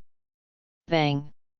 With an extremely amazing momentum, Roger transformed into Super Saiyan Red. King of the Worlds. At this time, East King of the Worlds and Jebet, who were in the King of the Worlds, felt the aura emitted by Roger. The two thought that Roger was practicing now, so they didn't pay much attention. At this time, Roger's aura quickly soared again. Soon, Roger raised his aura to the full power of Super Saiyan Red. Roger clenched his hands fiercely, and raised his aura again. Ah! With an extremely loud roar, Roger's hair turned silver, his hair grew to his waist, his pupils turned red, and a large amount of golden energy emanated from his body. This was the Super Saiyan 5. Because the aura of Super Saiyan 5 was so strong, the gods of the 7th universe could feel the aura emanating from Roger. Jepitel Lord Kaishin. Roger seems to have made another breakthrough. East Kaishin nodded. The 7th universe, the realm of destruction. When Whis saw Roger's Super Saiyan 5 form, he suddenly had the desire to accept him as a disciple. Chapter 70. It's a pity that Beerus is still sleeping. If Whis accepts Roger as his apprentice, it will definitely disturb Beerus' sleep. On Earth. After Roger completed his transformation, his body immediately flew into the sky and tested his strength and speed. At this moment, two figures flew over from a distance. These two people were Luo Feng and Son Gohan. Although Son Goku and others could not sense the aura of God on Roger, Luo Feng was different. He was born a god, so he could sense the aura of God on Roger. Soon, Luo Feng saw Roger and shouted loudly to Roger. "Dad!" After hearing this, Roger turned around and saw the two. Luo Feng, Wuhan. As soon as the voice fell, the two immediately flew in front of Roger. Luo Feng nodded. "Dad, what is this? Is it a new Super Saiyan transformation?" Roger smiled and nodded. "This is called Super Saiyan 5. Super Saiyan 5. Luo Feng and Son Gohan said in unison. "Yes. So Dad, how long will it take me to become a Super Saiyan 5? As long as you practice hard every day, I think it won't take long." Luo Feng nodded. Then, the two chatted with Roger for a while and flew to other places to play. Time flies, and 3 days have passed in a blink of an eye. In the West capital, at Bulma's house. Roger was practicing in the backyard of Bulma's house. Suddenly, a figure appeared. It was Sun Wukong. "Wukong." Sun Wukong nodded. "Wukong, why did you suddenly come here today?" "Gohan was captured." "Gohan?" "Yes, he said he wanted us to exchange the Dragon Balls with him for Gohan." "Then do you know who the other person is?" "I don't know, he told us to find him in the Zero Realm." "The boundary of Zero." Sun Wukong nodded. After hearing this, Roger immediately walked into the house and took out a crystal ball to see where the boundary of Zero that Sun Wukong mentioned was. Through the crystal ball, the two immediately saw the ancient palace. At this time, Sun Wuhan was sleeping in the hall of this ancient palace. Next to him stood a short man in a black robe. Sun Wukong Gohan. Roger nodded. "Gohan, where is he now?" "In the southern Milky Way, but that realm of Zero is a different world from ours." "Another world?" "Yes, I need to ask Lord Kaishin for the specific situation." "Then, Goku, I will give you the Dragon Ball radar, and you collect the 7 Dragon Balls first." Sun Wukong nodded. Then, after Roger handed the Dragon Ball radar to Sun Wukong, he came to the Kaishin realm. East Kaishin Roger. Roger nodded after hearing this, and told East Kaishin and Jepitel about Sun Wukong. "The boundary of Zero. I don't know much about that place, but life in that world is eternal." "Eternal?" "Yes, but once you leave the boundary of Zero, it will change due to external factors. In addition, if you enter that world, you may be restricted by that world. When you enter there, your physical strength may be consumed faster than outside." "Physical strength?" "Yes." East Kai nods. "For now, that's all I know." "Okay, I know. Roger said, and he moved back to Earth in an instant. Soon after Roger returned to Earth, Sun Wukong found the 7 Dragon Balls and came to Roger's house. Roger, I found the 7 Dragon Balls. Roger nodded. So shall we set off for the realm of Zero now? Sun Wukong asked. The physical strength in the Zero realm is consumed faster than in our outside world. So I plan to ask Vegeta and the others to go together. Vegeta? But will he go? He likes fighting very much, I think he will go. Roger laughed. Should. After a while, Roger brought Sun Wukong to find Vegeta and the others, and told them what happened. Zero realm. Roger, yeah, Vegeta, do you want to go with me? Vegeta thought for a moment and said. Are those guys really that strong? Roger nodded. Okay, I'll go. What about you two? Roger smiled and asked Raditz and Nappa. Prince Vegeta goes, and we too go too, said Nappa. Okay, then put your hands on my back and I'll take you to the entrance to the Zero realm. The 4 nodded and put their hands on Roger's back. Seeing this, Roger teleported and brought the 4 to a planet in the southern Milky Way. This planet is called Sirius, and the entrance to the Zero realm is on this Sirius. Where is this place? Nappa looked around and asked. This is Sirius, the entrance to the Zero realm is here. Roger said, and touched the void in front of him with his right hand, and ripples immediately appeared above the void. This is the entrance. Roger said as he walked into the ripples. Sun Wukong and the others followed him in. After entering the entrance of the Zero realm, Roger and the others immediately arrived in a colorful world. All the plants and animals in this world were surprisingly large. Because life in this world is eternal, the plants and animals may have lived for tens of thousands of years. Is this the Zero realm? Roger nodded and began to sense the aura of the Zero realm. Soon, he sensed several very powerful auras. Goku, I can feel their energy. Put your hands on my back and I will use instant teleportation to take you there. Okay. Sun Wukong nodded. Call out. After saying that, Roger teleported and brought Sun Wukong and the others to the outside of an ancient palace. This palace was exactly the palace that Roger and the others saw in the crystal ball. After Roger and the others appeared, 3 figures immediately appeared. One was tall and burly, with an antenna on his head. His name was Gillett, and he was the captain of the Gatai defense team. Next to Gillett, there stood 2 men and women wearing the same uniform as Gillett. Their names were Yaki and Sari, and they were also members of the Gatai defense team. Who are you to come to Lord Gatha's palace?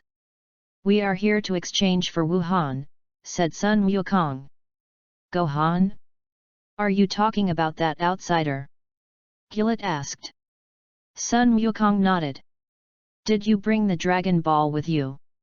After hearing this, Sun Wukong immediately opened the blue bag in his hand. Inside was the Earth Dragon Ball.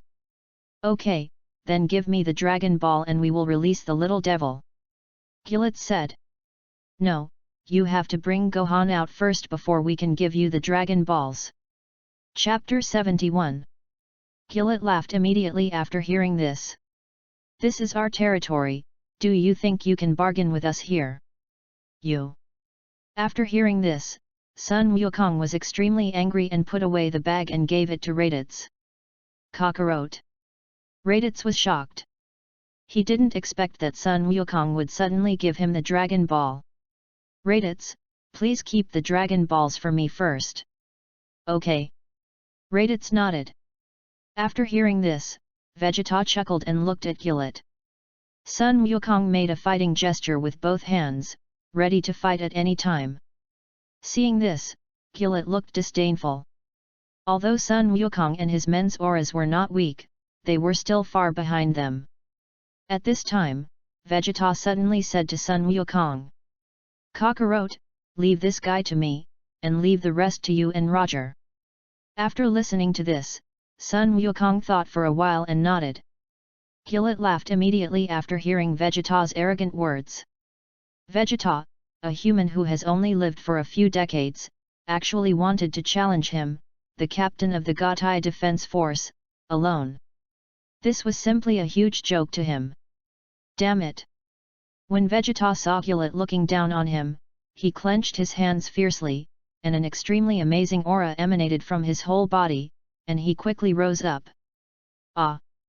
With a huge roar, Vegeta transformed into a Super Saiyan. Gillett was slightly surprised when he saw Vegeta's transformation. But he was just a little surprised, because the aura between the two was still very different. Bang! At this moment, Vegeta clenched his hands and rushed towards Gillett. Gillett stood still. Soon, Vegeta rushed to Gillett and attacked Gillett with his fists as fast as lightning. Gillett shook his body and dodged easily. After seeing this, Sun Wukong immediately rushed towards Yaki. Soon, Sun Wukong rushed to Yaki. He rushed forward with both fists. Yaki dodged to the side and kicked Sun Wukong in the abdomen with his right foot. Sun Wukong screamed loudly and was kicked away. Seeing this, Sally immediately looked towards Roger and the others. At this time, Roger was looking around, feeling the breath in the realm of zero. Nappa clenched his fists when he saw Sally coming. Raditz, on the other hand, held Sun Wukong tightly with both hands and gave him a burden. He was the weakest and could only try his best to protect the Dragon Ball. Seeing that the three did not take action, Sally thought they were afraid of her, so she rushed directly towards Raditz, who was holding the Dragon Ball. Raditz was shocked after seeing this. Freeze! Just as Sally was about to rush to Raditz, Roger shouted softly, and Sally's body suddenly stopped. My body can't move." Sally was shocked. At this time, Roger's figure flashed behind Sally, and a purple destructive energy condensed in his right hand, and said to Sally, "Destroy!" Ah! As soon as she finished speaking, Sally let out a loud scream and her body disappeared at a speed visible to the naked eye. Sally! After seeing this, Yaki rushed towards Roger. Ah! At this time, Sun Wukong clenched his hands tightly, and an extremely amazing aura emanated from his whole body, and he quickly rose upwards. Bang! With an extremely amazing momentum, Sun Wukong transformed into a Super Saiyan. Damn it! After seeing this, Yagi immediately fired an energy wave from his right hand and attacked Roger. Roger dodged. Boom! With a huge explosion, the energy wave exploded in the sky.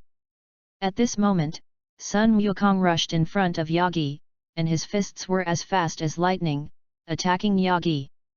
Yagi dodged and retreated. Vegeta's side.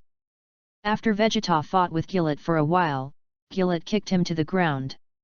With a bang, a lot of sand and dust were immediately smashed on the ground. Seeing this, Gillett sneered and looked at Roger.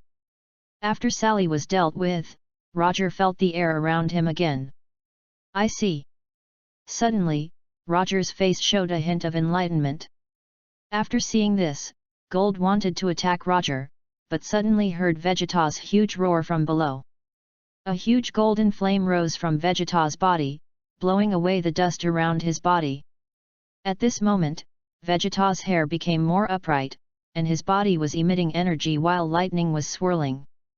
The flame-like flame on his body turned into a flame-spraying flame. This is exactly what Super Saiyan 2 is like. Prince Vegeta.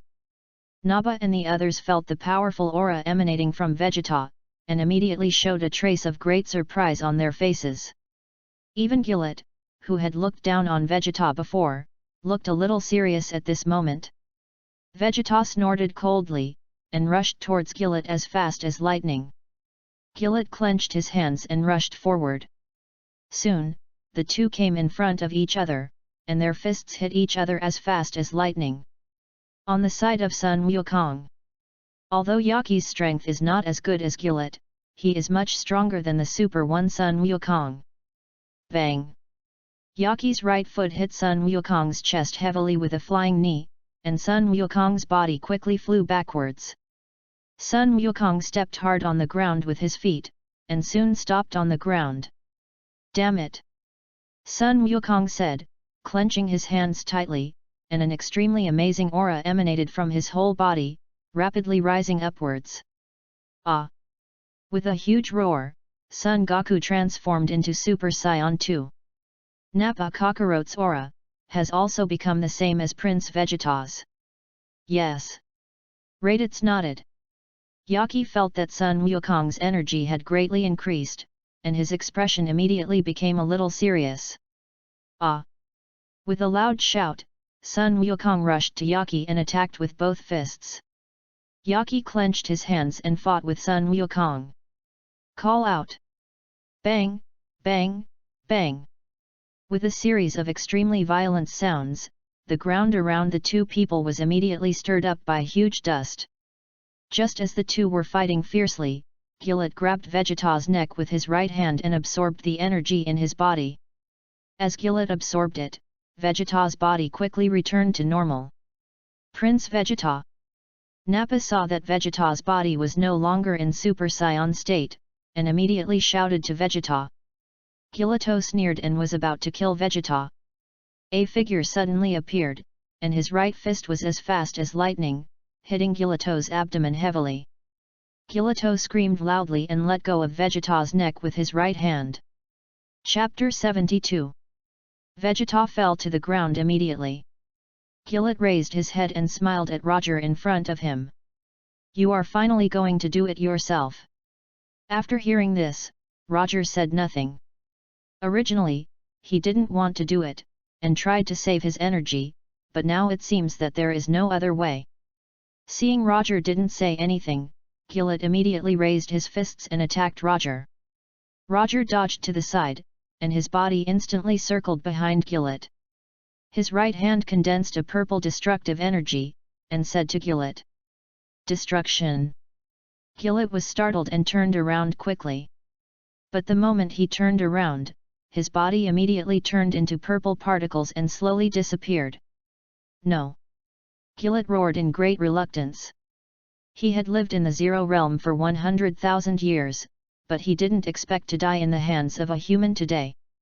However, no matter how unwilling he was, he eventually disappeared from this world. The next second after Gillett's body disappeared, a short man in black robes appeared. He was the ruler of this world, Gatada. "Master Gatai!" Yaki saw Gatai and immediately shouted to Gatai.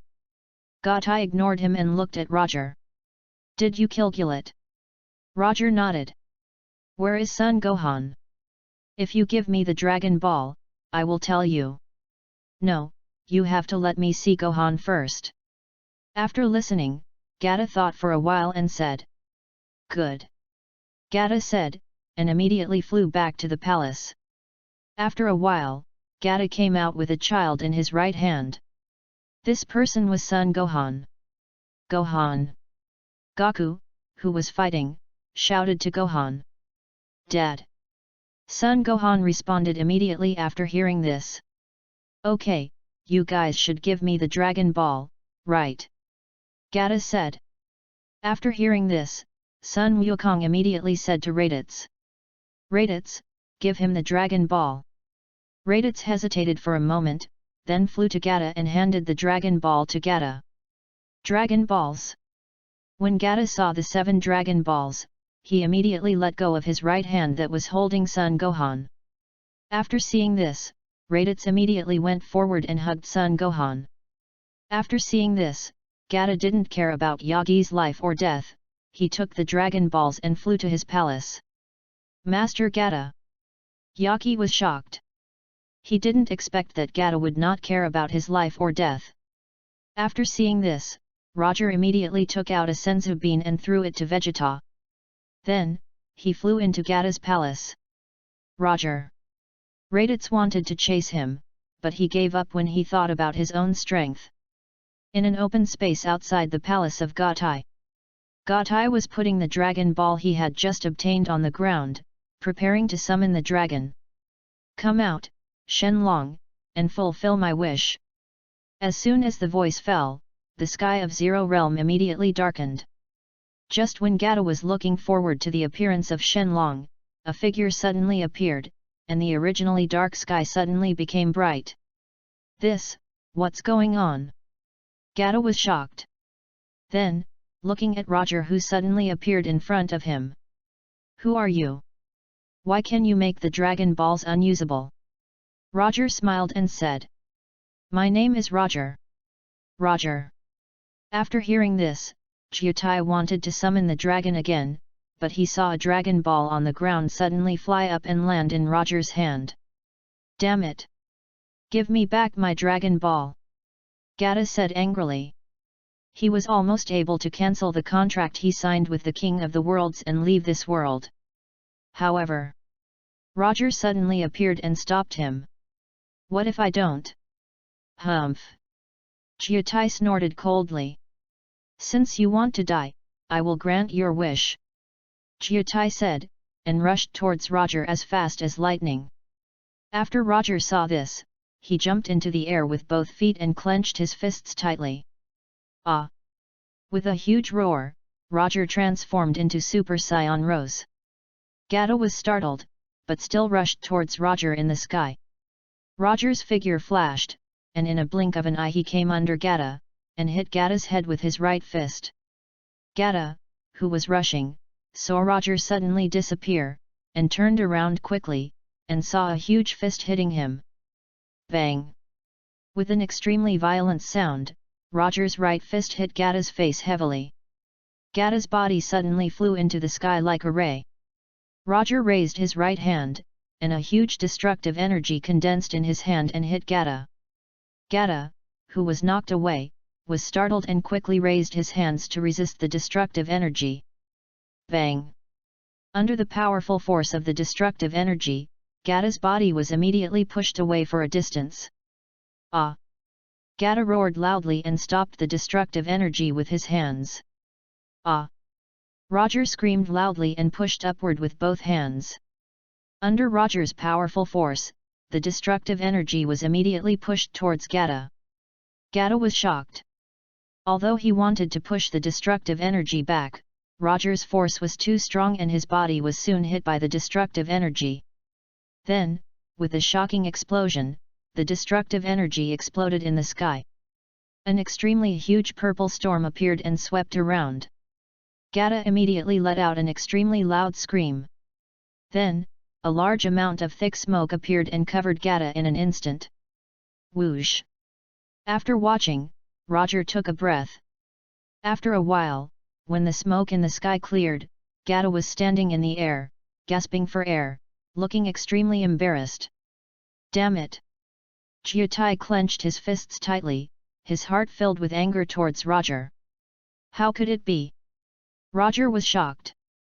The destructive energy he had just used should have been able to destroy him. Roger, you are indeed very strong, but I'm afraid you don't know one thing. One thing. The Zero Realm and I are one. If I die, the Zero Realm will also be destroyed. After hearing this, Roger immediately laughed. I knew about this a long time ago. Did you know this a long time ago? Yeah. Roger nodded. After seeing this, Gatada immediately laughed. Then do you know that the entire power of the Zero Realm can be mine? The entire Zero Realm. That's right. Gatada said, raising his hands upwards, and a large amount of Zero Realm energy entered Gatada's body like stars. After Gatada absorbed the energy from all around, his aura immediately surged upwards. Gatada, who was originally short, grew taller and bigger, becoming as tall as Roger. After a while, Gatada absorbed all the energy lent to him by Zero Realm. His aura now surpassed Roger's. How about Roger? Gatada looked at Roger with a smile. Chapter 73. Not so good. After hearing this, Gatada gritted his teeth.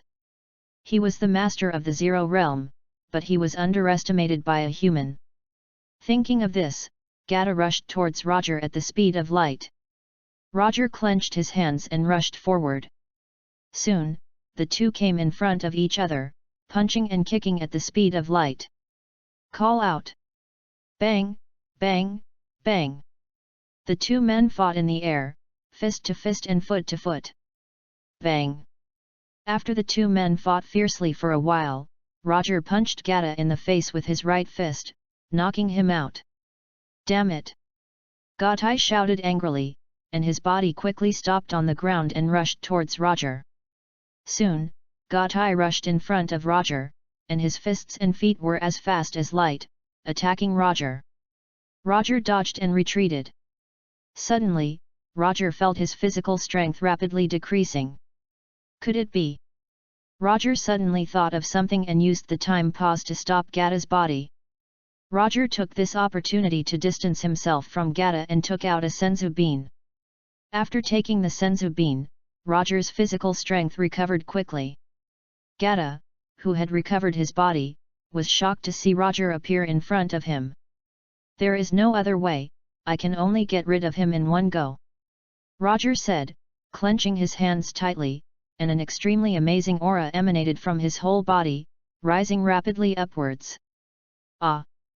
With an extremely loud roar, Roger's body grew a lot of silver hair, the hair on his head grew to his waist, his eyes turned red, and his body exuded a lot of golden aura. This is Super Saiyan 5. Gatada was shocked. At this moment, Roger's figure flashed behind Gatada, and his right hand condensed a purple destructive energy, and said to Gatada, "Destruction!" Gatada screamed loudly, and his body disappeared at a speed visible to the naked eye. Seeing this, Roger immediately picked up the 6 Dragon Balls on the ground, and then used the power of the Dragon God to bring Sun Wukong and others from the Zero Realm to the outside world. Sun Wukong, who had just defeated Yaki, didn't know what happened, and his body was teleported to the entrance of the Zero Realm by a stream of energy. Roger moved instantly and quickly came to the exit of the Zero Realm, then went out of the exit and saw Sun Wukong and others. Sun Wukong Roger. Roger nodded. Gatada is dead, so Zero World might disappear with him. Disappear together. Right, let's go back to Earth, shall we? Okay. Sun Wukong nodded. Seeing this, Roger teleported and brought the 4 people back to Earth. After returning to Earth, Vegeta left in a bad mood because of his defeat to Gold. Nappa and Raditz also left with Vegeta. Sun Wukong thanked Roger and took Sun Wuhan back. The Zero Realm. After Gatada disappeared, although there were earthquakes, volcanic eruptions, etc. in the Zero Realm, it was not destroyed. Gatada has lived for millions of years, how could he not know the value of life? Although Gatada's body and soul were destroyed by Roger, Gatada still left a trace of his soul in a plant. It was precisely because of this trace of his soul that the entire Zero Realm was not destroyed. However, although Gatada left a trace of his soul, it was very weak. If he wanted to restore his body, it would probably take a very long time. Earth. After Roger saw Sun Wukong and the others leave, he immediately recalled what Gatada had just said.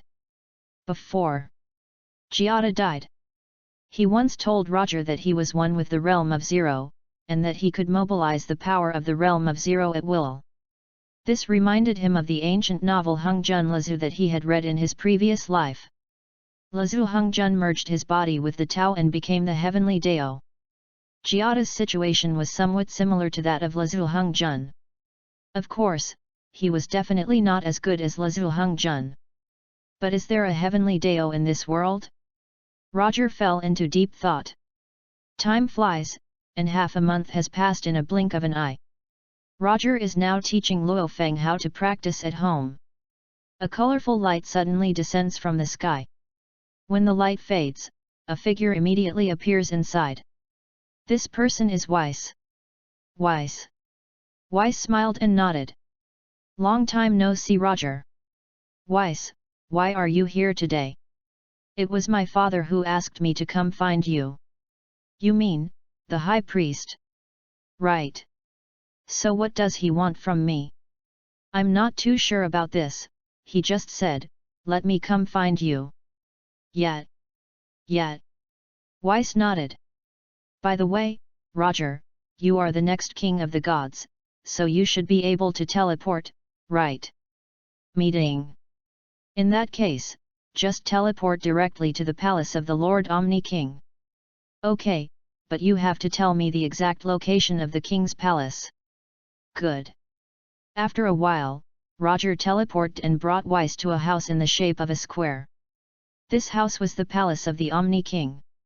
A man with light blue skin, short stature, a big white back hair, purple eyes and purple lips, a light blue divine ring floating behind his head, and a belt with the word big printed on it was standing at the door of the Omni King's palace, waiting for the two.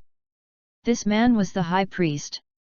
When Weiss saw the high priest, he immediately took Roger to him. Father, I did as you said and brought Roger here. The high priest nodded. Master High Priest. After hearing this, Roger politely greeted the high priest. The high priest nodded again. Master High Priest, may I ask, what do you want to see me about? The high priest smiled and said. Roger, don't be nervous. Actually, it's Master's idea that I'm looking for you. Master. Master. Roger was shocked. When did he have a master? And this man was the master of the high priest. Wait. If he and the high priest had the same master, then the high priest must be his senior brother? Damn, this thigh is so thick. Yes, haven't you seen the master? No. Roger shook his head after hearing this. I see. Master has always been a mysterious person, so it's normal that you haven't seen him. Then. Lord High Priest, you call him master, so are you also his disciple? Yes. How many disciples does the master have? 2, plus you, that makes 3. Then, Lord High Priest, are you the eldest senior brother or the second senior brother? After hearing this, the high priest looked at Roger deeply and said. Big brother. Then, Lord High Priest, who is the second senior brother? You will know this later. Oh. The reason why I asked Weiss to call you here today is because Master told you not to stay in one universe all the time, but to travel to different universes. Chapter 74. Going for a walk in the universe. Yes, the high priest said with a smile. Wouldn't that be unsafe? Not so safe. There is a god of destruction in every universe. What if they accidentally mistake me for a bad guy? It's okay. I will tell your identity to the angels in each universe, so that you can travel around the universe without worry. Roger nodded. Well. Senior brother, besides this, do you have anything else to ask me about? No more. The high priest shook his head. So, if you don't have anything else to say, I'll go back first. The high priest nodded. After seeing this, Roger turned around and walked forward with Weiss. After walking for a while, Roger teleported and brought Weiss back to Beerus planet. The high priest looked at Roger's disappearing figure and suddenly laughed. The master's new disciple is really interesting. The high priest said, and suddenly looked up at the vast universe. The 7th universe, destroying the divine world. Call. Roger heaved a sigh of relief when he saw himself back in Universe 7. Although he was very happy that the high priest was his senior brother, it would be a lie to say that he was not nervous when facing such a top-level expert like the high priest. When Weiss, who was standing nearby, saw Roger's expression, he immediately laughed. Roger, didn't you just call your father senior brother? Why are you so nervous now? You don't understand. I just haven't adapted to my identity yet. Yet. Ahem. At this time, Roger suddenly coughed. Weiss, I call your father Big Brother, what should you call me? Weiss smiled and said. Roger, let's just keep our separate discussions. Each one has his own opinion. Yet, do you still want me to call you uncle? Weiss said, staring at Roger. It's just a joke, I'm just joking, why are you taking it so seriously, Weiss? Roger said with a smile. That's more like it. Well, Weiss, if there's nothing else, I'll be leaving first. Okay. Whis nodded. Seeing this, Roger teleported back to Earth. Whis looked at Roger's disappearing figure, turned around, and walked towards Beerus' palace. Although Beerus was still asleep, he still had to do the cleaning work every day. Earth. After Roger returned to Earth, he immediately pondered the master that the High Priest mentioned. Since he came to this world, he has never worshipped anyone as his master. As Roger thought about it, he suddenly remembered the voice that gave him extraordinary enlightenment when he first crossed over. But if the master that the High Priest mentioned was him, why did the High Priest come to him now? But if it was not him, who was the High Priest's master and what was his purpose? Forget it, let's take it one step at a time. After thinking for a long time, Roger came to his senses and said. The next morning, after having breakfast, Roger was about to go to Universe 6. Two figures suddenly appeared at Roger's house. They were East Kai and Jepital. Lord Kaishan. East Kaishan nodded. Lord Kaishan, why are you here today? Roger, we came to you to ask about Babadai. Babadai? Didn't you say you could predict the future? Roger nodded. Babadai appeared 7 years later. 7 years later. Right. It won't be long before he shows up. How about Roger, should we deal with the Demon King Dabura before Babadai shows up? Dabura. East Kai nodded. I believe that with your current strength, you can definitely defeat him. It's possible, but he is too weak. I think we should let Goku and the others fight him. Wukong? Do you mean Sun Wukong? Roger nodded. But can he defeat Dabura? Don't worry, as long as he is not careless, he can definitely defeat Dabura. Then will you go with us? After listening to this, Roger thought for a moment and nodded. Then, Roger and the East Kaishan went to find Son Goku and Vegeta. When Son Goku heard that there was a powerful enemy, he quickly agreed to go to the demon realm with Roger. Vegeta was in a bad mood because he lost to Gold half a month ago, so he hesitated for a long time before agreeing to go to the demon realm with Son Goku. Raditz and Nappa also followed Vegeta to the demon realm. In the demon realm, at the Dopper Palace, a man with red skin, pointed ears, and wearing a blue suit, was holding a beautiful girl in one hand and drinking from a golden cup in the other. This man was none other than Dopper, the king of the demon realm. Just as Dopper was happily drinking, a demon soldier ran in from outside in a panic. Meet King Dapra. Seeing this, Dapra said with some displeasure. Report to King Dapura, there is a man outside who calls himself King of the Worlds looking for you. Kaishin. Dapra immediately put down the golden cup in his hand. Are you alone? There are 6 of them. Dapra drank some of the wine in the golden cup and threw the girl aside with his right hand. I don't care what kind of Kai King he is. If he dares to enter my territory, he will be looking for death. Dapura said, and immediately walked out with the soldiers. After a while, Dapura walked out of the palace and saw Sun Wukong and others standing outside the palace. Lord Kai, is he Dabura? Goku asked East Kai. Yes, Goku, if you fight him, be careful of his saliva. Sun Wukong nodded. At this time, Vegeta on the side suddenly snorted and said. Kakarot, before coming to the demon realm, you told me to fight him first. I know, but there's nothing but this guy, Vegeta, can take care of him alone. Oh well. You're so arrogant to say that you can defeat me by yourself. Dabura, who walked out of the palace, laughed immediately after hearing this. Since he became the king of the demon world, no one has ever said in front of him that he can be defeated, let alone defeat him by himself. Vegeta also laughed after hearing this. You will know whether it is a big tone or not in a moment. Vegeta said, clenching his hands tightly, and exuding an extremely amazing aura from his whole body, rising rapidly upwards. Ah! With a huge roar, Vegeta transformed into Super Saiyan 2. What? Dabura, who didn't care much about Vegeta, changed his expression when he felt Vegeta's Super Saiyan 2 aura. Although he was confident that he could defeat Vegeta, this battle would not be an easy one. Chapter 75. Vegeta looked at Dabura's surprised expression and immediately laughed.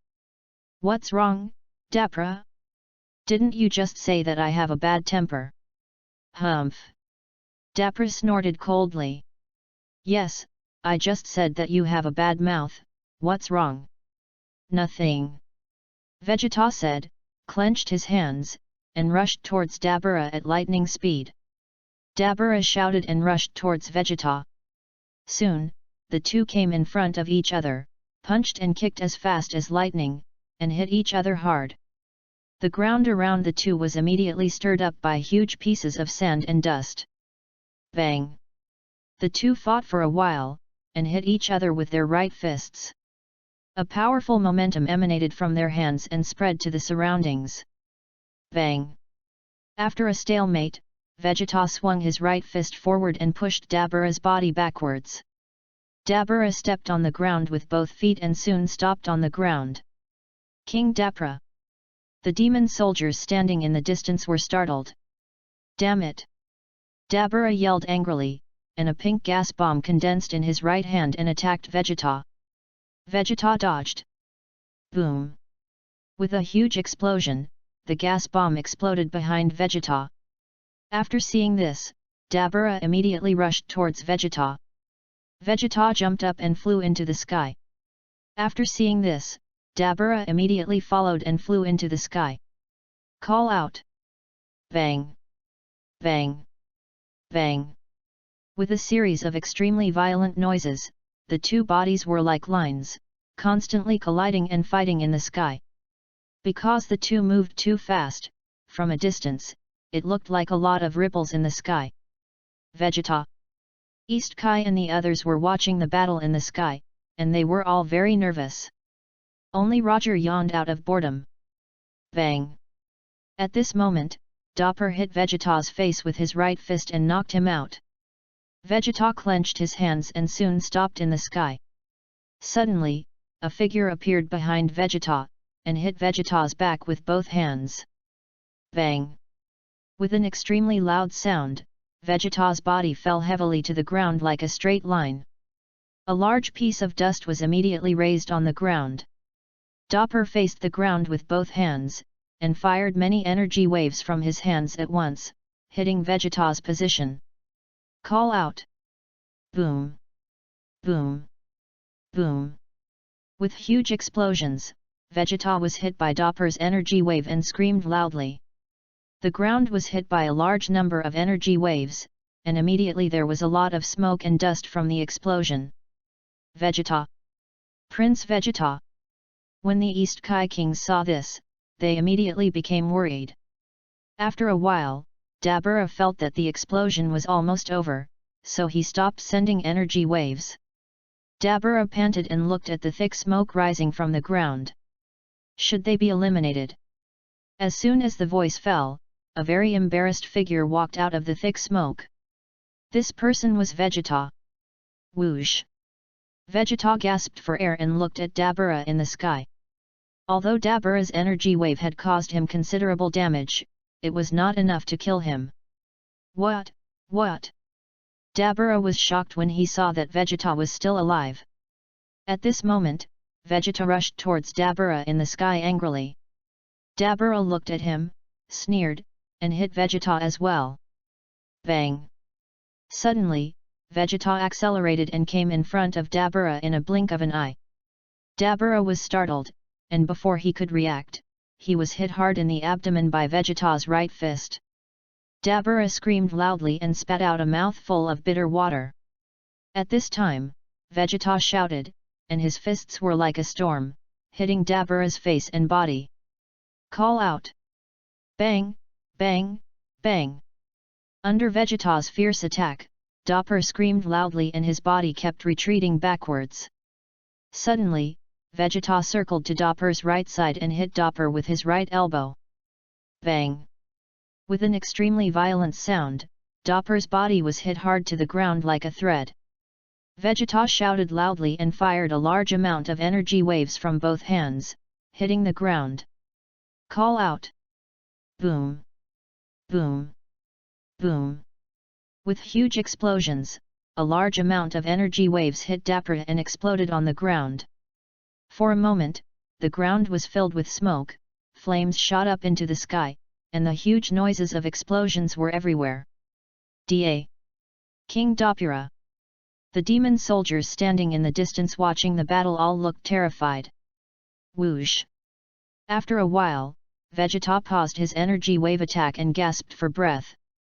As the smoke and dust on the ground dissipated, many large and small deep pits immediately appeared on the ground.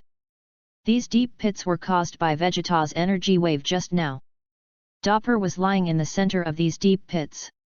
Damn it! Dapper gritted his teeth and stood up from the ground with great difficulty. Because of the explosion just now, Dapper's blue clothes were severely damaged in many places. Is this Dapura so weak? At this moment, Roger whispered. Then, he suddenly thought that Dapura was not controlled by Babadai, so his strength might be weaker than the original. Weak. After hearing this, East Kaishin and the others didn't know what to say for a moment. It's not that Dapura is weak, it's that you are too strong. Dapura, is this all you have? Vegeta said, smiling at Dapura. What did you say? After hearing this, Dapura was immediately furious. He was the king of the demon world, but he was looked down upon by a human he looked down upon. In the eyes of the demons, the humans on Earth were creatures of a lower class than them. Dapura, I originally thought that you just didn't have strong strength, but I didn't expect that your ears weren't very good either. Damn it! Dapura yelled angrily, and suddenly a long sword appeared in his hand, rushing towards Vegeta. Soon, Dapura rushed in front of Vegeta and swung the long sword forward. Vegeta moved his body to both sides, dodging Dapura's long sword. Damn it! Dapura yelled angrily, slashing forward with his long sword. Vegeta raised his hands and caught Dapura's long sword with his bare hands. What? Dapura was startled and pressed down with both hands. Ah! Vegeta shouted, and a powerful energy suddenly burst out of his body, and he broke Dapura's long sword with his hands.